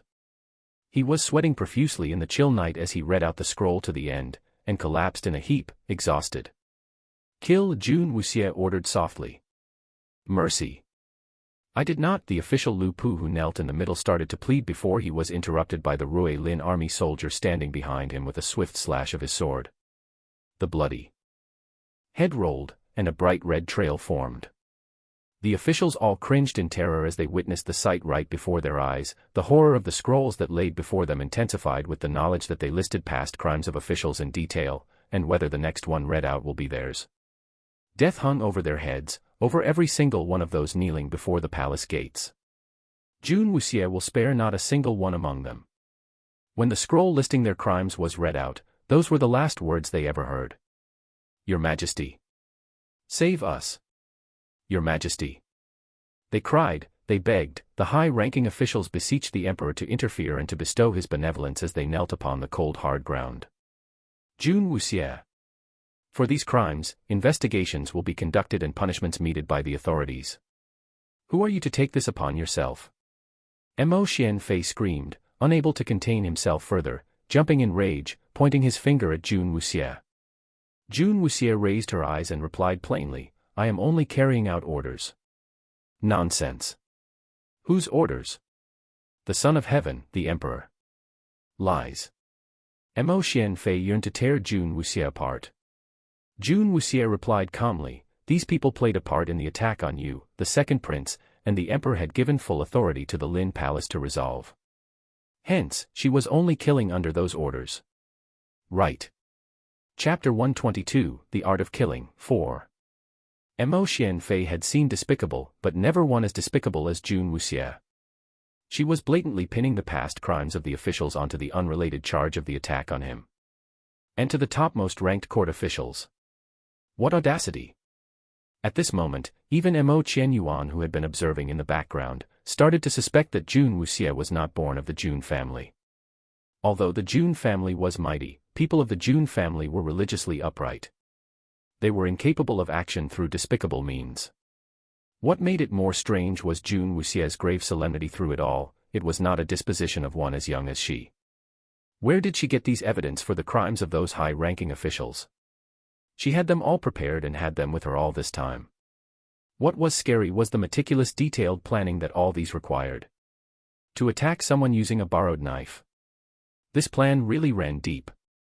Jun Wuxie simply took these evidence which Jun Xian painstakingly prepared. These evidence were all prepared by Jun Xian personally, however he never had the chance to use it, although Lin Palace was suppressed by them from all sides. He had them placed in his study, never would he have thought these would be used by Jun Wuxie in such a manner. Jun Xian knew that even if all these were made known to the emperor, he might not do anything and may even increase the pressure on Lin Palace instead. However, Jun Wuxie simply used these as a pretext as she slays the named officials one by one under the emperor's order, using them to perfectly justify the executions. Using the voice of the people was the most formidable weapon. Jun Wuxie had made use of every single factor and taken in every account as she contrived this plan. Whatever Jun Xian and Jun Qin could not do, let her bear it all she wanted was for her grandfather to be well and alive. She did not care what happened to her, all she wanted now is to flush out all of Lin Palace's enemies and force the emperor to surrender Jun Xian. One by one the officials fell to the sword brandished by the Rui Lin army, the front gates were slowly soaked with red blood, an eerie deep ruby-red carpet seemed to have formed as the air became thick and heavy with the stench of death. But this was not over yet. As long as the emperor does not surrender Jun Xian, she would slay his lackeys one by one. No matter what it is, Jun Wuxie would not lose to anyone. The emperor's body was on the verge of collapse, as his lips paled and his veins popped up. He gritted his teeth as he seethed with anger. His imperial dignity was being trampled on by this girl non-stop. Every minute Jun Wuxie was doing things that were akin to slapping his face. However, under the coercion of 100,000 Rui Lin army, he could not resist. Jun Xian was very loyal to the country, but he faced the persecution of the emperor. On the other hand, Jun Wuxie completely disregarded the emperor and trampled all over his dignity and dismissed his authority. The emperor had a very bad feeling. Since the good are always bullied, Jun Wuxie swore to never be a good person. Even after her death, she would let hell know that she was not to be trifled with. She was not to be provoked. If anyone touches her, she would prove to be the demon of their nightmares. As long as Jun Xian does not appear, she would not stop. Even if she turned the whole palace into a burial ground, she must find her grandfather. The emperor and Mo Xianfei hatred towards Jun Wuxia had turned into fear. They were afraid of the method she had. How cold and heartless was she? This was not the style of the Lin Palace, as they could feel themselves being ensnared. At that moment the emperor was very sorry and full of regret. Why did they have to provoke the Jun family? If he had known that their family's young miss was such a dangerous variable, he would never had attempted to touch them. Quickly! Quick, send someone to stop them. We cannot kill Jun Xian. If he is killed, that insane girl will definitely come after our heads. The emperor suddenly awakened. Such reckless behavior, what did it all lead to? What did all these killings represent? Chapter 123, The Art of Killing, 5. Jun Wuxia was determined to fight with the emperor to the end. Since she had blew matters up to this extent, there was nothing to fear. She was already prepared to continue the massacre and cut down anything that stood in her path. The emperor was sweating profusely. He had really underestimated this girl. To think he was originally so naive and thought that if they had somehow managed to drag on and made it through the night, Jun Wuxia would have given up. However, looking at the situation now, if Jun Wuxia did not find Jun Xian tonight, she would really kill everyone that she's dragged in and fill the whole palace with dead officials instead. Things were critical to the point that even if the emperor had calculated everything, they were all still useless. He had never met such a reckless person who completely disregarded consequences in his life, and Jun Wuxia was also the most vicious and merciless opponent he has ever met. The eunuch who had received the new orders from the emperor quickly rushed to stop them from harming Jun Xian, while Mo Xianfei, who had overheard everything, looked at his father wide-eyed. Never had he imagined that his father had actually took a step back. The dignified emperor was actually pushed to such a point by such a young girl. It was simply inconceivable. Imperial father, how can you? Shut up. Do you mean you still can't see it? If before sunrise, Jun Wuxia doesn't see Jun Xian, she would order the whole Rui Lin army to storm into the palace. At that time not only you, even I, the emperor, would be slain without any hesitation. Just thinking about it made his scalp go numb. His robes were already soaked through with cold sweat. The brutality of this girl really made him feel fear for the first time. Mo Xianfei stared at the emperor, dumbfounded. How could it be? She wouldn't dare to start a massacre. The emperor frowned deeply. What do you think she's doing now? She is warning me that she can blatantly kill so many officials in front of me. In front of a large crowd means that she does not fear anything. If she does not get what she wants, she does not mind a struggle to the death. If we kill Jun Xian, she would definitely storm into the palace with the Rui Lin army.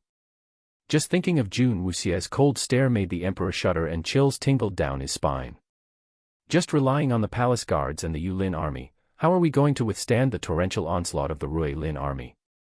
Rui Lin army only listens to the Jun family, and the way she is handling it, even though she had pushed things to the extreme, but in the eyes of the common people, she has become a hero. Killing people is not the scary thing, but her quick thinking is, because no matter how many she kills, she is standing on the side of justice. Don't you think that with her abilities, inciting the Rui Lin army to cause a massacre is not possible? Don't underestimate her just because she does not speak much. Her mind and methods are nothing you can compare to, even if you have decades of experience. The emperor was really affected by the courage and terror Jun Wuxia had shown him. A girl who could think of such a grand plan, a girl who used just a few words to rouse the common people's hearts, a girl who just needed to give a single command to have the Rui Lin army do her bidding. How was he going to fight against her? The alleged imperial power was just a fart in her eyes. For her to kill the emperor was as if killing a pig. There was no difference. The things that were restraining Lin Palace previously meant absolutely nothing to her. The emperor was now very worried. A devil had appeared in the Jun family. Touching them in the future was only a dream. Thinking back, he really wanted to strangle Mo Xianfei alive. He and Jun Wuxia had so much contact previously. How could he not know that she could be so dangerous? If he had known, he wouldn't have opened Pandora's box and would have let her into the royal family when she was still smitten with Mo Xianfei. It was now all too late. Chapter 124, Death Looms, 1. There was no use crying over spilt milk. The emperor knew, Mo Xianfei knew. They could only pray. The men were slow to carry out their orders, and Jun Xian was still alive, or they would have to accompany him in death. The cold wind blew, but it was not as cold as the chilling scene of slaughter before the people. The suffocating smell of blood churned their stomachs. This night, the state of Qi lost 1/3 of their officials, their heads laid in front of the palace gates, in the dust. After the last of the officials fell to the ground lifeless, Jun Wuxie lifted her arm. The Rui Lin army soldiers stepped back, and wiped their blades and sheathed them, but unable to wipe off the fact that those blades claimed many lives that night. Jun Wuxie smiled at the emperor. That smile terrified the emperor as he stood atop on the wall. He was afraid of what might come after that smile and said hastily, "Wuxie, you have done well to rid Qi of the cancer that had been plaguing us. You are most definitely a descendant of Jun Xian, the Lin Palace shall be well rewarded." Jun Wuxie lost her smile and her eyes iced up in frost, while the emperor sweated profusely under that gaze. This was the first time the emperor had mentioned Jun Xian to her, and she understood the underlying connotation. Good, that was what she wanted. The emperor had buckled under the fear for his life, and chose to release Jun Xian. But Jun Wuxie remained in silent expectation, not showing reciprocation for the royal benevolence bestowed, and sat stoic upon the black beast. The emperor's face twitched in annoyance but could only swallow any rebuke he had in mind. Jun Wuxie was not taking his word for it, she wanted Jun Xian there in person. As the two of them faced off, the emperor could only pray and hope that they bring Jun Xian safe and sound. Jun Xian was the only one who could make Jun Wuxie back down towards maintaining a harmonious relationship between ruler and vassal. Time ticked by, as the emperor's sweat trickled down his face. The hurried shuffling of feet was heard approaching from behind and the emperor turned expectantly, his face pale as a ghost. The eunuch sent to stop the tragedy returned huffing, without Jun Xian. Where is he? Where is Jun Xian? The emperor screamed silently. The eunuch was on the verge of tears. Your Majesty, when your servant arrived there it was empty, only a pool of blood. The emperor almost sank to his knees at the news. Blood. Was that Jun Xian's blood? For many years, he had yearned for Jun Xian to be dead. With the news the eunuch brought, he felt fear like never before. Jun Xian is dead. Jun Wuxie will not spare his life. Despair fell heavily onto the emperor, he could not turn to face out to the gates. Eyes wide with terror, sweat ran freely down his face. Jun Wuxie will annihilate the imperial palace. She will spare no one. Your Majesty. The sudden cold voice inquired, like a sharp blade, which pierced his being. Why yes. The emperor stammered through chattering teeth, trying with all his might to maintain a semblance of composure. Jun Wuxie must never know that Jun Xian had been killed. The frosty gaze scanned the group huddled atop the wall. In that moment, those eyes flared and the murderous malice that flowed unrestrained was felt by those high on the wall. He dared. Chapter 125, Death Looms, 2. Long Qi. There was madness in Jun Wuxie's eyes, her voice chilling to hear. I'm here. The assassins have infiltrated the imperial palace, lead the Rui Lin army in to save the emperor. Jun Wuxie ordered with her eyes narrowed. The emperor's expression had told her everything. She wanted the whole imperial palace buried with her grandfather. Order all the soldiers surrounding the guilty officials' residences to spare none. Uproot all evil. Jun Wuxie's two orders made the emperor turn white as a ghost. It's over. All over. It will be done. Long Qi sped off. With two short sentences, Jun Wuxie had forfeited the lives of the executed officials' families, while she nudged the beast to proceed to the gates of the imperial palace. I'll kill them all. Every single one. The Rui Lin army marched behind Jun Wuxie, advancing towards the gates. The Yulin army guards tensed, nervously holding their posts. They could feel the cold menacing chill of murder emanating from Jun Wuxie in the distance. Regicide. Jun Wuxie was going to kill the emperor. Jun Wuxie. Stay back. You are a member of the upright Jun family. The emperor blathered in horror at the sight in front of him. You're right. I am a member of the Jun family. Jun Wuxie lips curled at the corners, a mesmerizing beauty, but now, the devil lurked under that ravishing allure. She had crawled out from the depths of fire, to bring them all to hell. Grandfather. You shall be avenged. Stop them. The emperor screamed. The Yulin army lowered their heads and charged at the Rui Lin army. The brief exchange only served to clearly show the disparity of strength between the two armies. The Yulin army were crushed in a flash, with no casualties on the Ruilin army. The citizens watching at the side were stunned, unsure what is happening. But they still placed their trust in Jun Wuxie, who had helped to rid them of the corrupt officials. On top of that, coupled with the high standing the people have always given to the Jun family, the words of Jun Wuxie must have been nothing but the truth. The assassins must have infiltrated the imperial palace. The dutiful Jun family were protecting the emperor.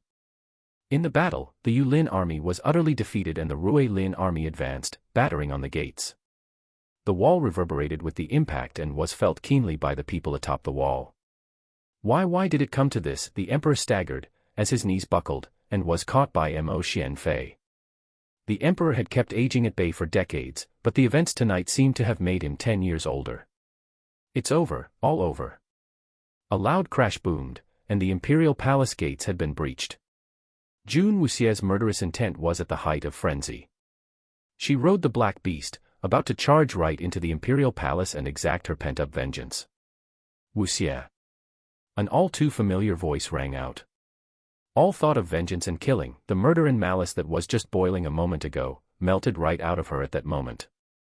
Her head swung around. Among the crowd, a figure standing tall and straight stepped out, the stern yet affectionate expression on his face was just all too familiar. Jun Wuxie teared, rimming her eyes and blurring her vision, as she whispered, "Grandfather." Jun Xian looked at his granddaughter dotingly, and walked towards Jun Wuxie. The Ruilin army parted without a word at the appearance of Jun Xian, heads bowed in reverence, in a show of their undying loyalty to the man. Beside Jun Xian, a slender figure followed quietly. A wide smile hung on a devilishly handsome face. The eyes stared haltingly at the emotional Jun Wuxie. His little girl was about to cry. Chapter 126, Death Looms, 3. Silly girl. Jun Xian walked over to Jun Wuxie, anguish in his heart upon seeing her blood-splattered dress but relieved she was safe, and raised his hand and ruffled her hair in affection. "Your grandfather is fine." Jun Wuxie blinked her eyes, and feeling the tears well up threatening to fall, she lowered her head and pushed back her tears. Jun Xian patted Jun Wuxie on the shoulder and looked up the wall at the emperor who still stood trembling. "Rest assured, Your Majesty, the assassins have all been rid of, and the imperial palace is now safe."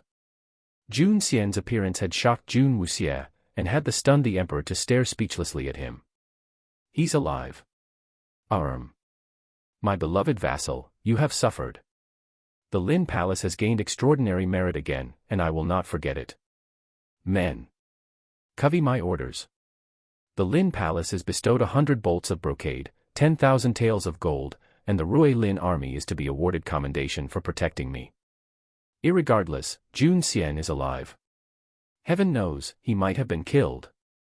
If not for the appearance of Jun Xian, his head would not be still attached."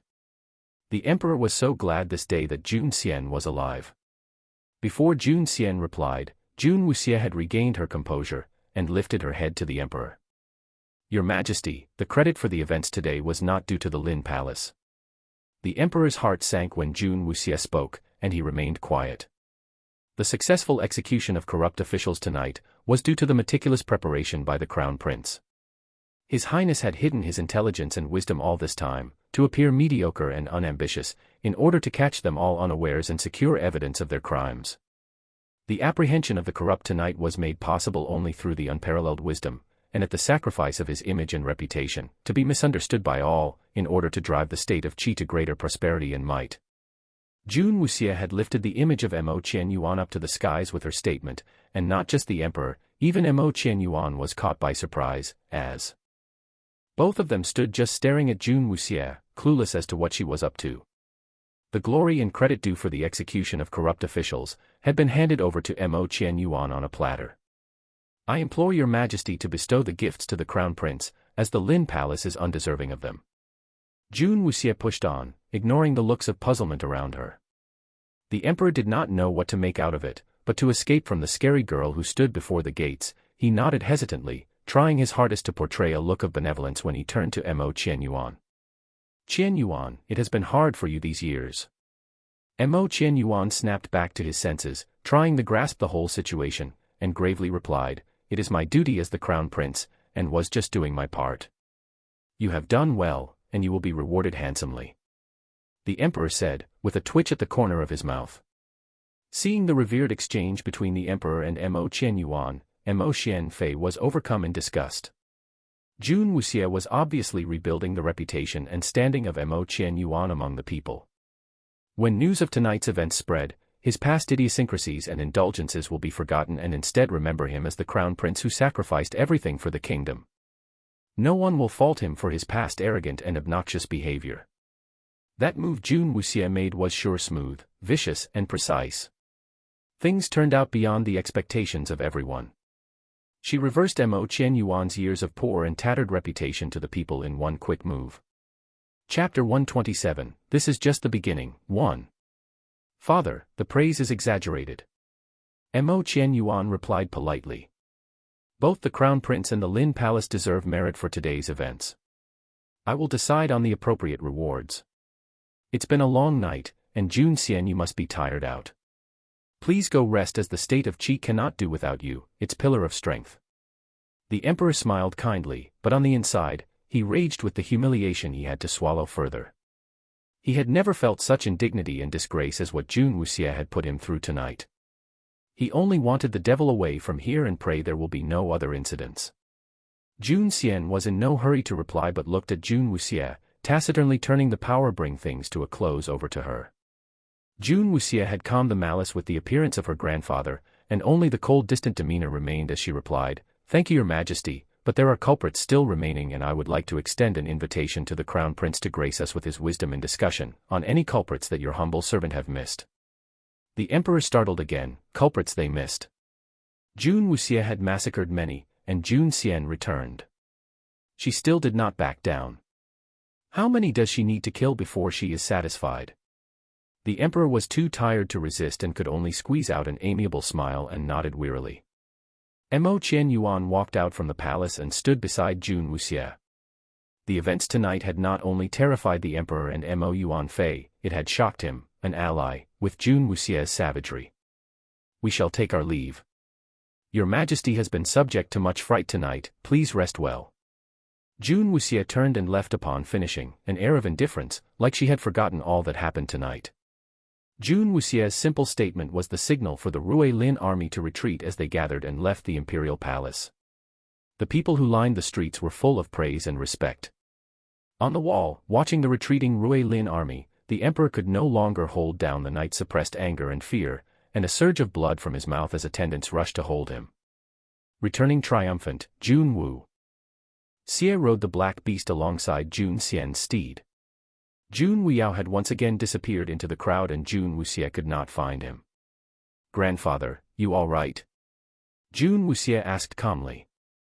"I'm getting old. If it was not for your meals and conditioning, I'm afraid these old bones would not have lasted till now."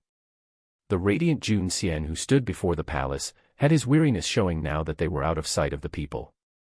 Jun Wuxie's eyes narrowed. "Long Qi. Right here." After tonight's events, Long Qi had nothing but respect for Jun Wuxie. Most do not know the whole picture, but Long Qi, who stood by her side throughout, fully saw how everything unfolded under her control. "Relay my order. Before the culprits are eradicated, the Rui Lin army will garrison themselves in the imperial city and no one is to leave, not even members of the imperial family. Kill anyone who defies the order." Jun Wuxie had just sealed the imperial city. Jun Xian and Mo Qianyuan were taken aback by Jun Wuxie's words. They both could guess at the intentions of Jun Wuxie but kept their peace due to the enormity of their guesses. The matter had not ended. Jun Wuxie's vengeance was just beginning. Chapter 128, This is just the beginning. 2. Arriving back at the Lin Palace, Jun Xian, who had been hiding his injuries, collapsed. Long Qi rushed up to support him back to his room, and Jun Qing followed from the gates. "Uncle Fu, retrieve my medical box," Jun Wuxie ordered with her brows furrowed. Jun Xian had gotten stronger with her fortification medicine and careful administration. Upon seeing him collapse, she could only guess at the extent of his injuries. Wuxie, Mo Qianyuan had many questions for Jun Wuxie. Jun Wuxie looked coldly at him and said, "Follow me if you want to live." Shut up or I'll do it myself. Mo Qian Yuan meekly followed. Jun Wuxie hurried to Jun Xian's room and performed a checkup. Her eyes flared upon finishing. Poison. Jun Wuxie's voice was calm.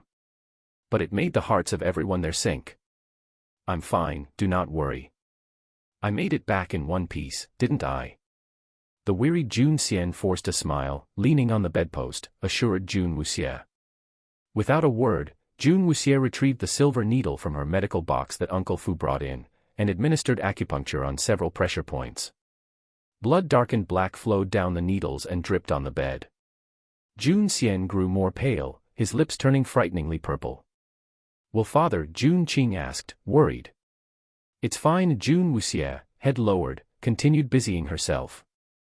As long as she is alive, not even the devil himself can claim her grandfather from her. The darkened blood was slowly expelled and Jun Xian lost the purple in his lips. He was still pale, but did not look as frighteningly sick. Jun Wuxie took out some of her fortification medicine and fed them to Jun Xian. Color returned to Jun Xian and the furrowed brow relaxed, as he gained a bit of strength. He was still weary, leaning on the bed frame. Seeing the condition of Jun Xian improve, Jun Qing heaved a sigh of relief and asked, Father, what happened tonight? With your skills and the guards that went with you, few within the imperial city can be a match for you. The relaxed Jun Xian furrowed his brows in rage. Lin Yuyang was poisoned. When I found him, he was delirious. He was mumbling things about why they had to kill his family and why was he persecuted. He did not recognize me at first, and fought with the guards. I did not want to hurt him, and only ordered him subdued. Lucky for the pills that Wuxie made me keep handy all the time. I gave one to Lin Yuyang and he regained a bit sanity. Thinking back to the scene of seeing the benefactor to the Jun family insane. Jun Xian's heart wrenched in pain. When Lin Yuyang regained his sanity, he rushed up shouting at me, to leave with my men. There are people who were using him to harm me. His whole family, young and old, died under their scheming. Jun Xian clenched his fists. The savior to his son had died because of him, his entire family, not one spared, and it was all due to him. Just as he finished his words, he went into another bout of insanity. His body ballooned up rapidly, and blew apart. After the explosion, we suddenly felt weak, and fell off our horses one after another. Chapter 129, This is just the beginning, 3. After Jun Xian and his guards fell off their horses, a group of assassins rushed at them. They were defenseless against the assassins in their weakened state. All the guards were killed and Jun Xian was captured and brought back to the imperial city. The guards from the Rui Lin army had followed under Jun Xian for a long time and were his comrades, and were family to him. Jun Xian mourned deeply over their deaths. He was brought to a dungeon. If not for Jun Wuyao's timely arrival, he might not have survived to see his son and granddaughter. Jun Xian narrated the tumultuous events in an even voice, though it made his audience wince at the close call. Mo Qian Yuan, being from the imperial family, lowered his head in shame. He knew better than anyone the people responsible for the atrocities. Jun Qing's face darkened. In the imperial family's attempt to eradicate the Jun family, they had used Lin Yuyang as bait, knowing the Jun family would not stand by and see their benefactor die an ignoble death. The Jun family was responsible for the tragedy of the Lin family. We have implicated the Lin family. Jun Xian closed his eyes in pain. A military man his whole life, he had given his life to the country. The emperor he has devoted his unwavering loyalty to, has turned out to be so callous. The pain from his body pales in comparison to the pain stemming from the heart. Grandfather will be fine after a few days of administration. Jun Wuxie was packing up after hearing her grandfather speak. Since leaving the imperial palace, she had been unusually calm. This calmness made Mo Qian Yuan, who had seen her vicious cruelty, uneasy. Grandfather, uncle, you must be tired, please rest early, reminded Jun Wuxie as she stood up. Wuxie, wait. Jun Xian sat up and looked at Mo Qian Yuan. Mo Qian Yuan understood that his words were not meant for his ears and got up to leave. Jun Wuxie stopped him, saying, sit down. Mo Qian Yuan paused, and could only meekly comply. Grandfather, I know what you are about to say. I was not being rash or impetuous today. I decided that people who harbor ill intentions against the Jun family shall not live. I know you will persuade me otherwise. But forgive me for being unfilial, I will not change my mind on this matter. Jun Wuxian knelt by Jun Xian, her eyes determined. She knew Jun Xian was of humble birth, but gained favor from the late emperor to prove his mettle on the battlefield, where he gained outstanding honors. Jun Xian's tolerance of the current emperor time and again was his form of repayment to the favors bestowed by the late emperor. But Jun Xian's tolerance does not equate that Jun Wuxia follows suit. Jun Xian looked in alarm at the Jun Wuxia kneeling by his bed, and despite his weariness, he pulled Jun Wuxia upright. What are you thinking? Grandfather, my mind is set. Jun Wuxia allowed herself to be pulled up, but she will not change her mind. This child, where did she get that stubborn streak from? Jun Xian sighed in exasperation. I am persuading you otherwise because I am worried you will be at the forefront of danger, with your actions violating the powers of the imperial family, and bring harm to yourself. If you are determined, grandfather will protect you at the cost of my life. You committed massacre to protect the sanctity of the Jun family. This set of old bones might not be much, but it will shoulder the burden and not allow you, my dear child, to carry it all yourself. Chapter 130, This is just the beginning. 4. Decades of unwavering loyalty and in return, your life under threat. Even the most blindly loyal will awake to that reality. The emperor had decided to do away with the mighty Jun family, and if it was not for the decisive and resolved Jun Wuxia, who repelled the onslaught, the Lin Palace might have vanquished. Seeing that Jun Xian had accepted her decision, Jun Wuxia was greatly relieved. She would rather face the scorn from all the people under the heavens, and suffer abuse and humiliation throughout the lands. But she cannot live with her grandfather and uncle hating her. Rest assured, grandfather. I have made the necessary preparation. The Jun family will not come to harm. I heard from your uncle you released the soaring cloud signal. You are really fearless. I know everything that happened tonight, and I am happy you handled every aspect so well. But I want to know of any future plans you make, please do not hide anything from me. Jun Xian said in mock sternness, the twinkle in his eyes betraying him, where they were filled with love and affection. Yes, I shall. Jun Wuxia nodded. I intend to have the emperor abdicate, and let the crown prince ascend the throne. Jun Wuxia's short nonchalant statement made everyone's heart almost stop. Abdication. She still wants the emperor to relinquish his throne. Jun Qing's heart almost jumped out of him. Everything I did tonight was to firstly force the emperor to release grandfather, secondly, it was to eradicate the emperor's lackeys, and lastly, I needed to shore up our support and create favorable conditions for us. Rescuing Jun Xian was her prerogative, and the other two objectives were to sabotage the imperial family's prestige and standing. The massacre of officials and generals tonight had gotten rid of powers who were against the Lin Palace, many of them strong supporters of the emperor. With them eradicated, it was now harder for the emperor to carry out any schemes in court. With concrete evidence produced, the executions of the corrupt officials had pushed the reputation of the Lin Palace to new peaks. You planned for all these. You pushed all credit at the end to His Highness all in order to achieve your aims. Jun Xian finally understood Jun Wuxia's intentions. The emperor's wings were now clipped, and Jun Wuxia grabbed the chance to present Mo Qianyuan to the people and made it memorable. All of these, to lay the foundation for the change of powers. Yes.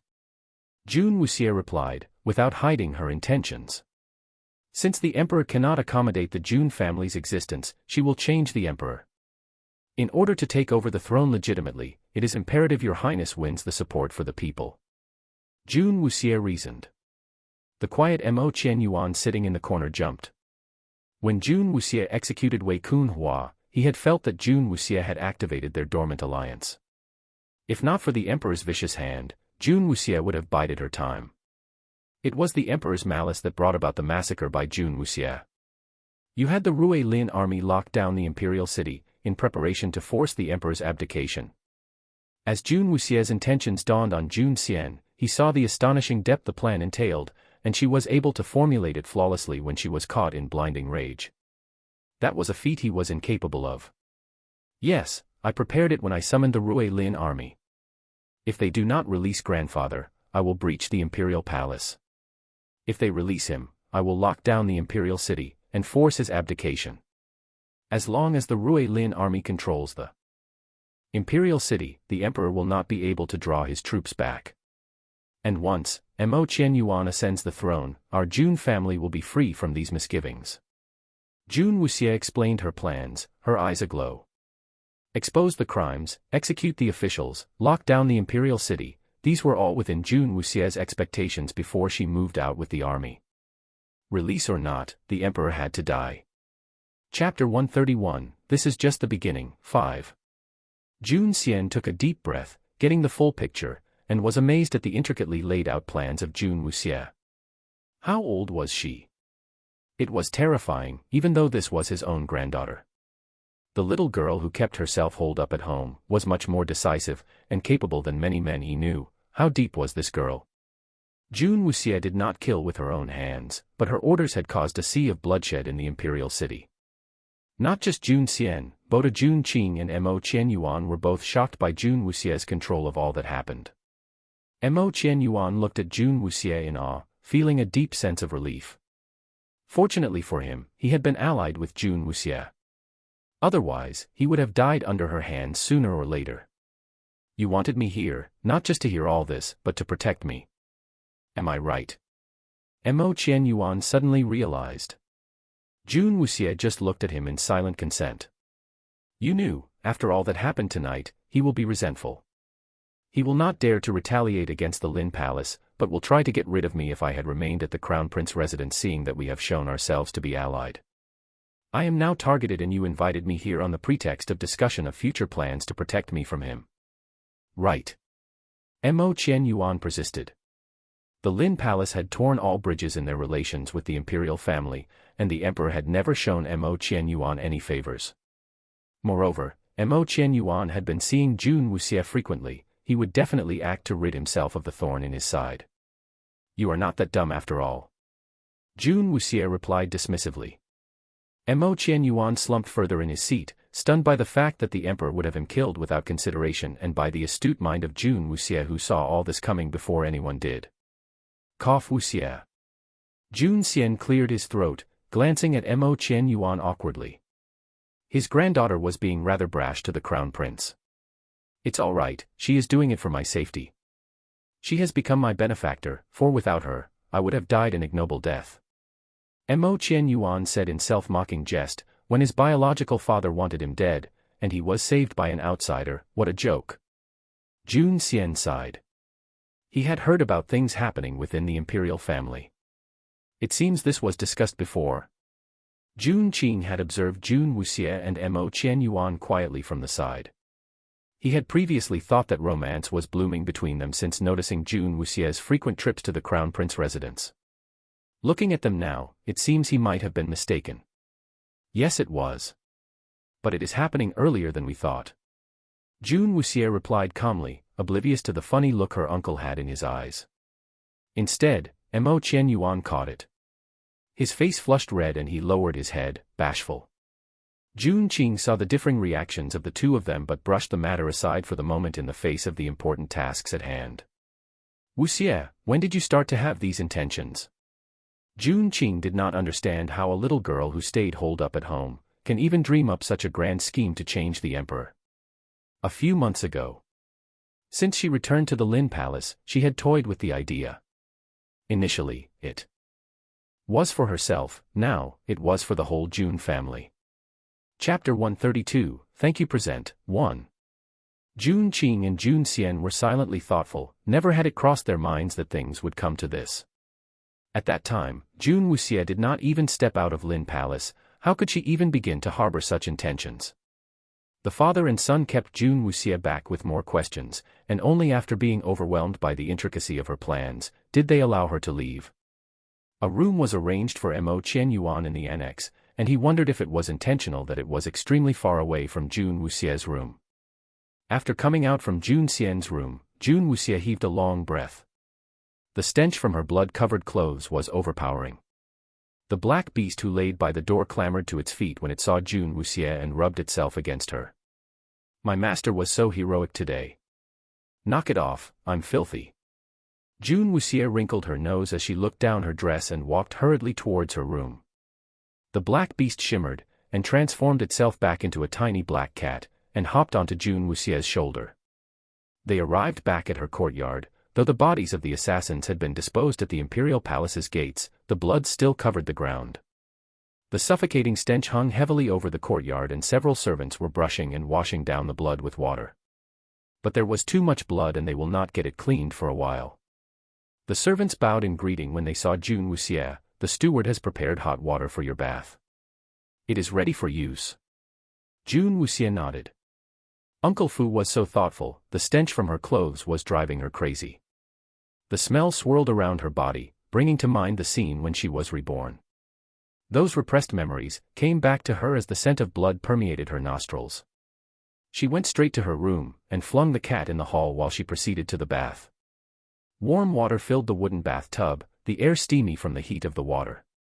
June Wuxie undressed, her snowy white skin exposed to the chill air. Trembling slightly, she hopped quickly into the bathtub, the warm water relaxing her tense body, her pores in jubilation of comfort. The warm water wrapped her in comfort and she relaxed as she soaked, her eyes drooping to close in sleep. Having fallen into a deep sleep, she awoke only when the water started to lose its warmth. The moment she opened her eyes, she froze. A beautiful handsome face rested on the edge of the tub, the corners of his mouth just ever so slightly curled, smiling. His violet eyes staring at her. June Wuxie stared at June Wuyao, not knowing when he arrived. I was thinking, this would be the moment, you should be screaming. June Wuyao rested his chin in his palm and playfully ran his fingers along the rim of the tub before gently rippling the water. The playful twinkle in his eyes pierced through the fog fell upon the face of June Wuxie, seemingly staring at her eyebrows. Why are you here? June Wuxie asked, furrowing her brows, the flower petals on the water covering her. If not here, where should I be? June Wuyao questioned in return, laughing. You left earlier. June Wuxie did not see June Wuyao on the way back, and has gotten used to his long periods of absence. June Wuyao smiled, his slender fingers dancing upon the warm water. The stench of blood was too strong and I had to clean myself up. How could I allow you to see me in that state? Chapter 133, Thank You Present, 2. After which, June Wuyao abruptly stood up as his tall stature bent over and leaned in towards her, his handsome face only a breath away from her. Come, tell me if you can smell it. His actions were so sudden yet so natural when he closed in on their distance. June Wuxie was completely caught off guard. As his masculine scent descended upon her, there was no stench of blood and sweat, only a refreshing masculine scent greeted her. You, go out first. June Wuxie subconsciously tilted her face away as she felt her cheeks flush. She faintly felt there was something about this scene that was not right. Why? I have already washed myself thoroughly, right? June Wuyao smiled at her, without the slightest intention to leave as he asked her in his enigmatic voice. June Wuxie frowned. Stop worrying, isn't grandfather back safe and sound? This expression doesn't suit you. June Wuyao raised his hands and reached out as he trailed his wet finger gently between her eyebrows, smoothing out her frown. Being gloomy all day doesn't suit his girl. June Wuxie looked at him. As her gaze rested on his rosy lips that were slightly apart, she froze for a moment before squeezing out a thank you. June Wuyao's hand did not leave her face as he brushed her delicate cheeks softly. His eyes were warm as he looked at her, giving her a devilish smile. Thank me. For saving grandfather. June Wuxie replied awkwardly. If it wasn't for June Wuyao's timely arrival, she might have lost someone precious to her. Although June Wuxie was cold and aloof, she still knew basic courtesy. After all, he had saved her important family member. June Wuyao gently wiped the droplets of water over her red luscious lips with his thumb. There is no need to thank me, I've said it before, I'm staying on because I want to repay my gratitude, didn't I? June Wuyao looked at her with a twinkle in his eyes, revealing another sly smile. Saving June Xian was a piece of cake for him. Whether June Xian lived or died made no difference to him. However, he knew that it did matter to her and all he wanted was for her to be happy. As long as she was happy, he'd do anything. June Wuxie looked at him with a hint of disbelief. Using repaying his gratitude as an excuse? She had long threw that excuse out the window. June Wuxie felt that something was amiss. However, he had saved June Xian earlier and she decided that she should be more tolerant towards him. If you really want to thank me, can I change it for something else? Jun Wuyao's deep purple eyes seemed to be ablaze as he looked longingly at her lips. As long as it's something I have. Jun Wuxia replied calmly, if it's about making medicine, as long as he asks for it, and it's within her means, she would definitely refine it for him. Jun Wuyao could not help but let out a chuckle when he saw her answer so seriously as she had on a grim expression. Who would believe that this was the very same girl who had started a huge massacre just hours ago? Looking at her now, she was really like a white piece of paper. Of course you have it. What is it? Jun Wuxia's expression turned grave as she looked at him in earnest. Well, you said that as long as it's something you have, you promised to give it to me, right? Jun Wuyao was in no hurry to respond to her question. Well then, this is a choice you've made yourself. He chortled as a devilish grin spread across his face. Suddenly, a feeling rose up in Jun Wuxia's heart that something seemed off, but before she could think further, Jun Wuyao had already closed in on her. Jun Wuxia flung her eyes open wide, she felt something warm and tender pressing against her lips. Chapter 134, Thank You Present, 3. Warmth spread in her mouth, and a rush overcame her as her lips tingled. Jun Wuxia wanted to retreat in protest, but within the confines of the wooden tub, she had no room to back into. Before she could resist further, Jun Wuyao held the back of her neck in a strong hand, and pulled her face closer tenderly. You promised, you can't back out. And remember to breathe through your nose. Having lightly tasted it, Jun Wuyao was unable to pull himself away. He was drowning deep within those eyes. He panted lightly as he whispered the reminder, and without waiting for a reply, and dived headlong into another kiss. Jun Wuxia's mind went blank, Jun Wuyao's breath tickled her cheek, all her strength seemed to seep out of her, and she was unable to struggle. Jun Wuyao went deeper, slowly savoring. In his yearning in the sweetness of the moment, Jun Wuyao lifted her up from the warm water, and pulled her into an embrace within his strong arms. The little black cat who sat outside the bath, saw Jun Wuxia lifted and embraced by the unashamed Jun Wuyao, and it nearly dropped its jaw in shock. It knew its mistress was clueless about relationships between a man and a woman, and the scoundrel was taking advantage of that and stealing the pure innocence of its mistress. My master. You have to resist. Push him away. What kind of gift and thanks is this scoundrel asking for? That is an outrage to your modesty. Kill him quick. Stick him with your needles. Make him a hedgehog. Die, you lecher. It was no use. Jun Wuxia's brains was not functioning and did not receive the little black cat's thoughts. The little black cat could only weep the futility and at the loss of its mistress's first kiss of her 2 lives stolen by this shameless and despicable lecher. The little black cat was about to lose its mind. And what made it more sad was, it was not the lecher's match in battle. It could only stare quietly, swallowing back its tears, and mourn for its mistress's lost innocence. After a long while, Jun Wuyao reluctantly parted his lips from Jun Wuxia's. Jun Wuxia had not recovered and her eyes were glazed. Jun Wuyao smiled and draped a robe around Jun Wuxia, and carried her out of the bath. You are so tempting to eat, a pity. Jun Wuyao carried Jun Wuxia over to her soft bed, looking at her cheeks, pink from her bath, her lightly closed eyes, and ran his fingers longingly across her face. Too early. Though delicious, but was not time to pick and savor. To a connoisseur, he waits till the flowers blossoms, before he picks it in its most beautiful form. And Jun Wuxia was still a bud waiting to blossom, it was not time to pick it. Wait. We'll still have to wait. Grow up fast. Jun Wuyao said in a low voice. You. Jun Wuxia snapped awake, she lifted her hand and the robe draped upon her slipped off her shoulder. In that moment, the room was silent. Jun Wuyao glanced haltingly, eyebrows raised, and his amusement deepened. Get out. Jun Wuxia pulled the robe around her, staring murderously at him. Bring me my needles. Sure, I have received my gift of thanks, and sincerely it was the best gift I have ever received. Jun Wuyao laughed impetuously, his eyes showing joy. We still have a long road ahead, we have time.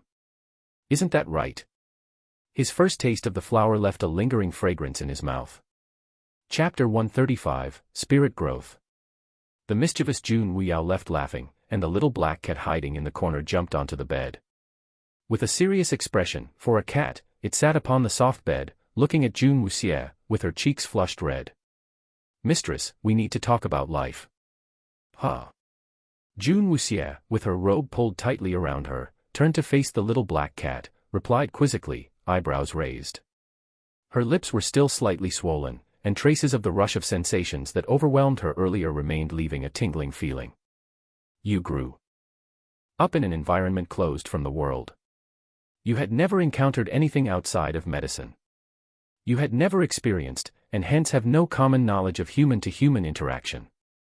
Although you joined the organization thereafter, you holed yourself up in the lab, and all your assistants were female and you had no interaction with members of the opposite sex. That has led you to lack common sense in your interactions with the males in general. The little black cat looked sternly at June Wuxie. In the long years she lived in her previous life, she had not interacted with a man alone, and she was defenseless against advances such as this. If the lecherous June Wuxie was allowed to have his way, its mistress will be swallowed up whole one fine day. That must not be allowed to happen. So, June Wuxie did not know what the little black cat was driving at. So, just like today, it was pure. With a whoosh, the soft pillow flew into the little black cat's face, before it could finish the sentence. Meow. Shut it. June Wuxie turned a bright shade of red, and she did not want to hear anything about what happened earlier. The little black cat was speechless. Mistress. That expression on your face, it does not suit you. You need lessons urgently on interpersonal skills between men and women. June Wuxie had refused to let it say any more, and it can only sulk, scratching its claws at the foot of the bed. June Wuxie dressed and regained her usual composure. She sat down at the table and cupped her face in her palms, staring at the lotus just beginning to bloom. The lotus has begun to flower and its fragrance grew stronger. June Wuxie could feel her spiritual strength growing and developing. The power that she gathered in her palm glowed red, and it was getting stronger as well. Enveloped within the lingering fragrance, June Wuxie's calm returned. The plan to have the crown prince take over the throne was happening earlier than expected, and her spiritual power was not strong enough. In all the 7 stages, evolving to the next stage was always extremely difficult. Evolving the red aura of the spirit was the least difficult one, and it took an average person 3 years to evolve them from red to orange, while it took the gifted ones about 2 years. To advance to yellow from orange, it required twice the amount of time. 6 years. The stronger the spiritual powers grow, the longer the time it requires. And the gap between the average person and the gifted one amplifies the further they advance. Those blessed with the gift can reduce the time needed to develop the powers and pursue greater heights impossible to most. For the average human and those less inclined, if they stagnate and spend too much time on a particular level, the chances to achieve the higher stages are greatly reduced. If a person evolving an orange aura of the spirit to yellow took more than 12 years, it would be impossible for him to evolve his yellow aura in this life. Chapter 136, The Shaky Throne, 1. June Wuxie was still unfamiliar with the spiritual powers of this world. She was unable to judge how far she had come with her spirit's red aura. The situation at hand did not allow her to wait. Removing the threat to the June family must take priority. There wasn't much time left. Within the Qi Imperial Palace, the Emperor sat within the study, his face threateningly dark. Mo Xianfei sat meekly in a corner, keeping his head lowered. All within one night, the men who ruled these lands tasted for the first time the bitterness of defeat, and had their pride and authority trampled into dust. You useless piece of trash. Look what you have done. How long had June Wuxie been tagging behind you? You didn't even realize what she was capable of. And now, she has kicked mud onto our faces. I have been humiliated. The Emperor stared angrily at Mo Xianfei. He would not have ever dreamed, the last that was detested and shunned by the people, would turn into the heroine revered by all. The series of events that unfolded before them tonight could not have been the work of a willful and unruly little lass. Mo Xianfei kept his head lowered. Ever since they stepped into the imperial study, he had been chided, and he could find no answer in rebuttal. I don't know how she turned out like this when she was with me. She was not dumb, not I wouldn't call her intelligent. Or she would not have been deceived to go to the cliff. Mo Xianfei tried to say in defense. How did she become so intelligent? You have the cheek to bring that up. I reminded you that no matter how much you dislike June Wuxie, bear with it for the sake of the Lin Palace. And you showed your hand prematurely instead. You are lucky Jun Xian does not suspect you, or he will not spare even you. What's done is done, but Jun Wuxie still survived. That was really dumb. The emperor raged on. He was not mad that Mo Xianfei struck them early, but angry at the fact he did not root out the crux of their problems. Jun Wuxie still lives. If Mo Xianfei had succeeded, tonight would not have happened. Father. If I had not made my move, how could I get close to Yun Xian? I dislike Jun Wuxie, but you wanted me to play along, in view of not offending them. Then you wanted me to get close to Bai Yun Xian. As a disciple of the Qingyun clan, she would not even have looked at me if I was still caught in the engagement with Jun Wuxie. Mo Xianfei was dismayed that Jun Wuxie could survive a fall from such a high cliff. The emperor stared angrily at Mo Xianfei, but knew he spoke the truth. In fact, the emperor was not entirely oblivious to Mo Xianfei's actions, but had tacitly approved them. Unfortunately, his scheme failed, and Jun Wuxie survived, and underwent an earth-moving change. With things having reached such a stage, it's no use crying over spilt milk. Our hostility towards the Lin Palace has been plainly exposed as Jun Xian survived, and there is no way we can change that fact. What Jun Wuxie did tonight was just a prequel to bigger things to come. She had been in close contact with the Crown Prince, and has invited him to the Lin Palace. It seems they have formed an alliance. The emperor astutely concluded the gravity of the situation. Father, you mean Jun Wuxie is planning a regime change with the Crown Prince, and Mo Xianfei paled. Chapter 137, The Shaky Throne, 2. The emperor nodded heavily. Just at that moment, an eunuch came to deliver a new message. After reading the scroll on hand, the emperor's face turned pale. This Jun Wuxie dares to act so brazenly. He clenched his fist till his knuckles turned white. Imperial father, what is the matter? Mo Xianfei was startled at his father's outburst. The emperor flung the scroll angrily at Mo Xianfei, seething in rage. Mo Xianfei scrambled to catch it, and his face also lost all color after reading the contents. She actually had the entire Rui Lin army blockade up the whole imperial city. What is she up to now? What is she up to? This girl really wants to get rid of me. The whole imperial city is now indirectly placed under the Rui Lin army's control. I can't even get my forces in to protect me. She clearly wants me to abdicate. She wants me to abdicate. Using such tactics, she really is very heartless. The emperor felt as if there was a noose around his neck being held by Jun Wuxie, and she was slowly tightening it, as he found his breathing erratic and he started gasping for air. No wonder she invited the Crown Prince to return to Lin Palace with her. She was afraid that I might get rid of him if I had found out her intentions in advance. If there's no candidate to ascend the throne, she won't force this hand on me. Thinking how intricate her planning was, the emperor really wanted to vomit blood. Mo Xianfei's face turned as white as sheet. Never in his wildest dreams would he have thought that Jun Wuxie was so capable and to have exploited various reasons to put them in such a tight spot. How did she pull it off? What was in that mind of hers? How could she think of so many plans? Then what should we do now?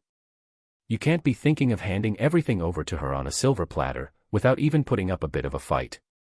Mo Xianfei started to panic. The relationship he had with Jun Wuxie was now rotten to the extreme, since he had broken off the engagement.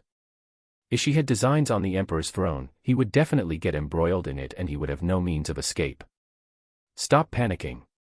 Things won't be going the way she planned. Quickly, send some of our people to go out of Imperial City under the cover of the night in disguise.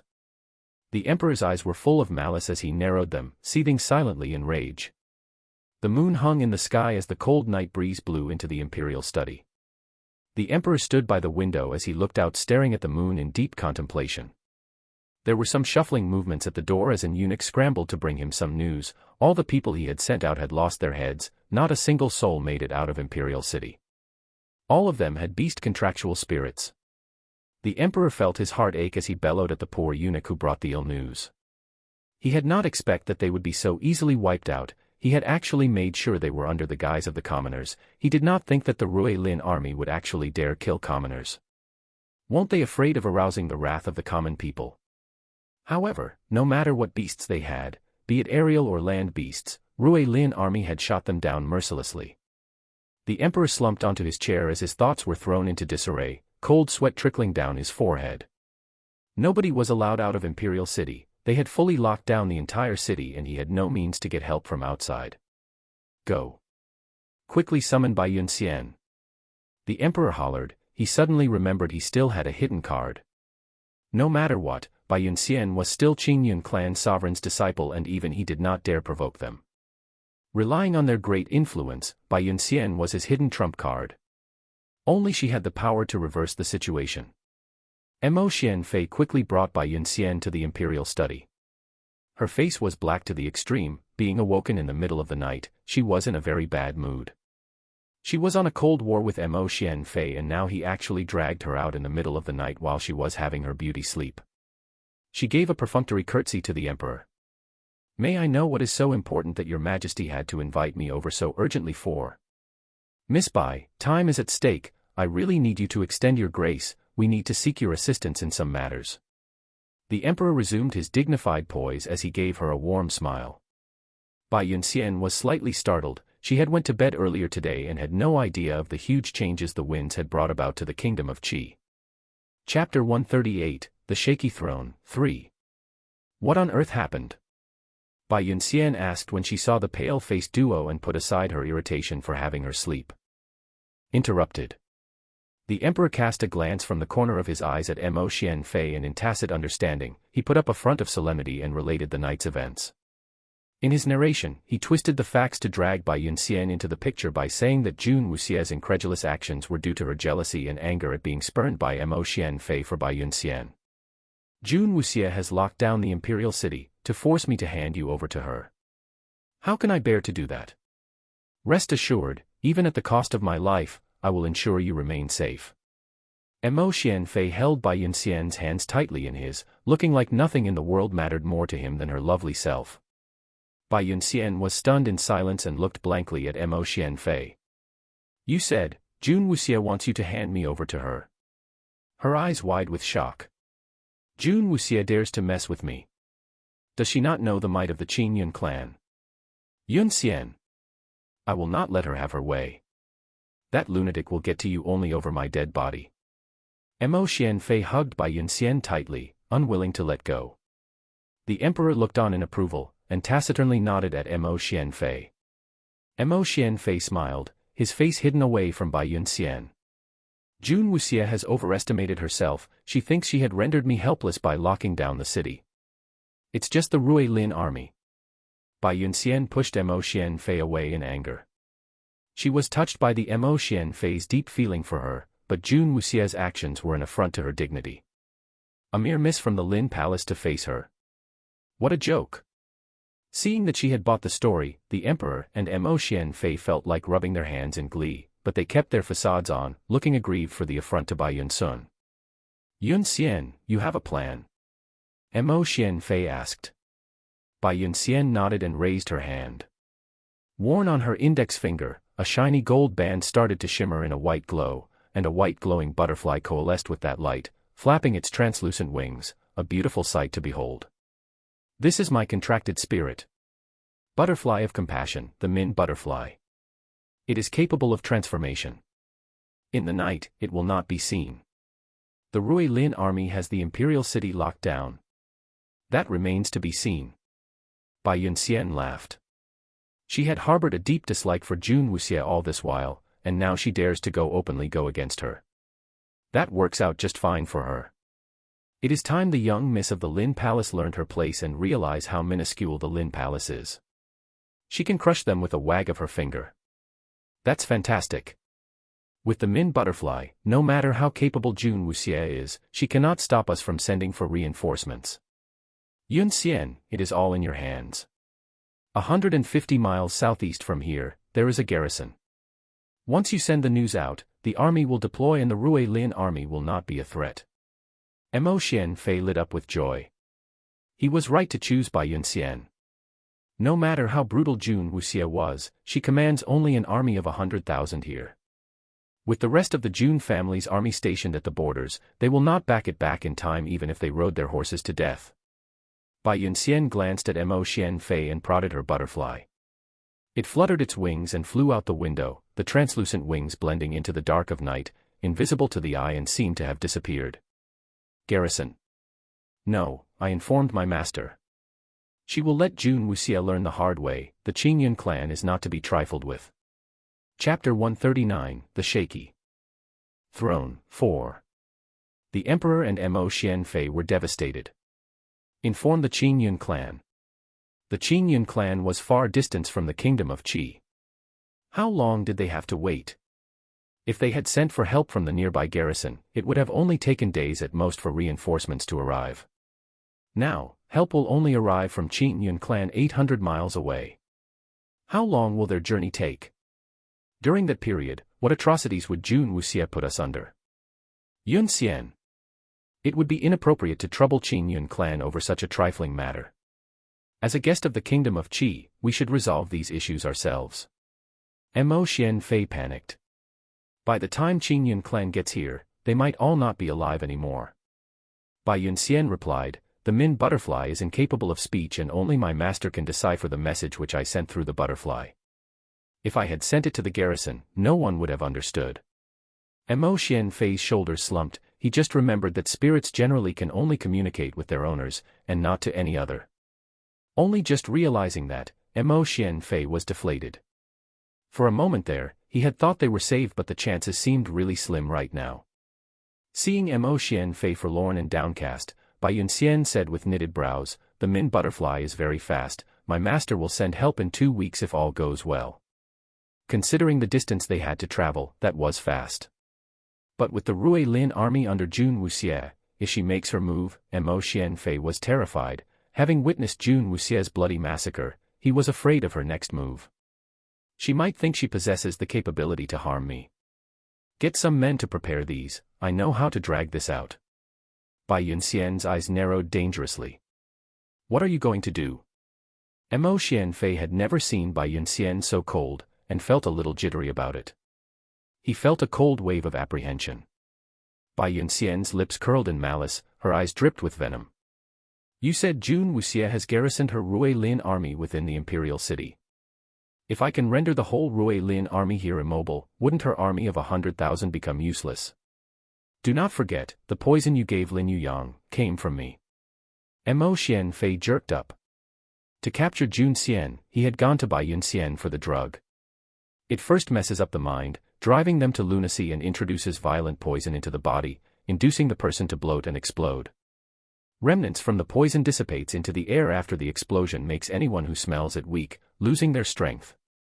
Poison like this was unheard of, and Mo Xianfei had it tested on people to verify the claimed effects before he gave it to Lin Yuyang. It was due to the poison that they were able to capture Jun Xian that easily. Nevertheless, it was very potent malevolent poison, and even Mo Xianfei was shuddered at its effects. Mo Xianfei had a pretty good guess what Bai Yunxian's was planning. Yun Xian, you have a plan in mind to incapacitate the Rui Lin army of 100,000 soldiers? Mo Xianfei asked, his eyes bright with fervor. Bai Yunxian smiled coldly, piece of cake.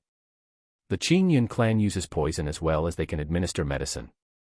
Chapter 140, Intoxicated Lotus, 1. With the imperial city locked down, the people were filled with unease. They were not aware of the struggle between the Lin palace and the imperial family. They were told the attackers who ambushed the second prince have not been completely eradicated, and the sealing of the city was necessary to prevent their escape. With the people restless, Mo Qianyuan started to mingle among them frequently, caring for them, addressing the popular sentiment. Within a few short days, Mo Qianyuan's standing and reputation improved by leaps and bounds, and had totally overshadowed Mo Xianfei, becoming the prince of choice by the populace. Jun Wuxia laid low during this period, shutting herself up and cultivating her spiritual powers. Mistress, shouldn't you strike while the iron is hot?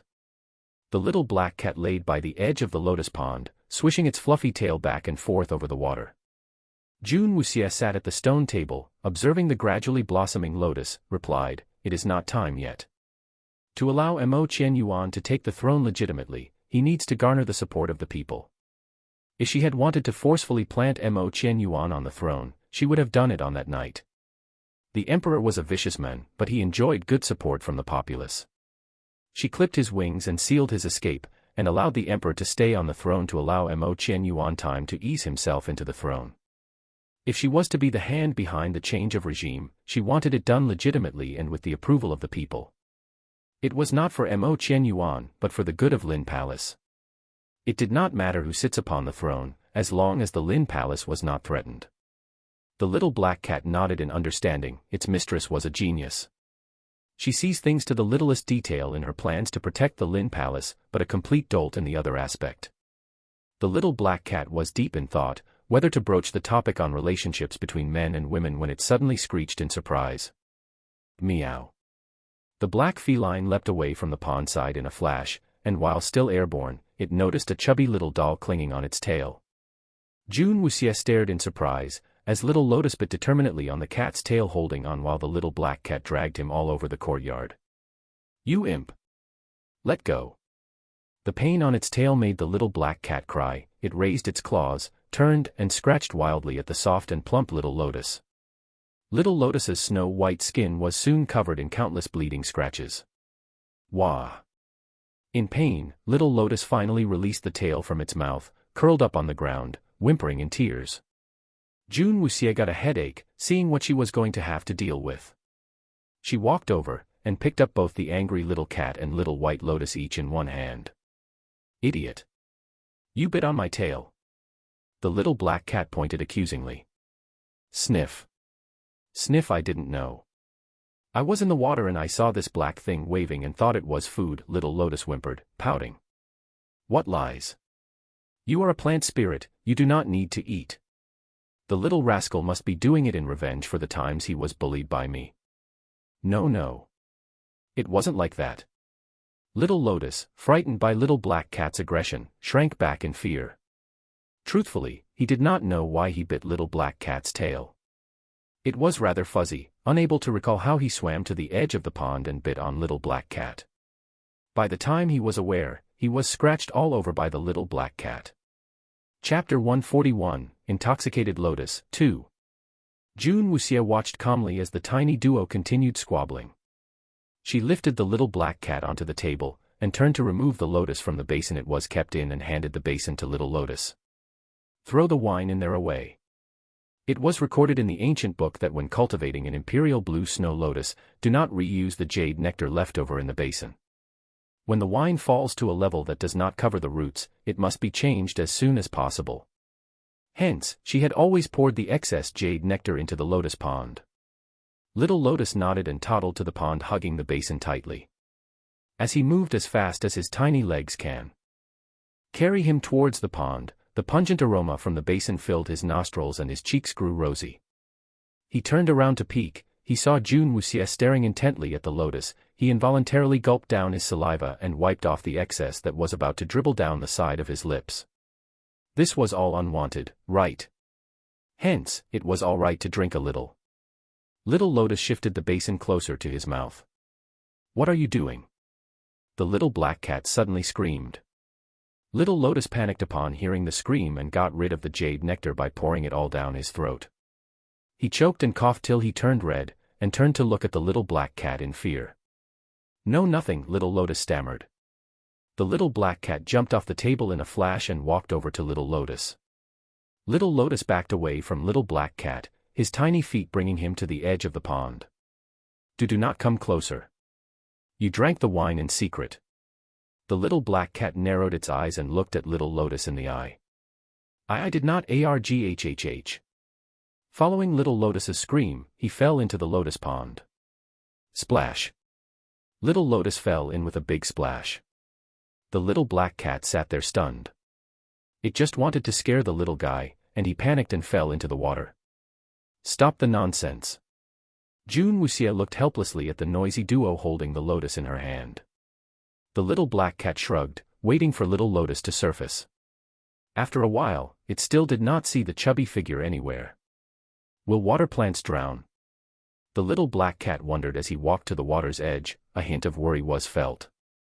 Just as he reached the pond's edge, a dark shadow grew in the water, rising fast to the surface. A drizzle of water droplets trailed from the white figure that flew out of the water and scattered across the ground. It was a handsome silver-haired youth. His clothes of silver and white were coated with a thin layer of mist. As he descended towards the ground, the scattered water caught the sunlight and scintillated like scattered diamonds. Meow. The little black cat had transformed into its black beast form and loped to stand between Jun Wuxie and this stranger. The silver-haired youth descended gently, his bare feet stepping lightly on the wet stones, his wet hair swept to the back, a handsome face glowed. "It was you, who was always bullying me?" the silver-haired youth asked, brows furrowed, his strikingly blue eyes staring at the black beast. "How useless, bullied by a mangy cat tsk." The silver-haired scowled, anger apparent in his eyes. Jun Wuxie narrowed her eyes at the youth who suddenly appeared in her courtyard. "Who are you?" The silver-haired youth's face was flushed red as he looked at Jun Wuxie and asked, "You can't even recognize your own contractual spirit." Chapter 142, Intoxicated Lotus, 3. Jun Wuxie was stunned. She had only one contractual spirit. The black beast stared in wide-eyed wonder at the silver-haired youth. Chubby. He was not certain. The silver-haired youth cringed. "You are the chubby one. I look absolutely magnificent. Which part of me is even remotely chubby?" The black beast was at a loss for words. Who can tell him what is going on here? How did that soft and cuddly chubby transform into this suave youth? Did he mutate? "I am the Imperial Blue Snow Lotus, or you can call me Drunk Lotus. Do not associate me with that little lump of chubbiness," the silver-haired youth said with his arms crossed, in indignation. He grew quite a bit in arrogance as well. The black beast looked at him in a different light. "All right, let's get down to business. You have often bullied me, did you enjoy it? Come. It's time to settle some scores." Drunk Lotus narrowed his eyes. Just as Drunk Lotus and the black beast were about to move, Jun Wuxie stood up. "You are my keeper and in turn, my mistress. I will not attack you, but this fellow here has bullied me for the last time. I will show him." Drunk Lotus did not dare to show Jun Wuxie any disrespect. "Where is the basin for the lotus?" Jun Wuxie asked calmly of Drunk Lotus. Drunk Lotus hesitated. "Give," Jun Wuxie said simply. "In the water," Drunk Lotus gulped, irrationally afraid of the cold tone Jun Wuxie was using on him. "Bring it here." Jun Wuxie glared. Drunk Lotus quivered, and in the next moment, he plunged into the pond, with a big splash. Moments later, the handsome youth stood dripping wet, holding out the basin in front of Jun Wuxie. "You can transform?" Jun Wuxie asked, looking at Drunk Lotus from head to toe. Drunk Lotus replied, "I was one with the Imperial Blue Snow Lotus, but there was an accident during my cultivation, and I had been trapped within that little body ever since. If I am soaked in alcohol, I can revert temporarily." "It was you who bit the little black." Jun Wuxie was puzzled, as Little Lotus would never get aggressive with the little black cat. "Yes. Getting scratched every day, anyone would be mad. The amount you poured into the lotus pond every day was too little for me to revert, but allowed me to take over the consciousness of Chub Tsk, I mean the little one." Drunk Lotus gritted his teeth, staring angrily at the beast sitting by Jun Wuxie. The beast tried to hold it in but burst out laughing uncontrollably. Drunk Lotus lost it. A sleek blur streaked onto the massive beast. And poof! A mist enveloped the body. The beast felt something soft, squishy, and dripping wet clinging upon its face. When the mist dispersed, a whimpering and terrified Little Lotus clung on its snout, big teary eyes looking right into its own in fright. The next moment, "Wah!" Little Lotus wailed as he clambered off the face of the beast and scampered with his tiny legs to hide behind Jun Wuxie, and staring at the frightful black beast. How did he end up on that beast? It was so scary. Chapter 143, Insidious Woman, 1. Within the Imperial Palace, Missouri Xian Fei looked on nervously at the 50 Yulin army soldiers with Bai Yunxian standing beside him. Behind them several palace maids held up trays of medicinal wine. "Yunxian, you asked to summon them here, what do we do next?" Mo Xian Fei queried. Bai Yunxian looked at the 50 Yulin army soldiers with a sinister gleam in her eyes. "I have something good for them. This is medicinal wine from the Qin Yun clan. It greatly speeds up the development of spiritual powers with your training. With the Rui Lin army running rampant, we need to raise the power of the Yulin army as well." Mo Xian Fei looked at Bai Yunxian blankly, and hesitated a moment but kept his silence.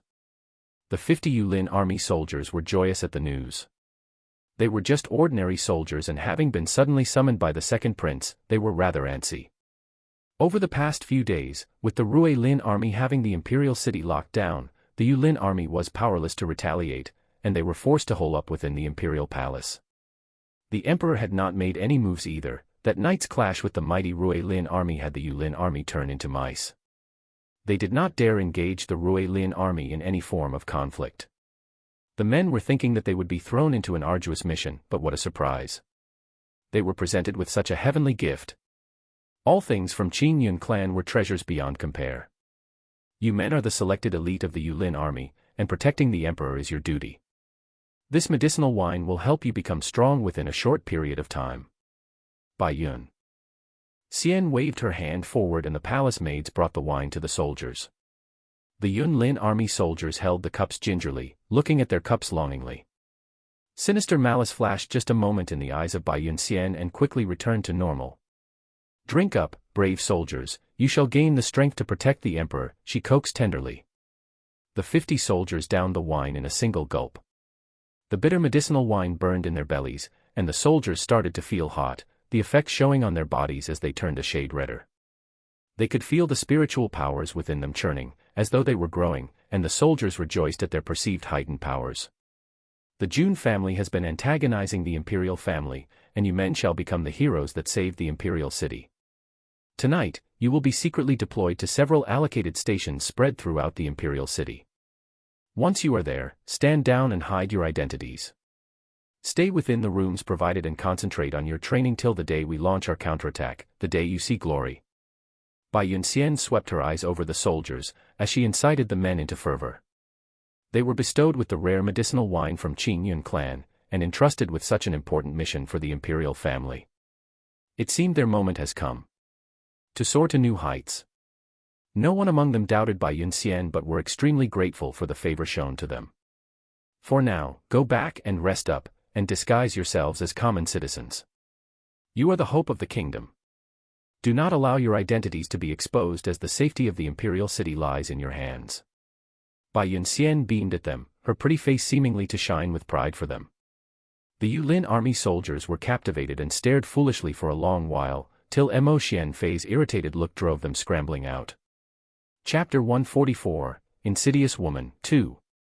After the 50 chosen ones left, Mo Xianfei dismissed all the palace maids, leaving just Bai Yun Xian and him alone in the courtyard.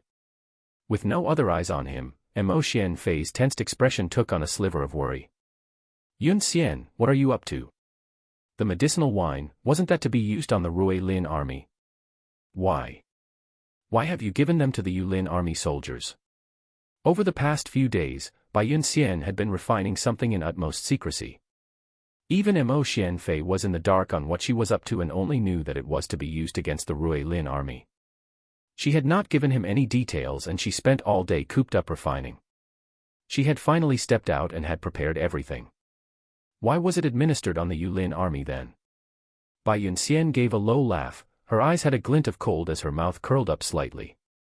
Like a venomous spider weaving its web, she looked at Mo Xianfei. Rest assured, the wine will be used against the Rui Lin army. But. No buts. You think the Rui Lin army soldiers are idiots? Give them poison and they will take it gratefully. Bai Yun Xian sneered at Mo Xianfei, insinuating at his simplicity.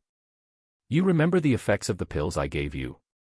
What I gave the Yulin army today uses a different route but ends up with similar effects.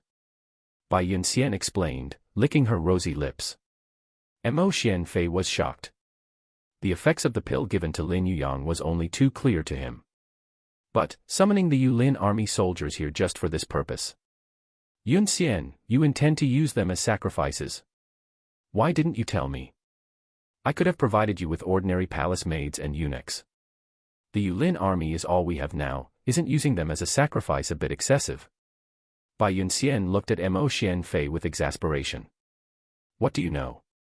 The effects from the medicinal wine will be amplified with the spiritual powers of the soldiers. How much spiritual powers can palace maids and eunuchs command? It will not be enough to bring out the desired effects. Place them at various locations. Remember to spread them out throughout the city, to ensure that at the moment of explosion, the poison would spread in the shortest time possible. That is efficiency. The spiritual powers of palace maids and eunuchs are incomparable to soldiers of the Yulin army. However incompetent, the soldiers should have at least achieved an orange level. The spiritual powers within them will upon implosion spread the poison faster, stronger. What? You want the poison to spread throughout the entire imperial city? Mo Xianfei fell back a few steps, stunned in silence. He had not expected that Bai Yunxian's scheme would implicate everyone in the imperial city. Has she lost her mind? How many people lived in the imperial city? I have to. The Rui Lin army number over 100,000 and they are all over the city. To poison all of them, naturally I have to spread the poison to encompass the whole city. The medicinal wine I brewed acts as a catalyst to amplify the spiritual powers of the person when ingested. When the spiritual power is pushed to its limit, the person's physical body will be unable to contain the exponentially surging spiritual powers and will explode. The poison will then disperse widely into the air. Anyone who smells it will immediately be poisoned, with the same effects, resulting in a series of explosions, spreading the poison further throughout the imperial city. The Rui Lin army, even with their numbers, cannot escape my poison. Bai Yunxian was maniacal. That ruthlessness overtook her pretty countenance, twisting it, where she looked just like a malicious demon, horrifying to look at. Chapter 145, Insidious Woman, 3. Mo Xianfei deployed the 50 Yulin army soldiers to various locations in the imperial city, spread it out with none in close proximity under instructions from Bai Yunxian. Mo Xianfei had been uncertain of Bai Yunxian's intentions. But, with her explanation, he finally understood. Bai Yunxian wanted the poison to spread to the commoners. Once the people are infected with the poison, the chain of bodily explosions will spread quickly and thickly into the air, and will in turn infect the Rui Lin army no matter where they are in the imperial city. Even the vicious Mo Xianfei was chilled at the insidious methods of Bai Yunxian. She had dragged the people of the entire imperial city into their graves. Yunxian, Mo Xianfei stepped back in horror, and color drained from his face. He had always perceived Bai Yunxian to be a haughty girl to be spoilt by his excesses, and although she appears cold, she was not a complicated girl. Seeing her today, he realized he did not even know the girl. Hundreds of thousand people in the imperial city, and she intends to kill them all without batting an eyelid. Bai Yunxian looked at Mo Xianfei coldly and accused, "If it was not for your incompetence, would you have asked me to step in? Are you developing a conscience and worrying for those wretched commoners now?" It dawned on Mo Xianfei. She was right. I persuaded her to help, didn't I? But he had never expected Bai Yunxian to be so terrifying. If Jun Wuxia was deemed vicious, at least all the people she killed had schemed against the Lin Palace and she did not point her blade at anyone innocent. As for Yunxian, in order to achieve her goals, she disregards everything at all costs, even when the lives of innocents numbering in the hundreds of thousands were at stake, and were to be sacrificed. Rest assured, I have the antidote on hand, just have the people in the imperial palace consume it beforehand. If you are concerned for the wretched commoners, I will hand you the antidote after the Rui Lin army has been poisoned and you can become the prince that saved the people from the poison. Wouldn't that be better? Bai Yunxian replied. Mo Xianfei considered that prospect, and the fear melted away. He stepped up to stand beside Bai Yunxian and held her hand. You think of everything, Yunxian. If they can rid themselves of the Rui Lin army and the Jun family, what's the harm in sacrificing a bunch of commoners? After the Rui Lin army gets poisoned, he can show up as the people's savior with the antidote, saving them from the poison, elevating greatly his standing as the preferred prince for the people. Bai Yunxian laughed gently, leaning into the embrace of Mo Xianfei.